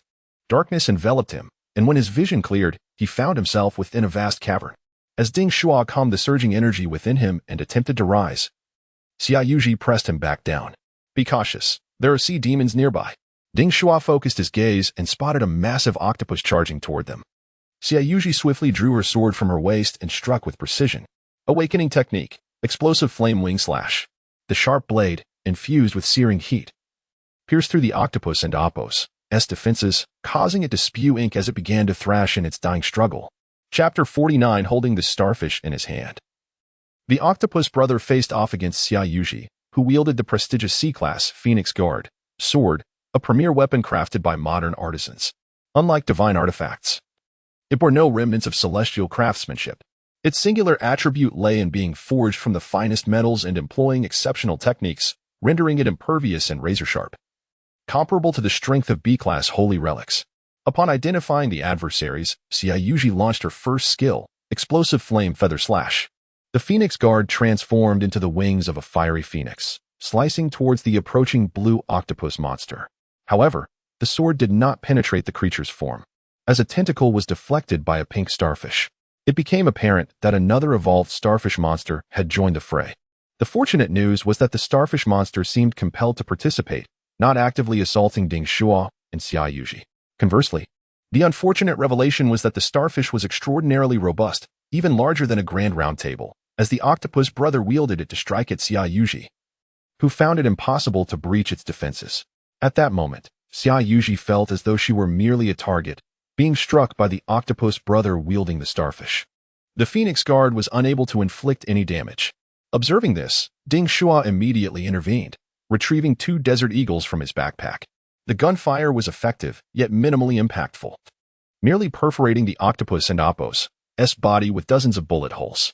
A grenade followed, exploding and causing the octopus to writhe in agony. Enraged, the octopus unleashed a tentacle towards Ding Shuo, attempting to strike him down. Xia Yuji cried out, Be careful. Stay back. Its tentacles are laced with neurotoxins. This must be its awakened skill. I will incinerate the neurotoxin with Phoenix Fire to protect us. Ding Shuo propelled himself backward using a water sphere explosion while simultaneously activating his second skill, summoning technique, Skeleton Soldiers. A pentagram glimmered as 10 skeleton warriors descended upon the octopus and Apos, as tentacles, launching an incessant assault akin to ants besieging a giant tree. Lacking flesh and nervous systems, they were impervious to neurotoxins, zealously stabbing at the octopus brother with their bone swords. "Well done, Ding Shuo," Xia Yuji exclaimed. Her confidence renewed as she seized the Phoenix Guard and launched a fierce offensive. With its 8 tentacles ensnared by Xia Yuji and the skeleton soldiers, the octopus began to retreat, sinking back into the depths of the water in an attempt to escape.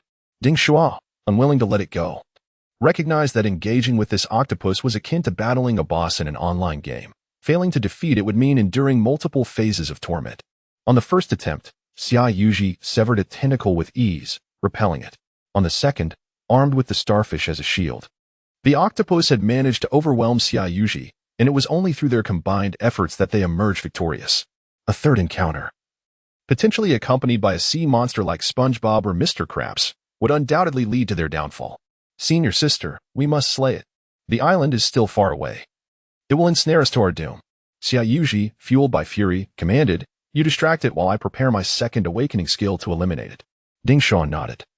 Though he had exhausted his tricks, the succubus had reverted to her first awakening and could no longer assist.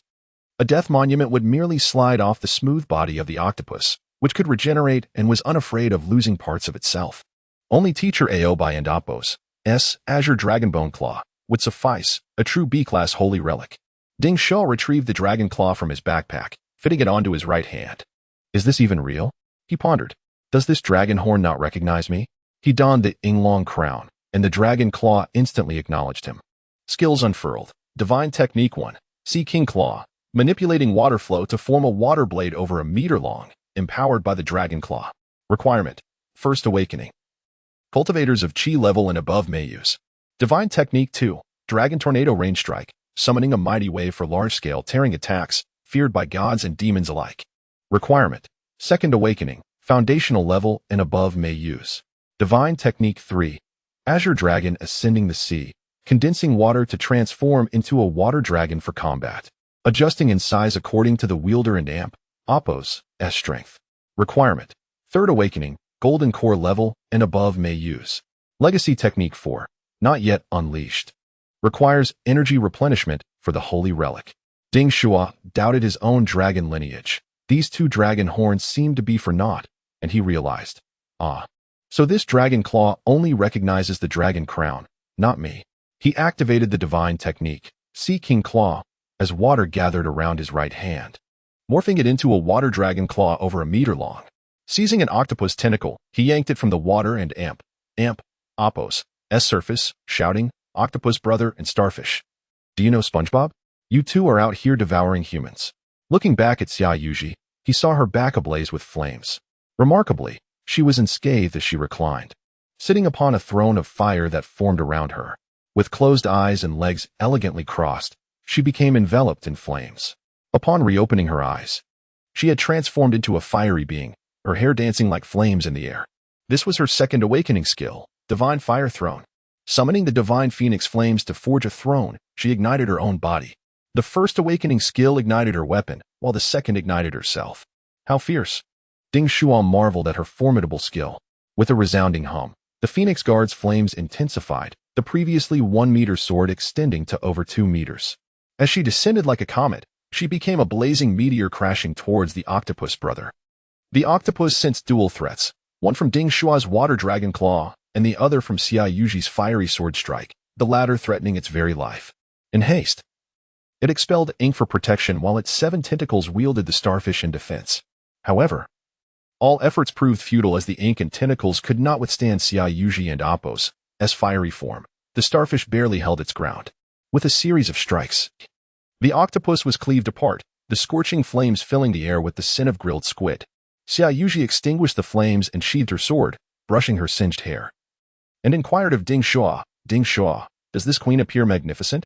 Ding Shuo and Apos' eyes sparkled, though he stammered, "Senior sister, your attire has been compromised." Xia Yuji was fully aware and continued to tidy her waist-length hair, covering herself modestly. "I know, and you still gaze. What? Do you intend to ogle me while I am exposed? Hurry and lend me your clothes." Ding Shuo promptly shed his shirt and tossed it toward her. Senior sister. Do you require pants as well? Xia Yuji merely responded with silence. Chapter 50. Entering the abyss, Xia Yuji donned Ding Shuo and Appo's clothes and trousers once more, grasping her sword as she rummaged through the tentacles of the octopus creature. Shortly, she extracted a white, soft orb, about the size of an apple, exclaiming, "Indeed. These demonic beasts naturally form cores." With a second awakening at 8 stars, they already possess the embryonic form of an inner core. A third awakening will surely follow with ease. We must not waste this. Let us absorb the power of the inner core to restore our state, for it cannot be preserved. Ding Shuo nodded and inquired, "What about that starfish monster? Should we pursue it to the ocean floor and eliminate it?" Xia Yuji shook her head. "No, the shell of that pink starfish is too tough. My C-class Fengsho sword, even with its fiery enchantment, cannot breach its defenses. Let it live for now. However, I must commend you for broadening my horizons, possessing a B-class relic. This dragon claw must belong to the Ma family of the demon-slaying dragon lineage. The C-class Fengsho sword in my grasp is worth billions, and merely having the right to wield it is quite impressive. I never anticipated a newcomer like you to possess a B-class artifact. This is a relic that cannot be purchased for even 100 billion. It seems you are indeed connected to the Ma family, perhaps even a wealthy individual." Ding Shuo, clad in his shorts, shook his head. "This belongs to teacher Aobai. I have merely borrowed it for 3 days. I must return it to the Ma family soon. Senior, I am but a humble individual. As a wealthy lady, you ought to support me." Xia Yuji made a face of disdain. "Oh, spare me the act. Look at that golden crown atop your head. It must be pure gold, yet you claim not to be affluent. Hiss, the crown and Appo's design is quite exquisite. It cannot possibly be a relic, can it?" Ding Shuo nodded. "It should be." Hand in hand, they swam, absorbing the power of the inner core as they made their way to the shore. Soon, Xia Yuji remarked, "Your hair is also absorbing the vitality of the inner core. You may keep this unformed inner core for yourself." Only then did Ding Shuo notice that his hair, much like during his battle against the islands on Myoji, could be manipulated at will. He controlled his long hair to coil around the inner core, piercing it, as if consuming a meal. As he swam, he pondered that perhaps the key to his second awakening skill lay within this very hair. The last encounter with the island's 4 awakening on Myoji was made possible by the abundance of his hair, which moved with the agility of octopus tentacles, enabling him to defeat his foe in close combat. Should the octopus creature wield weapons upon all 8 tentacles, Xia Yuji would stand no chance against it. Thus, if he could hunt some demonic beasts and utilize their inner cores to nourish the newly grown hair, would that not lead to the emergence of his second awakening skill? As Ding Shuo's mind wandered, a colossal bird soared through the sky, circling around them and causing both to feel alarmed. "Oh no, we've caught the attention of a giant bird beast." Fortunately, a languid voice emanated from the creature's back. "At last, I have found you too. Xia Yuji Ding Shuo? Is it? I have come to take you back." Xia Yuji responded loudly, "Thank you, senior." The giant bird descended onto the ocean's surface, revealing a size comparable to a large truck, much like the octopus they had encountered. The plump elder atop the bird's back smiled upon seeing Ding Shuo and Xia Yuji, then remarked, "What mischief have you two been up to at sea? You seem to have lost your clothes." He then patted the large pelican beneath him, calling out, "Load them up. Let's depart." The pelican slowly extended its beak, swallowing Ding Shuo and Xia Yuji whole, before soaring into the sky towards the human city. After about 5 minutes, the pelican opened its beak, allowing Ding Shuo and Xia Yuji to emerge. The locale was vastly different from the contemporary world they knew. The ground was paved with blue stones. The owner of the pelican approached them, introducing himself. "I am Ma Guoqiang, responsible for your reception. If you have any inquiries, feel free to ask.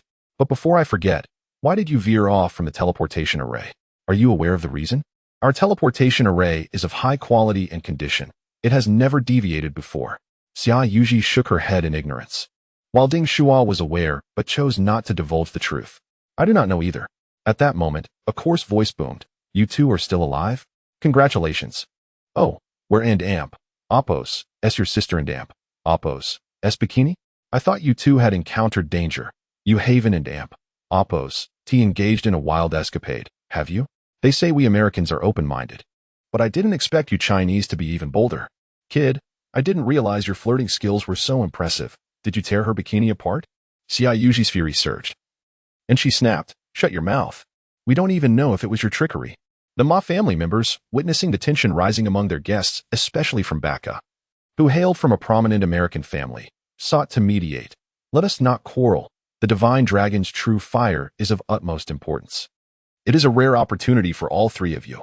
Let and Apos S proceed to acquire the fire. Upon hearing the mention of the divine dragon and Apos S true fire, Baka and Apos S eyes sparkled with excitement, refraining from further antagonism. If he were to provoke others and jeopardize the acquisition of this significant matter, it would be a grave loss. Let us focus on the task at hand. I have already provided the phoenix feather, and I too wish to obtain the divine dragon's true fire. Ma Guoqiang led the way. Follow me. The trio trailed behind, marveling at the sights along the way, exclaiming, indeed, this is a different world. The architecture and attire are entirely distinct, yet the manner in which people use their phones remains unchanged. Upon exiting the town, the temperature rose steadily until they reached a mountaintop, where Ma Guoqiang finally halted. Here we are, the Qianlong Abyss. Descend here, and you will find the true fire you seek. Although the Qianlong Abyss is not the lair of the Chinese dragons, many reside within, and the paths are numerous. Of course, the treasures within are not limited to the true fire. You may seek your fortunes here and return in 10 days. Baka, however, was displeased. I do not seek treasures. I solely desire the fire of your Chinese dragons to ignite the flames within my 5-colored dragon. What if I cannot find my way in this maze?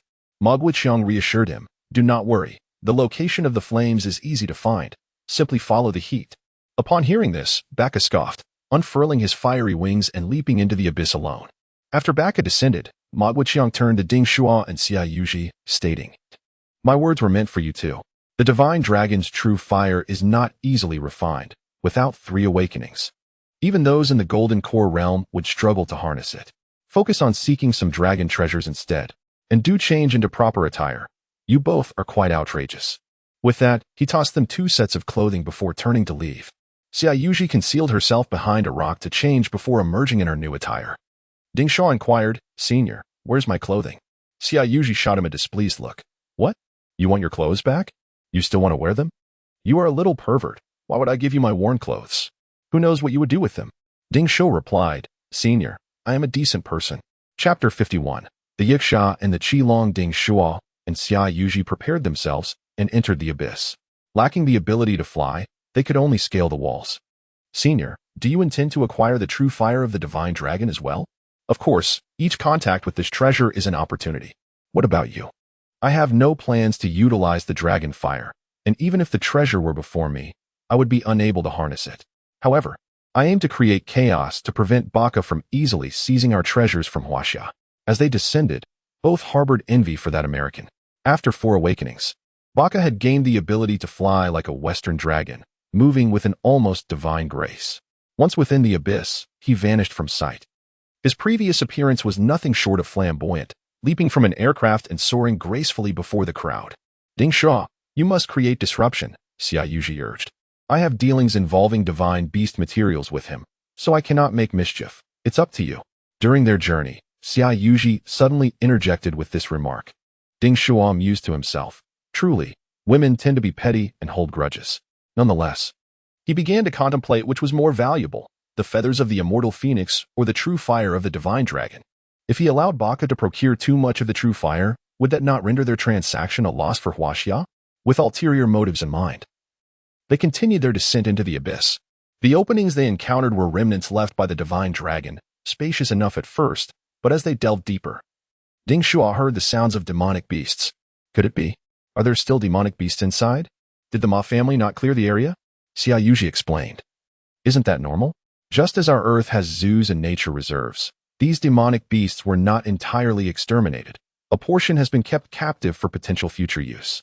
Moreover, some awakened individuals can communicate with these beasts, forming a master-servant bond, making their young an excellent choice for such partnerships. Rest assured, there will be no demonic beasts of the 3rd awakening or higher within. Those mature beasts have developed inner cores and are challenging to tame.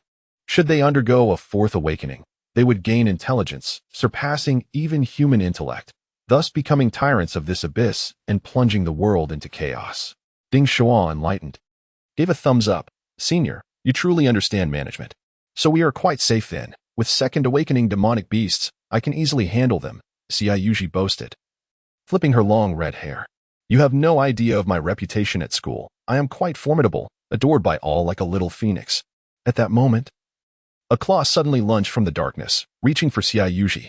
But Xiaoyuji raised her sword to block, but the claw grasped the sword's body.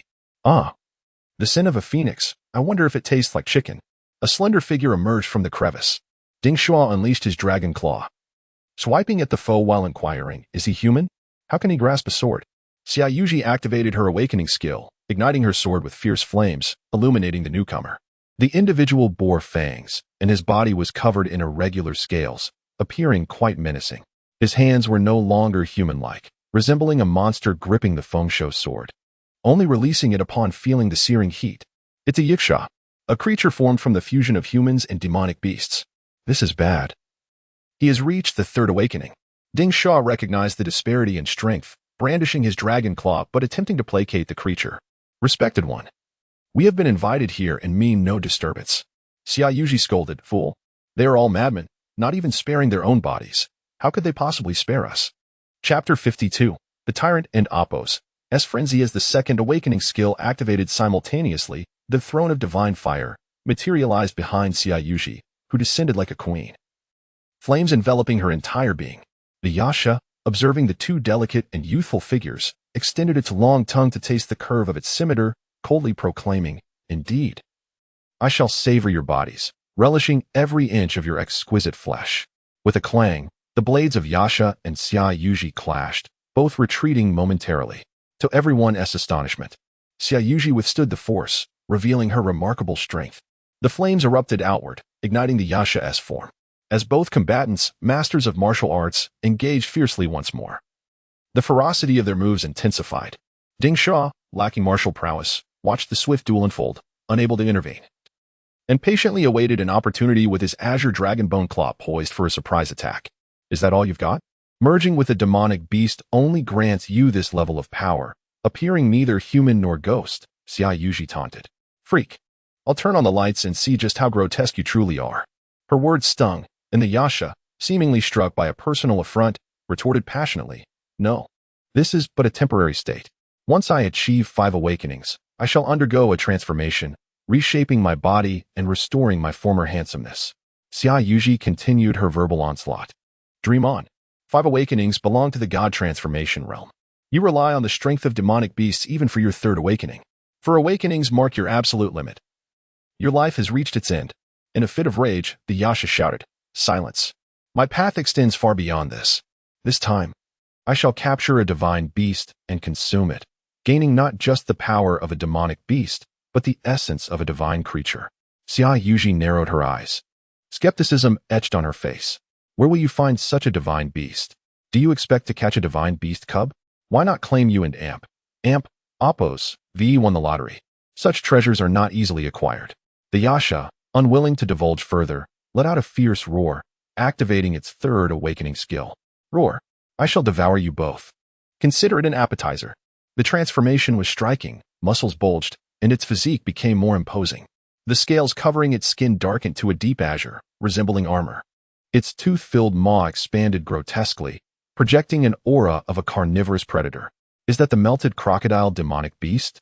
Quite impressive, Ding Shuo observed, recognizing the creature and Oppos' essence. Xiaoyuji and Amp, Oppos' expression shifted to one of concern. Her opponent too wielded a transformation awakening skill. Engaging in blade combat would put her at a disadvantage. Lacking strength, even the most exquisite swordsmanship would falter. Choosing to unleash her 1st awakening skill, she declared, blazing feather slash. Flames engulfed her, morphing into fiery phoenix feathers that enchanted her weapon with an infernal essence. When she struck, it resembled a phoenix soaring, attacking her foe. The Yasha raised its scimitar, exuding a fierce demeanor. What are you two pretending to be?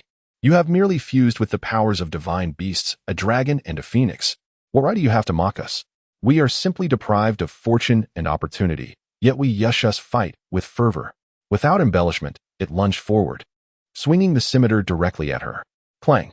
The blades met with a resounding clash, sending Xiaoyuji sprawling, blood trickling from her lips. Meanwhile, the Yasha remained unscathed by the flames, its eyes now wide open, filled with primal savagery. The power of the phoenix is but trivial. I, the great crocodile, am invincible. Chapter 53. The CHLing. Upon hearing those words, Shiwaizi was filled with fury, her flames intensifying as she prepared to engage in battle once more. Ding Shu observed that both combatants had descended into a frenzy of slaughter, his emotions reaching a boiling point. The time for a life-and-death struggle had arrived. 10 skeletal warriors were summoned, brandishing their bony weapons, charging forward. Ding Shu activated the divine technique of the Azure Dragon Claw, his right hand transforming into a water dragon and Apos' claw, ready to strike at the YCH at any moment. Unbeknownst to him, the YCH was formidable, akin to a crocodile in its ferocity. In the face of the assault, it swung its mighty blade, severing the limbs of the skeletal soldiers with brutal ease. How barbaric! After a furious roar, the YCH directed its curved blade towards Shiwaizi. Ding Shu could see that the two were about to unleash their ultimate techniques. And he felt a surge of excitement. It was time for me to act. Senior sister, unleash your flames, and I shall crush him. Shiwaizi. Her vision clouded with rage, clashed her sword against the YCH once more. The clang of metal echoed, yet she failed to repel the beast. Their blades remained locked. The YCH, overflowing with energy and confidence, sneered, "You shall become mere meat beneath my curved blade. Tremble before the might of a demon beast." This time, Shiwaizi refrained from retorting, pouting her lips and unleashing a torrent of scorching flames towards the YCH. The flames surged forth with incredible speed, charring the YCH's face and injuring its reptilian eyes, rendering them unable to open. A sneak attack, quick! Ding Shu began to murmur incantations, summoning a 5-pointed star formation above the YCH. With a resounding crash, a tombstone of death plummeted from the heavens, crashing onto the YCH's forehead. Remarkably, despite the blow, the YCH remained conscious, breaking free from the weight of the tombstone. Incredible, it's still alive. Ding Shu recognized the necessity of a finishing blow. This YCH was unlike the frail Tony Damu, and it must be vanquished lest it retaliate. However, when he extended his water dragon claw towards the YCH, it was deftly countered by its curved blade. Upon glancing at the YCH again, Ding Shu noted its descent into madness. Its eyes were no longer those of a crocodile, but rather cloudy, ghostly orbs. The aura that enveloped it had shifted from that of a beast to that of a demon. What is happening? Shiwaizi, her throat hoarse from expelling flames, managed to respond. The YCH does not merely consume, it assimilates the bodies and souls of others as sustenance. It is merging with the soul of the crocodile demon. Realizing they were outmatched, Ding Shu promptly summoned the succubus Y and Amp, Apos, or Y and Amp, Apos, or what should we do? The rotund Y and Amp, Apos, or surveyed the frenzied YCH and shook her head, saying, "I cannot assist you. You must defeat its corporeal form, or a formidable being of approximately level 8 will manifest before you." Ding Shu glanced at his dragon claw, contemplating how he could deliver a fatal strike to the YCH. The move Shiwaizi had just executed had already pushed her body to its limits. It was time for him to take matters into his own hands. Just as he steeled himself, a shadow slipped through the darkness, not human in form. Was it a serpent? Fortunately, this serpentine beast did not attack Ding Shu but lunged at the YCH instead.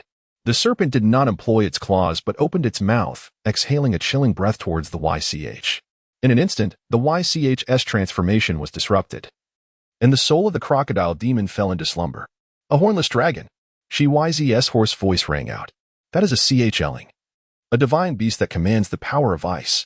The YCH had spoken the truth. There was indeed a divine beast's offspring present. Ding Shu seized the moment as the YCH and Apos' momentum waned, lunging forward with the Azure Dragon Claw. He aimed directly for the YCH's heart, intent on shredding it to pieces. With a brutal ferocity, Ding Shu attacked relentlessly, his dragon claw plunging into the YCH's body. The YCH, now encased in frost and disoriented, could only thrash about, desperately swinging its blade. Gradually, it succumbed. Ding Shu withdrew his claw and turned to face the divine beast before him. Was it a dragon or a serpent? Why did it lack dragon horns? Would it pose a threat to us? Shiwaizi, equally cautious, explained slowly, "Look at its aura. Does it not resemble that of a dragon? The dragon begets 9 offspring, and this one is the CHLing. Be wary, though it is merely at the second awakening. The means of a divine beast surpass those of mortals." Hearing this, Ding Shu stepped back, reluctant to search for treasures on the YCH. Yet, the CHLing offspring did not retreat. Instead, it approached him. "This is bad. Ding Shu realized that the imposing Chling was towering over him. As the Chling slowly raised its claw, it grasped the horn atop Ding Shu's head, evidently intrigued by it. With a forceful tug, it lifted Ding Shu off the ground. Realizing that the horn would not come free, the Chling exhaled a long breath, a mix of disappointment and frustration. It then began to paw at the long crown atop Ding Shu and Apos' head, clearly captivated by the exquisite artifact. However, when its claw finally brushed against the crown, the Chling hesitated. It lowered its grand head, curling its vast form beneath Ding Shu's feet. Startled, Ding Shu, who was accustomed to playing with dogs and cats, found himself immobilized under the Chling's playful attention. What is the Chling up to? But witnessing the sudden submission of the Chling, Ding Shu was filled with questions. She wisely sheathed her sword, laboriously approaching and incredulously stating, "This divine beast has acknowledged you." The dynamics among demon beasts are relatively straightforward. There are only three types: conquest, mating, or collusion. Ding Shu took a step back. What? This Chling cannot possibly have taken a liking to me. She wisely replied, her expression filled with disbelief. Clearly, it has submitted to you. Ding Shu, utterly perplexed, questioned what submission truly meant. Known as the Dog King, he had only ever cared for pet dogs and cats. Was it the same? Tentatively, he extended his palm, attempting to stroke the Chling's head, murmuring, "Do not fear, little one, do not be afraid." Indeed, the Chling's demeanor softened considerably, ceasing its tremors as if forgiven by its master, and it lifted its head once more. Its majestic visage appeared before all, its face resembling that of a dragon, save for the absence of long horns, which explained its fascination with Ding Shu's horn. She wisely pulled out her phone to research, stating, "CHWN, the ninth offspring of the dragon in Chinese mythology, is known for its insatiable appetite. The divine beast atop royal palace roofs is it, capable of controlling water and possessing ice attributes, safeguarding homes from fire." Chapter 54. Making a friend. Ding Shu gazed at the divine beast cub nuzzling against his palm, his heart still unable to find tranquility. Indeed, this otherworldly realm was filled with wonders. Previously, he had encountered one of the 8 thunder gods of the island nation in the Soul Realm. And now he found himself face to face with the divine beast, the Chulong. The Demonisiar, ever the opportunist, exclaimed with fervor, "Let us capture the divine beast. It would make a far superior mount than your dilapidated bicycle." Ding Shu felt a surge of anxiety at her words and quickly covered Yar and Apos' mouth. Presently, he and Xia usually lacked the strength to contend with the Chulong. Should they offend it, the creature might retaliate with lethal force. Do refrain from shouting. We live in a society governed by law, and without trade, there can be no slaughter. Rest assured, I have no intention of keeping you as a pet. However, Xia usually concurred with your sentiment, adding, "Perhaps you should give it a try. It seems genuinely inclined to submit to you." The opportunity was indeed fleeting. One might never encounter a divine beast cub again in a lifetime. With it, he would become a dragon rider, forever accompanied by a divine creature. Guyalu. Xia usually spoke with such longing that she began to drool. Her desire was palpable. Women are inherently avaricious. Under the influence of these two, Ding Shu felt a stirring within himself and ventured, "How about this? Let us become friends." He extended his hand again, this time with his palm facing upwards. His gaze sincere as he looked at the Chulong, his eyes shimmering with hope. This was a method he had previously employed to communicate with stray cats and dogs. If they placed their paws upon his palm, it indicated acceptance. This interspecies form of communication proved remarkably effective. Should a cat or dog do so, he could freely pet them. The Chulong steadied its anxious heart, fixating its gaze upon the golden dragon crown. What was the source of that irresistible power? Why did tremors of fear and curiosity arise from the depths of its bloodline? The Chulong's inquisitiveness surpassed even Ding Shu, the wearer of the dragon crown. Who was this human male, capable of bearing such a regal artifact? To wear the crown is to bear its weight. Adorning oneself with the deity and Apos' crown is far more outrageous than wielding a divine weapon. It signifies that the deity has bestowed their status and divine authority upon a mortal. Impossible. Absolutely impossible. Could he be the reincarnation of the Dragon King? My goodness, what an extraordinary opportunity. The Chulong cub, with its immense head filled with wisdom, after a frenzy of contemplation, made the right decision. It extended its dragon claw and placed it upon Ding Shu's palm. Ding Shu and Apos' heart soared with joy. Is it truly this simple to tame a divine beast? No longer would he need to ride a bicycle. He could simply mount it. Imagine shopping while riding a dragon, How incredibly cool that would be. Passers-by would surely take photos to commemorate the moment, and children yearning to ride a dragon would weep with envy. Yet, he feigned humility, saying, "Very well, I welcome you to my family. Let us first establish a friendship, which will then blossom into familial bonds." The Chulong understood human speech and nodded its head in agreement. Ding Shuo summoned the Book of the Undead, contemplating that this Western sinister profession might possess some nefarious means to contract other beings. However, he found no spells to utilize. The contract methods of the Book of the Undead were exceedingly malevolent, applicable only to deceased beings, forcibly binding their souls and bodies. He even attempted a Pokemon-like maneuver, hurling the Book of the Undead at the Chulong's head. "It's you." The book bounced off but failed to encompass the Chulong, which playfully balanced it atop its head, performing acrobatics. Alas, it appeared that this Book of the Undead was unworthy of a divine beast from the Celestial Empire. Xiaoyuji approached slowly, her envy palpable as she observed the interspecies interaction between Ding Shuo and the dragon. In that moment, she felt her own phoenix feather, once precious, had lost its allure. "Cough, cough. You too, cease your indulgence. We still have a mission," she interjected. "This Chulong cub is merely one of the 9 offspring, and having awakened from ancient slumber, it seems to have not fully developed. You must nurture it gradually to reveal its divine power. However, I fear the Ma family will not allow you to take it. You must hide it well and depart quietly. That flame is truly that of a dragon, immensely valuable. Even a trace could be worth billions." Only then did Ding Shuo cease his affection for the dragon. Such worth should not be squandered. "All right. Let us set forth towards the true dragon fire." He picked up the curved blade of the Yiksha, which appeared to be of E grade, albeit damaged by his Fengsho sword, yet still worth 500,000. Once sold, they would split the profits evenly. Xiaoyuji waved her hand, declining, "I do not want it. Keep it for yourself." Ding Shuo was speechless. Like Shafana, she showed no interest in wealth and was remarkably generous. He stowed the curved blade in his backpack, and the trio, 1 man, 1 woman, and 1 dragon continued on their journey. With the Chulong's presence, their path became significantly smoother. A few oblivious beasts leapt forth to obstruct their way, only to be met with a resounding dragon roar, accompanied by the Chulong's saliva. The Chulong's saliva was formidable. Upon contact, it froze rapidly, injuring many of the beasts.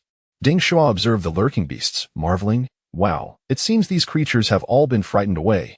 Not a single one dares to engage." Xiaoyuji, well-versed in this phenomenon, explained, "The world inhabited by these beasts is far more primitive and brutal. Their instinctive perception of danger is ingrained in their bloodline, and their subservience to divine dragons is etched in their very bones." Yet suddenly, the atmosphere shifted as she fixed her large eyes upon Ding Shuo, inquiring, "By the way, are you selling that little ghost? It looks rather appealing, quite adorable." Ding Shuo glanced upward, making eye contact with her perched atop his head. Astonished that his senior would take an interest in his demon, it was difficult to refuse. Yet he could not explain that this little ghost was a succubus from the Western underworld.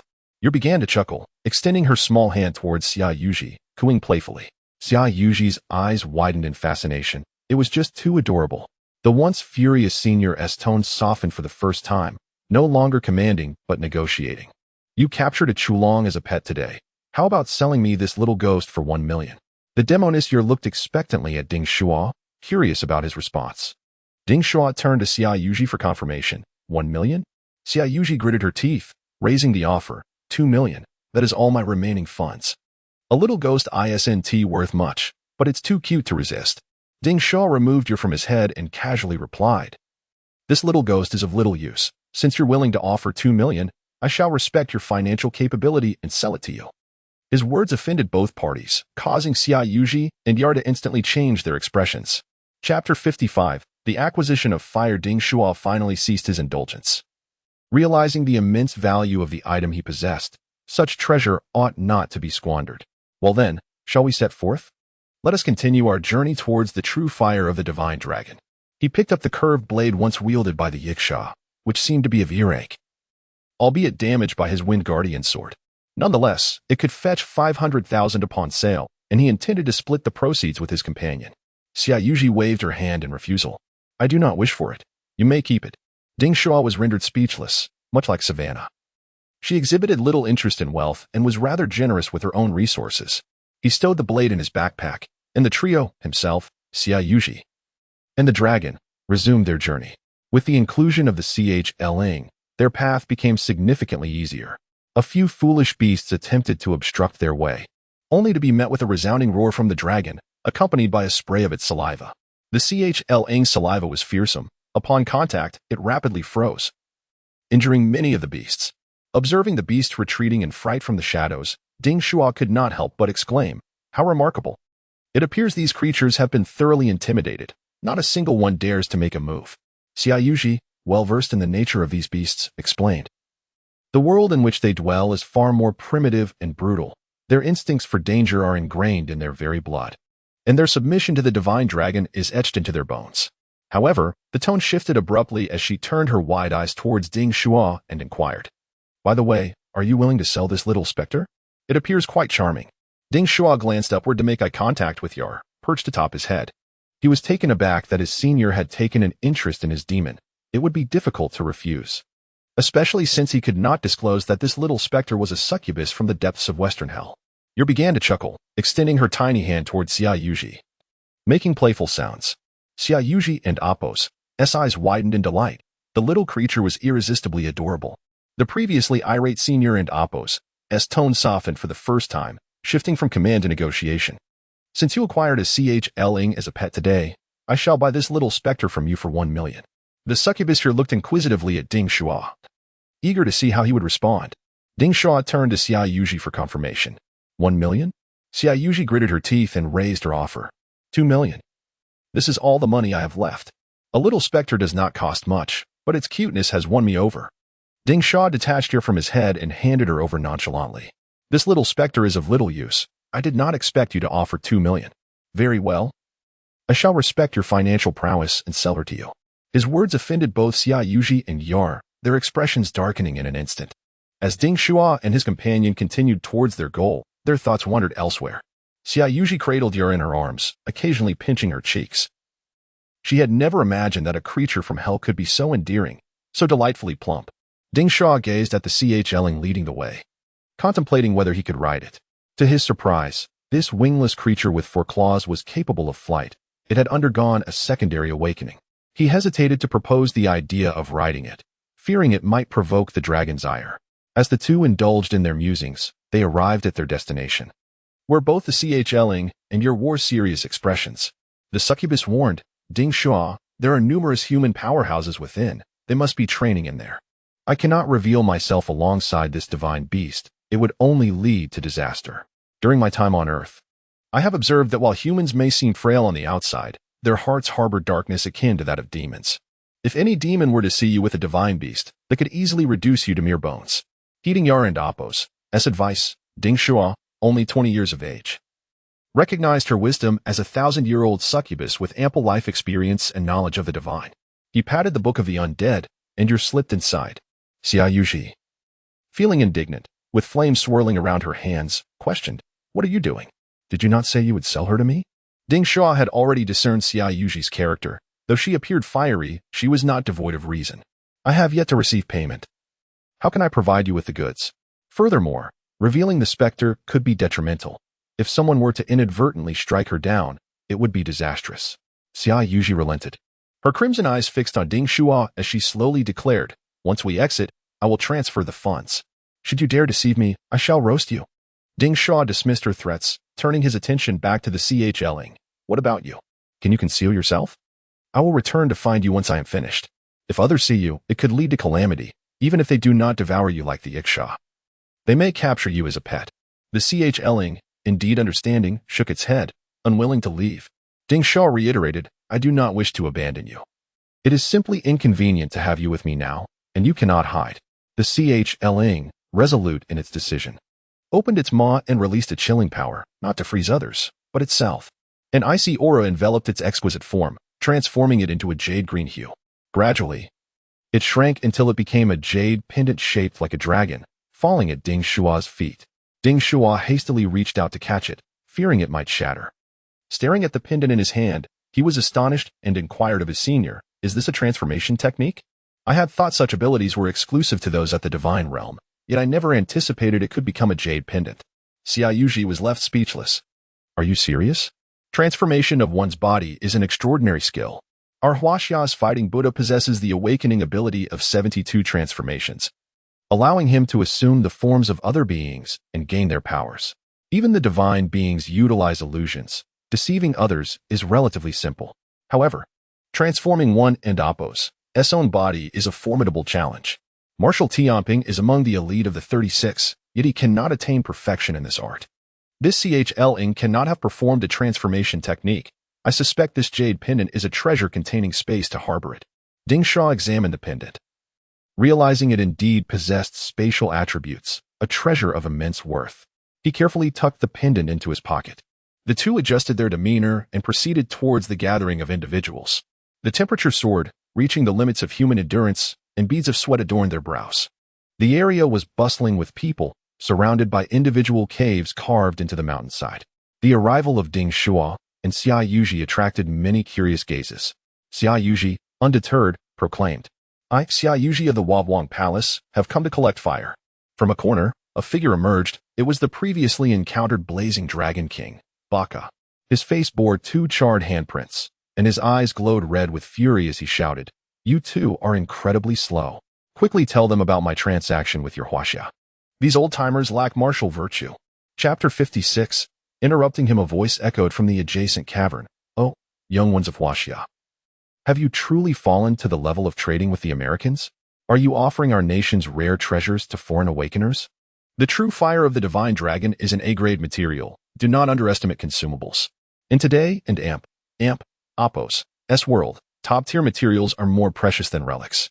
Divine beings from other dimensions can at least cast down supreme relics upon the mortal realm, while these treasures from ancient times are dwindling, with each piece lost forever.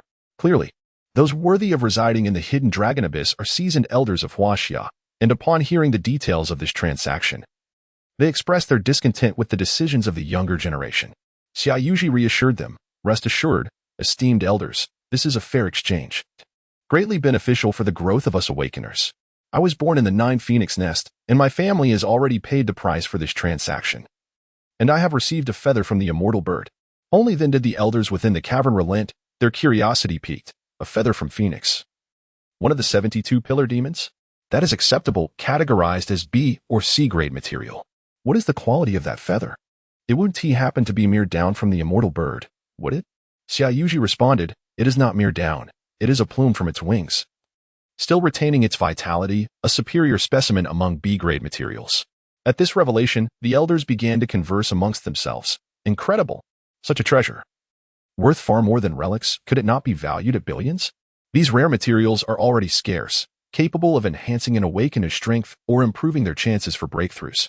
In contrast, relics significantly boost combat power, serving solely as tools for battle or mere decorations when not in use. Moreover, most individuals only acquire the right to use relics. Their true owners are the divine beings, with management rights held by various factions, leaving most awakeners merely as users, subject to reclamation by the aforementioned parties. Greed stirred within many, as they envied Xia Yuji and Appo's family for possessing such a foundation. Meanwhile, Baka, who had received 2 slaps, shouted in fury, "Do you understand now? I am not some petty thief. I was invited here by you to trade. How dare you strike me? Apologize." The onlookers of the hidden dragon abyss turned their attention to Baka. The details of this exchange clearly favored Huaxia, as the feather from the immortal bird was surely more valuable than a wisp of the divine dragon and Appo's flame, if they were to lose in terms of material value. It indicated that Baka held significant worth personally, justifying the loss to nurture him. At just over 50 years of age, Baka had awakened 4 times. A feat rare in Huaxia. The elders began to deliberate. We must be cautious of this American brat. We cannot allow him to acquire too much flame. That may be problematic. Overt actions could strain international relations. It would be difficult to explain to the Americans. Indeed, we cannot act ourselves. It must be left to the younger generation. In the span of a mere minute, the elders of Huaxia concluded their discussions. A voice rang out. "Since this is a friendly transaction between nations, we shall acquiesce. Thus, we elders shall cease to absorb the true fire of the divine dragon. Leaving this place for the 3 of you. Within a day, gather as much flame as you can." Baka erupted in laughter. "Ha ha ha. Now this is as it should be. And as for the slaps, just letting that slide would suffice, at least offer an apology." The elder feigned innocence. "Your brashness brought you here. disrespecting us with your loud outbursts, disturbing our peace. 2 slaps are a light punishment. Realizing the overwhelming numbers of Huaxia, Baka decided not to press the issue further. He sensed the danger around him. The multitude of 4-time awakeners present, some even 5-time, warned him against further provocation lest he receive another slap with no recourse for complaint. As the crowd began to disperse, an elder approached Ding Shuo and Xia Yuji, beckoning them over. "Allow me to introduce myself. I am Machido. I am aware of the situation at hand. I have called you both here to present a gift from my family," he said, revealing 2 small glass vials in his palm. Ding Shuo and Xia Yuji each took one. "Esteemed elder, what treasures are these?" Ding Shuo inquired. Machido chuckled. "This is dragon and Apos, saliva, not the secretion of a sperm whale, but the genuine essence of a true dragon. Consuming it will imbue you with the essence of the divine dragon, aiding in your absorption of its true fire. Your cultivation is still low, without proper means. You will certainly be outmatched by that 4-time awakeners from America." Ding Shuo glanced at Xia Yuji, contemplating the unpleasantness of consuming dragon saliva, likening it to an unwanted kiss. Yet, without hesitation, Xia Yuji raised the vial to her lips, savoring the flavor and exclaiming, "As cultivators, we must not be bogged down by trivialities." "Why are you, a grown man, fussing over such matters?" She continued, "This dragon saliva is remarkably fragrant. Upon consuming it, I feel invigorated, as if imbued with a mysterious power." Ding Shuo offered his vial, asking, "Shouldn't you take another? It would assist you in gathering flames." "I will pass. I have not studied the flame techniques," she replied. Xia Yuji paused, surprised by Ding Shuo's willingness to share such a treasure. Her pride swelled, thinking, "This little lecher must be infatuated with me. Many have confessed their feelings over the years. He must be among them." Yet, she maintained her aloof demeanor, responding, "Very well. I shall compensate you with a similar treasure in the future. I must strive harder, lest I lose face for Huaxia against Baka." Once Xia Yuji finished absorbing the dragon's saliva, the 2 returned to the source of the flames. Upon seeing Baka again, they were left speechless. Baka lay prone on the ground, his body adorned with scales, engulfed in crimson flames, his bones spreading open like wings. Ding Shuo remarked, "This fellow resembles a crocodile demon. Has he merged with a Western dragon?" Xia Yuji remained silent, unwilling to concede. She activated her second awakening skill, Throne of Divine Fire. A throne woven of flames materialized in the direction of the true fire of the divine dragon as Xia Yuji braved the intense heat, advancing step by step toward her throne. Ding Shuo observed their fervent struggle and mused, "Such prodigies truly give their all. Whether in Huaxia or America, these extraordinary individuals train relentlessly." He too began to channel Great Immortal Technique, a method capable of absorbing various types of spiritual energy, famously wielded by Sun Wukong to endure the trials of the 8 trigrams furnace. As he felt the surge of dragon power coursing through him, Ding Shuo found his cultivation flourishing. Time slipped away, and eventually Ding Shuo was roused, looking toward the 2 once more.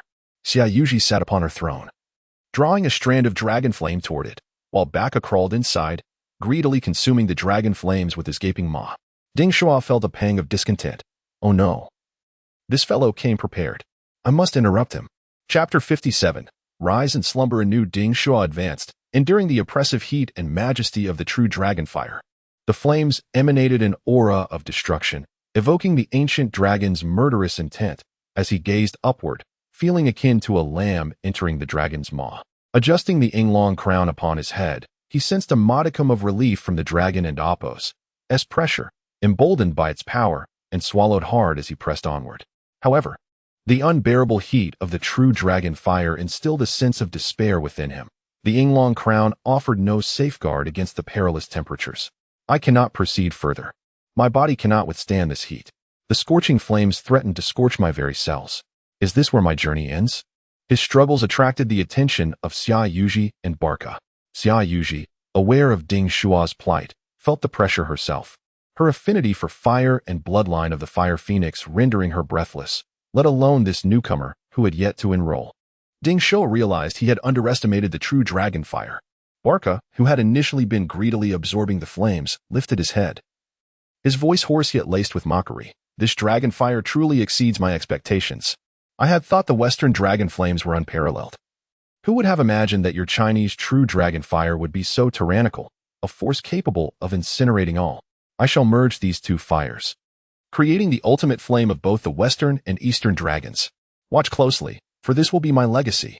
With that declaration, Barca lowered himself once more, his form shifting from that of a human to a great lizard as he crawled closer to the true fire. Kekekek, he cackled. Ding Shuo, do you see? A true man must advance, even if it means crawling through the flames. Though Barca and Apos' actions appeared ignoble before the true dragon fire, he was consumed by frenetic excitement. His laughter twisted.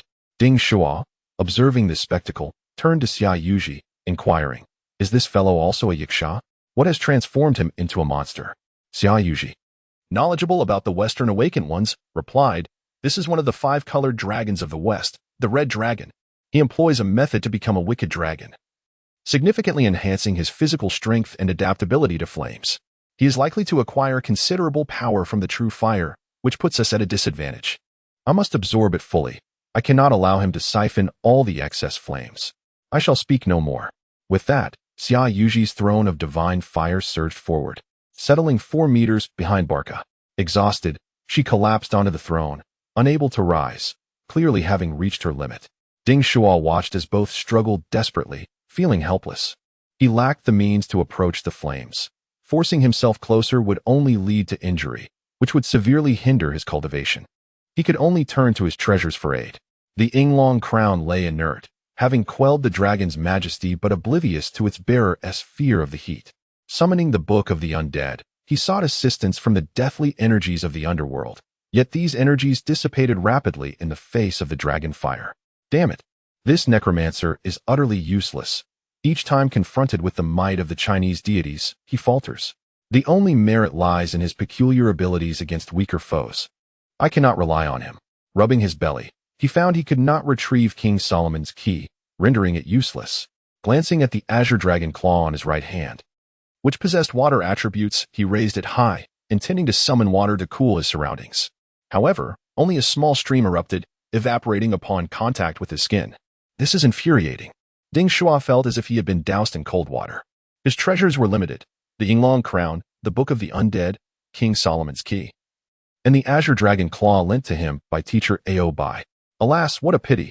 Just as Ding Shuo contemplated surrender, a voice echoed in his mind. Ing, where did that sound originate? Ding Shuo scanned his surroundings, bewildered by the source.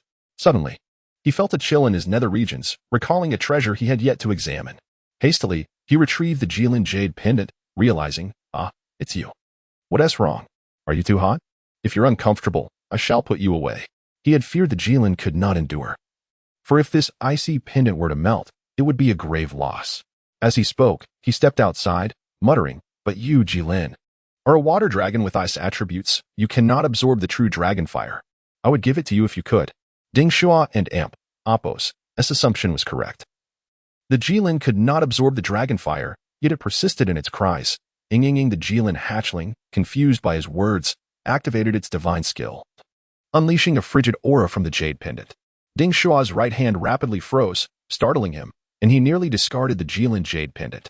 However, the ice swiftly enveloped his entire body, encasing him in an icy prison. He froze in a comical running pose, mouth agape in a silent scream, eyes wide with terror. This cannot be. The tale of the farmer and the snake is unfolding before me. I am an awakened being entangled with a dragon. This dragon is clearly no benevolent creature. I have been ambushed, and Xia Yuji, preoccupied with collecting flames, is oblivious to my plight. Curse you, Jilin. Should I ever get the chance, I shall skin you alive and make a stew. Ding Shuo did not succumb to the frost. His mind remained intact, though his body was rigid. In his despair, he heard the jubilant cries of the Jilin. Ing, enraged, Ding Shuo shouted, I shall throw you. As he struggled with all his might, his body regained movement. Ding Shuo stumbled, landing awkwardly before rising to his feet, noticing he was entirely encased in gleaming ice. The frost shimmered like diamonds, exquisitely shaped. Is this the divine skill of the Jilin jade pendant? Ding Shuo immediately comprehended the situation, opening the Book of the Undead. This modern treasure revealed the skill's information: ice armor.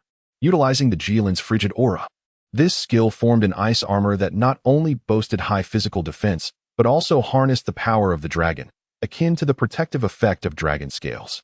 So you were aiding me, dear little creature. You nearly frightened me to death. In response, the Jilin hatchling continued to chirp. Ding Shuo's head ached, and he interjected, enough. I cannot comprehend you. Allow me to focus on the task at hand. Adorned in the ice armor, he strode with newfound determination towards the dragonfire. The oppressive heat was subdued by the Yinglong crown, while the ice armor shielded him from the searing flames. Creating a sensation akin to an air-conditioned haven, he bypassed Xia Yuji, gently patting her elegantly raised leg. If this were to ignite, it would become a ham. Noticing her lack of response, he continued onward until he stood before Barca. Ding Shuo patted Barca's draconic head, exclaiming, "Rise and slumber anew, brother Barca." Barca, immersed in his transformation, opened his dragon eyes, awakening with a perplexed expression as he gazed at Ding Shuo and inquired, "What are you doing?" Ding Shuo replied warmly, "Awaken and rest again." Chapter 58. The dragon fire is fading. Awaken and resume slumber? Barca was taken aback, and then fury surged within him. This scoundrel was deliberately interrupting his cultivation. He immediately issued a stern warning. "I caution you, boy, should you dare to disturb me again, I shall render you powerless. Do not think that I am intimidated simply because we are in Huaxia. Indeed, it would be troublesome to kill you. But I believe I can withstand the consequences of dismembering you." As he spoke, he extended his dragon claw towards Ding Shuo, mimicking a throat-gripping gesture. Ding Shuo hastily retreated, calling out to Barca, "I'm so scared. Barca is going to kill." Yet, he taunted, "Why are you lying there like a dog? Are you bowing down to our Huaxia divine dragon? Come and fight me." He jeered. Seeing Ding Shuo mock him like a playful dog ignited Barca's anger. He mustered his strength and crawled forward a few steps, intent on shattering Ding Shuo and Appo's legs. Ding Shuo bolted, turning back to taunt, "Hurry up and crawl. If you catch me, you can have your way." Barca, with his dragon-transformed arm, slammed the ground in rage, but all was in vain. The oppressive aura of the Huaxia divine dragon rendered him immobile.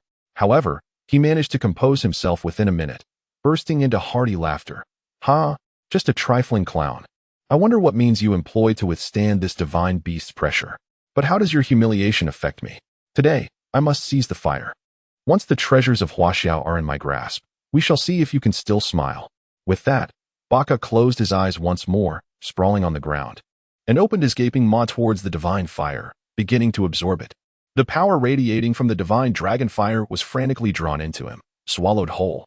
Ding Shuo observed that Barca had not lost his rationality. He was resolute in acquiring the flames, leaving Ding Shuo with no recourse. Should I awaken him once more? It was likely he would ignore me and might even seize the opportunity to retaliate. Humans could hardly absorb any dragon fire. It was unexpected that the Americans would send this monster, capable of transforming into a red dragon, a pinnacle being of Western mythology.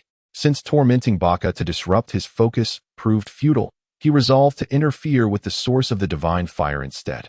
"I shall contend with him for the flames." Shaking the clawing jade pendant in his hand, Ding Shuo knew it could comprehend human speech and inquired, "Do you desire the divine dragon fire? A complimentary giveaway." The jade pendant merely responded with soft cries, yet Ding Shuo discerned its refusal. The tone was different, lacking the joyful essence, indicating its resistance towards the dragon fire. Ding Shuo removed the Yinglong crown from atop his head, realizing its potential. It was crafted from the golden dragon that pierced the clouds. However, communication with it was impossible, leaving him with no choice but to act forcefully, aiming towards the direction of the divine dragon fire, despite his vision failing to discern it.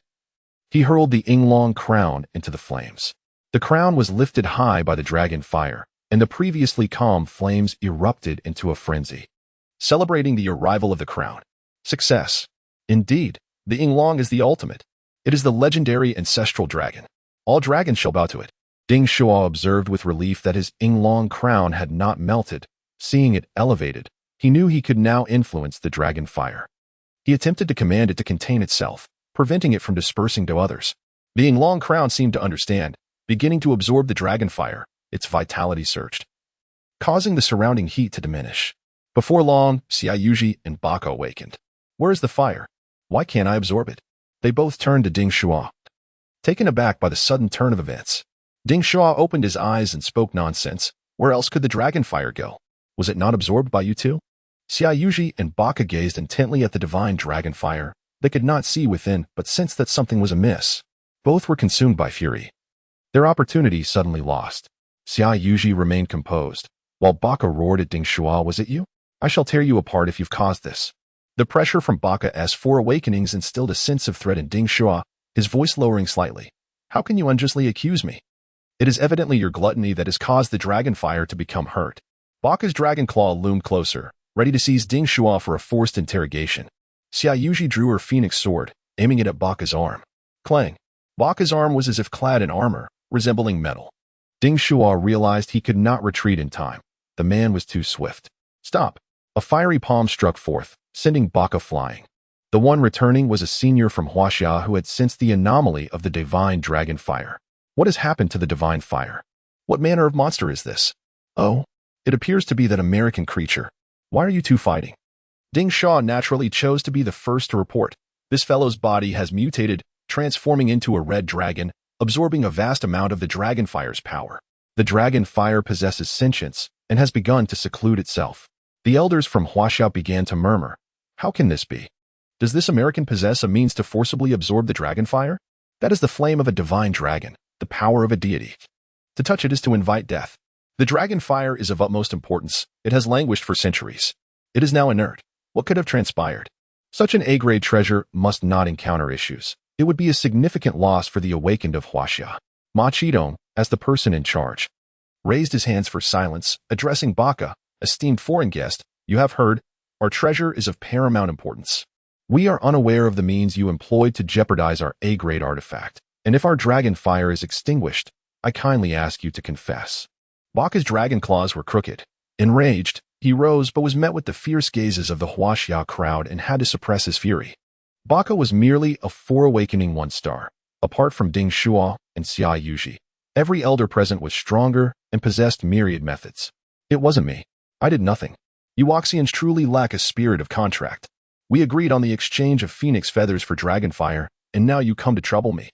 Ma Qidong issued a warning with a fiery palm. Our dragon fire is in jeopardy. What cost shall each side bear? Baka, of course, would not yield. I don't care. It was my doing. I should be allowed to absorb it for a day. Ding Shuo suddenly interjected. Then go ahead and absorb it. Upon hearing this, the Huaxia crowd did not object. On one hand, they adhered to the agreement, and on the other, they wished to let Baka test the state of the dragon fire. Ma Qidong nodded. Then proceed. We shall observe closely to prevent any unforeseen events. Baka recognized their intentions. However, awakeners were inherently defiant against fate, and with a treasure at hand, what reason was there not to utilize it? He slowly approached, drawing nearer to the divine fire. His dragon eyes gleamed with excitement. This is the flame of the deities. I never imagined I could approach it so closely. Greed propelled him forward. Chapter 58, The Sword of Odin's Divine Wrath, Graham. The once ferocious dragon's true fire instilled fear in Baka, yet at this moment, it had evidently subdued, as if it had yielded. Seizing the opportunity, Baka contemplated whether the dragon fire was injured or evolving. Its docility presented a chance to claim it, thus harnessing divine power. As he approached the dragon fire, the onlookers followed closely, witnessing for the first time this flame that had burned for eons in the now. The dragon fire resembled a golden pearl, radiating an intense, searing glow. Baka opened his dragon mouth once more, attempting to absorb its power. However, the dragon fire had compressed itself, revealing no trace of its strength. Resolute, Baka extended his left claw towards the flames. Sizzle, sizzle, sizzle. Baka managed to touch the dragon fire, but his fingers were incinerated in the process. With a pained howl, he withdrew his arm, now missing 2 fingers. The onlookers exchanged glances, fully aware of the peril in touching the dragon fire. As they pondered their next move, Ding Shuo's discordant voice broke the tension. Why does it smell like roasted pig's trotters? Are we having barbecue tonight? Baka turned, glaring at Ding Shuo, but realized that arguing with this 20-year-old would only lead to embarrassment. He could hardly slap him. Humph, Ding Shuo chuckled. What are you huffing about? I could always bring you along and have them roast a lizard for you to taste. Baka, observing Ding Shuo and Apos' smug demeanor, chose to remain composed and drew a sword from his back. The blade emanated a fierce killing intent, unwavering in its stance against the Huaxia dragon. The elders of Huaxia exchanged murmurs. This fellow is attempting to use a holy relic. It appears to be a B-grade relic, which is concerning. I recognize this sword. It is indeed a top-tier B-grade weapon, the sword of Odin and Apos' wrath, known as Graham. According to the epic and Apos, the Song of Nibelungen and Apos, in Norse mythology, it has slain Western dragons, a true dragon-slaying sword. An elder expressed indignation. Having slain a Western dragon, this is a top-tier artifact. Indeed, America seems well prepared. Having brought the Graham sword, Their greed knows no bounds. Do they truly intend to use this sword to slaughter the Huaxia dragon? Without granting the Huaxia individuals further time to strategize, Baka lunged forward, thrusting Graham towards the dragon fire. I shall seize this moment. Piercing the dragon fire will allow me to claim a fragment of its power. Furthermore, I would be destroying a significant treasure of Huaxia. What a feat. Baka struck fiercely, the Graham embedding itself in the dragon fire. The Huaxia spectators gasped, astonished by the ferocity of the B-grade weapon. Ding Shuo felt a mix of shame and alarm. It was he who had subdued the dragon fire, and had it not been for that, the flames would have protected him from Baka and Appo's assault. He could only once more communicate with the flames. Huaxia's dragon fire, ignite. By the decree of the Yinglong crown, reignite your flames. From within the dragon fire, flames shaped like the Yinglong danced. Ding Shuo shouted urgently, everyone, retreat. The dragon fire is about to erupt. Upon hearing his warning, the crowd hastily withdrew. Xia Yuji, quick on her feet, reached out to grasp Ding Shuo, hoping to pull him away. Ding Shuo sidestepped and smacked her hand, blinking as he urged, you need to leave. It's really going to explode. Indeed, the dragon fire reignited, expanding outward with tremendous force, sending Baka flying. In an instant, the return to its former state. Under the intense heat, the crowd channeled their spiritual energy to withstand the pressure. Did it truly explode? Was that fellow right? They wondered. Where is he? Oh no. Is he burned to death? Xia Yuji, the weakest among them, had not activated her divine fire throne and lay collapsed on the ground, overwhelmed by the dragon fire. Ding Shuo, are you all right? She questioned, her heart heavy with worry. She regretted not being able to pull him out earlier. An elder rushed to assess Baka and Appo's condition, exclaiming, good heavens, this American has lost his hand. His left hand is missing fingers, and his right hand is completely gone. Is he dead? If this American prodigy dies, it will be a disaster. With the current international tensions, any conflict between our nations could sever diplomatic ties. The elder dragged Baka's leg, attempting to pull him out while saying, he's not dead, his vitality is strong. I'm getting him out for emergency treatment. You should also bring that young lady out. She appears incapacitated. Xia Yuji pleaded, I'm fine. Please check on my junior. That young man is still inside. Ma Qidong, a member of the Ma family from the dragon-slaying lineage, braved the dragon and Appo's pressure and ventured inside to rescue Ding Shuo. Ding Shuo, where are you? Inside. Ding Shuo was enveloped by the icy chill of Tian Shuang, clad in his ice armor, unperturbed by the heat. He had reached the dragon fire. Extending his palm as the Yinglong crown returned to him, now exuding some vitality. Placing it upon his head, Ding Shuo mused, what a pity. The Yinglong crown has not absorbed the dragon fire. Yet, the dragon fire has awakened its vitality. Perhaps it will surprise me in the future, transforming into a top-tier holy relic. Hearing Ma Qidong's call, Ding Shuo responded, yes, elder, I'm here. I will be out shortly. He searched the ground, retrieving the dragon-slaying sword Graham and making his way out. As he emerged in the glow of the dragon fire, the Huaxia elders widened their eyes in disbelief. He unscathed. A young man who has not yet stabilized his second awakening can withstand more than we can. I truly wish to inquire about his secret. Xia Yuji exclaimed in excitement. Ding Shuo, you're all right. Ding Shuo nodded, touched by her concern as she lay on the ground, pressed by the dragon's might. Noticing Baka's absence, Ding Shuo approached Ma Qidong and offered the Graham sword, asking, I found this equipment inside. May I take it? Ma Qidong accepted the sword, examining the renowned foreign artifact with a wry smile. B-grade holy relics are beyond individual ownership unless one possesses extraordinary strength to withstand the pressures of power. As for its usage rights, this is America's holy relic. Do you dare to use it without permission? They would undoubtedly retaliate fiercely, even to the point of killing you to maintain their reputation. Ding Shuo frowned, feeling it was a pity. What should I do then? Should I return it to Baka? Ma Qidong chuckled darkly, replying, of course. We shall withhold it for a time, allowing us Huaxia to study the capabilities of the Graham sword and gather intelligence. Furthermore, America must pay a recovery fee before it can reclaim their sword. That fee will be given to you. Ding Shuo nodded, all right. Chapter 59. I want to dive into the sea. Ma Qidong, pleased with Ding Shuo and Appo's amiable disposition, remarked, allow me to escort you from this place. It seems you are unable to continue your cultivation. It would be prudent to return and assimilate your recent gains. Ding Shuo nodded and approached Xia Yuji, crouching beside her to inquire, Senior, are you injured? Why can you not stand? Xia Yuji, proud and resolute, turned her head away and explained. The divine dragon's true fire is inexplicably more potent than before. I cannot withstand it. Ding Shuo realized that perhaps the Yinglong crown had augmented the dragon fire. He pressed on. Let us hasten our exit. It is rather awkward for you to remain prone while everyone else stands. Irritated, Xia Yuji retorted. If I were capable of moving, would I not walk? Quickly, carry me out. Without hesitation, Ding Shuo lifted her, wrapping his arms around her waist and grasping her legs. The sensation is quite pleasant, he thought, momentarily bouncing her in his arms. Noticing her change in expression, he ceased his antics. Following Ma Qidong, Ding Shuo sprinted toward the exit of Qianlongjian. Come, board the vehicle. Ma Qidong called, only for a large turtle to emerge from the earth, slightly smaller than a car. The turtle was an untransformed monster, possessing the strength of a second awakening, which made Ding Shuo wary. He stepped onto the turtle's shell behind Ma Qidong. Ensure you hold on tight. I am about to set off, Ma Qidong instructed. Ding Shuo, bemused, thought to himself, how fast can a turtle be? Should I fasten a seatbelt? Understood, Senior Ma. The turtle slowly turned and began to walk backward. This turtle is actually walking in reverse, Ding Shuo exclaimed.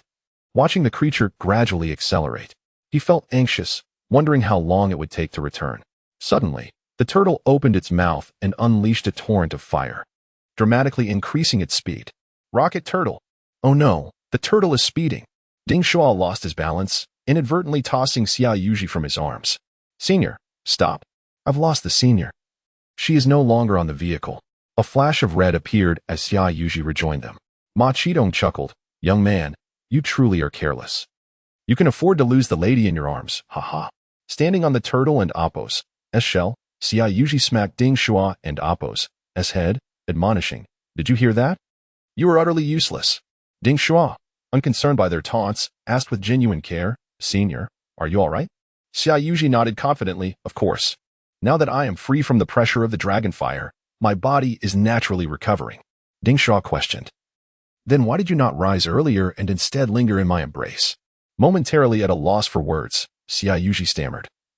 You. Ma Qidong, amused by Ding Shuo's naivety, began to sing a classic tune. That night, you did not reject me. That night, I hurt you. Ding Shuo thumped his head in realization.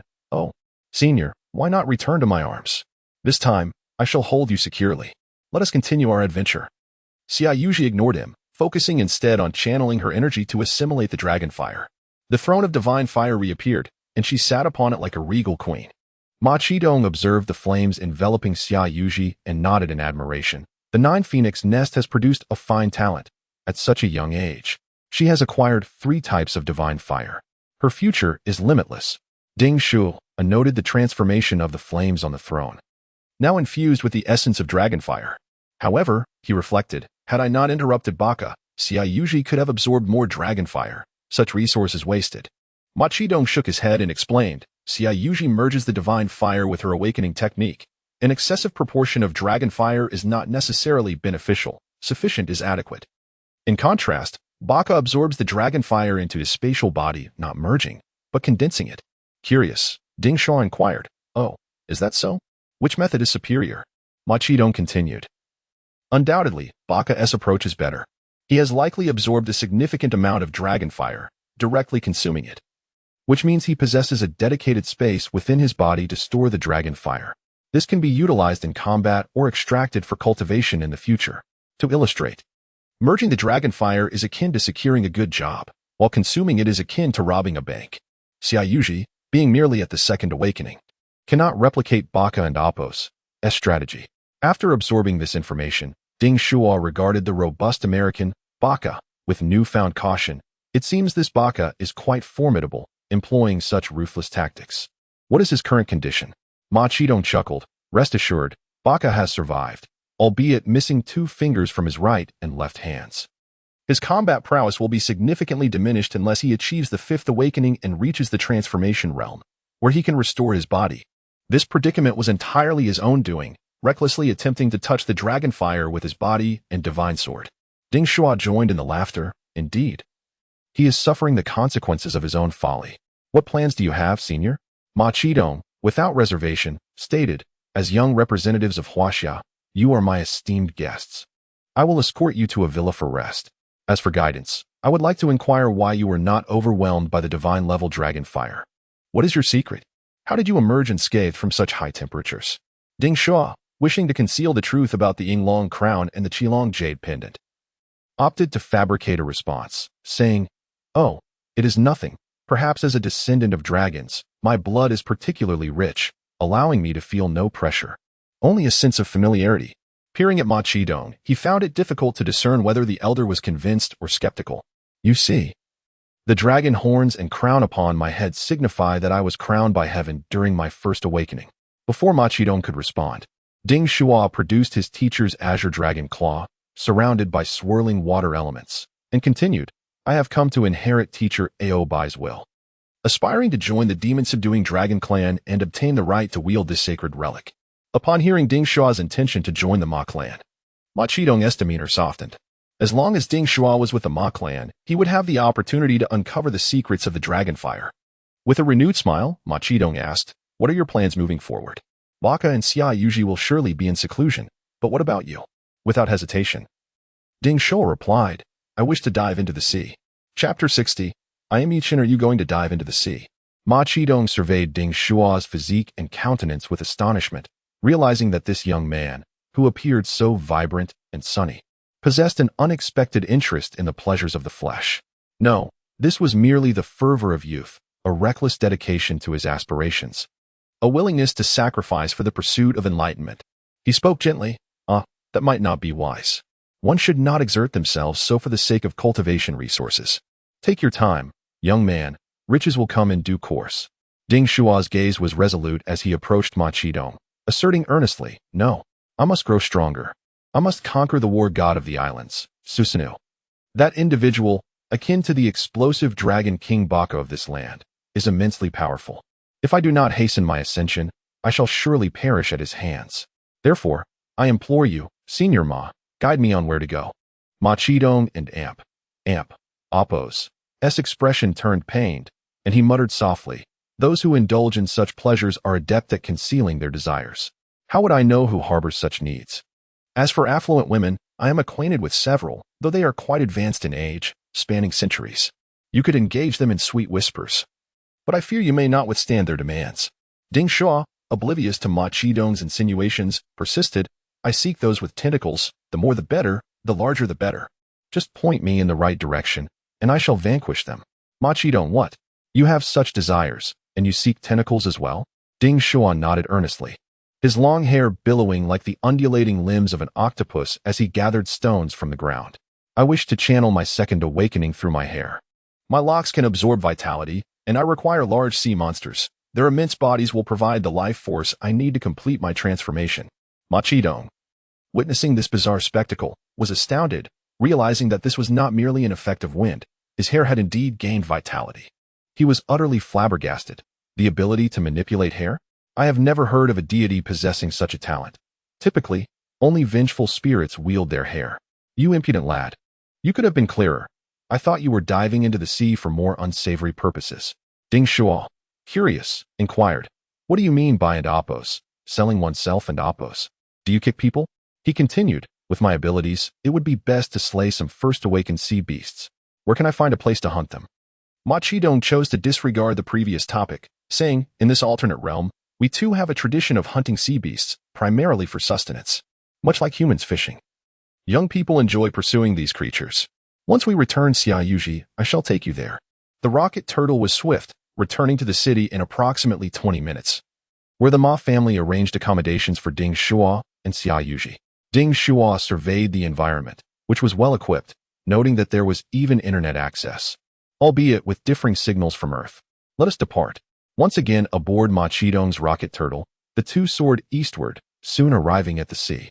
Ding Shuo spotted a yacht anchored nearby, where several young individuals were engaged in conversation. The rocket turtle made a smooth landing on the deck, and Ding Shuo followed suit. "Greetings, Third Master." The young men respectfully greeted the elder, eager to discern the purpose of his visit. Ma Qidong nudged Ding Shuo forward, instructing, "This young guest has recently arrived in the Lonyuan realm. Please look after him. He wishes to hunt sea beasts, so take him along and let him manage the spoils." Those capable of approaching and conversing with elders demonstrated discernment, and one young man immediately wrapped an arm around Ding Shuo's shoulder, enthusiastically declaring, "Welcome, newcomer. Hunting sea beasts is exhilarating. Today, I shall ensure you have a thrilling experience."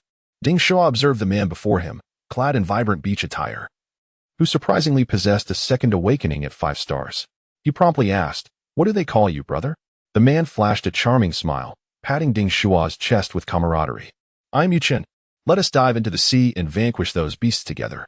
Ding Shuo felt the immense physical strength radiating from Yuchen and thought, "This man is truly formidable. A single blow from him could leave one dazed." Much appreciated. Yuchen leapt onto a speedboat, taking it for a spin and calling out to the surrounding youths, "Today, our new friend is joining us to dive into the sea. Who else is coming? Let's go." "Go, go." Immediately, several young people boarded the boat, responding, with Brother Chen leading, "We are sure to have a bountiful harvest. Brother Chen, take me with you." Before long, the speedboat was filled with eager participants, setting off towards the open sea. As Ding Shuo faced the waves, he gazed into the distance, pondering if this was the life of awakeners in this alternate realm. Beside him, the inquisitive Wu Xian asked, "You're quite handsome. How old are you? Do you have a girlfriend? What brings you to this other world?" Ding Shuo, unreserved, joked, "I am quite mature. I have 3 wives but no girlfriend. Would you like to be my girlfriend?" He added, "I came to this alternate realm to hunt sea beasts. A real man must conquer sea beasts." Wu Xian stuck out her tongue and chuckled, "Oh, you seem innocent, yet you're quite the rogue. If I become your girlfriend, does that mean I would also become your 4th wife?" Ding Shuo waved his hand dismissively, "Fear not, it's merely a game. If it ends without marriage, then it doesn't count as a wife." Wu Xian scoffed, "Sha, a scoundrel." Meanwhile, Yuchen piloted the speedboat for over an hour before reaching their destination. He leapt to the front of the boat, addressing the group. "Ding Shuo seeks a large creature with strong vitality and tentacles. The longhorn sea phantom is our prime target." Wu Xian, excited, inquired, "Indeed, that sea beast is perfect. It's a massive red octopus with a second awakening at 7 stars, adept at mental attacks. And its 8 arms are as sharp as blades. But how can we defeat such a creature lying at the ocean floor? I'm not suited for underwater combat. I would be easily ensnared. This seems too perilous. We should exercise caution." Ding Shuo interjected, "I can counter its mental attacks, so there is no need for concern. The key is how to drag it ashore." Yuchen clapped his hands, reassuring everyone, "You can leave that to me. I will lure it to the surface. You all focus on defeating it." With that, he drew a long black spear from the boat and plunged into the sea, descending below the waves. Inspired by Yuchen and Appo's audacity, Ding Shuo summoned the charming demon Yar, instructing, "Yar, please protect us from mental attacks. The giant octopus is coming." Chapter 61. The long-legged sea spectre. The enchanting demon, Yar, materialized within the pentagram array, her cultivation having ascended to a new height. Demon, Yar. Level, Awakening 3 star. Status, Minor Spectre. Awakening Skill 1, Frightening Visage. Shape-shifting ability that allows transformation into other creatures, simulating their essence to instill fear through illusions, enabling brief control over adversaries. Having grasped the task at hand, she confidently declared, It's merely a spiritual assault from the second awakening sea beast. How formidable could it possibly be? Fear not, for I am here to assist you in dispelling illusions or mental domination." She soared above Ding Shuo's head and settled there, asserting, "Ding Shuo, I am perched atop your head to safeguard your mind. I assure you, you shall remain unscathed." Ding Shuo acknowledged her. However, the others were skeptical, with Wu Xian chuckling, "You little spectre, how adorable. But do be cautious. The spiritual control of the long-legged sea spectre is quite potent. Even after its 3rd awakening, it can manipulate human thoughts, turning them into its followers who worship it. Therefore, you must shield yourself with your spiritual energy to avoid capture, as it will ensnare you with its tentacles and execute a mental invasion, binding you into servitude." Indeed, heed Wu Xian's words, safety is paramount.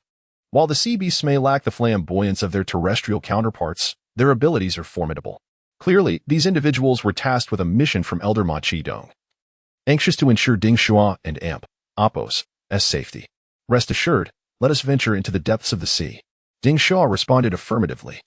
Despite Yar's long hair entwined around him as they swam deeper into the ocean, Yar continued to exclaim, Ding Shuo, when did you learn the art of bondage play? It's quite uncomfortable. I'm still so young, and yet you engage in such perverse games. Nevertheless, I relish the thrill.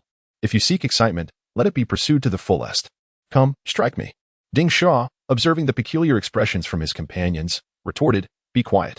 He smiled and explained, Ladies and gentlemen, do not misconstrue. This little specter is simply eccentric. Pay no mind to her words. Wu Xian diffused the tension. Oh, this little one is rather charming. Let us dive. This is the spot. You shall soon discover the intriguing aspects of this location. Ding Shuo nodded, and the quartet descended to the seabed, plunging deeper until they beheld an astonishing sight. There lay human architecture. To his surprise, a city of humanity resided beneath the waves. Could it be the underwater dragon palace from Chinese mythology? No, the architectural style was distinctly Western. Atlantis, perhaps? Following the awakened beings from another realm. Ding Shuo entered the structure, and Wu Xian giggled, ISN and AMP. Appos. Is it delightful? Does it not resemble an aquatic amusement park? Ding Shuo noticed magical formations surrounding them, providing fresh air. Akin to an underwater sanctuary. How marvelous it was that magic could isolate the seawater. Who could have supplied the energy to create such a place? Could there be humans residing here?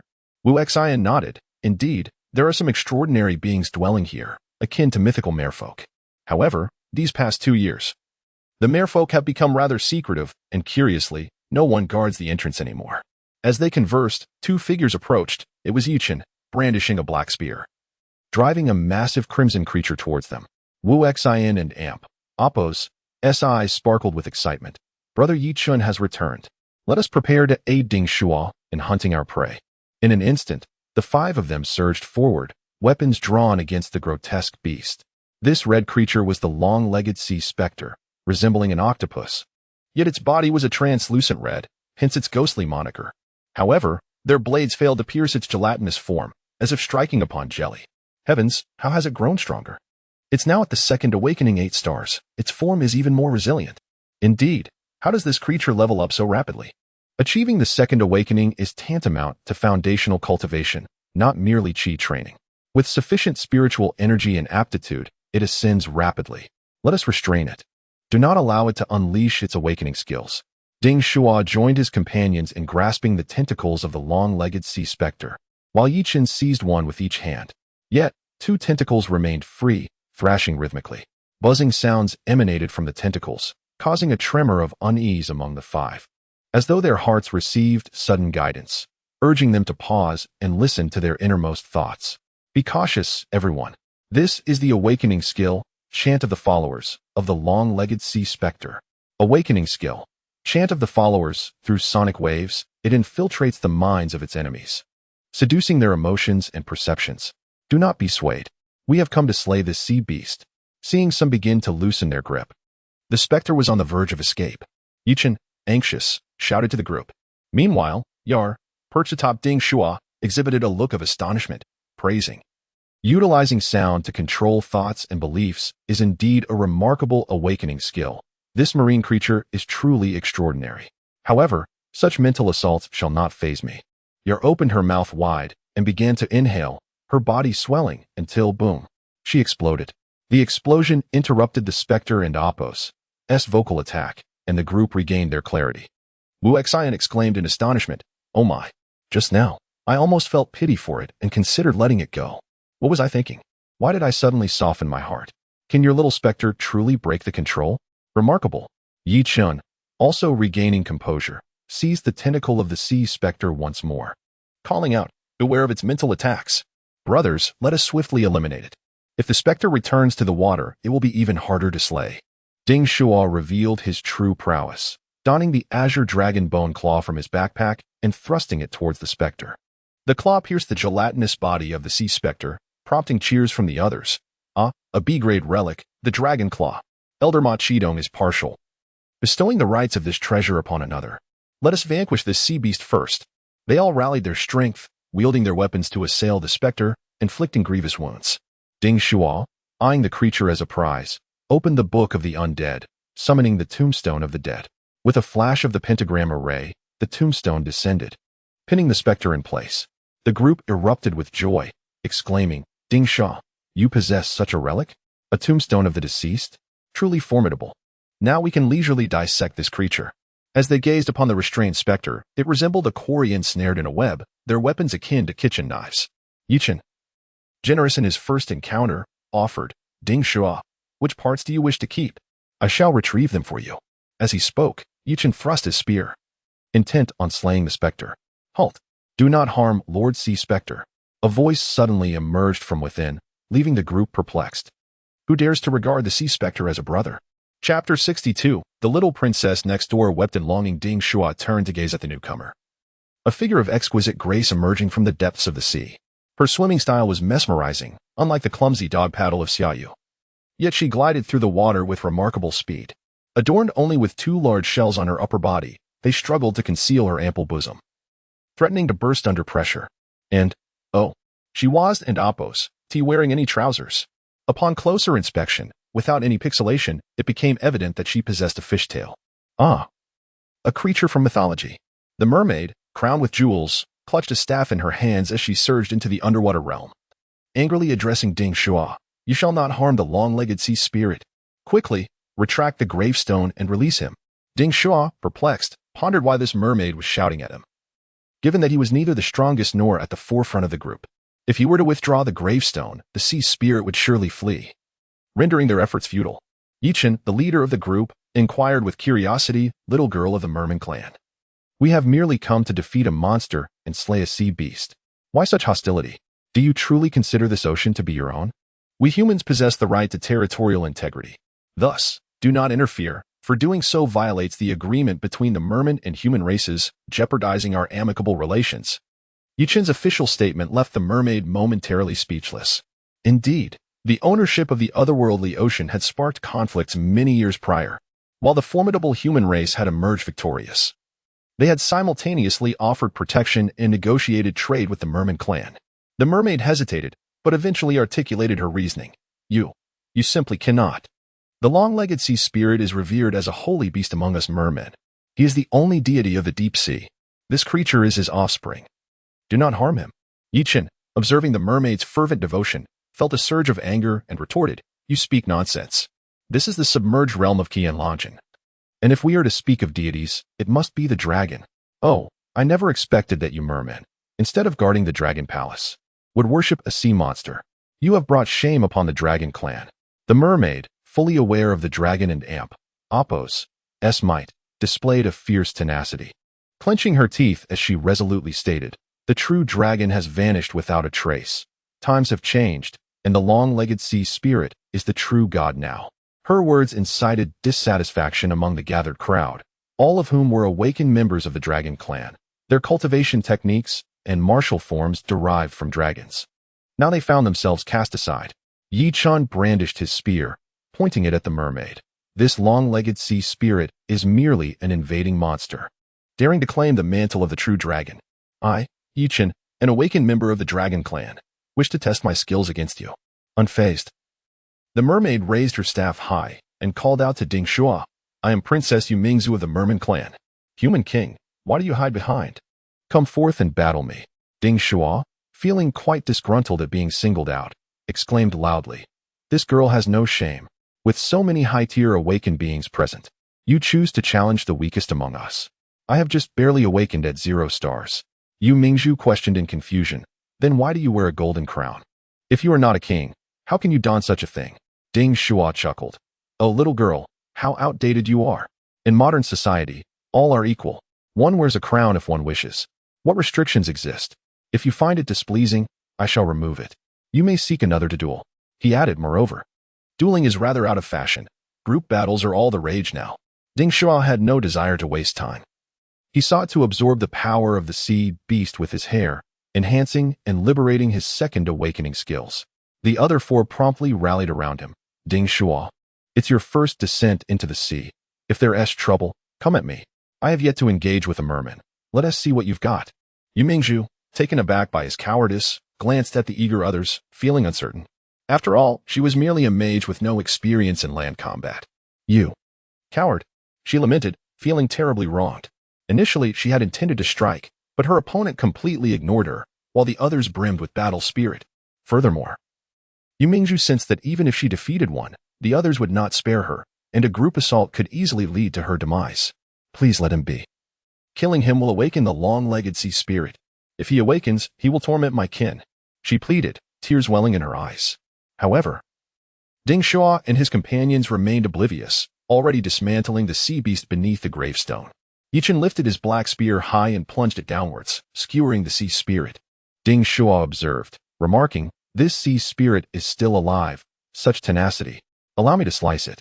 With a dragon's claw, he severed one of the spirit and Apos' tentacles into 5 pieces. Wu Xian, growing impatient, urged, "Are you too capable or not? Let me handle this." With that, she opened her mouth and breathed fire, scorching the sea spirit's body until it glowed red. The other 3 retrieved materials from their belongings and stated in clear Mandarin, "High-quality ingredients often require the simplest cooking methods."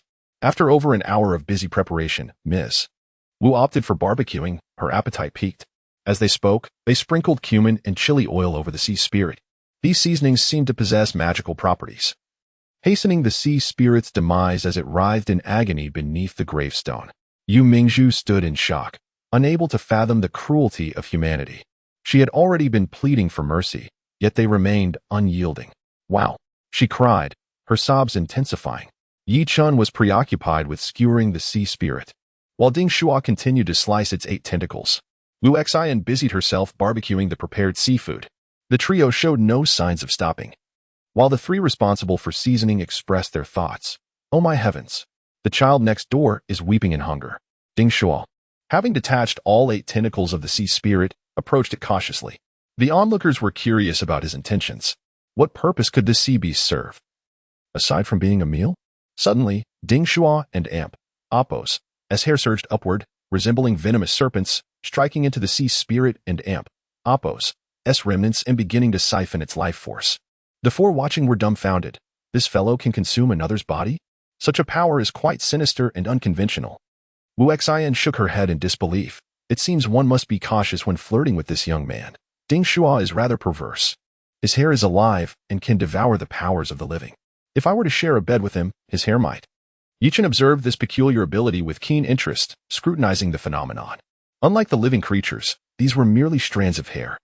They were not akin to the serpentine locks of Medusa from Greek mythology. Could his hair be a relic? He resolved to seize an opportunity to pluck a strand and investigate.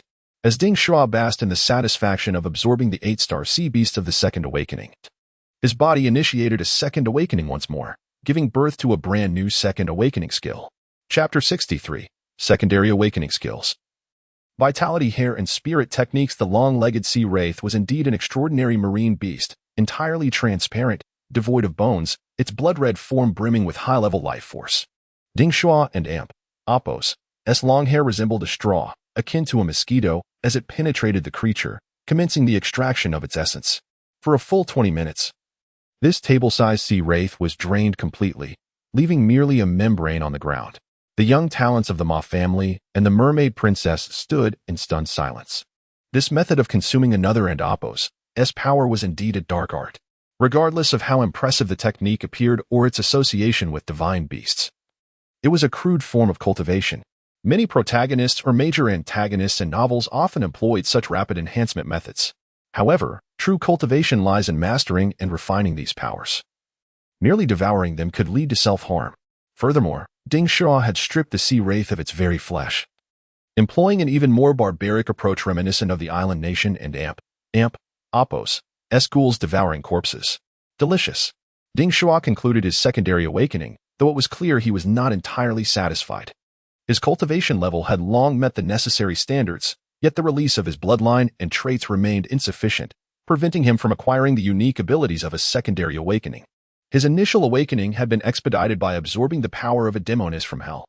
The arrangement of the strongest gathering formation in Huaxia at the Yuhua Palace had further empowered him, granting him 2 skills. One was a necromantic summoning technique, and the other was the ability to control and transform the dual energies of yin and yang. These skills rendered Ding Shuo a consummate mage. What then? Would his secondary awakening yield? Ding Shuo extended his left hand before him, and the Book of the Undead materialized. Beside him, Wu Xian expressed her confusion, inquiring, "He just broke through. Why is he reading instead of checking his newly acquired awakening skills?" Yichen, equally perplexed, remarked, "This fellow is rather mysterious. Who knows what he intends to do?" The onlookers were intrigued about what kind of awakening skills Ding Shuo, utilizing dark arts, might possess, whether they would also be exceedingly formidable.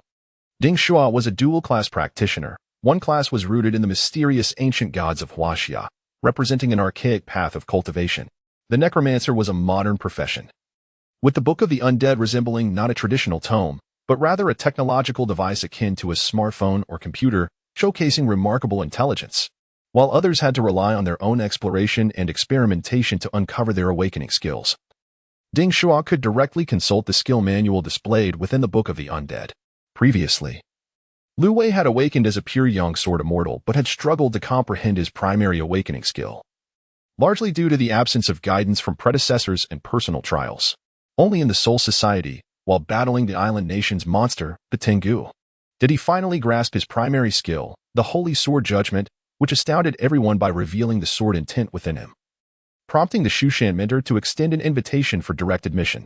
Ding Shuo opened the Book of the Undead and meticulously examined his cultivation panel. Master, Ding Shuo, age, 19, cultivation level, secondary awakening 1-star, technique, grand immortal technique, primary awakening skills. 1. Summoning technique, can summon the Book of the Undead, death tombstones, and undead creatures. 2. Solar eclipse moon refinement, releases the dual energies of yin and yang, causing explosive damage in the vicinity and forming black and white magic spheres. Secondary awakening skills. 1. Vitality hair, his long hair, akin to demons and venomous serpents, quivers at high frequencies, reaching out to enemies to whip and bind them with rapid strikes. 2. Spirit technique, cultivates necromancers, enabling the training of spirits into necromancers who assist in battle, utilizing awakening skills such as soul flame and bone corrosion poison, and equipping items. Relic 1. Death tombstone, a gravestone of an unknown powerful being, capable of suppressing enemies of one awakening level above itself, with unclear functions. Contains a space of 1,000 square kilometers, transformed into a realm for storing undead creatures. Relic 2. Book of the Undead, a vessel for the necromancer to condense dark powers and manipulate forbidden spells. The host gains a 50 boost in spell casting, and a 100 boost for undead techniques, primarily reflecting in casting speed. This book can evolve into an S-grade relic. Relic 3. The Little Key of King Solomon, can breach dimensional walls, summoning a portal connecting two worlds. In another realm, there exists a corresponding relic. Relic 4. Crown of the Yinglong, the crown of a mysterious powerful being, signifying supreme status, likely imbued with some form of authoritative power. Ding Shuo expressed his satisfaction, exclaiming, I have finally broken through. The path of secondary awakening is indeed arduous. Cultivating qi in this world of revitalized spiritual energy is effortless. One can absorb spiritual energy at will and ascend rapidly. However, building a solid foundation requires diligent personal cultivation to transform one and amp, Apos, S-body. As for my secondary awakening skills, he glanced at his hair, which had divided into 8 strands, resembling octopus tentacles, moving at his command. It and amp, Apos, S all back. During my fierce clash with the island and amp, Apos, S on Myoji, Tony Daiki, it was this hair, akin to arms, that secured my victory in close combat. Otherwise, I would have been outmatched in a contest of awakening abilities. The 8 strands of hair followed Ding Shuo and Apos' intent, whipping and striking with greater agility and strength than his own arms. Yi Chun, witnessing Ding Shuo and Apos' extraordinary ability, promptly congratulated him. Congratulations, brother Ding Shuo, on completing your secondary awakening. To manipulate your hair in such a manner is akin to possessing 8 additional hands. In melee combat, you are virtually invincible. As the saying goes, 2 fists cannot match 4 hands, and you now possess 8. Ding Shuo, filled with gratitude, acknowledged. If it weren't and Apos, T for the support of the Ma family, I would have never had the opportunity to slay the sea wraith. I am deeply thankful. Who would have thought it would suit me so well? Such vitality. Yi Chun, however, remained modest, emphasizing, all credit goes to Elder Ma Chidong and Amp, Apos' arrangements. We merely fulfilled the mission of the Ma family to exorcise the dragon clan. Nevertheless, we look forward to fighting alongside you. The atmosphere was congenial. Yet the mermaid princess stomped her foot in frustration, exclaiming, greedy humans. How despicable. So you have practiced the dark arts of vitality absorption, killing the sea wraith for power. And we merfolk bear the blame. We merfolk do not dare to provoke the sea wraiths. We merely raise them, let alone kill them. Ding Shuo, unfazed by the girl's complaints, suddenly inquired, what? There are more such sea wraiths? His excitement was palpable. I would like to acquire a few more to absorb. The moon pearl displayed an incredulous expression. What? You want more? Ding Shuo nodded earnestly. Yes, indeed. Chapter 64. A visit to your family impossible. Yu Mingzhu exclaimed, observing Ding Shuo's shameless nod of agreement. Naturally, she had no intention of acquiescing. Turning on her heel, she prepared to flee, delighted to have a young lady as her guide. Ding Shuo exchanged glances with his companions, and the five of them closely followed, intent on accompanying her home. Yu Mingzhu, however, firmly refused. Suddenly pivoting, she aimed her D-grade relic, the pearl staff, at Ding Shuo. A water bubble swelled ominously, hurtling toward him. Upon impact, Ding Shuo found himself ensnared within the bubble, rising helplessly to the surface. This was her first awakening skill. Prison of Azure Waves, an energy bubble that could ensnare foes and elevate them into the air. When cast upon allies, it formed a protective barrier, rendering them immune to a wave of magical assaults. Ding Shuo quickly brandished his Azure Dragonbone Claw, convinced that his weapon could easily shatter the energy bubble. However, as he struck the bubble, it quivered and absorbed the impact with the help of the surrounding seawater, remaining intact. It dawned on him that while he had only just reached the first star of his second awakening, this mermaid princess had already achieved the 8th star. Moreover, the ocean was her domain. Yu Mingzhu, witnessing this, smugly taunted, "Human boy, you are truly pathetic. You can't even break my bubble." Ding Shuo could only pat the bubble in frustration, seeking assistance from Yi Chun. Yi Chun, seizing his black spear, executed his first awakening skill, Black Wind Thrust. His body surged forward, propelled by the spear, manifesting as a whirlwind that pierced through the enemy with explosive force. The spear punctured the energy bubble, sending Ding Shuo tumbling out. Emerging from his watery prison, Ding Shuo wore a triumphant expression, calling out to Yu Mingzhu. "Surely you Dawn and Amp, Oppos, do you think I intend to duel you one-on-one? I prefer a good brawl." Yu Mingzhu, thoroughly annoyed by Ding Shuo and Amp, Oppos' arrogance, seethed internally. It was intolerable, absolutely intolerable. In a fit of indignation, she unleashed her second awakening skill, Tidal Fury. Rapidly spinning her staff, she conjured a torrent of water, capable of unleashing devastating waves upon her enemies when submerged. In an instant, the ocean swirled into a vortex aimed at sweeping Ding Shuo and his companions away. As the captain of the group, Yi Chun boldly took the lead, employing his first awakening skill once more, Black Wind Thrust. The black spear remained undeterred by the tumultuous waters, striking true. The waves were pierced, and Yu Mingzhu and Amp, Oppos' skill was dismantled, prompting her to retreat. Wu Xian, unwilling to let her escape, pinched her nose and directed a fiery breath toward Yu Mingzhu, flames slicing through the seawater. Yu Mingzhu hastily summoned her first awakening skill, Prison of Azure Waves, creating a bubble that neutralized Wu Xian and Oppos' flames. Yet, she soon found herself encircled by the five of them. What do you humans intend to do? Are you truly seeking conflict with the merfolk? Yi Chun, aware of the precarious situation, attempted to clarify. "Princess Yu, please do not misunderstand. We simply wish to befriend you." Clutching her pearl staff, Yu Mingzhu's face flushed with shame, having expended considerable energy in rapid succession. Now, she stood on the precipice of danger, surrounded by foes. Observing their avarice for the treasures of the abyss, she gritted her teeth, declaring, "Friends? Is this how you treat your friends? Do you intend to coerce me? I would rather die than lead you to my home." Exchanging glances with Ding Shuo, Yi Chun shrugged helplessly. Wu Xian cautioned Ding Shuo, "Remember, she is a princess of the merfolk. Besting her in combat may lead to embarrassment for her people, and it could jeopardize the friendship between our realms. We must tread carefully." Ding Shuo understood, but had a clever plan. He stepped forward, addressing Yu Mingzhu earnestly. "I genuinely wish to be your friend. Just now, I realized that I have deeply fallen for you. Would you grant me the honor of accompanying you?" With that, he extended his hand toward her, offering an invitation with utmost chivalry. What? The onlookers were taken aback by Ding Shuo's audacity, yet they suspected he was merely jesting. Wu Xian, rolling her eyes, remarked, "Men are all the same. Just moments ago, you wanted me as your girlfriend, and now you and Oppos after the mermaid princess?" Yi Chun and the others applauded Ding Shuo and Oppos' boldness, exclaiming, "Brother, you truly are brave. You dare to pursue the merfolk." Yu Mingzhu and Amp, Oppos' cheeks flushed crimson. Since the connection between her world and Earth, she had been exposed to human culture. She had enjoyed watching the film The Little Mermaid and now fancied herself the protagonist, dreaming of sweet romance. However, she quickly chastised herself. No, I cannot trust humans. Shaking her head, she recalled their cunning nature, realizing that the film had merely been a ploy to deceive her kind. The merfolk were beings of the underwater realm, second only to dragons. As the universe expanded and the dimensions unfolded, even the gods of the dragon race had departed from Earth. The merfolk, once vassals of the dragons, had been forsaken, robbed of their rightful domain in the hidden dragon abyss. Yumingzu had been aware of humanity and Apos' treachery and greed since childhood.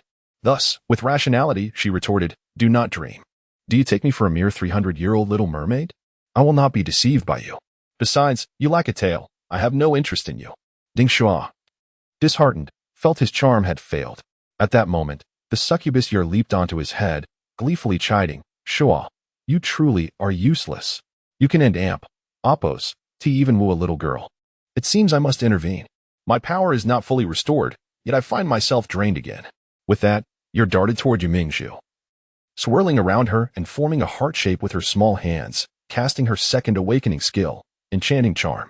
Yumingzu, already fatigued and feeling the stirrings of youthful affection, suddenly found a purple heart hovering above her head, a sign of Yar and Apos' magic taking effect. Yer gleefully declared, "I and Apos, got her. She and Apos, merely a woman. Now, her thoughts are consumed by you. You may act as you wish." Ding Shuo, ever the gentleman, extended his right hand once more, inviting Miss Yu. "Would you escort me home?" Yi Chun and Wu Xin widened their eyes in astonishment, realizing that Ding Shuo possessed a rather unconventional method of captivating women. This was both peculiar and remarkably effective. Was there truly magic capable of influencing another's affections? All eyes turned to Yumingzu, who, as she opened her eyes again, found no trace of animosity, only a pool of affection. Casually discarding her D-grade pearl staff, she leapt into Ding Shuo's embrace, cooing, "Of course, I shall take you home." Chapter 65. Ride me. As the enchanting Moon Mingzu leaped into his embrace, Ding Shuo felt as though his chest had been struck twice. The pain was palpable. Her shell-like armor was exceedingly hard and quite large, offering no enjoyment whatsoever.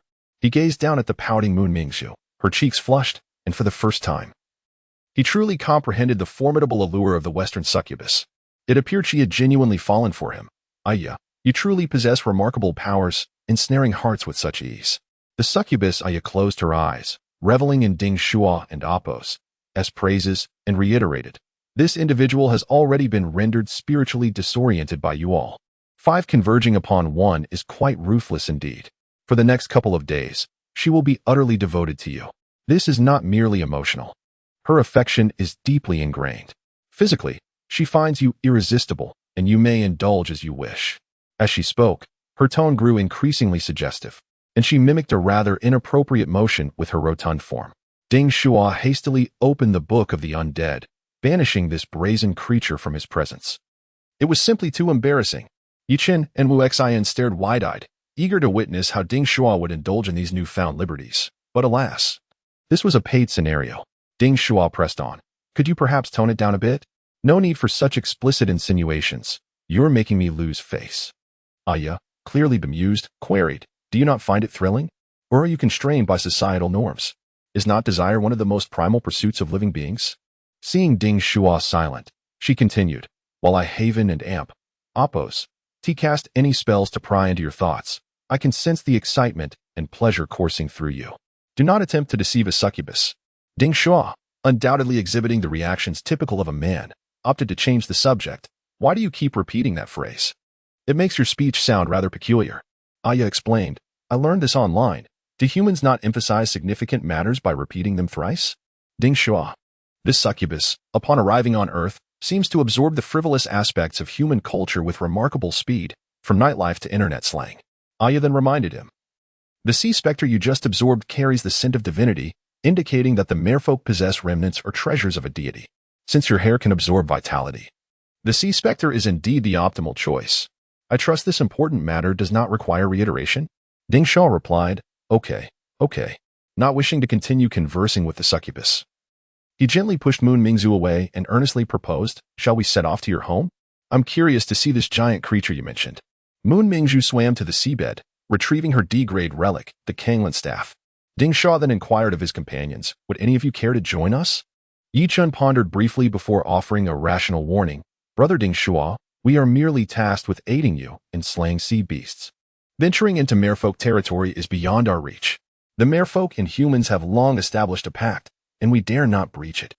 Should you be discovered utilizing forbidden arts to control their princess, the consequences would be dire. He cautioned further, do not harbor illusions. Many among the merfolk are formidable, and their awakened beings can detect any anomalies in their princess. Ding Shuo, confident in the prowess of the royal succubus, responded assuredly, rest easy, everyone. I am confident in my abilities. I shall proceed alone to her home. I appreciate your assistance today, and I will express my gratitude in due time. I am off now. With that, he departed with Moon Mingzhu. Yichen, Wu Xian, and the others returned to the speedboat, falling into a contemplative silence. Today was meant for introducing a newcomer to the ocean, yet the newcomer had become the center of attention, leaving the seasoned hunters hesitant to follow. We must hurry back and report to Elder Ma Qidong. This Ding Shuo may be an important figure, should he fall into the hands of the merfolk. We would be making a grave mistake. Wu Xian assessed the situation, and Yichen concurred, indeed, it is still timely to seek Elder Ma's assistance. Even if something goes awry, the merfolk likely would not execute Ding Shuo immediately. At the very least, they would detain him for questioning before making any decisions. The four-man team hastened back, seeking reinforcements before returning to retrieve him. Meanwhile, Ding Shuo frolicked on the surface of the sea with Moon Mingzhu. Ding Shuo swam slowly, while Moon Mingzhu glided effortlessly through the water, darting around him. Her curiosity piqued. How old are you this year? Ding Shuo replied candidly, 19. Moon Mingzhu was taken aback. So young. You're still a child. I'm over 300 years old. Will you resent me? Can we truly be together? As she spoke, tears welled up in her eyes. Ding Shuo hurriedly comforted her, not at all. You simply do not understand as humans. Have you ever heard this profound saying? Moon Mingzhu, intrigued, asked what saying. Ding Shuo began his elaborate discourse. A woman 3 years older may bring golden bricks. At 30, she may offer kingdoms. At 300, elixirs of life. At 3,000, she may ascend to immortality. At 30,000, she could feed the Queen Mother. At 300,000, stand at the gates of the Buddha. At 3 million, divine maidens may gaze upon you. At 30 million, even Chang'e would not trade. At 300 million, you might split the heavens. At 3 billion, Pangu is your brother. At 300 billion, you could unify the Jurassic. Thus, you see, you are still too young. Moon Mingzhu pondered this saying, finding it quite reasonable. Indeed, seeking an older, more powerful partner would be advantageous. Her spirits lifted considerably as she offered him her D-grade relic. The Kanglan staff, saying, here, take this. Though I may be 300 years your senior, I have no elixirs to offer, only this staff, which contains pearls that promote longevity. I hope you can forgive me. I wish I could offer you more. My fault. It is all my fault. Ding Shuo observed the anxious Moon Mingzhu and extended his hand reassuringly. No need for such worries. Just be yourself, and let us go see the sea specter. With her hand upon his, her face flushed, she softly replied, As they resumed their journey, Moon Mingzhu suddenly suggested, why not ride me? I can carry you swiftly, and we'll return sooner. Ding Shuo was taken aback by this unexpected proposal. As an awakened being, his legs felt weak. Ride you? That seems inappropriate. I consider you a friend, not a mount. Moon Mingzhu lowered her gaze, twiddling her fingers, and proposed a rather forward idea. Well, if we are to be together in the future, you will eventually ride me. So it's fine to let me carry you now. Ding Shuo gazed at the bashful demeanor of the Moon Pearl, inhaling sharply as he pondered the potency of the succubus and Appos, enchanting abilities. It seemed they had even stirred the desires of this Na'vi mermaid princess, awakening her instincts. The thought of mounting her was fraught with peril. However, Ding Shuo reined in all primal impulses. Their destination was not only home to the mythical merfolk, but also resonated with divine presence, an endeavor laden with danger. Chapter 66. Fighting for love in pursuit of his own innocence, Ding Shuo opted not to cycle but instead swam tirelessly towards the west. Beside him, the mermaid princess, Yu Mingzhu, frolicked upon the waves, playfully teasing him and even brushing against him with her body. Fortunately, her blue shell breastplate shielded her from the tumultuous waves. Otherwise, Ding Shuo might have succumbed to the allure of her softness. Should he remind her to remove that shell? No. What if she were nothing underneath? Amidst his internal turmoil, Ding Shuo finally reached his destination, a vast island, adorned with towering mountains and breathtaking scenery, where lush forests thrived upon the peaks. As he stepped onto the sandy beach, Yu Mingzhu followed him ashore, her serpentine fishtail writhing as she moved forward, clearly accustomed to traversing land. Her undulating form only heightened Ding Shuo and Appos' appreciation of her exquisite beauty. Ding Shuo and Apos' gaze shifted ahead, where several alluring merfolk busily engaged in various tasks. Some were using magic to transport seawater up the mountains. Curiosity piqued. He inquired, "Shouldn't your kind dwell beneath the sea? Why have you come ashore? And why go to the trouble of moving seawater back up? Isn't that a futile endeavor?" Yu Mingzhu divulged the secret of her people, because the long-legged giant resides on this island. Upon hearing this, Ding Shuo was further perplexed. What? That red octopus monster is on the island? You merfolk being on land is already ill-suited. Bringing the octopus ashore seems like courting death. Yu Mingzhu shook her head, replying, "I do not know. This is what my father told me. I have never seen that divine beast. Moreover, the sea spirit born from the long-legged giant crawled down from the island." Ding Shuo anxiously patted the Book of the Dead, and the succubus, Yar, clearly understood his intent. Responding, "She speaks the truth. The island indeed carries the aura of a deity. Such an unfathomable power cannot be mistaken. Be cautious.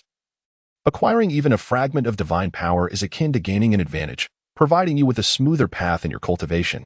Ding Shuo inhaled deeply. Astonished at the presence of a deity, he pondered which pantheon had sent a divine being to Earth, lurking in this realm. The thought of attempting to gain favor from a deity seemed perilous. He wondered if he could succeed. After all, he had never managed to haggle successfully in his life, making him a veritable magnet for misfortune. If he couldn't even extract advantages from capitalism, the flesh and blood of a deity might be a mere fantasy. Nevertheless, he resolved to give it his all. Only the essence of a deity could elevate him swiftly, enabling him to confront the divine child of the island and avenge his fallen brother. Ding Shuo and Yu Mingzhu made their way to the palace of the merfolk, immediately attracting the attention of the inhabitants. You and Apos, read back. Did you manage to find the lost sea spirit? I told you, let me accompany you, and we shall surely complete the task. Wait, who is he? A handsome male merfolk, holding 2 bananas, greeted Yu Mingzhu warmly, but suddenly grew furious upon noticing the unfamiliar Ding Shuo standing behind her, especially as Ding Shuo lacked a fishtail. He shouted, "Who is this human? How dare he set foot on our territory?" Yu Mingzhu grasped Ding Shuo's hand, introducing him. "Ming Ke, don't be hostile. This is my friend, Ding Shuo, whom I met today. I brought him home to play." Ming Ke lowered his tone, speaking softly. "Zhu and Apos, you are being foolish. Do you not recognize the cunning of humans? What reason could he have to bring someone here? I must inform the clan leader." Yu Mingzhu raised Ding Shuo's hand joyfully, exclaiming, "No need for that. I want to take Shuo to meet my father. I want him to see the man I have chosen." Ming Ke stood there in shock, realizing that the princess he had pursued for a century had changed her affections after just one day out. The bananas in his hands fell to the ground. "What? You fancy this man?" Yu Mingzhu nodded. "Yes, I find him quite appealing." Ming Ke, indignant, retorted, "You prefer a human over a merman? What merits does he possess? He lacks a fish tail. He is a mere abomination, unworthy of the sea." Yu Mingzhu protested angrily. "Do not disparage Shuo. Though he lacks a tail, his legs are quite advantageous. They allow for various delightful pursuits." As she spoke, her face flushed with embarrassment, and she began to bubble with shyness. Ming Ke was infuriated. "How dare you, human? You have deceived Princess Mingzhu in just one day." Ding Shuo observed Ming Ke's fierce demeanor and the surrounding merfolk glaring at him, opting to reason with them. "Please do not misunderstand. My intentions are purely friendly. I harbor no malice, nor have I deceived Mingzhu. I kindly ask for your understanding in allowing me to meet your clan leader." Ming Ke drew 2 fishbone axes from his waist and shouted at Ding Shuo, "If you wish to see the clan leader, you must first pass through me." Yu Mingzhu admonished, "Are you provoking me? Why must you make things difficult for me today?" She glanced around at the other merfolk, who remained silent, not a single one stepping forward to defend the princess and Apos' honor, a rare occurrence, as she had always been cherished by her kin. She understood that this was a collective decision. Their stance against humans was resolute. Fighting seemed unavoidable, so she stood in front of Ding Shuo, challenging, "If there is to be a fight, let it be with me." Ming Ke was nearly beside himself, trembling with rage as he lamented, "Zhu and Apos, do not be so stubborn. This greedy human, just look at him hiding behind you. He cares not for your feelings. I will not allow him to pass." Ding Shuo shook his head, preparing for combat. He had intended to act discreetly, to discreetly absorb a few sea spirits, with the meeting of the clan leader as mere pretense. He anticipated that the merfolk would harbor such disdain for humans. It appeared that a confrontation was indeed imminent. Ding Shuo opened the Book of the Dead for a glance, already assessing his opponent's basic status. Merfolk, Ming Quebec. Level, Second Awakening, 7 stars. Age, 333 years. Artifact, D-grade fishbone double axis. Element, water. Not too shabby. From the panel, he realized he was not at a significant disadvantage, especially with the battle taking place on land, where he should have the upper hand. Thus, he confirmed once more, "Come forth, narrow-minded little merman. If you seek battle, then let it be so." Ming Ke readily accepted, eagerly declaring, "Very well.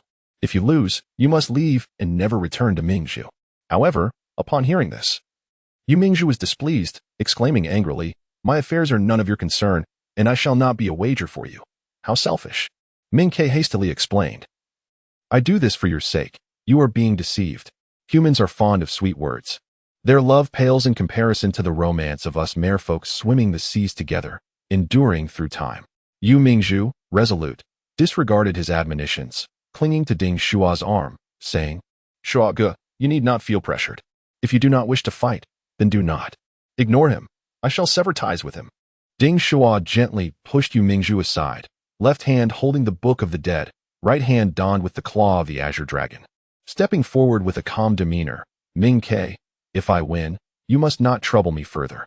Allow me to visit the merfolk as a friendly human, will you?" The moon, with its flawless visage, spoke firmly, "Very well. I trust you will not waver in your resolve." Chapter 67. The Strong Man and Oppos. Binding and whipping the surrounding merfolk swiftly parted, allowing the two combatants to face off. Even the luminous pearl moon, who initially intended to speak, refrained upon witnessing Ding Shuo's resolute demeanor, merely advising him to exercise caution. Across from him, Yuuchio could no longer contain himself, raising his twin axes and slicing through the air like a flying fish. Some merfolk had recognized Ding Shuo and Amp, Oppos' relic and exclaimed in anger, "It is indeed a B-grade relic. The dragon claw. How outrageous that the divine dragon has bestowed its claws upon a human rather than us, its loyal followers. No wonder he is so arrogant. He seeks to rely on divine prowess to defeat Yuuchio. Yet, it is futile. I can see his strength, only a first awakening." Ding Shuo remained unperturbed, uttering dark incantations. A violet radiance flickered upon the ground, inscribing a pentagram. 10 skeletal warriors emerged, weapons in hand, from within the star's confines. The forces of evil had arrived. Each skeleton, bolstered in strength, stood at the same first awakening level as Ding Shuo, instilling him with newfound confidence. The merfolk observed these skeletal soldiers, imbued with the essence of the abyss, and grimaced in distaste, muttering, "Humans are truly wicked, wielding such necromancy to control the dead. It appears Princess Mingzhu has been seduced by him. Wuchio, eliminate him." Yu Wuchio immediately ceased his scrutiny of the skeletons and instead brandished his fishbone axes. He unleashed his first awakening skill, Bloodbreaker, a lethal assault intended to shatter his foes' defenses and sever their form. Swinging his axes with the precision of a butcher, he obliterated a robust skeleton, taunting, "What good is your number? None can withstand my might. Watch as I dismantle all your skeletal minions." He charged at yet another skeleton, executing Bloodbreaker once more. Meanwhile, behind the skeletal warriors, Ding Shuo was not idle. He mimicked the gesture of firing a gun, aiming at Yu Wuchio. The dual energies of yin and yang coalesced before his fingertips, forming a searing fireball that he compressed. This was Ding Shuo and Amp, Oppos' ancient deity first awakening skill, Eclipse Moon Peck, now upgraded to version 2.0. This energy, reminiscent of celestial brilliance, could transform into various elemental powers, yet for Ding Shuo, an awakener devoid of spellcasting abilities, it offered no enhancement. Nevertheless, Ding Shuo had come to terms with this limitation, since he could not utilize it for diverse magical attacks.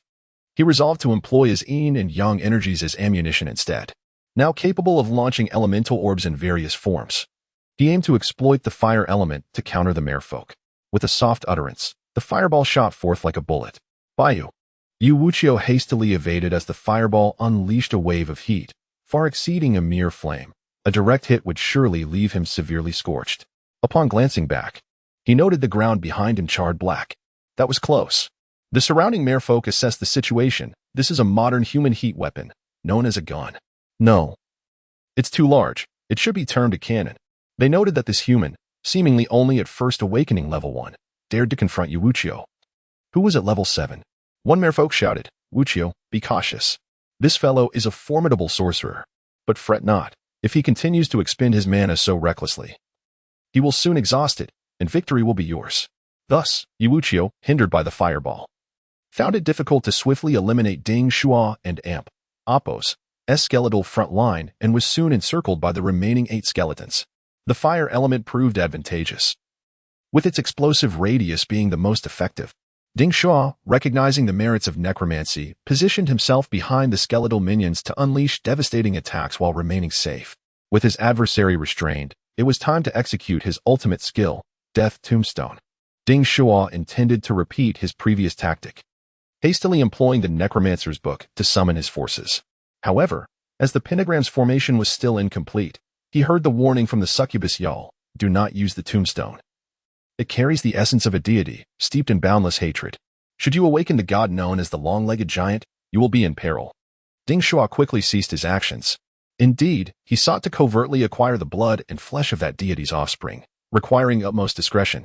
With his dual-class skills, both Eclipse Moon Peck and Summoning utilized, he could only resort to his second awakening abilities. The Ghost technique had yet to capture and cultivate spirits into necromancers, leaving him with only active hair growth. This skill rendered him invincible in close combat, yet Ding Shuo, lacking martial prowess, was significantly disadvantaged among awakeners. What was there to fear? With the dragon claw in hand, he could certainly vanquish his foe. Moreover, this merfolk lacked legs. He could simply deliver a few swift kicks. Thus, Ding Shuo, the spellcaster, opted once more for close-quarters combat, activating the divine skill, Sea King Claw. Manipulating water currents, he formed a blade over a meter long, imbued with the power of the dragon and Appo's claw. The requirements for this technique were a first awakening and a cultivation level beyond chi refinement. In an instant, Ding Shuo and Amp, Appo's right hand became enveloped in water, transforming into a colossal water dragon claw, which he swiftly directed toward Yuuchio. The latter, invigorated by the challenge, bellowed, "Coward! You finally dare to confront me. I shall cleave you asunder." Ignoring Yuuchio and Appo's taunts, Ding Shuo pressed forward, coordinating his attack with the skeletal soldiers. Yuuchio and Amp, Appo's lips curled into a smirk as he unleashed his prepared second awakening skill, Divine Dragon and Amp, Appo's tail. Whipping his tail like a serpent, he summoned tumultuous waves and storms, delivering a fierce assault to those around him. Even though this technique was executed on land, it sent the 8 skeletons and Ding Shuo sprawling, unyielding. Yuuchio landed and executed a graceful flip, launching himself once more towards Ding Shuo. Prepare to perish. Ding Shuo, still airborne, was unable to evade or adjust his stance in time, rendering him vulnerable to a devastating combo. Pearl Moon cried out, "Be careful, Shuo." She hastily activated her first awakening skill, Bubble Prison, attempting to shield Ding Shuo from harm. Yet, as Yuuchio closed in for the kill, Ding Shuo and Appo's long hair suddenly stirred. 8 strands, resembling octopus tentacles, anchored themselves to the ground, propelling the inverted Ding Shuo forward and evading Yuuchio and Appo's axe. The surrounding merfolk gasped, exclaiming, "He is no mere human. He is an octopus monster." This bizarre maneuver abruptly shifted the tide of battle, with his uncanny movements. Ding Shuo circled behind Yuuchio, placing a foot on his back, and seized his arms, pulling them backward. This technique was none other than the strong man's binding, designed to restrain the enemy and Appo's arms and immobilize them. Yuuchio could not submit so easily and attempted to resist. However, Ding Shuo and Appo's long hair ensnared him like ropes, binding him tightly. With a crackling sound, 2 strands lashed at Yuuchio, drawing forth pain cries. "Ugh! Let me go, you little brat. I will tear you apart." With that, he intended to rely on his own cultivation to resist. Don and Amp, Appo's move. "If you do, I will blow your head off," Ding Shuo declared. His finger mimicking a gun, a fireball charged and aimed at Yuuchio and Amp, Appo's head, threateningly. "You have lost, my friend of the merman." Chapter 68. Active Skill. The web of silken restraint Yuuchian felt the searing fireball behind his head, poised to explode and shatter his skull. While his body was ensnared tightly by Ding Shuo and Appo's long hair, he had already conceded defeat, yet he continued to struggle obstinately, refusing to surrender. His comrades from the Merman clan, concerned for his well-being, approached to offer words of consolation. One took on a stern tone, "Human, you have triumphed. If you do not release him, Are you seeking further conflict? Another adopted a gentler approach. All right, let Yu Wuqian go. Accompany Yu Mingzhu to meet the clan leader. Though Yu Mingzhu had developed an infatuation for Ding Shuo, her familial loyalty to the Merman clan remained steadfast, and she nodded toward Ding Shuo. Ding Shuo retracted his handgun, extinguished the fireball with a puff from his fingertip, and politely remarked, "Thank you for your kindness." Yu Wuqian, marked with traces of restraint, lowered his head in silence. After a moment, he flicked his tail and leaped into the ocean. The Merman clan dispersed, returning to their previous tasks, though the atmosphere was no longer as jubilant as before. Ignoring her friend and Apos' sorrow, Yu Mingzhu turned to Ding Shuo and exclaimed, "You have won. Truly impressive. Yu Wuqian is a paragon among our youth." Ding Shuo was finally able to set his plan into motion. Observing Yu Mingzhu's elated demeanor, he curiously inquired, "I find your clan rather normal and industrious. Why do you worship the long-legged giant spirit?" Yu Mingzhu explained, "To be candid, we mermen prefer the water. However, residing on this island allows us to experience beautiful dreams and hear the magnificent voice of the deity while we sleep. Hence, we chose to inhabit the island. Although we find it more comfortable in the sea, this sensation of living in the ocean is akin to how human men enjoy soaking their feet, receiving massages, and washing their feet. The principle is the same." Ding Shuo raised an eyebrow, muttering, It seems our pleasures are not merely soaking in water." Yet, in his mind, he contemplated, what kind of deity is this? A creature akin to an octopus that can enter others' dreams, compelling their worship? Such a malevolent god does not appear in the mythologies of China, America, Northern Europe, Greece, or even ancient Babylon. Could it be an obscure deity? Yu Mingzhu grasped Ding Shuo's hand and whispered, "Let us quietly circumvent my father and head directly to the hatching grounds of the sea spectre." Agreed. Ding Shuo followed closely behind her as they traversed the mountain peak, arriving at the base of a cliff. Gazing at the crystalline waters below, Yu Mingzhu cautioned, "We have arrived. Look into the water." Ding Shuo peered into the pool, discovering several juvenile sea specters, filled with elation. "Are these the experienced babies?"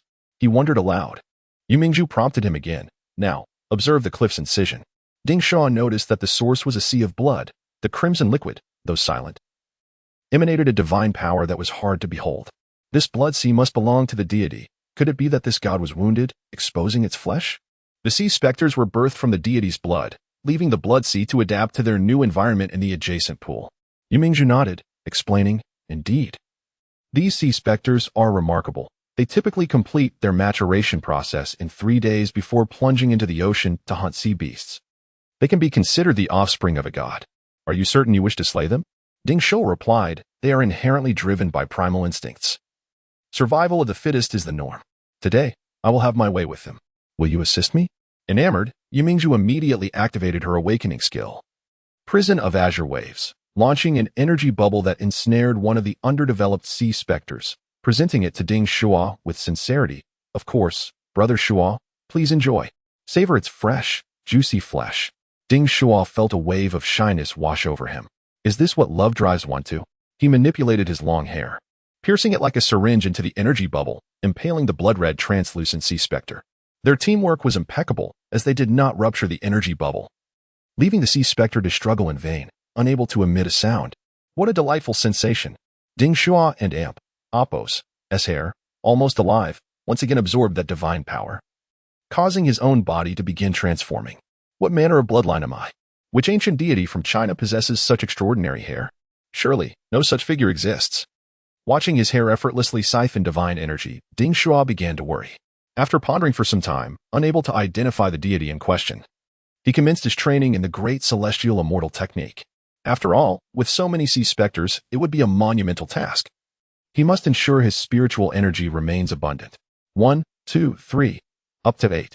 It was only after absorbing the 8th that Ding Shuo and Apos' hair ceased its feeding.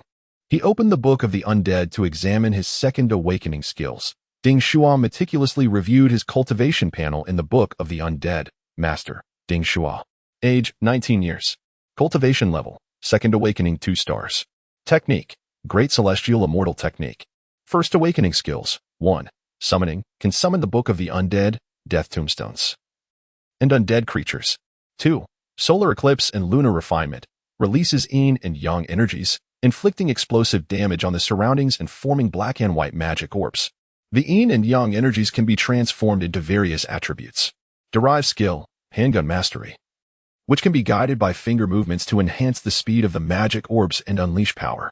Second awakening skills. 1. Ghost technique, cultivating undead mages. Can nurture ghosts into undead mages who will assist in battle and employ various awakening skills, such as soul flame and bone corrosion poison. 2. Vitality hair. His long hair resembles a monstrous serpent, gaining vitality and the resilience of steel, shaking rapidly to lash out and ensnare enemies. This is a form of physical prowess, classified as a passive skill, but now he has acquired an active skill, web of silk and restraint, where his hair grows wildly. Akin to spider silk, meticulously weaving into a celestial net that can firmly bind foes in close proximity, transforming into an iron cage. Ding Shuo tugged at a strand of his hair, confirming its newfound hardness, akin to steel needles. Splendid. My cultivation has advanced to second awakening 2 stars. And with such sturdy hair, my combat capabilities have significantly increased. Let us test it. Ding Shuo extended his poisonous hand toward the juvenile sea specters in the pool. 8 strands of hair, more agile and formidable than the sea specter and amp, Opos, as tentacles, swiftly impaled one of the younglings. How powerful! Is this the vitality of a deity? Just as he reveled in his triumph, the island suddenly trembled violently, emitting peculiar, repetitive sounds. Ding Shuo realized he might have stirred up trouble. The demoness Yur cautioned from within the book of the undead, flee now. You have awakened this deity, and it is dangerous for it to take an interest in you. In an instant, the merman clan on the island began to experience excruciating headaches, their minds unraveling as they cried out. This is the voice of the dream deity. It has awakened. Alas, I cannot comprehend its words. This is the eternal sorrow of the weak. Ding Shuo, however, heard a true name amidst these echoes. Cthulhu. Chapter 69. Cthulhu, Cthulhu. So it is he. In this recently unearthed mythology, deities do not possess the humanity or divinity akin to the progenitors of humankind, such as Enwa of the Chinese or Odin of the Norse. They are often exceedingly bizarre, embodiments of destruction and dread. Cthulhu is one such primordial ruler of the waters, also known as the god of sleep and the lord of R'lyeh. He is depicted as a colossal figure with an octopus head, a human body, and bat-like wings, slumbering within the sunken city of R'lyeh in the South Pacific. The succubus, Yara, once again cautions, do not respond to him, do not try to perceive him. The spiritual power of the deities is immensely potent and enigmatic. Even uttering his name will alert him through the threads of causality. Ding Shuo suppresses his curiosity, feigning ignorance to the voice of the deity. Suddenly, a silver-haired merman lunges toward him, landing before Ding Shuo with a spear aimed directly at him, its murderous intent locking onto him. Human, you are the one causing trouble.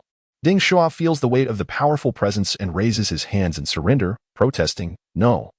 No. I merely came to relieve myself. No one would believe such an excuse.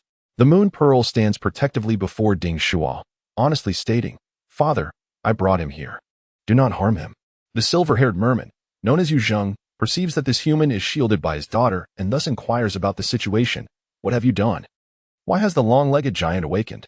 Ding Shuo cannot confess to having consumed the blood of their faith, and it becomes apparent that this merman tribe is unaware of Cthulhu's true name. He continues to weave his lies, saying, I did nothing. Perhaps it simply awoke on its own. When one sleeps, they inevitably wake, right? Yu Zheng admonishes, stop your excuses. Do you know where the long-legged giant is? It lies beneath this very island. Its body is pinned to the ocean floor by an unknown force. This is the only exposed part of its form, its wound. Ding Shuo begins to grasp the nature of this deity and understands why it has eluded them.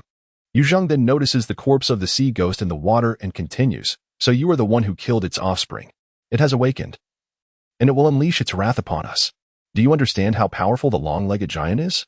Were it not for its body being sealed, it would have long since dominated the depths of the long dragon abyss. You are endangering the merman tribe. The moon pearl gazes at her father as he judges Ding Shuo, pleading once more, Father, it was all my idea. Please spare Shuo. Yu Zheng regards his wayward daughter, sighing, Do you think you can escape this? It has awakened, and we shall fall into its dreams. In those dreams, it will unveil this human's sins. Ding Shuo, lost in confusion, suddenly hears the voice of the long-legged giant changing. Woo woo woo. Upon hearing that strange sound, Ding Shuo collapses, falling into a deep slumber. When he regains consciousness, he finds himself ensconced within a dream. Truly, Cthulhu is the god of sleep. Even the sound of his voice lulls Ding Shuo into slumber.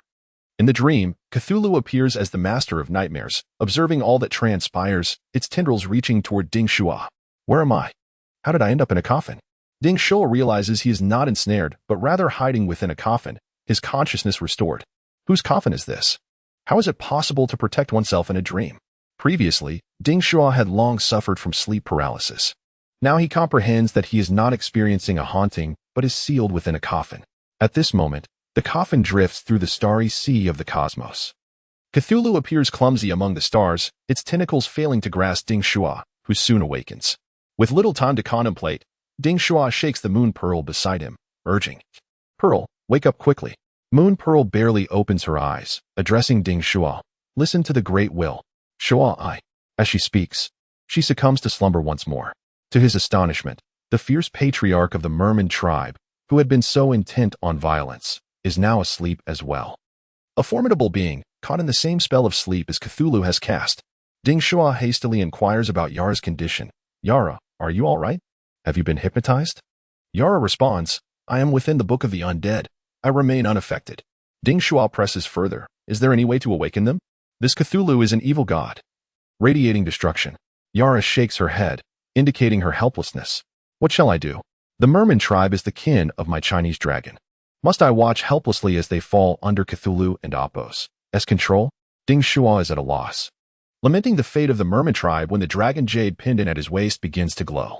The icy green jade awakens, and the hornless dragon materializes before Ding Shuo. Its gaze, filled with righteous fury, sweeps over Cthulhu and the mermen who serve the dragon race. With a mighty leap, it ascends into the sky, opening its maw to unleash a breath toward the flesh of Cthulhu.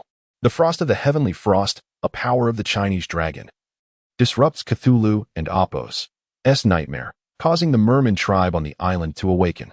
Moon Pearl opens her eyes to see Ding Shuo, joyfully exclaiming, "Wonderful! We are safe. Let us flee." All the mermen gaze up at the spiraling dragon in the sky, their expressions varying. "Who has awakened us from the great will?" "It is a dragon, the dragon god. Our dragon has returned." Ding Shuo, having achieved his goal, earnestly addresses Moon Pearl. "I am sorry, we cannot be together. Our races are different. You should return to your merman kin." Moon Pearl, struck as if by lightning, stands frozen before him, then states, "Race and gender mean nothing. As long as there is love, we can be together." Ding Shuo, wary of entanglements across species, patiently explains, "Humans and spirits tread different paths. Moreover, differing races cannot share a bed. It is meaningless. Wait, gender must also align. Little girl, are you out of your mind?" Moon Pearl clasps Ding Shuo and Apos' arm, explaining, "No. We mermen can choose our own gender and be with whomever we love. Thus, once we mermen have made our choice, we shall undoubtedly be together." Ding Shuo glances at the beautiful mermen and realizes the truth. No wonder their race is filled with stunning figures, each possessing large eyes, prominent noses, and tall, strong physiques. Resembling models, they are all androgynous. Terrifying. Ding Shuo reiterates, "Pearl, you are blinded by desire. How about this? Give yourself 3 days. If you calm down and still feel the same about me, come to the dragon clan of the Ma family to find me. At that time, I will consider being together. I have completed my task and must return to my world." Moon Pearl wipes away her tears, resolutely stating, "All right, I will return. You must wait for me." With that, she climbs onto Ding Shuo and Apos' shoulder and gently kisses his cheek. Ding Shuo and Apos' body trembles, yet he gently pushes Moon Pearl away, hastening toward the human world. Chapter 70. Return to the Ma family. The sky and the island trembled as the chilling breath of the dragon, Ling, was unleashed upon Cthulhu and Apos' form. Cthulhu, intent on retaliating against the diminutive dragon offspring, caused the entire island to quake. Yet, all was in vain. Even as Cthulhu attempted to crush the very ground beneath him, he remained unmoved, burdened by the weight of an S-class relic. Fortunately, for if angered, Cthulhu could unleash a cataclysmic disaster. In the midst of the chaos, Ding Shuo plunged into the sea, glancing back at the mermen on the island, who appeared to be divided into 2 factions. Some mermen chose to follow the dragon, proclaiming loudly, "The dragon has returned. We must once again return to its feet." Others remained on the island, prostrating themselves on the ground, tenderly caressing the earth and murmuring, "The Great Spirit is our true deity. He shall guide us towards the future." Ding Shuo observed this transforming race and expressed his thoughts. The mermen are such striking beings, yet they insist on consorting with the tentacled monstrosities. With the dragon and Apos' return, should they not depart alongside it? How foolish. However, the succubus, held an opposing view. They are not only foolish, but also pitiable. The so-called chosen ones of the deities are either descendants born from divine progenitors or beings bred in captivity. They were selected by powerful deities and granted strength. Yet they are akin to puppets, manipulated by their divine masters.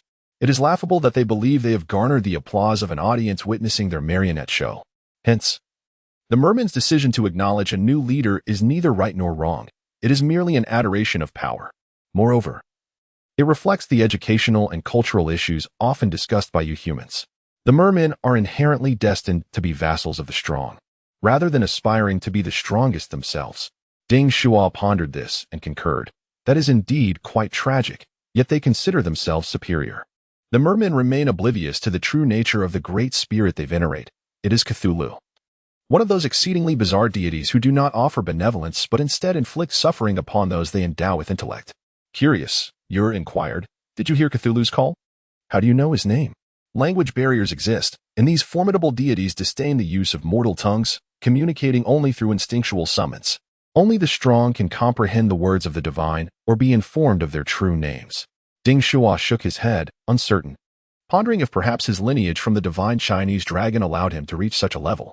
Yar, still intrigued, murmured, I must delve into the mythos of Cthulhu. Why? After our departure, could the earth, drained of spiritual energy, still give rise to deities? And why do these Cthulhu not return to Earth to shape their legends anew? What are they waiting for? Ding Shuo, dismissing thoughts of the divine, inquired about the Moonlight Pearl. Will the Moonlight Pearl soon lose affection for me? Are you certain you have complete control over her desires? With confidence, and Apos' replied, rest assured, this is our greatest ability as succubi. Furthermore, I have made a breakthrough within your Book of the Dead, and I sense that I am destined to become the mistress of lust. This 300-year-old little mermaid is unable to escape my grasp, for I possess a millennium and Apos' worth of experience in the inferno. Ding Shuo licked his lips, confessing previously. You tempted me to exploit your wicked powers to control the school bell and toy with my female classmates, and I managed to restrain my desires and resist such temptations. Yet, upon arriving in this other world, it seems I have forsaken the moral standards of my earthly upbringing. My self-control appears to be rather average. I hope the princess of the mermen does not harbor hatred towards me. After all, it is you, and Apos', who has deceived me for wealth and lust. And Apos' replied, Yes, it is indeed the fault of this little succubus. Ding Shuo quickly deflected, agreeing, it is your fault. By the way, will she still have any feelings for me? After all, she was so eager to cling to me, and according to you, she wishes to share a bed. With a wicked smile, Yar revealed the crux. You are absolutely correct. The interactions between the two of you will undoubtedly lead to such matters. Now, removing my mental enticements and her physical urges, she may develop genuine disdain towards you, utilizing this intense aversion to eradicate any lingering affection. Ding Shuo, intrigued, asked, So you mean, in a few days, she will not only dislike me but also despise me? Yao confirmed, indeed. Ding Shuo felt a twinge of disappointment but masked it. Agreeing, she should indeed despise me. It is better that way. For how could a human and a fish ever be together? Swimming onward, his thoughts weighed heavily. Ding Shuo returned to the Ma family after a day had passed. Upon arriving at the shore, a figure approached in a speedboat. It was Wu Xian, who pulled Ding Shuo aboard, exclaiming excitedly, You're back. Why didn't you bring the mermaid princess with you? The mermen clearly do not wish for us humans to be tolerant of other races. You must bring her to the human side. Ding Shuo shook his head, saying, I did not bring her back. She returned to her home. Wu Xian leaned closer, her excitement palpable as she asked, Can I ask you something in secret? Did you too? With a series of claps, Wu Xian did not articulate her question directly but raised her eyebrows to imply the rest. Ding Shuo shoved her head away, scolding, What are you thinking? I am a gentleman. How could I engage in such acts? Disappointed, Wu Xian persisted with her inquiries. You better not be lying to me. I'm just curious how a human and a mermaid might engage in intimate activities. I suppose you might struggle to find the right approach, considering the differences in our physiological structures. What use is this iron rod? As she spoke, Wu Xian began to sing. Ding Shuo chose not to engage. Her lewd humor was beyond his capacity for response.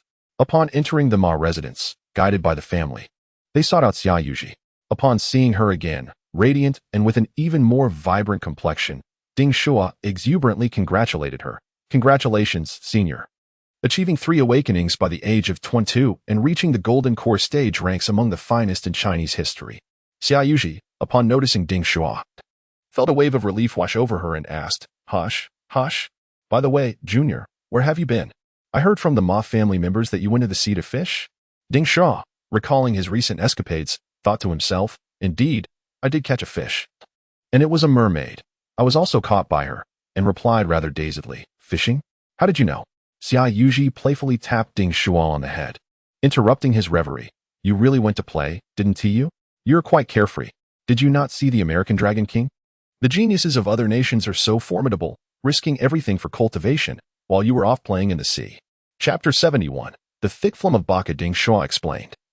I am not being lazy. I am merely completing my second awakening skill. He turned to his senior. Your first awakening skill is Blazing Feather Slash. And your second is Divine Fire Throne. What about your third? Have you completed it? Xia Yuji shrugged her delicate hands. Not yet.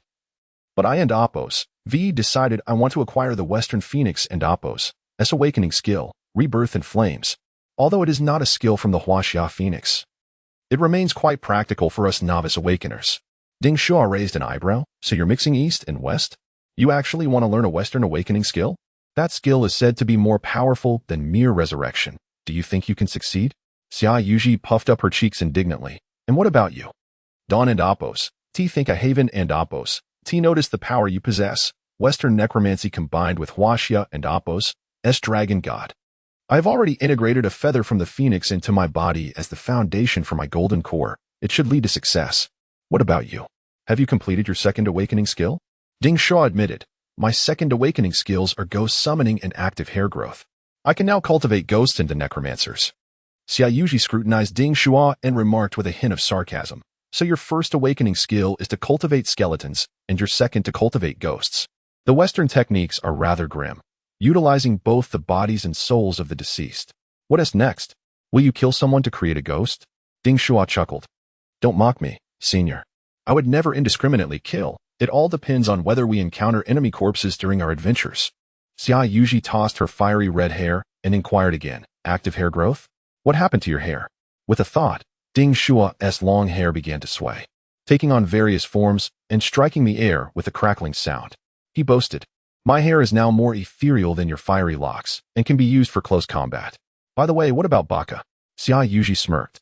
He has awakened, but it seems he is waiting for your return. Otherwise, he would have left already, Ding Shuo realized, recalling the trouble he had caused. He quickly asked, Waiting for me? He doesn't plan to seek revenge, does he? After all, I interrupted his fire gathering. Xia Yuji raised an eyebrow. Very likely. You should be cautious. He is a 4 awakening powerhouse, capable of tearing you apart. The flames he breathes can incinerate you. Ding Shuo pointed at Xia Yuji, lamenting, Senior, please don't frighten me. If I am maimed, I'll be relying on you for the rest of my life, since it was your idea. As they chatted outside the door, the explosive Dragon King Baka approached, each step radiating fury, his robust physique causing the ground to tremble. Fortunately, he was accompanied by Ma Qidong and another elder. Otherwise, Ding Shuo would have felt that Baka was coming to take his life. Ding Shuo hastily donned the Yinglong crown, his only defensive relic, hoping it would shield him from Baka's wrath. Baka strode directly to Ding Shuo, almost colliding with him if not for the 2 elders nearby. With a boastful tone, he declared, Dragon Hornbrat, your grandpa Baka has broken through to 1 star. Do you think you can stop me? Ding Shuo, unperturbed, replied, What a coincidence. We have also advanced by 1 star. Baka, filled with rage, retorted with a mocking laugh. Humph. I am now a 4 awakening 1 star. Do you understand? Each awakening increases the difficulty 10-fold or even 100-fold. You think you can match me? Ding Shuo understood that Baka had indeed gained significant power after gathering fire. Nearly on par with Xia Yuji and Appos' acquisition of the Phoenix and Appos' feather. He could only begrudgingly comment, Oh, how impressive. Why don't you just go back to America and leave me alone? Must you flaunt your achievements? Baka, unable to respond to the accusation of being outsmarted, shifted directly to the point, asking, Hey brat, have you seen my divine sword? Ding Shuo, of course, feigned ignorance. I haven't seen it. I'm not a scavenger. Why would I look for that broken item? Seeing Ding Shua's lack of cooperation, Baka emanated intense heat, warning again that B-grade relic, glamour, is the sword of divine wrath from Odin in Norse mythology. Do you wish to provoke the wrath of the gods? A B-grade relic is worth at least billions. And this sword of divine wrath is especially exquisite. It cannot be bought for trillions. Are you sure you want to be greedy? Ding Shuo, unfazed by Baka's intimidation, extended his right hand, thumb pointing down, and mocked, "Oh dear, do you consider yourself a god? How laughable. You're merely a red lizard." Baka, infuriated, leaned forward and bellowed, "What lizard? I am a Western dragon, just like your Huaxia divine dragon, the mightiest of races. Even the strongest Satan of the Western underworld is a true red dragon. I stand atop the pyramid, ready to strike Huaxia's dragon and kick the magic emperor." Forging an unending legend, Ding Shuo stepped back, maintaining a safe distance while observing the two elders beside him, who bore smiles, their hands ready to strike Baka down at any moment. He continued to jest, "Keep blowing your own horn, one-armed lizard." This remark sent Baka into a complete rage. His eyes turned fiery red, and his already imposing body transformed into a dragon form engulfed in flames, wings unfurling from his back. Ma Chidong had been anticipating this moment. He lunged forward, reaching out with his claw-like hand to seize Baka, aiming to subdue him. The other elder waved his long sleeves, conjuring a torrent of water that formed a protective barrier around Ding Shuo and Xia Yuji, preventing the flames from reaching them. Baka, a true talent from America, despite being weaker than Ma Chidong, managed to lift him off the ground, thrashing him in midair in a desperate attempt to escape his grasp. Ma Chidong warned loudly, "Don't think you can resist just because you're a dragon. I will strike you down if you continue to fight back." Baka had no intention of backing down. He knew he had to retaliate before it was too late. He spiraled above Ding Shuo, unleashing a thick stream of phlegm aimed directly at him. Hai Tui. That phlegm ignited like fuel, blazing with fierce flames, piercing through the elder's water barrier and hurtling toward Ding Shuo. Be careful. The water barrier was robust, but it could not entirely block the force of the attack. The people of Huaxia turned pale. Could it be that Americans would run rampant even in Huaxia? This searing flame could incinerate Ding Shuo. Even if he reacted quickly to block with his arm, his body would still be scorched. Xia Yuji crossed her arms, forming a protective stance like a phoenix's wings, attempting to shield Ding Shuo. Just as everyone feared for Ding Shuo's safety, his hair surged to life.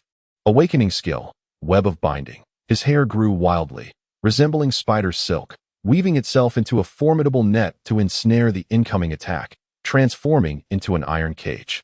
In an instant, Ding Shuo's hair surged toward the dragon phlegm like a celestial net, attempting to capture it. Clang, clang, clang. Ding Shuo's hair, now as resilient as steel, collided with the dragon phlegm. Despite its metallic strength, it began to melt and burn. Fortunately, his hair managed to deflect the dragon phlegm off course. Chapter 72. The invitation of Nibelungen Zila. The dragon's venom from Baka scorched a hole in the stone floor. Ding Shuo's long hair was singed away, but fortunately, he was shielded by Elder Maji and Xia Yuji. After a moment of shock, Ding Shuo trembled and cursed, "I'm going to die, you American scoundrel." His heart was filled with terror. He had narrowly escaped being annihilated. Realizing that the dragon's venom was indeed a formidable awakening ability, Ma Chidong no longer held back. He seized Baka and Appo's arm with his right hand and clawed at him with his left. With a single strike, he sent Baka crashing against the wall. The explosive Dragon King Baka continued to resist, unleashing the power of the Western dragon. Ma Chidong swung his dragon claw again, slapping Baka and roaring, "If you truly intend to kill this junior, even if you escape death, I shall ensure you are imprisoned in Huaxia for eternity. Use your reason. Do not bring suffering upon yourself." Baka, aware of the consequences, grimaced, his mouth swollen as he spitefully replied, "Lychee, what shall I use to get lychees? That brat has cost me a hand and diminished my dragon fire. I wish I could devour him whole. You hide in Huaxia now, but mark my words. When the opportunity arises, I will kill you." Indeed, if he secretly eliminated Ding Shuo, there would be no grounds for Baka to be troubled. Facing the pointed threat from a strong adversary, Ding Shuo did not cower and disgrace Huaxia. Instead, he looked at Baka earnestly and declared, "I am merely 19 this year. When we meet again, my strength will not be as it is now. Then, our battle will determine the victor." Baka laughed maniacally. "You still wish to challenge me? Were it not for the need to protect you, wretched lot, I would have annihilated you already. Regulations prevent me from using relics and awakening techniques against Waxians during this journey. Otherwise, you would have perished long ago, and none could save you." I, the explosive Dragon King Baka, am a top genius in America. To challenge me, you must at least ascend to your Huaxia's list of prodigies. Do you think an ant can challenge a great dragon? When shall I ever receive your challenge? Ding Shuo, undeterred by Baka and Amp, Appo's menacing grin, provocatively retorted, 3 years. Within 3 years, I will kill you. Baka chuckled, 3 years? You truly do not comprehend your own limitations. It took me 30 years to advance from the second awakening to the fourth. This speed is already the fastest record in America. At 50, achieving the fourth awakening, which equates to the nascent soul realm, is my legend. 3 years, you know how much you can improve in that time? If you manage to advance by 3 stars, that would be impressive. Achieving 3 awakenings would shatter records, yet you aspire to catch up with my 4th awakening. Preposterous. As Baka continued to speak, his emotions heightened. His body was engulfed in flames, splitting apart to transform into a western dragon, soaring freely above the Ma family villa. He proclaimed to the Huasian crowd, Huasian youth and the demon-slaying dragon clan, listen well. I, Baka the explosive dragon king from America, invite all awakened dragon clan members to Nibelungen. In 3 years, the land of the dead, in northern Europe, the most renowned otherworld known as Nibelungen, will open. As awakened dragons of Huaxia, you surely desire the treasures of the western dragons, coveted even by Odin, the god king of northern Europe.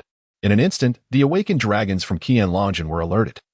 Upon hearing of the impending opening of another world, they were filled with astonishment and began to murmur, is the other world of northern European mythology truly about to open? How does this American know? It seems he has gleaned this information from spies. Why would he share this news with us? When has he ever been so benevolent?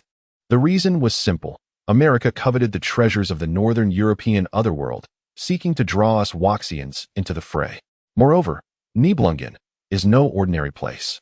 It contains treasures that even Odin has yet to obtain. Can we truly claim them?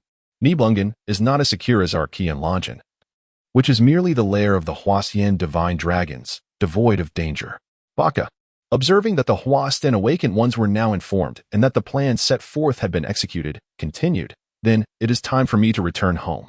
Open the dimensional rift and let me depart this wretched place. Ma Chidong no longer pressed Baka. The confrontation had thus far been a matter of physical prowess and cultivation. Lacking the use of relics and awakening techniques, he understood that further provocation would serve no purpose and announced, elders, we shall activate the teleportation array in 5 minutes to send our guest off. With that, he waved his hand, leading Baka and several elders of the Ma family toward the teleportation array. Baka glanced back at Ding Shuo, tracing his finger across his throat in a gesture of execution. Ding Shuo coldly regarded the American, his heart brimming with murderous intent. Once an ordinary high school student, he had never even killed a chicken, embodying a peace-loving spirit. Yet, following encounters with the island's great demons, Luo Xinfu and Erkuan, he had opened the floodgates to slaughter. Those great demons had barbarously slaughtered over 200 Waxians in a bar. In that moment, Ding Shuo had become somewhat deranged, not considering the morality of killing as he rampaged against the demons in the island's soul society.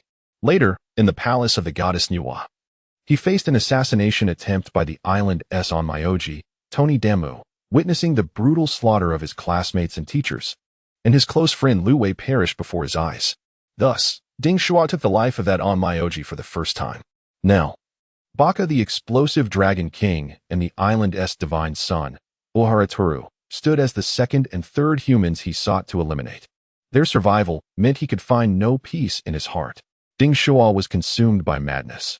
Xia Yuji playfully pinched his ear, laughing, little lecher, you finally have the scent of blood. Now that you are an awakened one, you are no longer the Na'vi child who has never faced the battlefield. You must fight like a man. She recognized the pain of Ding Shuo's growth and encouraged him, but do not be troubled or bewildered as an awakened one. Slaughter is merely part of the daily routine, devoid of right or wrong. Ultimately, we must direct our swords towards the divine. Ding Shuo nodded. Indeed, there was little to ponder. The explosive Dragon King and the divine son sought his life, and the only answer lay in retaliating against them. Ma Chidong picked up Ding Shuo's scattered hair, observing that it had transformed into metal, and was taken aback, urgently calling out, what is this ability of yours? How can you turn your hair into real metal? I thought you merely hardened it. Ding Shuo, engrossed in conversation with Xia Yuji, was startled by Ma Chidong's sudden exclamation, fearing another ambush. After contemplating, he replied, What's the matter? Is turning my hair into metal impressive? Ma Qidong gasped. Slowly responding, haven't you taken physics or chemistry? You've transformed matter. Isn't that ability remarkable? Consider similar divine techniques. The 36 transformations of the celestial talisman and the 72 transformations of the earthly talisman. Are you aware of those? Chapter 73. The demon suppression tower. Ding Shuo was certainly aware of these two formidable spells from Huaxia. Yet he was astonished to discover that his long hair had become so extraordinary. Oh, I see.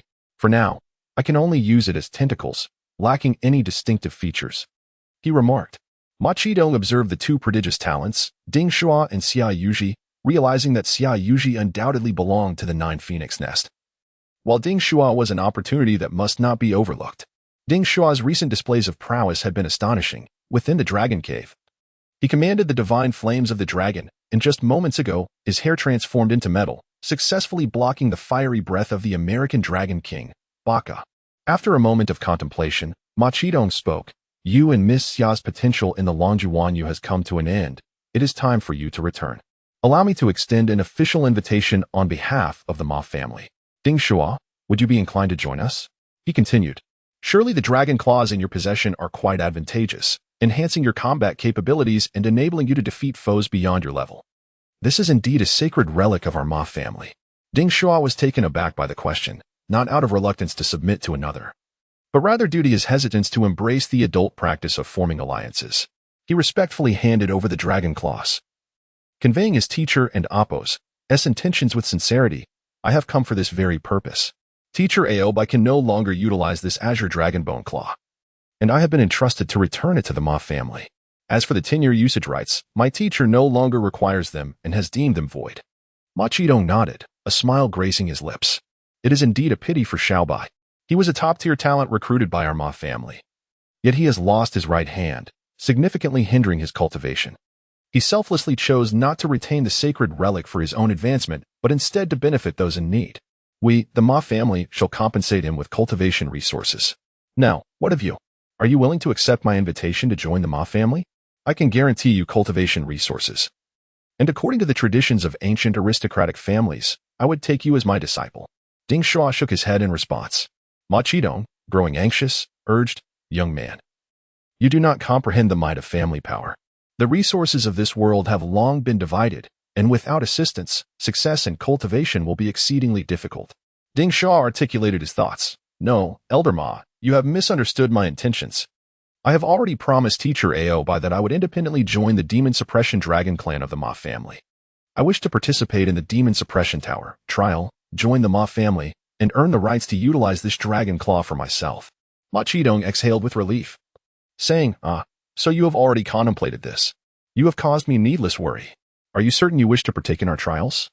You should have heard from Xiaobai that the Ma family's Demon Suppression Tower trials are no trifling matter. As the most formidable divine beast in Huaxia, the dragon has been entrusted with the responsibility to expel evil spirits, which are subsequently brought back to the Demon Suppression Tower for refinement. Therefore, our trials involve entering the tower to battle these malevolent entities, which possess cunning tactics and excel at corrupting human hearts, making this trial a profound test of mental fortitude and human nature. Ma Qidong continued in a hushed tone, but rest assured, I can offer you a backdoor. After all, you have just undergone your second awakening. Rules are established by humans. As long as you agree, I can assist you. Ding Shuo harbored other plans and declined Ma Qidong and Appo's offer of a shortcut, shaking his head resolutely. Elder Ma, I am not that kind of person. I must challenge the Demon Suppression Tower and replicate Teacher Aobai and Appo's illustrious achievements. Ma Qidong nodded in understanding. Very well, if you are determined to face this challenge, then I shall permit you to proceed. Seeing that Ding Shuo was unyielding, Ma Qidong called upon Wu Xin to guide him. Take him to the Demon Suppression Tower. I will summon the Array Master to prepare for the tower and Appo's opening, allowing you to undergo the trial early. Upon hearing Ding Shuo and Appo's intention to challenge the tower, Wu Xin and Appo's eyes widened in astonishment. What? The Ma family is opening the tower ahead of schedule? Was it not agreed to be on the second day of the second month, when the dragon raises its head? Ma Qidong left behind a single remark. Rules are made by humans and can certainly be amended. He departed with an air of nonchalance, evidently pleased to have welcomed Ding Shuo into the Ma family. Wu Xin arrived in a sleek black car, ushering the two of them inside as he elaborated, Ding Shuo, my young brother, I perceive you are still a novice. Having lived in the human world until now, you may find the brutality of battling these entities overwhelming. The Demon Suppression Tower boasts 10 levels, each housing a corresponding number and strength of malevolent beings. You are currently at the second awakening, level 1. To be frank, I do not have high hopes for you.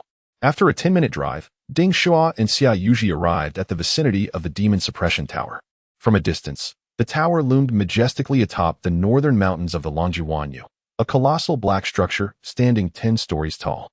The tower appeared to be constructed of black metal, yet its surface bore numerous cracks, from which ominous black vapor seeped, evoking an eerie sensation. Ding Shuo, with his unique eyes, could sense a formidable malevolent aura emanating from within the tower, a power of considerable magnitude. The Demoness, Yoer, quietly cautioned Ding Shuo. This Demon Suppression Tower is a B-rank sacred relic, and it is currently in operation. Exercise caution. This relic is not under human control, but was placed here by the ancient dragon clan. Ding Shuo understood that these extraordinary phenomena were intrinsically linked to the divine. The trio approached the base of the tower, where numerous young individuals sat in meditation, facing the tower in pursuit of cultivation. Xia Yuji inquired curiously, what are these individuals doing? Are they guarding the Demon Suppression Tower? Wu Xian clarified, certainly not. This place, much like the Dragon Cave, serves as a training ground. The Dragon Clan cultivators, especially novices, must grow through combat, adapting to the dragon lineage's inheritance. As the three approached the base of the tower, a handsome young man greeted them.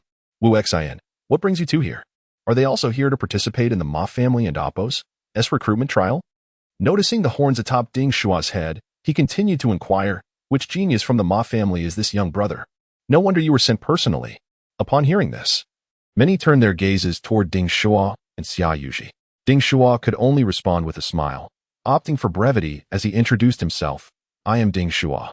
Ding Shuo noticed that the man, named Xiaoyan, possessed an active fire element, much like Wu Xian, indicating he was formidable and could potentially breathe fire. Wu Xian nodded at the young man with a smile. Xiaoyan, you are quite correct. Elder Ma specifically instructed me to bring him, treating it as an early recruitment. Suddenly, Wu Xian raised his voice, turning to address the crowd. Elder Ma has entrusted me to convey a message to all of you. Tomorrow, the Demon Suppression Tower will open for trials. Chapter 74. The Assembly of the Unworthy. At this moment, the young individuals seated on the ground for meditation were all startled. Engaging in fervent discussions. What? The trial period has been unexpectedly moved forward? My heavens! I was anticipating the second day of the second month. And I am only at the second awakening, 5 stars. Facing the Demon Suppression Tower is overwhelming. Oh dear.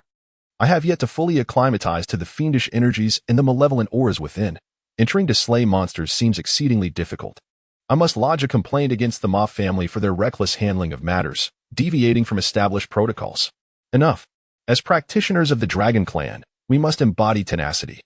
If we cannot even endure an advanced trial, we shall have to wait until next year to challenge it. Ding Shuo observed the complaints from the young practitioners. Clearly taken aback by Ma Qidong's abrupt decision, they began pulling out their phones, hoping to confirm if Wu Xian was merely spouting nonsense.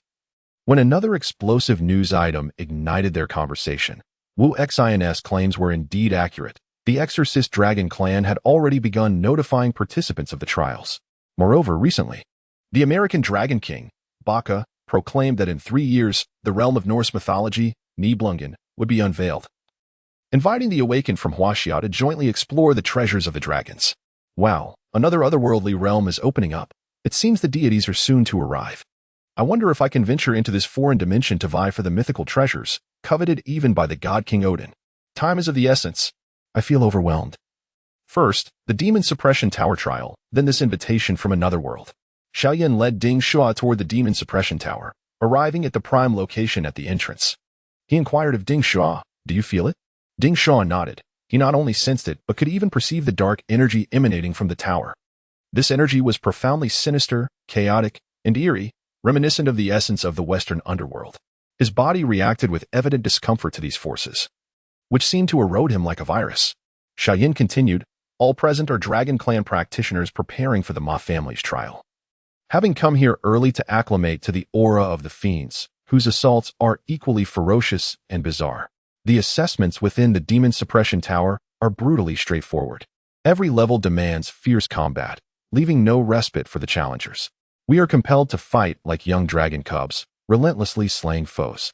I secured this position for you. So take the time to adapt. Do not let these energies conquer you easily. Ding Shuo appreciated Xiao Yan's kindness. It was evident that those with connections enjoyed distinct advantages. This was the essence of society. Without wealth or influence, progress was nearly impossible, yet with power, one garnered respect and convenience. Thanks to Ma Qidong's arrangements, Ding Shuo, a novice at the Second Awakening, was swiftly accepted by these formidable youths, who extended genuine goodwill toward him. Thank you, my brother. I shall prepare diligently for the trial and will surely repay your kindness in the future. Ding Shuo settled himself in front of the demon suppression tower, commencing his cultivation, which piqued the curiosity of the surrounding young practitioners. Look at him, the way he channels his technique. He is merely at the Second Awakening, 1 star. Sitting so close. Will he be all right? Not our concern. We must hasten to utilize the fiendish energy. Even if he is consumed by it, others will undoubtedly assist him in his recovery. Xia Yuji observed Ding Shuo beginning his training, casting a distant glance at the demon suppression tower, seemingly uninterested. She muttered to herself, I wonder what this little lecher is up to. However, I shan't waste time watching him ascend a few levels. It is time to return. With the phoenix feathers and the true fire of the divine dragon, I refuse to let the 9 phoenix nest trample my dignity. She turned to leave, leaving Ding Shuo to contend with the fiendish energy. The dark energy was akin to corrosive poison, assaulting his entire being, interfering with his breathing, skin, and the flow of his spiritual power, causing his brow to furrow and his complexion to redden. With the operation of the grand immortal technique, the chaotic forces within him began to align, becoming distinguishable and ultimately expellable from his body. As midnight approached, Xiaoyan remarked, This lad is impressive. He has fully acclimated in just 3 hours. Wu Xian stretched lazily and responded, Then we can find a place to rest. I feared he might succumb to the fiendish energy, considering he is only at the Second Awakening, 1 star, with an unstable foundation. Xiaoyan glanced at the swirling energies surrounding him and agreed. Indeed, if he were at the Third Awakening, that is, the Golden Core stage, we would have no cause for concern regarding the fiendish energy. The Golden Core system could adeptly handle such foreign powers, preventing any transformation into a fiend. For now, we must rely on our spiritual defenses and ensure we remain in prime condition. Entering the tower to battle will undoubtedly diminish our strength. Wu Xian remained optimistic. Let us not dwell on it. We need to rest well. If you fail the trial, it would be an injustice. We would all have to return to farming. As they conversed, they departed from the summit of the demon suppression tower, seeking rest to prepare themselves for the impending trial. After a while, Ding Shuo awoke, observing the dark energies around him. With a flick of his left hand, the book of the undead manifested in his palm. This power is unfamiliar to me. The efficiency of converting it into the dual energies of yin and yang is inadequate, lacking the purity of spiritual energy. However, Yara would surely appreciate it. Ding Shuo, akin to a concerned father, felt a pang of sympathy for the succubus. Yara rested atop Ding Shuo and Appo's head, having previously assisted him in forcefully charming the moon pearl. Her current state was poor. Succubus, Yara. Level, First Awakening, 3 stars. Status, Little Ghost. Awakening Skill 1, Frightening Visage. Transformation Technique, capable of morphing into other beings, simulating their auras to instill fear in foes and temporarily control them. This fiendish energy is rather pleasant. Hunt some fiends for me. Assist in my training, she urged. Ding Shuo affectionately ruffled her hair. Rest assured, I am here for you. Yara, like a balloon, opened her small mouth and began to absorb the fiendish energy emanating from the demon suppression tower. As night passed, Ding Shuo opened his eyes to find that Yara had grown significantly, and he now resembled a gourd child beside her. Upon opening his eyes, he noticed that the number of individuals before the demon suppression tower had increased. From 20 or so yesterday, it had now surpassed 40. Wu Xian and Xiao Yan had returned, bearing buns and soy milk, which they tossed to Ding Shuo. Ding Shuo, progress has been made overnight. Eat well and adjust your state. The trial will commence shortly. Ding Shuo accepted the food without hesitation, devouring the buns. Thank you.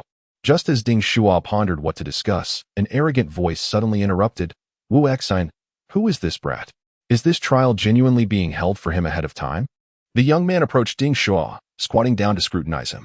Ding Shuo, of course, would not deign to engage with such a disrespectful lout, closing his eyes in silence.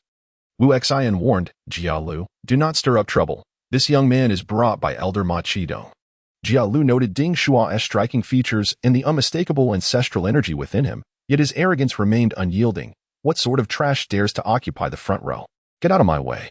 Ding Shuo opened his eyes, glaring at Jia Lu, indignant at being insulted so early in the morning. Jia Lu continued to provoke, saying, "No. Do not misunderstand me. I am not targeting you. I am referring to all those present as worthless." Chapter 75. The first level of the Demon Suppression Tower. The surrounding Dragon Clan cultivators were filled with ire, many rising to their feet, eager to engage in confrontation. Ding Shuo inquired indifferently, "Who are you calling trash?" The brash instigator, Jia Lu, pointed a finger at Ding Shuo, arrogantly retorting, "I call you trash." He then spread his arms wide and shouted at the crowd, "I call all of you trash." The nearby Dragon Clan cultivators were momentarily stunned. Caught off guard by this outdated taunt from years past, they were astonished that it could still resonate. Wu Xian, Kuden, and Amp, Oppos, T helped but chuckle. As Jia Lu observed the sudden quietude among the agitated young men, he realized they were regarding him as if he were a fool, prompting him to react. "You little brat, dare you mock me?" Jia Lu lunged forward, his right hand aimed at Ding Shua's head, intending to force him down to the ground, face first. Although this act would not inflict severe harm, it was laden with humiliation. Ding Shuo did not raise an arm to defend himself. Instead, he fixed a piercing gaze upon Jia Lu. At that moment, as Jia Lu's arm approached, the active hair activated. Ding Shuo's long hair moved like tendrils, reaching out. 3 strands entwined around Jia Lu, with one hair piercing like a steel needle into the palm of his hand. "Ah, it hurts." In an instant, Jia Lu and Oppos' palm was punctured, blood and flesh now a gruesome sight. He stared at his injured hand, now a bloody mess, then glanced back at Ding Shuo, who stood unmoved, his hair eerily swaying, flinging the blood away. In this moment of eye contact, Jia Lu's arrogance was abruptly shattered, replaced by a flicker of trepidation. "You dare to stab me, you shall die." Nevertheless, he clenched his bleeding fist tight, electricity crackling around it, and struck at Ding Shuo. "Stop," Xiaoyan interjected, his fist colliding with Jia Lu and Oppos' to halt the assault. "Cease your provocations. The elders of the Ma family will soon arrive. If you wish to fight, we will respond." Meanwhile, Wu Xian had already positioned herself next to Ding Shuo, prepared for battle. She had brought him here, and if he were harmed, the responsibility would fall upon her. She could not allow the situation to escalate. What she did not anticipate was that this seemingly meek Ding Shuo would retaliate so sharply against provocation, both verbally and physically. "Do not seek your own misfortune." Jia Lu and Oppos' complexion shifted between shades of green and white. The two standing before him were indeed the top contenders in this assessment, and facing them both placed immense pressure on him. He could only grit his teeth and reply, "Fine, you all intimidate me as a group. This little thief ambushed me. This matter will not be left unresolved." He then directed his gaze toward the towering Demon Suppression Tower, declaring, "Today, I shall ascend the tower. I shall spare you for now. You better keep your eyes peeled and witness who the true genius of this generation is." With that, he found a vacant spot and sat down to adapt to the demonic aura while beginning to heal his injured hand. Once Jia Lu departed, Ding Shuo curiously asked, "Who is this Jia Lu, so brazen in demeanor?" Wu Xian shook her head and sighed. "He is merely a reckless youth. All those present here are the elite among the young from Huaxia. It is only natural for one who has awakened the dragon bloodline to feel inflated with pride. However, he is a rare lightning attribute awakener, particularly effective against demonic entities, and his dragon lineage is of a high tier. Like you, he has already developed dragon horns." Ding Shuo understood. This fellow was likely indeed formidable, or he would not be so arrogant. He murmured softly, "Lightning is potent against demons. I wonder if he is faster than I." After a brief lull, the elders of the Ma family finally arrived. Ma Qidong wasted no time. "Young ones, the trial of the Demon Suppression Tower begins today. If you are a man, ascend to the 10th floor." Subsequently, the 4 elders activated a black token, which floated before the Demon Suppression Tower, infused with spiritual energy. "Open." With the elders' commanding shout, the mountain began to tremble, and the great doors of the Demon Suppression Tower swayed open, revealing an abyss of darkness within. "All of you, step inside." The young cultivators surged forward, and Ding Shuo did not hesitate to follow suit. As the scene before him flickered, Ding Shuo soon realized he had entered the Demon Suppression Tower, alone in his surroundings. He wondered if they had not all entered the same level. Exercising caution, he summoned the Demonisya and Oppos'. The small orb of a figure perched upon Ding Shuo and Oppos' head. her hands grasping his dragon horns, peering into the periphery. This demon suppression tower is a spatial holy relic. You should be in the first level, albeit in different dimensions. Here they come. Ding Shuo looked ahead, where three figures materialized, compressed from the void and soon appearing within the tower. It was indeed a trial of slaughter. These three figures were shrouded in demonic energy, their forms grotesque, revealing them to be three vengeful spirits. With his left hand, Ding Shuo lifted the Book of the Undead to analyze the enemy's status. Enemy, Vengeful Spirit 3. Level, Second Awakening, 1 star. Status, Residual Demonic Energy. Awakening Skill 1, Vengeful Grip. A vengeful spirit with a decaying form possesses immense strength and can use sheer force to snap an enemy and amp, Opos, S-neck. Awakening Skill 2, not yet deciphered. Such monsters, Ding Shuo felt a sense of assurance. He raised his right hand, forming it into the shape of a pistol. Channeling his first awakening skill, Eclipse Moonstrike. Yin and Yang energies intertwined at his fingertips, coalescing into a magical sphere, its elemental attribute shifted to lightning. The vengeful spirits lunged ferociously, their claws aimed at Ding Shuo. He ignited the magical sphere at his fingertips. Boom! A series of explosive sounds erupted. The lightning-infused attack sliced through the vengeful spirits, coursing through their already fragile forms, causing them to wither further. With a swift motion, Ding Shuo flicked his head, and his long hair lashed out like 8 whips, striking the last of the vengeful spirits. The final spirit let out a wail before dissipating into nothingness. Impressive, Shuo. The throne soared back, showering Ding Shuo with praise. Ding Shuo's combat prowess had grown increasingly sharp. His hand movements were as precise as a pistol, and his hair strikes as lethal as whips. Quick, eat up, Yuer. Yuer opened her mouth wide, devouring the 3 shattered spirits. Delightful. It's only fitting for the Dragon Clan to suppress countless demonic entities. Though they are mere derivatives, they are still quite savory. Observing Yuer consume the spirits, Ding Shuo felt an inner reluctance. Perhaps we should refrain from eating. This seems unwholesome. Yar chuckled, inquisitively countering. What absurd reasoning is this? Is the meat you consume inherently better? Even vegetables and plants are life forms at their core. Just as I observe human society, the debates over the ethics of consuming dog meat seem utterly nonsensical. The frail humans are quite sensitive about their emotions. Ding Shuo had no desire to engage in a debate, simply stating, it's just uncomfortable to witness. Isn't it better to absorb power through your techniques? Yar persisted. Absorbing spiritual energy through your skin is quite repugnant, is it not? I consume it, utilizing the digestive system, much more reasonable. At merely 19 years of age, Ding Shuo did not wish to engage in philosophical discussions with an ancient demoness, fearing he might be led astray. He urged, hurry up. Each layer of this tower allows only 5 minutes of stay. If we do not win within 5 minutes, we will be expelled from the tower. If victorious, we ascend to the next level. Indeed, the surrounding space began to shift, prompting Ding Shuo to hastily ascend the staircase. Chapter 76. The 3 wolves outside the demon suppression tower. The elders of the Ma family gathered, peering through a large pearl to observe Ding Shuo and Opos' performance. The display, though inferior to an electronic screen, still offered a glimpse into the tower's interior. One elder praised the young man. Is this the one you highly recommended, Ding Shuo?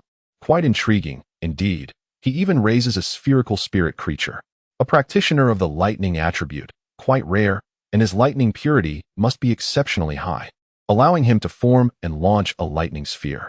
It seems the silver dragon claw has found an apt wielder. However, not all elders were impressed.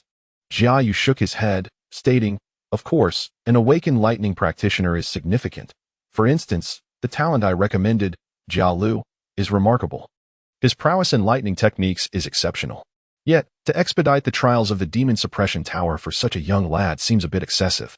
Ma Qidong was momentarily taken aback, unaware that Ding Shuo possessed a lightning attribute.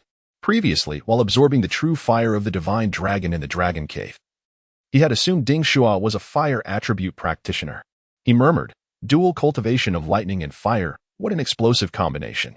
Do not rush, he continued. This young fellow has awakened to S-level abilities, thanks to the mediation of Aobai. Otherwise, he wouldn't have come to our Ma family. With so many buffs, the elders began to pay more attention. So, his initial bloodline level is so high. This is indeed a good fortune.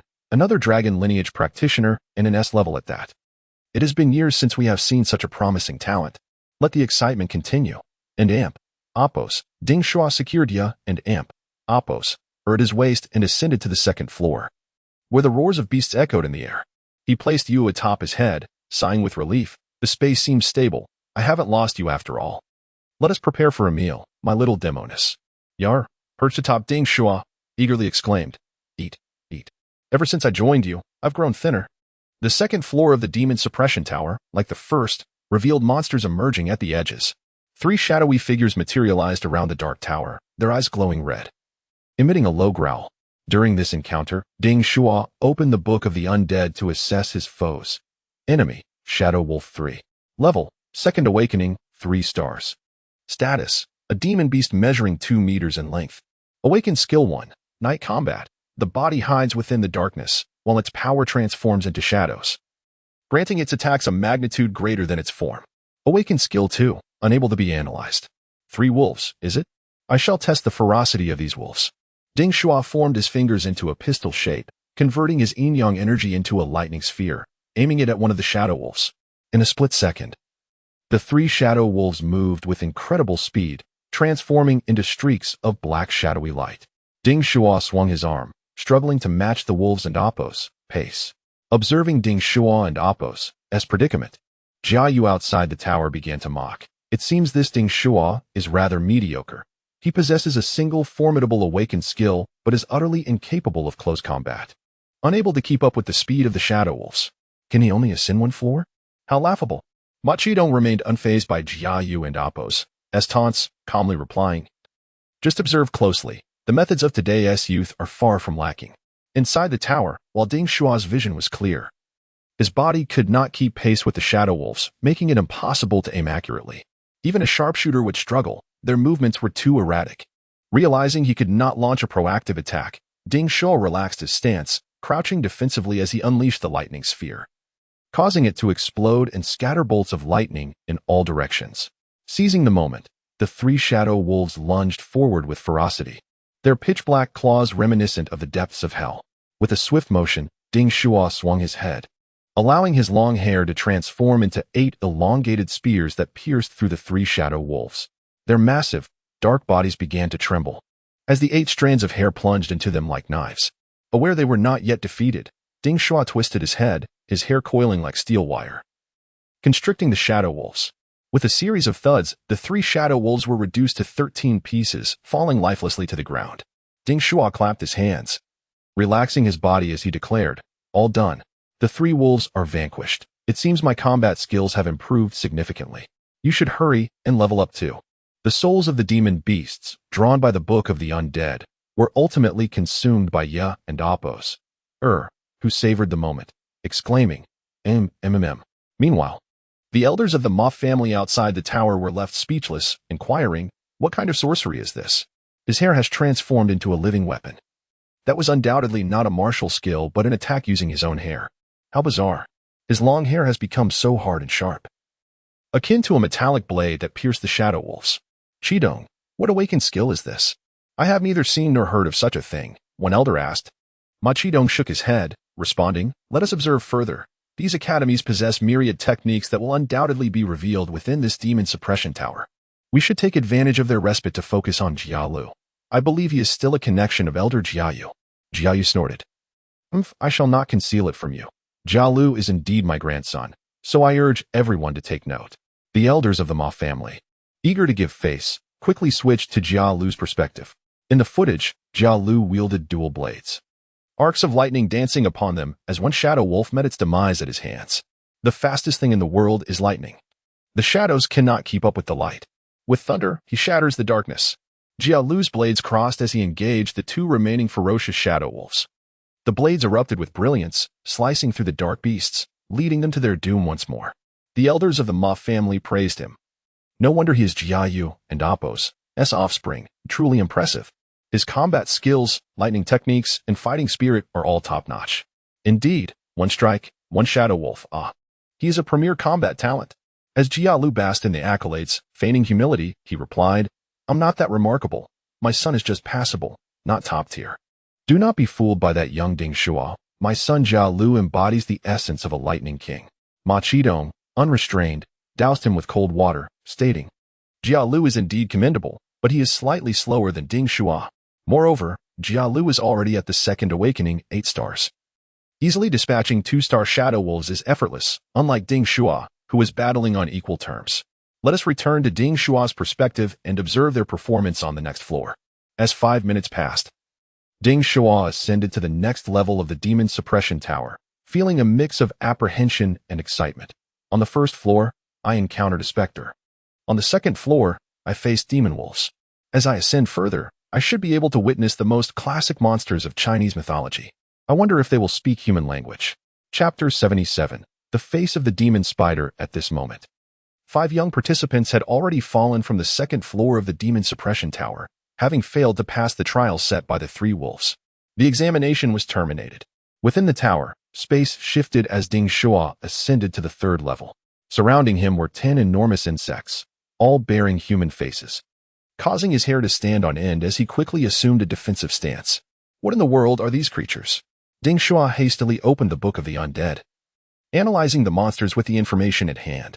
Enemy, face demon spider 10, level, 2nd awakening, 4 stars, status, a beast measuring 1.5 meters in length. Awakening skill 1, silk binding. The face demon spider emits webs, ensnaring enemies and increasing in strength with the number of webs, once completely enveloped. The enemy can be cocooned and sealed. Awakening skill 2, not yet analyzed. Elder Ma observed the young individuals who were clearly terrified and chuckled. The 3rd level is beginning to gradually eliminate the challengers. The face demon spider is not to be trifled with.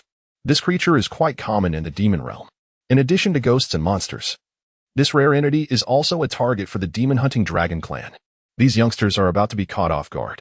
Jia Yu proudly remarked, "It's a pity you didn't witness my grandson, Jia Lu. His movements are graceful, capable of dispatching one with a single stroke, achieving a flawless performance." This Ding Shuo seems to be dazed, likely overwhelmed by the ferocious demonic energy. How amusing. Some elders concurred with Jia Yu's assessment. Is he casting a spell? Those face demon spiders are incredibly swift. He won't be able to strike them. Will he be overwhelmed and defeated? Inside the demon suppression tower, Ding Shuo was indeed casting a spell. With a devilish whisper, his fingers trembled, and a pentagram appeared on the ground. Runes flickered, and dark forces emerged. 20 skeletal soldiers sprang into action, wielding bone weapons and mimicking the movements designed by Ding Shuo. Alas, they could not speak, and Ding Shuo shouted from behind. The Dragon Pearl's first male group, the Jinyu Force, has arrived. Undead Summon. Unit Type 1, Skeleton Soldier.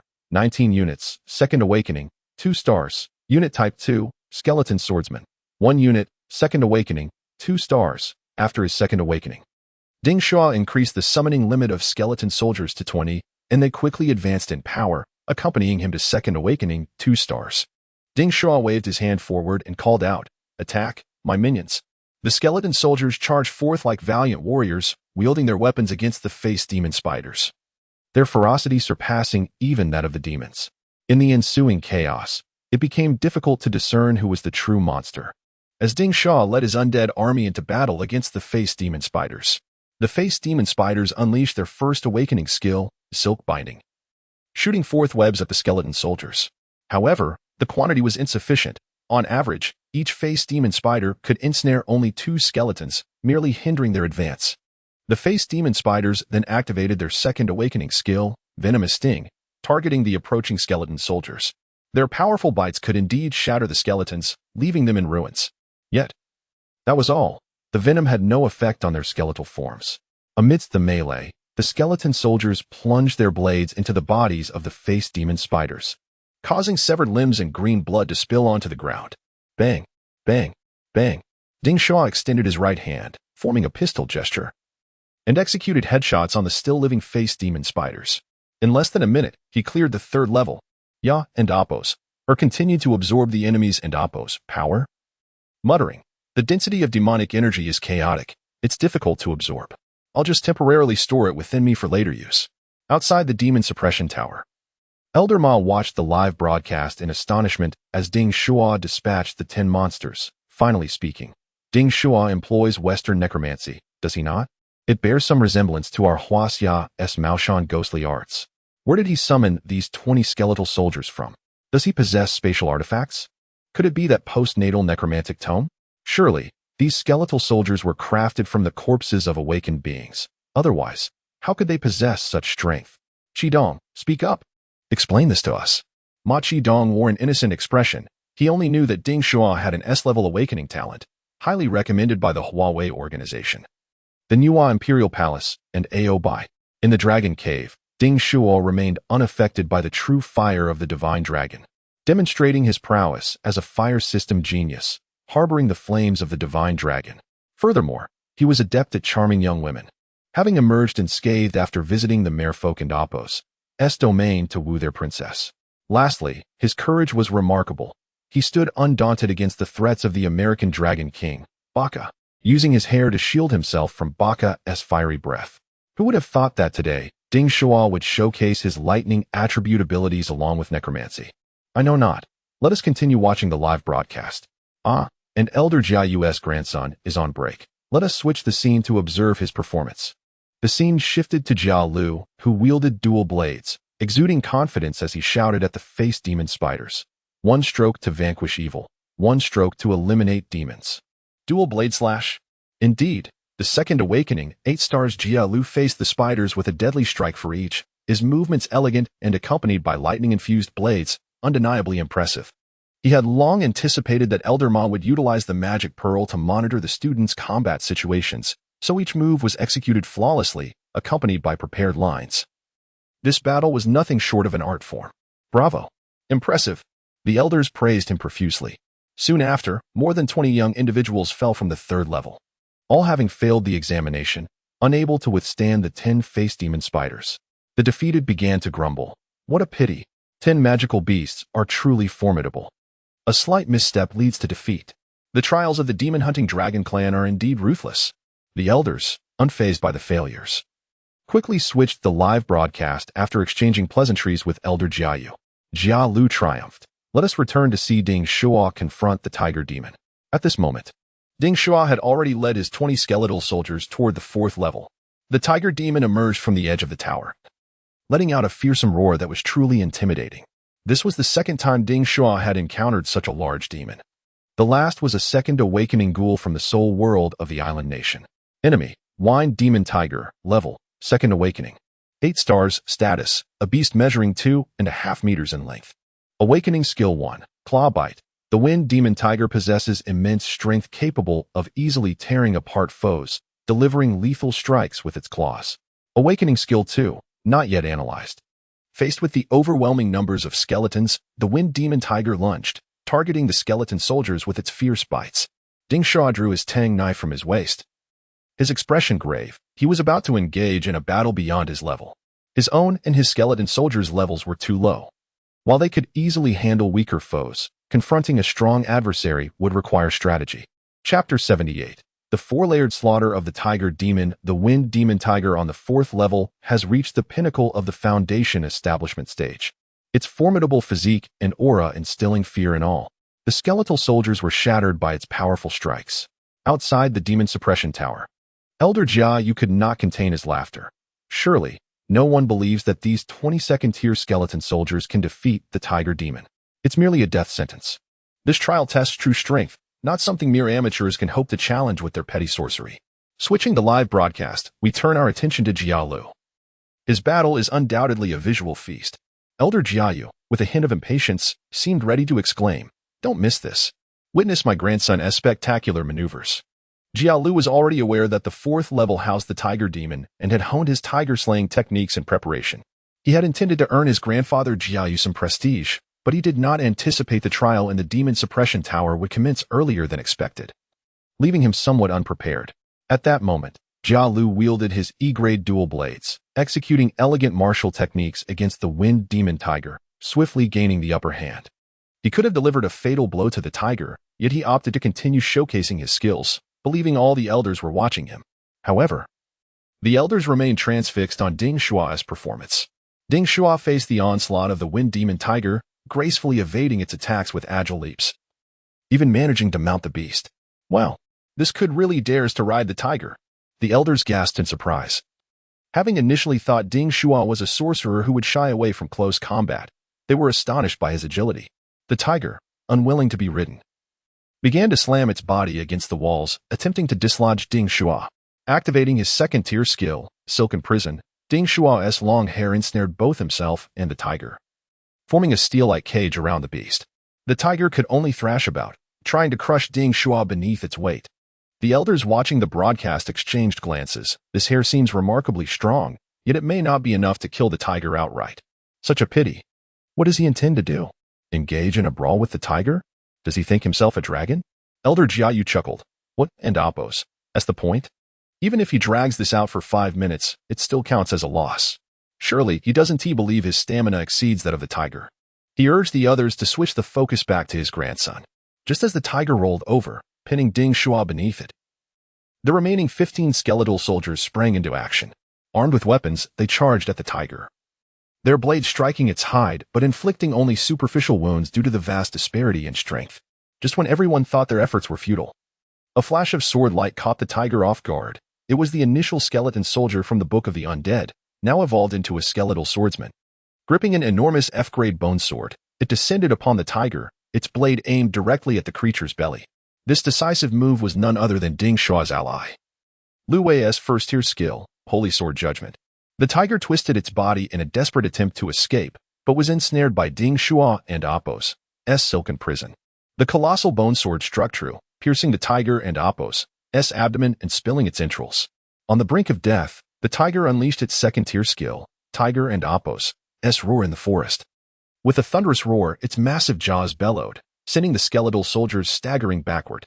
Ding Shuo, who had been recently tested, felt the shockwave not only injure his body, but also rattle his mind. The alluring demon, Yair, covered Ding Shuo's ears, exclaiming, "Goodness! That nearly turned my master into a fool."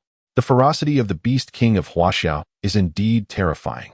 With Yair's protection, Ding Shuo regained his composure and, seizing the opportunity, unleashed a flurry of punches upon the tiger's head. "Shut your mouth. You nearly deafened me."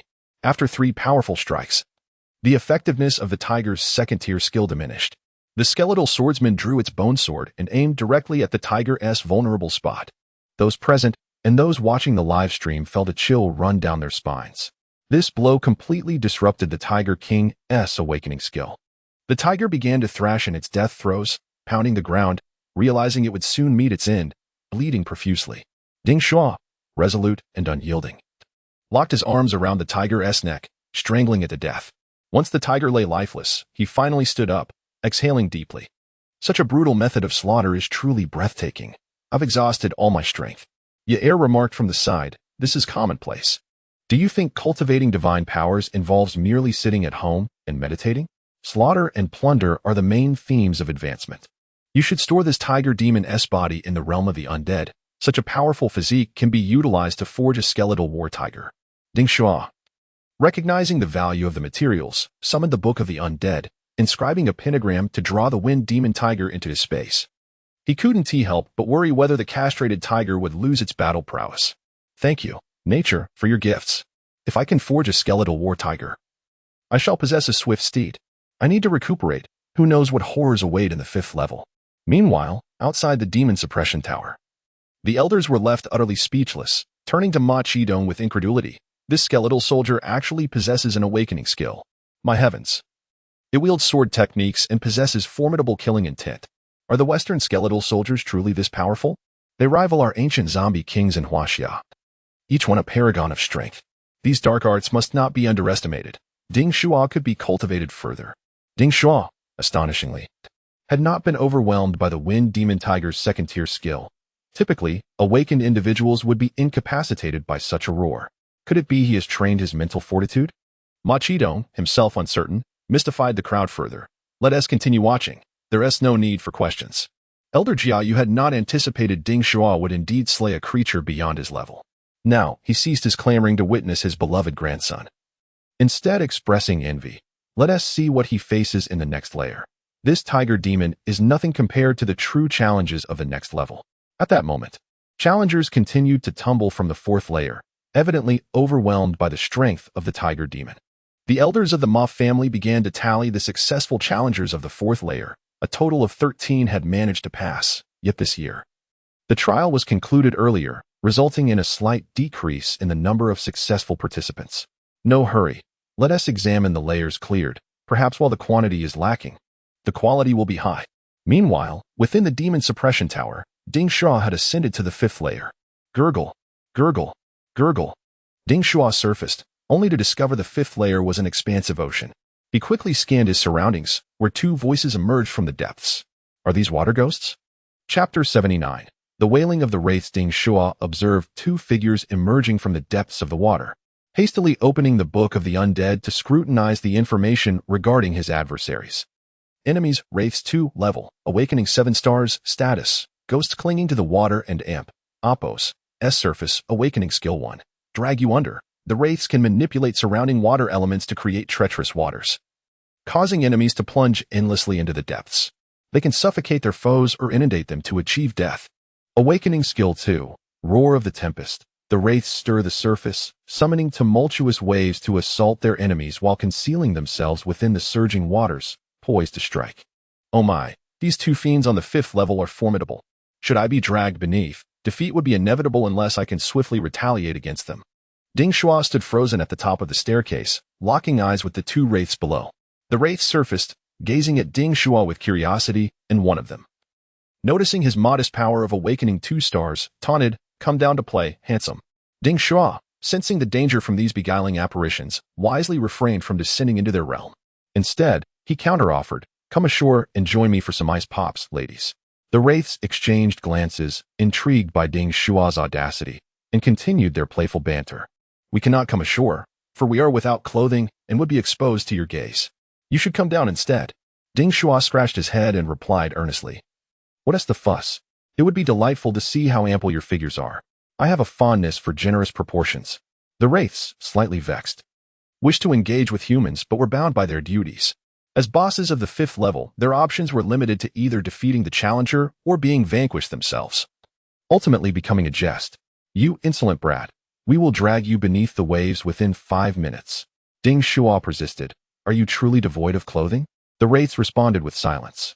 Outside the demon suppression tower, the elder observed Ding Shuo's flirtation with a frown and began to explain, "The Earth's surface is predominantly water, and countless beings have perished within its depths.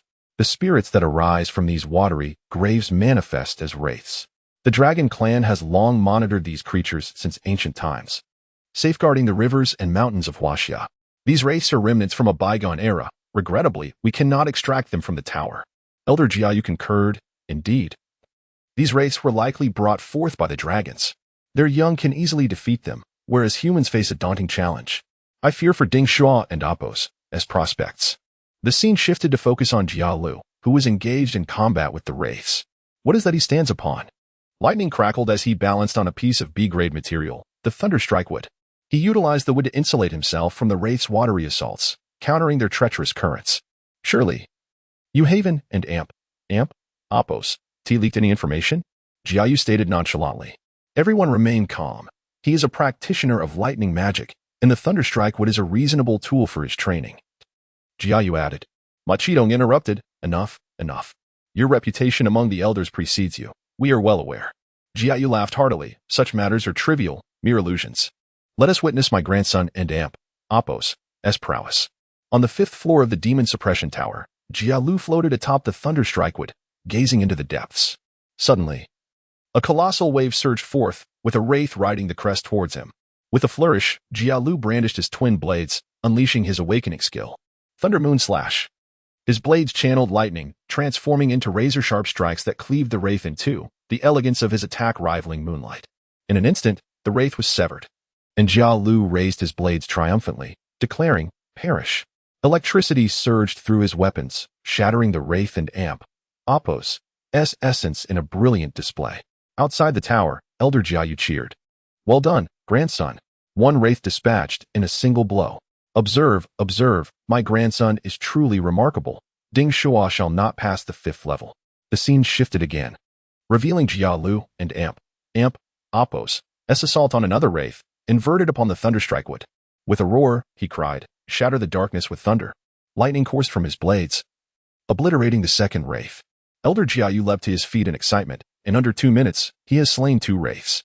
Who else can boast such prowess? The elders applauded, acknowledging the brilliance of the performance. This trial merely required survival for 5 minutes, as humans lacked the innate aquatic combat prowess of dragons. They had not anticipated anyone could vanquish the wraiths, even with the aid of A-grade materials. Meanwhile, Ma Qidong silently switched the scene back to Ding Shuo, who now faced two enraged female wraiths. Vile human, you have slain my kin. I shall ensure your demise. Initially, they had intended to toy with Ding Shuo, having perceived him as a mere awakening two-star. But upon learning of the wraiths and Appo's demise, they united their strengths to unleash their own awakening skill. Roar of the tempest. The wraiths stirred the waters, summoning turbulent waves to assault their foe, while they concealed themselves amidst the surging tide, ready to strike. A towering wave surged towards Ding Shuo, leaving him with no retreat unless he dared to plunge into the depths. Outside, Elder Jiayu smirked. He is finished. He hoped to endure for 5 minutes, but now he is half dead. The other elders began to prepare for a rescue, sensing the wraiths intended to strike with lethal force. Yet, Ding Shuo remained resolute, mirroring their technique. Eclipse Moonstrike. He formed his fingers into a gun shape, conjuring 2 fiery orbs of yin and yang at his fingertips. Poised to unleash. Elder Jiayu erupted in laughter. Ha ha ha, he dares to counter the wraiths with fireballs? How absurd to think he could triumph over them. Ding Shuo discharged his twin fireballs, the recoil sending him slightly backward, as all eyes focused on the fiery projectiles, pondering. Does he truly believe these will conquer the monstrous waves? Suddenly, cries of pain erupted from the wraiths as they plummeted into the water, writhing in agony. What just transpired? Behold, Dragon Fire.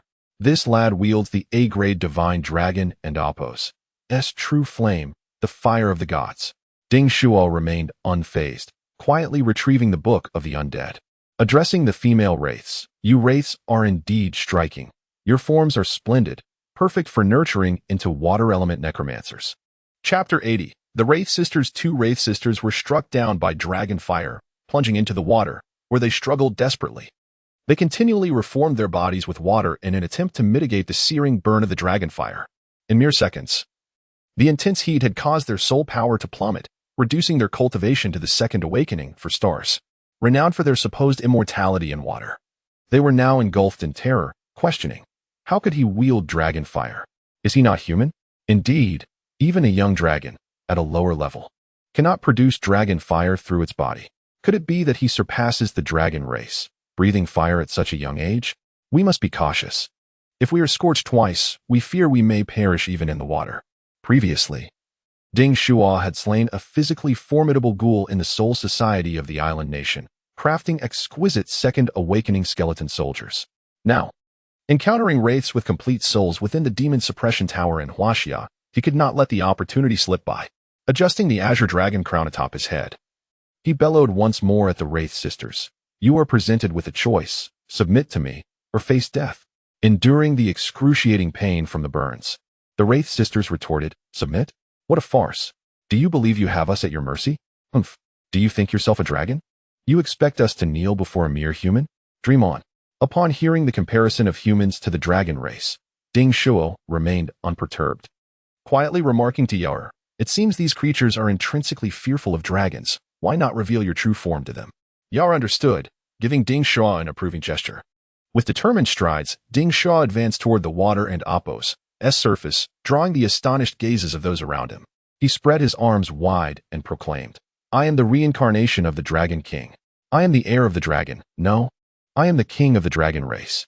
The Demonisya and Appo's unleashed her first awakening skill, Fearsome Visage, a transformation ability that allowed her to mimic other forms, simulating their essence to instill fear in adversaries, achieving a momentary control. With a resounding boom, Yaor expanded and then burst apart. As the smoke dissipated, a colossal divine dragon coiled around Ding Shuo, its head gently nuzzling his palm. Though Ding Shuo stood upon the massive dragon, his presence remained imposing. Embodying the judge of demons and monsters, he intoned with authority, submit or perish. The Wraith Sisters were now utterly terrified. Has the divine dragon returned? This presence and aura cannot be mistaken. The primal fear coursing through their veins caused them to tremble. In response to the Dragon King and Appo's inquiry, they hastily surfaced, kneeling upon the water and trembling as they uttered, we submit. Ding Shuo observed the 2 Wraith Sisters, clearly cowed by fear, marveling at Yaor's remarkable transformation skill, which was flawless. Truly impressive, my dear Yaor. Rather than seek praise, Yaor remarked, since ancient times, these creatures have been treated like livestock by the dragon race, inherently fearing them, much like dogs seeking their master's approval. Should they dare to look up and scrutinize, they would discover the flaws in my transformation. Hurry, ensnare these two little wraiths. Ding Shuo opened the Book of the Undead, pointing at its pages, summoning a pentagram beneath the Wraith Sisters' feet. Though they sensed the binding power of the pentagram, the pure essence of the divine dragon left them too intimidated to resist. Moments later, the pentagram marked their ankles, their souls now under his control. This was yet another of Ding Shuo's second awakening skills, spirit manipulation.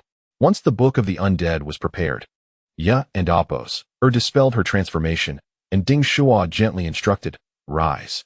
The two Wraith sisters complied, standing and responding. "At your command, Master." Indeed, these Wraiths now regarded themselves as the reincarnation of the Dragon King, even altering their address. Ding Shuo observed closely, noticing the sisters' forms, and exclaimed, "Wait, you two. You are not wearing any clothes." The sisters nodded, explaining, "Our bodies are composed entirely of water. We have no garments. We merely revealed our true forms, unintentionally offending you, Master, and so we cover ourselves with water." In an instant, ancient garb of blue and green adorned them, cloaking their figures. Ding Shuo gazed at the clothed Wraith sisters, their bodies shimmering like water, filled with curiosity. Another peculiar being. I wonder what the texture is like? These two women are indeed made of water. They must be quite abundant in it. Ding Shuo was momentarily distracted, but the Demonessieur urged him in a whisper, "Quickly, draw them into the realm of the undead. I wish to train them." Clearing his throat, Ding Shuo stated, "From now on, you shall accompany me. I will lead you out of the demon suppression tower." The Wraith sisters cheered, "Wonderful.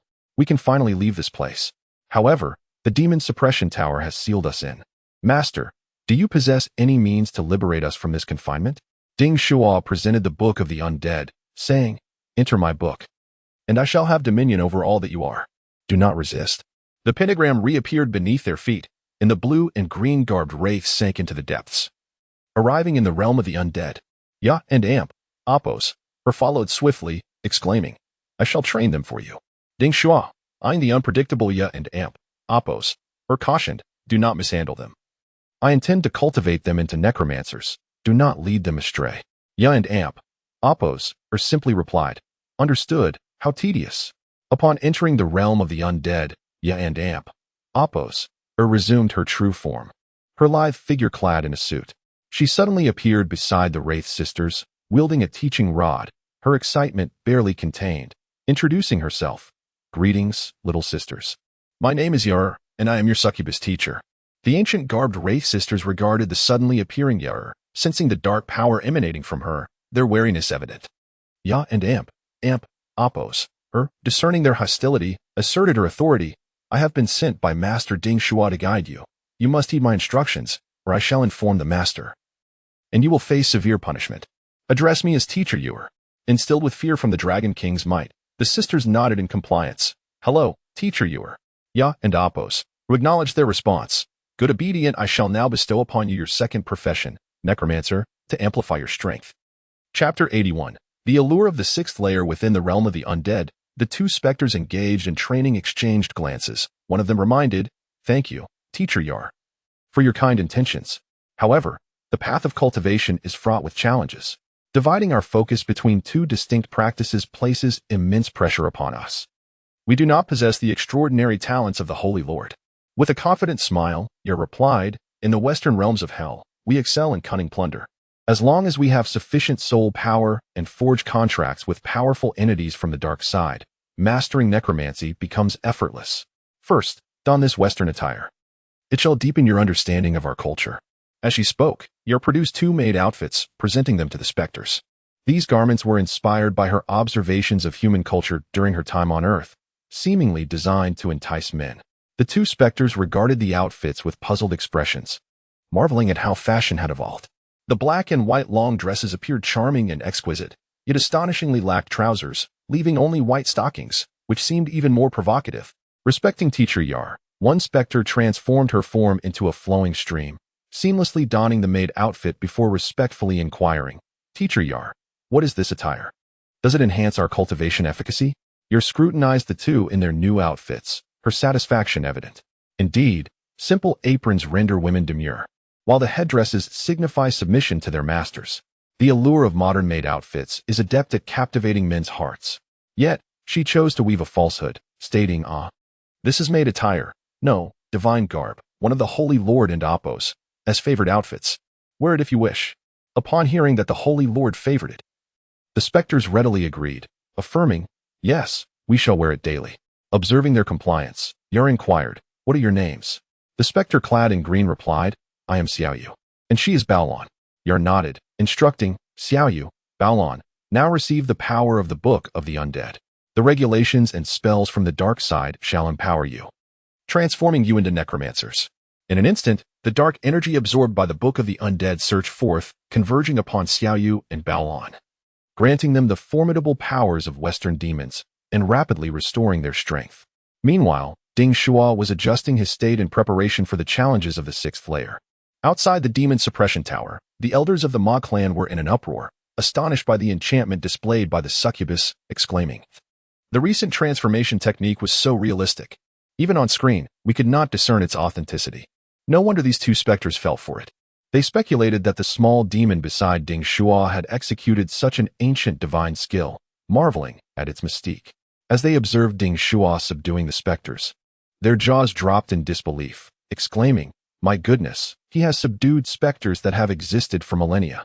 These specters carry the pure bloodlines of ancient times.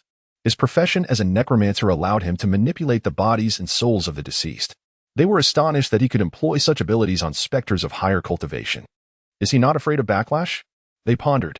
Indeed, the bond of ownership formed a mental and spiritual connection. Should these spirits retaliate, grave consequences would ensue. Machidong remarked. This lad possesses dual professions? He wields both the dragonfire of Huaxia and the pinnacle of dark sorcery from the Western realms. Ding Shuo shrugged, revealing his insights. I truly did not know. I only knew his innate talent was S rank, unafraid of the true dragonfire. I did not expect him to be so formidable, capable of subduing demonic entities. Let us observe his performance further. At this moment, Jiayu had lost his previous arrogance, musing. This young one is merely around 20. How does he possess such an array of skills? A typical cultivator would require centuries to amass such abilities. He could only state. Only 7 individuals have passed the 5th layer. Ding Shuo, Jialu, Wu Xian, Yi Chun, Xiao Yan, Suan, and Su Feng. These 7 have already reached the strength of ancient dragon offspring. Truly, they are the pride of our human race. However, the 6th layer may not be so easily passed. These youngsters, brimming with vigor, may succumb to temptation. Inside the demon suppression tower, Ding Shuo had entered the 6th layer, which revealed a picturesque realm akin to a peach blossom spring, with melodious harp music resonating through the air. He surveyed his surroundings cautiously, noting the abundance of peach trees, their pink blossoms easing his mood. The boss of this layer resided in a pavilion at the center, where a graceful woman caressed the strings of her harp. Ding Shuo praised the woman clad in a pink dress, unable to restrain his admiration. How elegant! She must embody the ideal of a refined lady as described in ancient literature. Yet, he remained vigilant. Using the Book of the Undead to extract information about his foe, enemy, mate level, 2nd awakening, 8 stars, status, a spirit born of ancient peach blossoms.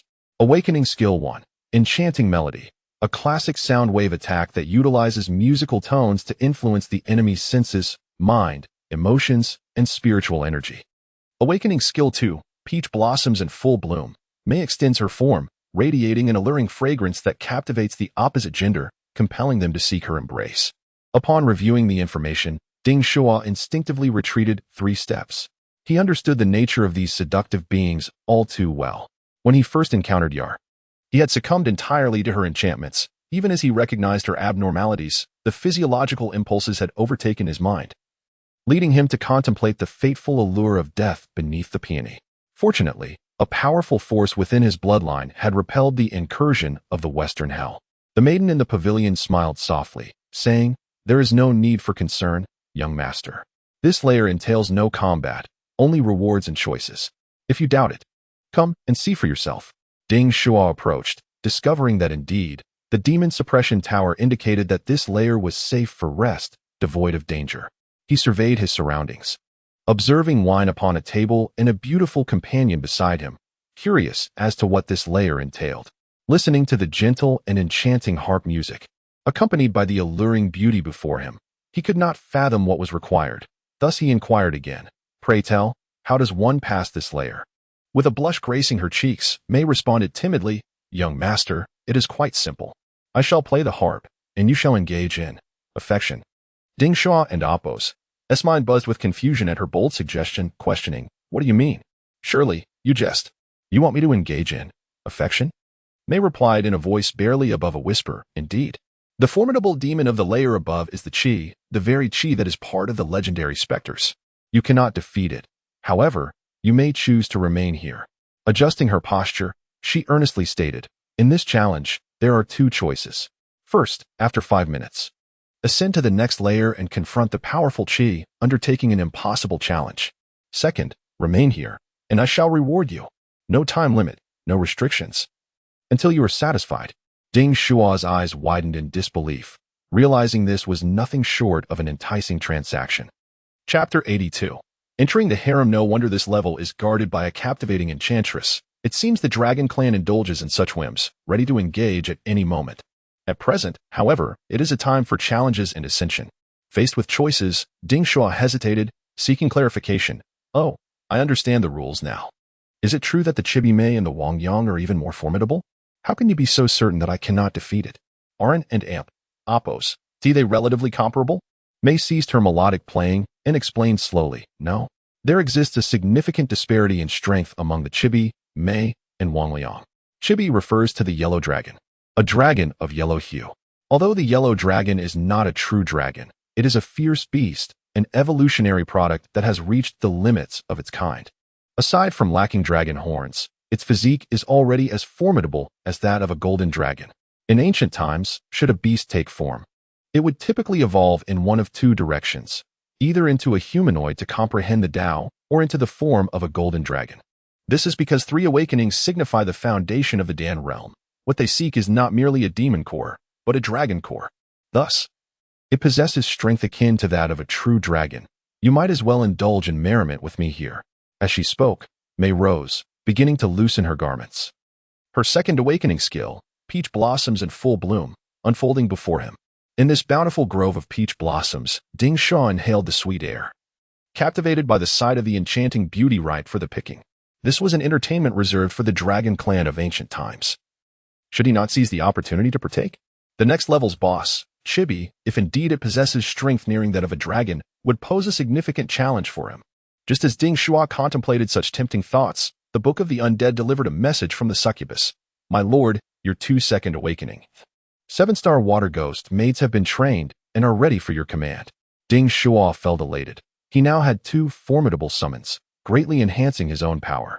He mused on the prowess of Western sorcery, capable of plundering and enslaving all, rapidly augmenting one's strength. If he could acquire a few more undead entities, he could challenge the divine envoy of the islands. Ding Shuo turned his gaze to May, only to find her approaching, her fair fingers reaching for his collar. He grasped her hand decisively, declaring, "I'm afraid I am not that kind of person. I must ascend to challenge the yellow dragon." May, taken aback by his apparent indifference, replied, "You do not wish to." Her gaze lingered on Ding Shuo, leading her to retreat to a more modest proposal. Nuzzling against his hand and saying, "Then let us cherish these 5 minutes together, a fleeting joy to share with you." Ding Shuo shook his head, withdrawing his hand to catch the floral scent lingering on his fingers, and firmly declined. 5 minutes is far too brief. I surely would and Amp, Apos, have the time. I cannot simply flee after drawing my weapon." May was astonished. This human male was rejecting even 5 minutes of indulgence. Had she fallen out of touch with the times? The disparity between human aesthetics and those of ancient times seemed vast. Her antiquated beauty was now unappreciated. May knelt, gently caressing Ding Shuo's leg, whispering, "Fear not. I shall guide you swiftly to the heights of ecstasy." Ding Shuo, observing her persistent entanglement, spoke candidly, "My temper is quite volatile at present. 5 minutes would not suffice. Thus, I intend to capture you for my harem, to savor at my leisure." Startled, May sprang to her feet, seeking to escape. Not anticipating this human male's capricious nature, one moment lost in passion, the next intent on capturing her. Typically, when cultivators capture spirits or demons, it is either to slay them or to forge wicked artifacts. Thus, capture for a demon equates to an irretrievable fate. However, her E-grade relic, Peachwood Zither, lay behind her. She lacked the strength to launch an immediate counterattack. Ding Shuo extended his right hand, pressing her head down against his leg. Her long hair ensnared her, rendering her unable to flee. "Let me go, you audacious human. Do not force my hand," she protested, in response to her resistance. Ding Shuo declared once more, "Submit to me, or perish." Mei scoffed derisively, retorting, "Greed. You humans merely occupy the demon suppression tower. You are not its masters. Yet you covet everything within. How can a second awakening, 2-star individual like you hope to subdue me? Do you truly believe I am a frail woman?" With her second awakening, 8-star power, she unleashed an assault upon Ding Shuo, a wave of floral aroma intoxicating him, heightening his senses. Yet, within him, the dual energies of yin and yang surged, quickly dismantling her peculiar influence. "You think to beguile me?" he scoffed, inhaling her fragrance deeply, remaining unaffected, feeling instead a replenishment of his own energies. With a resounding clap, he proclaimed, "Harem, arise." A pentagram shimmered, and the 2 wraith maidens, Xiaoyu and Baolan, materialized within the pavilion, attired in maid uniforms, bowing to Ding Shuo, "My lord." Ding Shuo observed the suddenly transformed wraiths, furrowing his brow. This woman seemed to take great pleasure in changing attire. Where had she procured such garments? Yet, with danger looming, he did not inquire further, instead commanding, "Subdue her." The battle ignited as Xiaoyu wielded water currents against Mei, shouting, "You foul flower spirit, dare to provoke my lord." Mei danced gracefully, attempting to block the onslaught, but was splashed full in the face, her lithe form twisting and slipping free from Ding Shuo's hair restraints. Seizing her E-grade relic, Peachwood Zither, she activated her first awakening skill. Enthralling Melody, a classic sonic attack skill that utilizes the instrument and Oppo's sound as a medium to affect the enemy and Oppo's senses, spirit, emotions, and magical energy. With a snap of her fingers, Ding Shuo felt the world spin, peach blossoms swirling around him, realizing the peril. Damn it. This awakening technique is not a magical attack. It is sonic power, which my yin and yang energies cannot neutralize.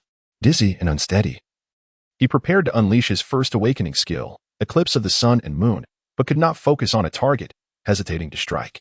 Nearby, the enamored Baolan, witnessing Ding Shuo's disoriented state, grew anxious. "Flower spirit, you dare." Baolan transformed into a surge of water, rushing toward Mei, her maid outfit discarded.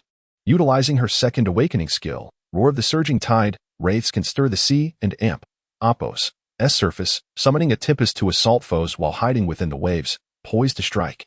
A towering wave crashed toward Mei, who leapt to grasp her Peachwood Zither, springing onto the table to evade Baolan's full-force attack. "Now it is my turn to retaliate," Mei declared, standing upon the table, warily eyeing Ding Shuo and his companions, preparing to strike. Yet a sudden shift occurred. The table beneath her began to sink, Baolan and amp Oppo's transformation into water resembling an unfathomable abyss, devoid of buoyancy. This was Baolan and amp Oppo's first awakening racial skill. Drag you under. Wraiths can manipulate surrounding water elements to create weak water, causing enemies to plummet endlessly.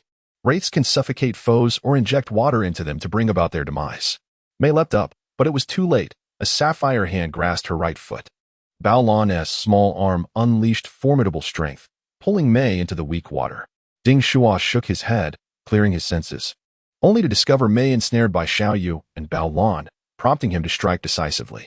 He shaped his right hand into a gun, channeling the power of dragon fire onto the bullet, firing it at Mei. Peng Long exploded in a fiery blaze, leaving Mei in a state of utter exhaustion, her once vibrant essence as a floral spirit beginning to wane. Ding Shuo once again summoned the pentagram of necromantic arts to manifest above her head, ultimately declaring, "Yield to me, or perish." Chapter 83. Battling the Great Dragon. The enchanting Mei, once graceful, now bore the marks of dragon fire, her delicate lips exhaling smoke. Below, at the bottom of the water, Xiaoyu and Baolan each grasped one of her legs, pulling her apart, forcing her into a split.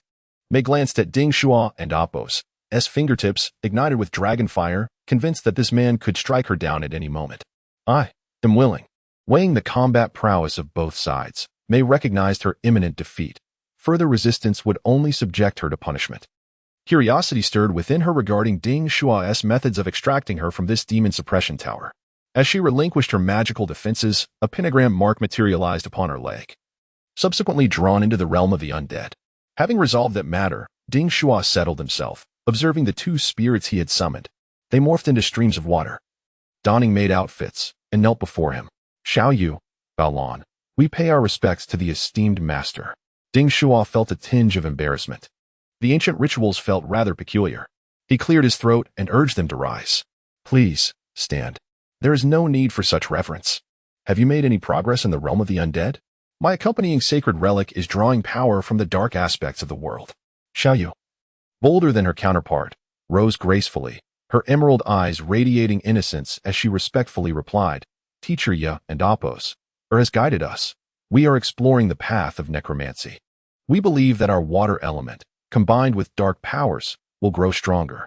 Ding Shuo mused silently about the formidable nature of the tome of necromancy in his possession, effectively compelling these ancient beings to submit. However, it would prove unhelpful against the next adversary, Qi, the yellow dragon. He inquired further of Xiao Yu. The next level features Qi. Do you know of its capabilities? Xiao Yu nodded. Of course. Qi, Mei, and Wang Yang are renowned ancient creatures in Huaxia. We Wang Yang are primarily water-based entities, skilled in aquatic assaults. Mei embodies the essence of trees and possesses some spiritual animals, such as foxes and fawns, typically less ferocious than beasts, often manifesting as ethereal, beautiful spirits. They are enamored with humanity, delighting in manipulation rather than consumption. Mei is indeed stronger than Wang Yang, equipped with illusions and mental attacks. Qi ranks first and is the mightiest, typically associated with fierce predators like wolves and tigers, attacking with regal ferocity. Ding Shuo, absorbing this intelligence, recognized the challenge ahead. The next level was home to a boss feared even by dragon offspring, powerful enough that they often chose to indulge in leisure rather than confront it. Charge forth.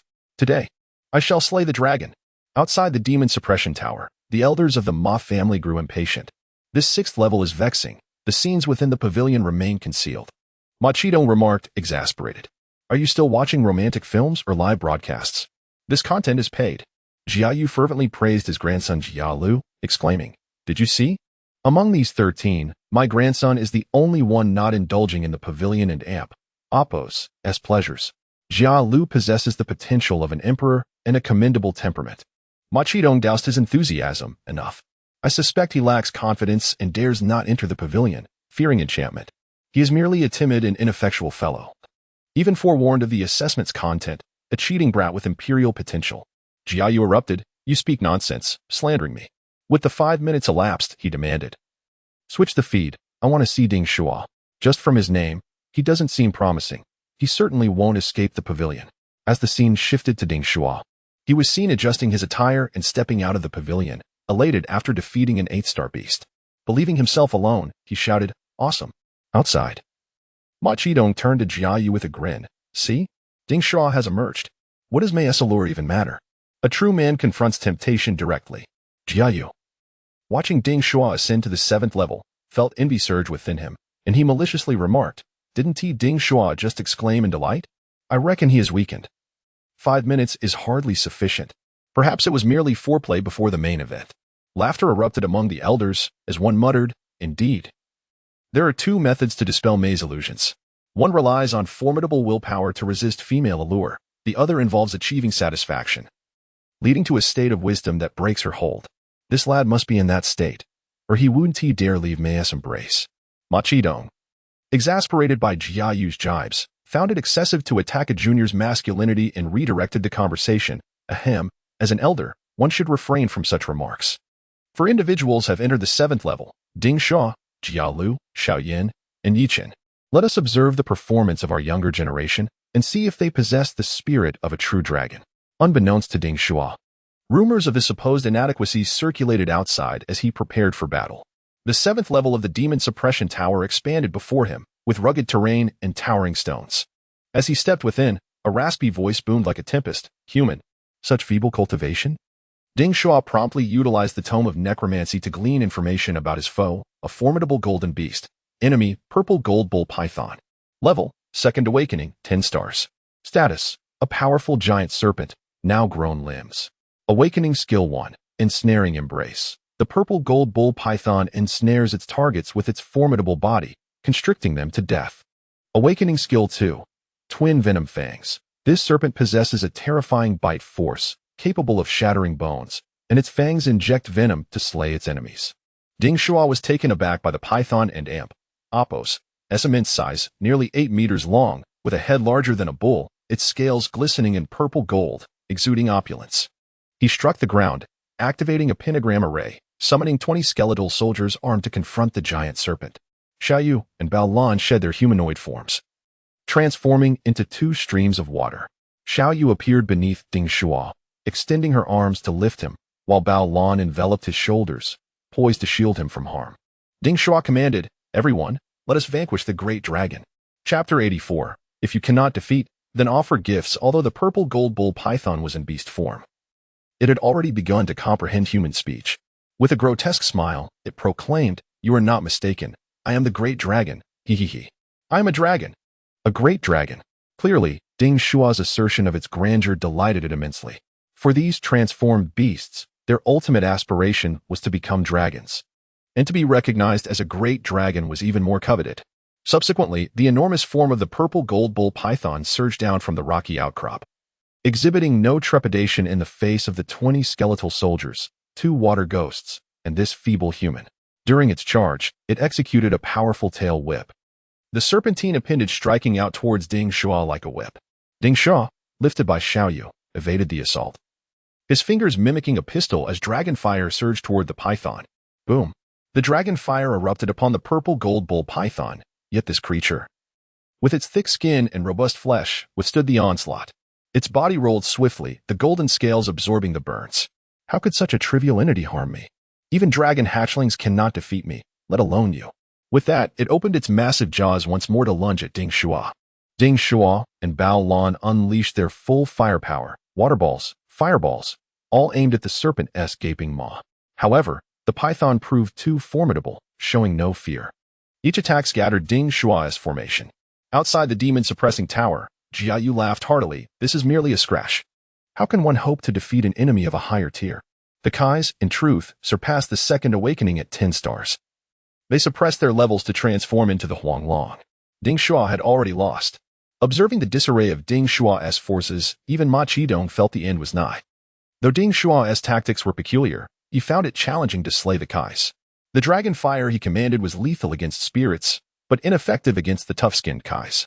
Moreover, the Azure Dragon's bone claws had returned. Without the enhancement of a B-grade relic, Ding Shuo might have breached the Kai's defenses. Indeed, Ding Shuo was still young and had suffered due to his lower cultivation. Had he also reached 10 stars in the second awakening, he would certainly have been able to contend. Just as the elder spectators anticipated defeat, Ding Shuo initiated another summoning, having merely bided his time.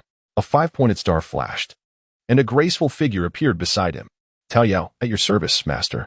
This time, the spirit had rushed, not donning her maid attire. But having received the power of the undead from Yer, she promptly emerged to confront the foe. Ding Shuo gazed at the enchanting Tao Yao, admiring her breathtaking beauty, a privilege reserved for the ancient dragon lineage. He chastised himself, no time for distractions, and directed, no need for formalities, come quickly and assist in battling the great dragon. Tao Yu leaned back, producing an E-grade, Peachwood Sither. With a snap of her fingers, the purple gold bull python felt disoriented, colliding against the rocks.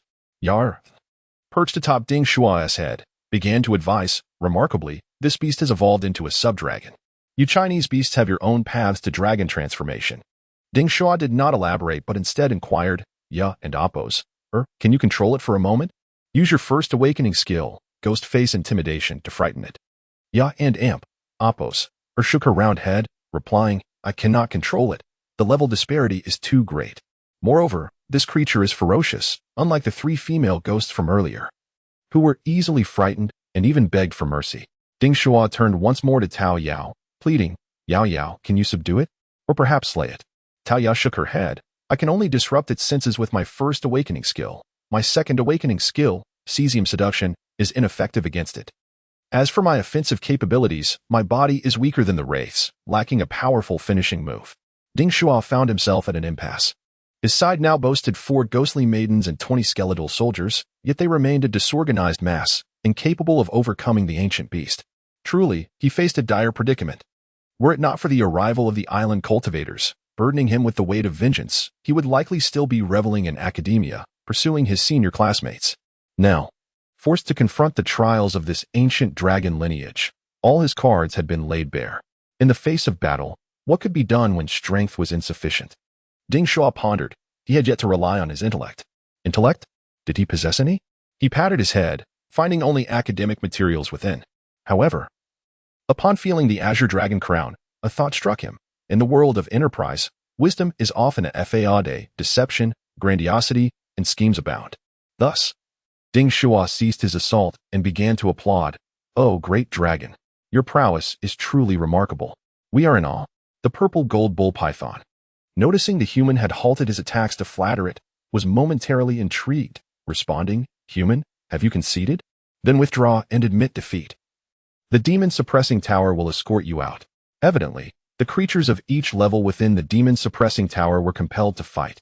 In ancient times, dragon hatchlings faced trials, earning various rewards, while the creatures on each level faced only death. Over the past 2 millennia, humans began to enter the demon-suppressing tower. The purple gold bull python had achieved over 1,000 victories and had grown weary of battle. Having triumphed, it still faced torment within the tower, and challengers were protected. Unable to truly perish, it had grown fatigued, imprisoned since birth, and began to lose interest in challengers. "Human, you are equally dull. Entering here with only a second awakening at 2 stars to disrupt my rest. Now you retreat." Ding Shuo observed the purple gold bull python relaxing its guard, removed his azure dragon crown, and continued his ruse. "You misunderstand. I am not only here to challenge you, but also to present you with an award. It is said that for a millennium, no one has passed your trial to ascend to the 8th level of the demon-suppressing tower. You have become the ultimate boss of this tower. Today, I come to bestow upon you this azure dragon crown." The massive head of the purple gold bull python radiated joy. "Someone is here to award me? Am I truly that remarkable? This wretched boy wouldn't he deceive me, would he? Perhaps I should bite off one of his arms as retribution." Yet, its desire for the dragon crown was undeniable, and it felt the crown's peculiar energy, prompting it to inquire, "What is the origin of this crown? You wouldn't attempt to trick me with gold, would you?" Ding Shuo, unaware of the crown's true origins, deflected, mentioning myths from other lands. This appears to be the crown of the earthly giant serpent, Jormungandr, from Norse mythology. Upon hearing such a formidable title, the purple gold bull python was greatly pleased, extending its massive head and proclaiming, "Then place this crown upon my great dragon head." Ding Shuo reverently held the azure dragon crown and gently placed it atop the great serpent's head. Truly magnificent. So majestic. The purple gold bull python now felt exceptionally regal, raising its head high and lamenting, "Alas, if only it were larger." As the python infused its spiritual energy, attempting to refine the crown, its soul was suddenly torn as it encountered an indescribable backlash. This is the crown of a deity. Chapter 85. The 8-layered Rakshasi, the crown of the azure dragon, harbors the ancient powers of the gods, embodying the will of emperors. Upon sensing its might, the golden python could not withstand its force. Its colossal form began to disintegrate, collapsing as if on the brink of death. At this moment, Ding Shuo had assumed a new demeanor. He leapt onto the back of the golden python, stomping forcefully while exclaiming, "You wretched creature! Did you truly believe I was here to bestow gifts upon you? How ridiculous!" Yar, witnessing Ding Shuo and Apos' triumphant expression, cautioned, "This great serpent spirit has been disrupted by the crown. Parts of its body have been shattered, yet it is not entirely defeated. You must hasten to imprison it within the realm of the dead." Observing the golden python's body still trembling beneath him, Ding Shuo placed his right hand upon it, channeling all his strength to invoke his secondary profession and Apos' skill, summoning. A massive pentagram appeared beneath the serpent, and gradually, the creature began to sink into the depths of Ding Shuo's necromantic space. Outside the demon suppression tower, the elder of the Ma family stood in stunned silence, bewildered by the unfolding scene. What has happened to this golden python? Why is it suddenly falling apart? It appears to be on the verge of shattering. What kind of assault has it endured? Could this crown be a binding curse, capable of subduing beasts? It seems to be a remarkable artifact. The manner in which it siphons the creature's abilities is truly peculiar. Such a degree of spatial magic must be an awakened skill. Furthermore, he wields a relic imbued with spatial capabilities. His relic must be of considerable rank, for the demon suppression tower is classified as a B-grade relic. His must be at least D-grade to discreetly exploit the tower's vulnerabilities. Unbeknownst to Ding Shuo, the elders outside were left speechless in their eyes. He had become a master conjurer, each of his actions revealing wonders to these centuries-old powerhouses. After successfully confining the golden python within his necromantic space, Ding Shuo felt utterly exhausted, having utilized grand magic for the first time. Am I truly outsmarting a dragon? I always suspected this crown had profound ties to the dragon lineage. Indeed, subduing a river dragon was a trivial task. I wonder if this violet serpent will submit to me, though ultimately, this Book of the Dead can only contract undead beings. Even if it proves uncooperative, it could serve as a disposable summon in battle. I can ascend to the 8th layer now. It is said that in nearly a century, only a handful have reached this height. Ding Shuo inquired of Xiaoyu, Baolan, and Taoyao, what kind of creatures inhabit the 8th layer. The 3 female spirits shook their heads, with Xiaoyu explaining, we have some knowledge of the spirits and specters, but beyond this point, we only know of formidable existences. Ding Shuo hesitated, murmuring, could there be monsters even more powerful than the spirits? If so, there would be no point in ascending. I wouldn't stand a chance against them. However, with the protection of the demon suppression tower, I should be safe. If I don't take a look, I shall surely regret it. After contemplating for a moment, he lifted his gaze to meet the 4 pairs of curious eyes fixed upon him and cheerfully declared, since we are here, let us venture upward and discover what the 8th layer truly holds.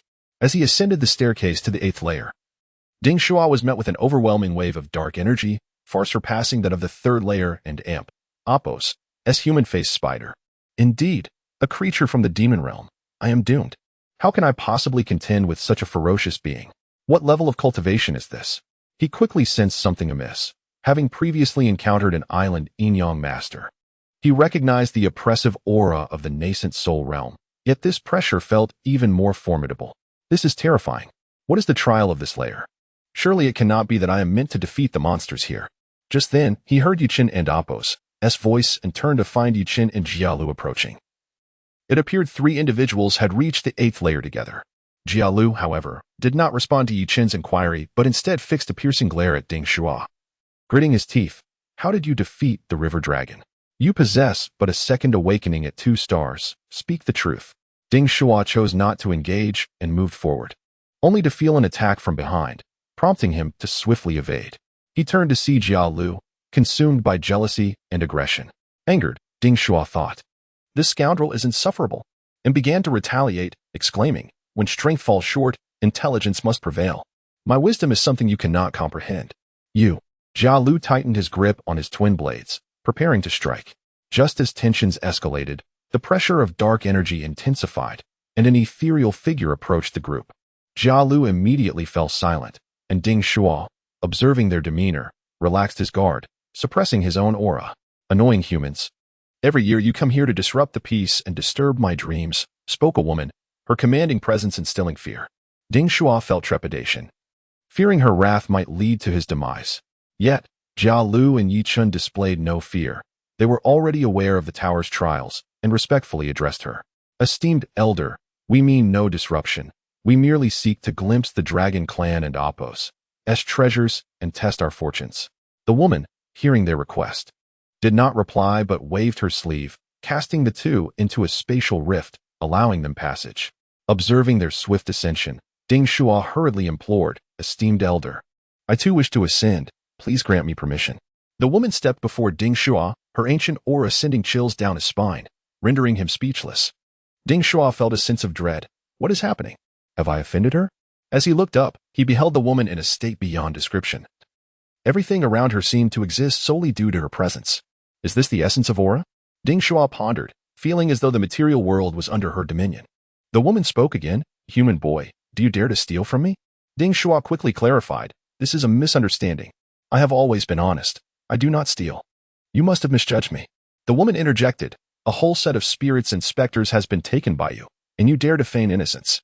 Yours? Ding Shuo's mind raced. Is she the master of the demon suppression tower? No wonder she claims dominion over the spirits. She is aware of my actions, and I cannot lie. Esteemed elder, it was indeed a misunderstanding. I believed it to be an unclaimed object. I was merely practicing my summoning skills, hence I collected it. I shall return it to you. The woman shook her head, then inquired, no need for that. But I wish to ask you, who crowned you with the dragon crown? It was clear that she had witnessed Ding Shuo's trial within the demon suppression tower. Knowing he could not evade the question, he opted for a favorable response. It was given to me by a dragon, I do not know its name. The woman smiled at his words. Regardless of which dragon lineage chose you, those two treasures are destined to emerge. But you must remember my name. I am Rakshasi, the one who bestowed the dragon artifacts upon you. Chapter 86. The Nine Dragons Scepter, a Divine Artifact. Ding Shuo exclaimed, realizing that a Dragon Clan artifact must be at least an A-level holy relic, much like the three sacred treasures of the island nation, which are all S-level. To receive a divine artifact upon our first meeting? It must be a conspiracy. Absolutely a scheme. Just moments ago, Ding Shuo had ensnared the purple-gold python with gifts. And now this so-called Rakshasa woman was likely toying with him as well. Dear Rakshasa Elder, my abilities are insufficient to bear the weight of a Dragon Clan artifact. I dare not be greedy, Ding Shuo pleaded. The Rakshasa woman, seemingly indifferent to the thoughts of this feeble human, seized Ding Shuo and Appo's arm and propelled him toward the 9th level. It appeared she truly was the master of the Demon Suppression Tower, free to traverse each layer at will. Having just witnessed two humans complete their enlightenment and exit the tower, now there were only the two of them left inside, granting her the liberty she desired. Before Ding Shuo could steady himself, he was thrust forward by the Rakshasa woman, nearly stumbling. How could they arrive so swiftly? He wondered as he peered ahead. Where the artifact stood majestically before him, the 9th level resembled a Dragon Clan altar. Atop the altar rested a staff, entwined by 9 five-clawed golden dragons. With a mere glance, Ding Shuo felt the unparalleled authority emanating from the ancient Dragon Clan. This was undeniably a treasure of the Dragon Clan. Much like the Azure Dragon's bone claw Ding Shuo had previously wielded, crafted from the arm of a divine dragon. This scepter was forged from the essence of 9 divine dragons. In ancient times, the most powerful treasures were derived from the bodies of these mythical beasts. Thus, many divine weapons were crafted from such legendary creatures. The Rakshasa woman spoke. This is the 9 Dragon Scepter. When the ancestral dragon governed the Dragon Clan, the 9 supreme elders of the clan each contributed a fragment of their essence, transforming it into a golden dragon that was affixed to a scepter made of fallen iron, resulting in this immensely powerful 9 Dragon Scepter. When Dragon Clan warriors offer this treasure to the ancestral dragon, it signifies their submission. Of course, in the battles of later generations, it seldom appeared, for the 9 Dragon Scepter was crafted from the essence of the 9 ancestors of the Dragon Clan. Thus they refrained from using it, fearing it might disturb their forebears. Ding Shuo gulped. This 9 Dragon Scepter was indeed formidable. Even the elders of the Dragon Clan were deemed unworthy to wield it. Then I am certainly unworthy. I am merely a human. The Rakshasa woman shook her head, dismissing his claims. This 9 Dragon Scepter has accompanied me for countless eons. I declare who it belongs to. I am its rightful owner. Young man, go and seize it.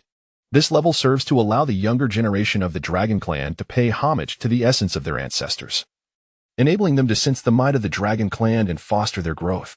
My new task for you is to take it. Upon hearing this, Ding Shuo felt as though he was being put in a precarious position.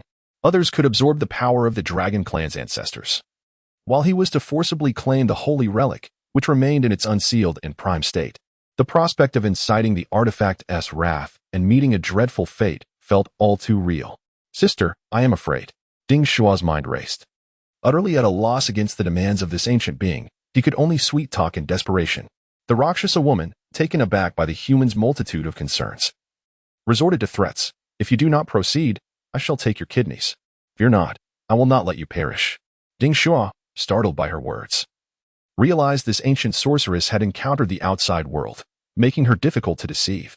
Initially contemplating a ruse, he understood that humanity had regressed in physical prowess, with only culture and knowledge advancing. Before these ancient entities, Ding Shuo appeared juvenile. Reluctantly, Ding Shuo adjusted the crown atop his head and approached the 9 Dragon Scepter at the altar's center. As he crossed the threshold of reverence, an overwhelming pressure enveloped him. Was this the aura of the divine dragon? It surpassed the flesh of that thunder god from the island nation by leaps and bounds. It emanated from a primal fear of life itself, akin to an insignificant ant facing a colossal beast.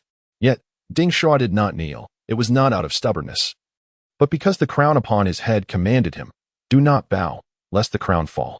With the blessing of this ancient deity, Ding Shuo possessed an unknown power. Although he could only mimic the divine in a base manner, the possibility of mastering the laws was within reach. He succeeded. The Rakshasa woman, observing from behind, wore a face of delight.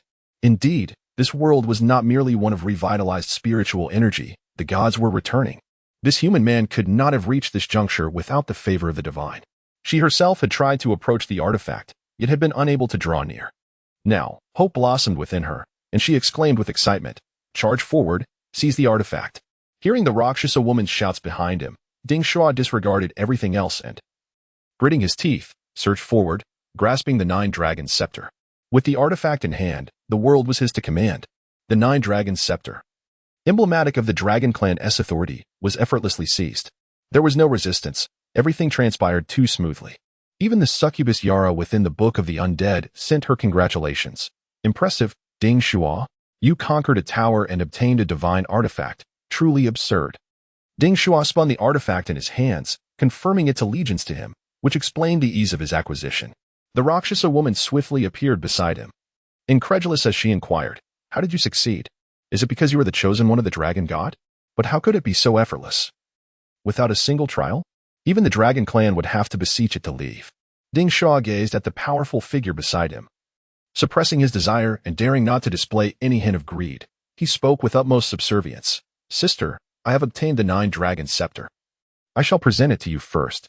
The Rakshasa woman, finding his submissive demeanor somewhat amusing, thought, "This treasure of the Dragon Clan has been claimed by this timid fool." She pondered why he referred to her as sister, considering her age was many eons greater than his. The Rakshasa woman did not extend her hand to receive the Nine-Dragon Scepter, but instead asked, "Why do you call me sister? Do you know my identity?" At last, Ding Shuo dared to inquire about the identity of this striking woman, noting the purple runes adorning her exquisite face, which lent her a fierce appearance. While her flowing red hair cascaded to the ground, he regretted internally, "Who knows your identity? I call you sister to flatter you, praising your youthful beauty. Surely, I cannot address you as an old hag." Realizing the necessity of the situation, Ding Shuo considered that he might resort to charm. After all, he was but a novice in the realm of cultivation. He chose to continue his flattery. "I, a mere junior, am unaware of your identity. I simply find you approachable. Hence my address." The Rakshasa woman let out a haughty snort and continued, "Approachable, indeed. Your calling me sister brings forth a sense of familiarity. Do you know what kind of being a Rakshasa is?" Ding Shuo shook his head, astonished. "Goodness, I am conversing with this ancient demon." He could only continue to feign ignorance, responding earnestly, "I am but a simpleton, having never heard of such a race in the myths of Huaxia." The Rakshasa woman laughed at this, asking, "Surely you have heard of the Iron Fan Princess. She is a Rakshasa.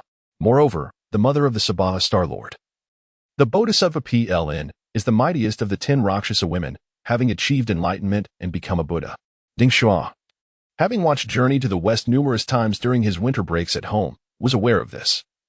He was astounded to find that this woman before him was a figure from mythology, more thrilling than meeting a celebrity.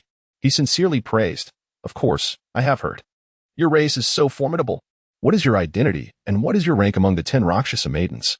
Chapter 87, The Black Dragon Emperor and Apos. Spear. In response to Ding Shuo and Apos' inquiry, the Rakshasi maiden shook her head, expressing her anguish. "I too awakened 2 millennia ago, having lost most of my memories." According to the Lotus Sutra, it is recorded, at that time, there were Rakshasa women, among them 1 blue mother, 2 Pylian mothers, 3 curved teeth, 4 floral teeth, 5 black teeth, 6 multi-hairs, 7 insatiable feet, 8 bearers of jewels, 9 Gaudithi, and 10 who seize the essence of all beings. I am one among them. Upon hearing this, Ding Shuo gazed at the Rakshasi maiden before him, speculating. "You are the 6th one, Aran and Amp. Apos, to you?" "Yes, indeed. You are the 6th. The Rakshasi maiden, who had been striving to recall, halted and playfully tapped Ding Shuo on the head, reproaching him. "You little rascal. Why the sudden insult?" Ding Shuo, shielding his head from the pain of her playful hit, explained with a touch of grievance. "Your hair is long and abundant. You must be the 6th Rakshasi maiden, multi-hairs. Perhaps your kin named themselves based on their appearances in ancient times." The Rakshasi maiden nodded in agreement. "Your reasoning holds merit. In truth, identity matters little. My mission is to guard the treasures of the Dragon Clan. Should these 2 artifacts be taken by another, I would gain my freedom."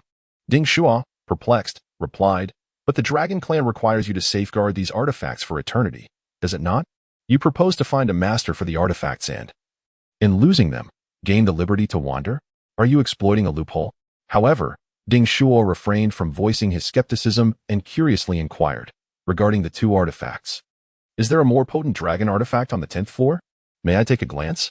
Perhaps I could assist you in obtaining it. The Rakshasi maiden shook her head, sighing. I can take you to see, but that particular item is not an artifact. Rather, it is a cursed weapon, one that knows no kinship. Do not think to acquire it through divine assistance. With that, she lifted Ding Shuo by the head and leapt through space to the pinnacle of the demon suppression tower. Ding Shuo's head throbbed as he grumbled internally. Goodness, you could at least hold me by my collar or arm instead of by my head like a chick. Upon reaching the 10th floor, however, the overwhelming aura rendered Ding Shuo and Apos' legs weak, as an unrelenting wave of murderous intent and resentment surged forth. Before him lay a black dragon-patterned spear, less ornate than the 9 dragon staff, yet it roared at him like a bloodthirsty black dragon. The Rakshasi maiden set Ding Shuo down, and he leaned on the 9 dragon staff to steady himself against the oppressive presence. What in the world is this? It resembles that evil weapon from the island nation, the 5-faced head staff. It is terrifying. The Rakshasi maiden, observing Ding Shuo's pained expression, continued without concern. This is the Black Dragon Emperor's spear. During the mid-ancient era, 2 great demons existed. One was Xiong Lu, and the other was the Black Dragon. Xiong Lu was slain by Diyu. I presume you are familiar with that legend. The tale of the Black Dragon, however, is a lesser-known internal conflict within the Dragon clan. As the mightiest divine beast lineage of Huaxia, the dragons, through the ages, birthed extraordinary prodigies who, upon reaching the pinnacle of their cultivation, challenged the primordial deities, endangering their very existence. In the end, the ancestral dragon intervened, saving the clan by vanquishing the once mighty Black Dragon. This spear is the weapon of the Black Dragon, forged from his own spine.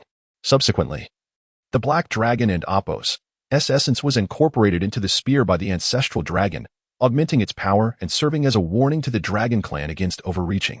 Ding Shuo, upon absorbing this narrative, felt a sense of hopelessness. So it is the weapon of a transgressor of the Dragon clan. No wonder it exudes such terror.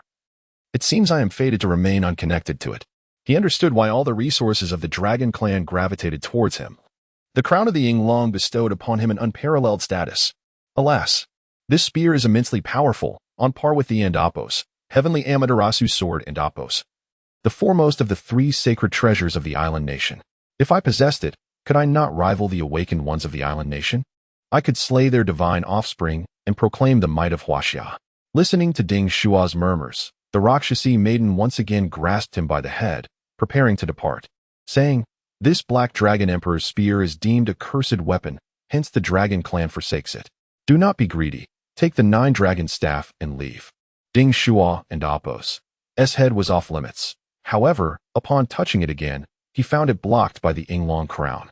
The Rakshasi maiden gazed at her palm, sensing the will of the Yinglong crown, incredulously regarding Ding Shuo, confirming, Indeed, this lad is the earthly agent of the divine, and his actions must be guided by the divine will. She silently observed Ding Shuo as he transitioned from fear of the demonic aura to a posture of anticipation. Could he truly be aiming to seize both artifacts? Then I may finally venture into the world. When Ding Shuo opened his eyes and beheld the Black Dragon Emperor's spear, a bitter smile crossed his lips. The Rakshasi maiden inquired with curiosity, What troubles you? Has the divine bestowed upon you a task to acquire the artifact before you? However, it is not surprising. They have invested considerable effort to lend you their power and cultivate you, naturally expecting a return. These 2 artifacts would serve as the finest gifts. Ding Shuo nodded, clarifying, I have indeed received his task. Rather, it is his request. He commands me to acquire the Black Dragon Emperor and Apos' spear and return the 9 dragon staff. The Rakshasi maiden gasped at Ding Shuo's peculiar declaration. What? Is it truly so absurd? Ding Shuo affirmed, Indeed, it is as absurd as it sounds. With that, he forcefully struck the ground with the 9 dragon staff, unleashing a burst of golden light around him. The recently acquired divine technique of the 9 dragon staff activated. 9 dragon punishment. The 9 dragon staff releases the essences of 9 divine dragons, launching a devastating attack on enemies, rendering judgment upon them. 9 5-clawed golden dragons soared from the ground, charging forth to collide with the Black Dragon Emperor's spear. The entire demon suppression tower trembled as the 9 dragons and the soul of the Black Dragon engaged in fierce combat. There is hope. If the 9 dragon staff unleashed its divine technique, bolstered by divine skills, it could triumph over the Black Dragon Emperor and Apos' spear. The Rakshasi maiden, witnessing Ding Shuo and Apos' second awakening and his manipulation of the 9 dragon staff, grew increasingly confident. Indeed, it was possible. From where did this command over the essences of the 9 dragons arise? What was his true identity? The 9 golden dragons surged into action, leveraging their numerical advantage to swiftly ensnare the essence of the black dragon. Ding Shuo rushed forward, seizing the spear's tail and, with uncanny precision, swung it skyward. The black dragon emperor and Apos' spear offered no resistance. Instead, upon being grasped, it became invigorated, unleashing another divine technique. Black dragon breaks the heavens. The colossal black dragon ascended skyward, its dragon-shaped form transforming into a spear-like projection to assault its foes, possessing the might to pierce the heavens. With a resounding crash, the ceiling of the demon suppression tower was breached. Ding Shuo turned to the Rakshasi maiden, calmly declaring, "Sister, let us depart from this place." Chapter 88. The enchantment of the demoness. The Rakshasi woman seemed still bewildered. Was she truly to depart from this demon suppression tower? As Ding Shuo stepped into the first level of the tower, he had already entered her watchful gaze. She had always sensed that someone would come to retrieve 2 eternal artifacts, thus concluding her monotonous yet unforgettable mission. I have forgotten who I am. Yet I remember the duty to protect the artifacts and uphold the dignity of the Dragon Clan.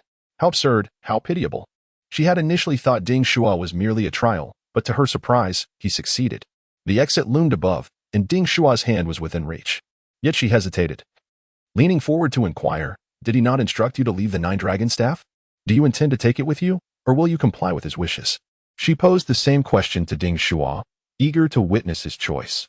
Would he adhere to the divine will, or yield to his own desires? Ding Shuo did not conceal the truth. I do not intend to take it. I feel as though he is imploring me. This is his long-held aspiration. The Rakshasi woman gazed into Ding Shuo and Apos' eyes, realizing he spoke no falsehood, and sighed. Alas, I never expected to find a human more trustworthy than myself. Very well. If you do not take the 9 dragon staff, I too shall not complete my task, and I shall remain here. Ding Shuo felt a twinge of embarrassment. The exit was so near, yet this Rakshasi woman insisted on following the rules. If only he could persuade her to come along, avenging the islanders would be effortless. Ding Shuo quickly reversed his stance. Then I shall take the 9 dragon staff. You will accompany me. Upon hearing this, the Rakshasi woman smiled. Her tone light. There is no need for concern. I too have yet to determine my own path.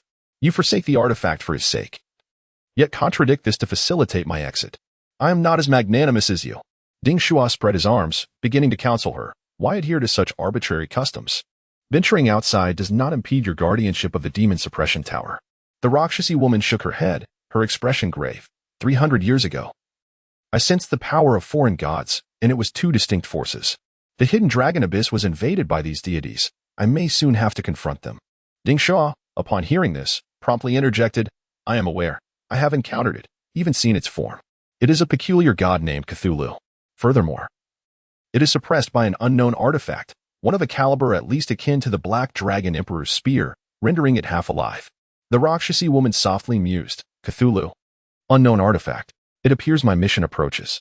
She turned her gaze to the artifact in Ding Shuo and Apos' possession, stating, the Black Dragon Emperor's spear is currently restrained by the essence of the 9 dragons. If the 9 dragon staff is relinquished, it shall become unusable, even turning against you. Allow me to seal it, as a gift for you. Ding Shuo, trusting her intentions, handed over the Black Dragon Emperor's spear.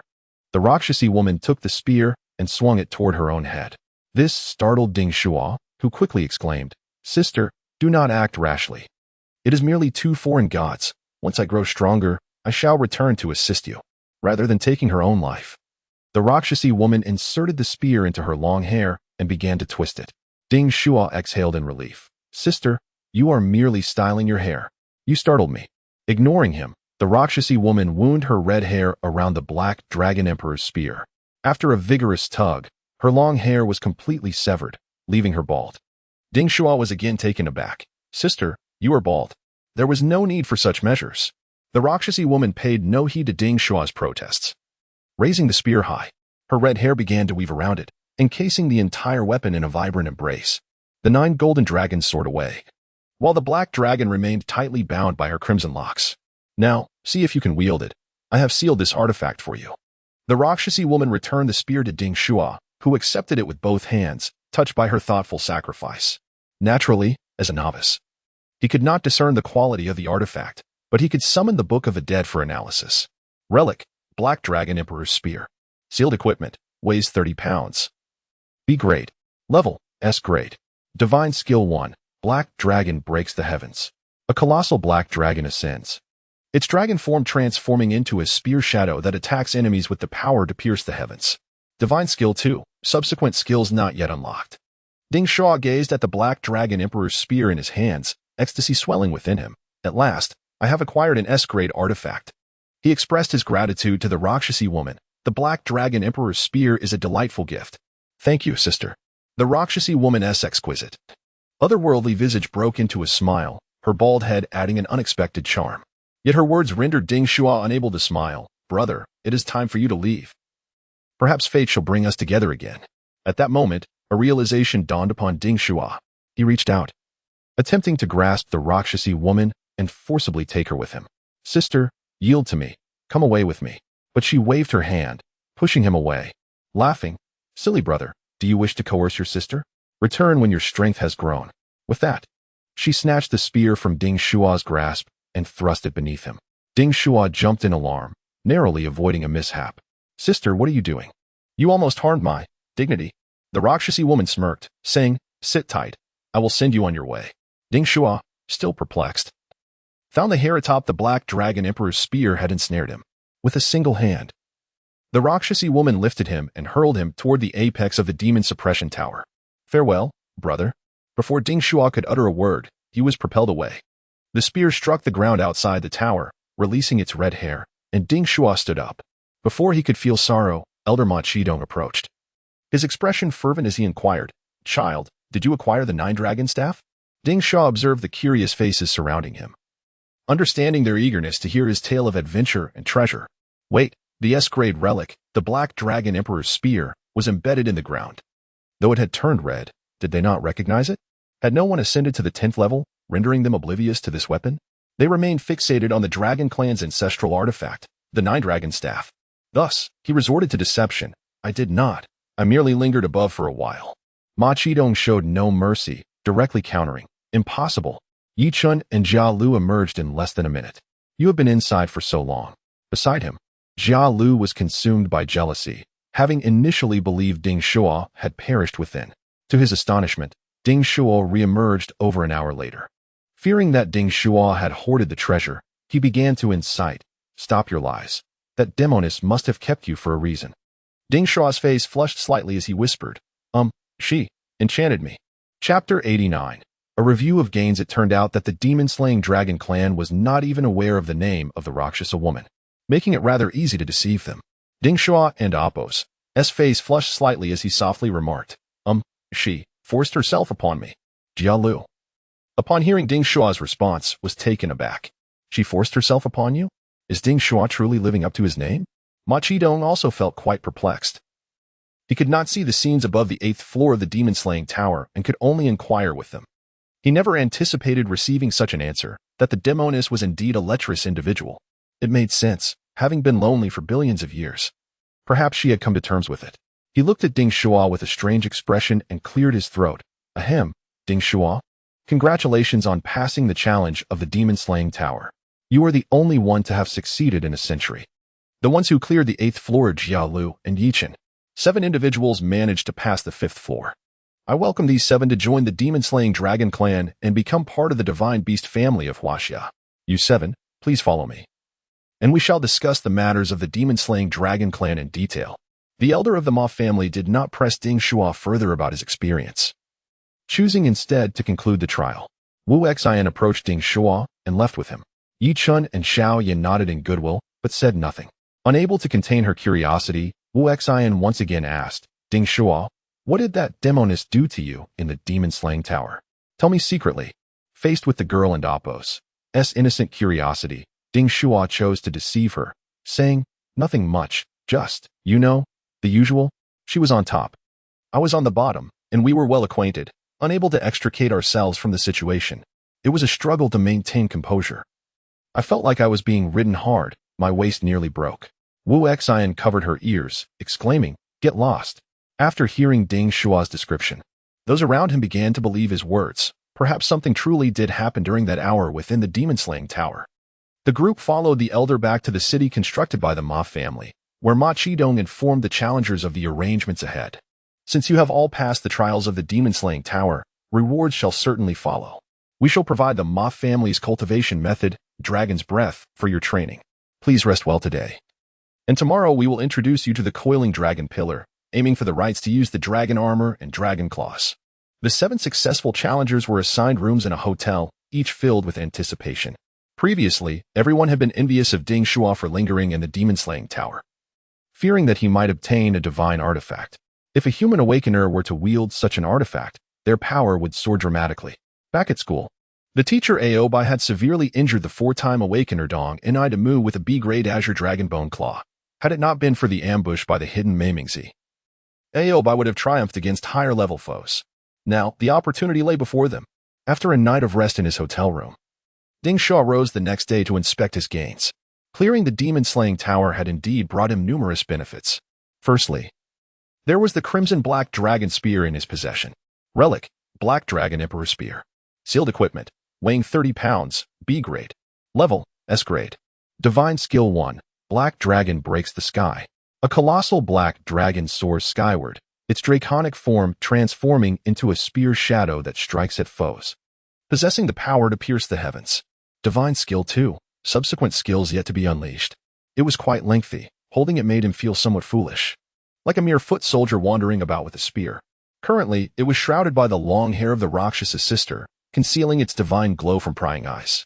However, once he unleashed its divine skill, everyone would realize its status as a relic of C-grade or higher, bringing the risk of theft. Possessing a treasure can be a curse. Gazing at the 2-meter-long weapon, Ding Shuo felt somewhat ostentatious.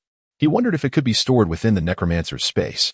Opening the Book of the Undead, he placed the spear on the floor of his room and tapped the book, causing the entrance to the necromancer and Apos' space to open.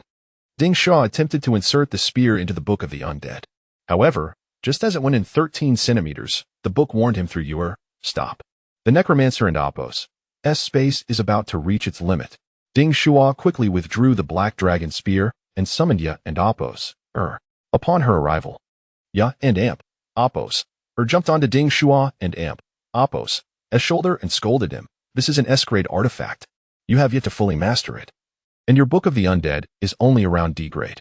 It cannot bear such weight. The space was nearly torn apart. I could have perished inside. Ding Shuo rubbed his cheek against the little ghost girl, and Ya and Apos' form shifted as she apologized. I was wrong. I was wrong. Have you regained your strength? Ya and Apos' nodded. Of course. I and Apos' received replenishment, and my strength is recovering swiftly. After all, I have no physical form, just a mass of demonic energy. So I can reorganize energy quickly. Ding Shuo glanced at the information regarding the succubus. Succubus, your level, 2nd awakening, 4 stars. Status, Vengeful Spirit. Awakening Skill 1, Ghostly Face Intimidation. A transformation skill that allows her to alter her form, simulate other beings' auras, and create illusions to instill fear in enemies, leading to temporary control. Awakening Skill 2, Seductive Illusion. An illusionary skill that can captivate enemies, forcing them into a state of desire, causing physiological reactions. Her strength had indeed returned. Last time, Ya and Apos' had drained her power in a reverse sacrifice to aid her master in defeating Dong and Idamu. And now she had finally regained it. Ding Shuo praised Ya and Apos'. From now on, you can protect me once more. However, Ya and Apos' began to tease Ding Shuo. Now you have more than just me. You also have 3 necromancer maidens. I've trained them all for you. Summon them so we can see. Ding Shuo was speechless.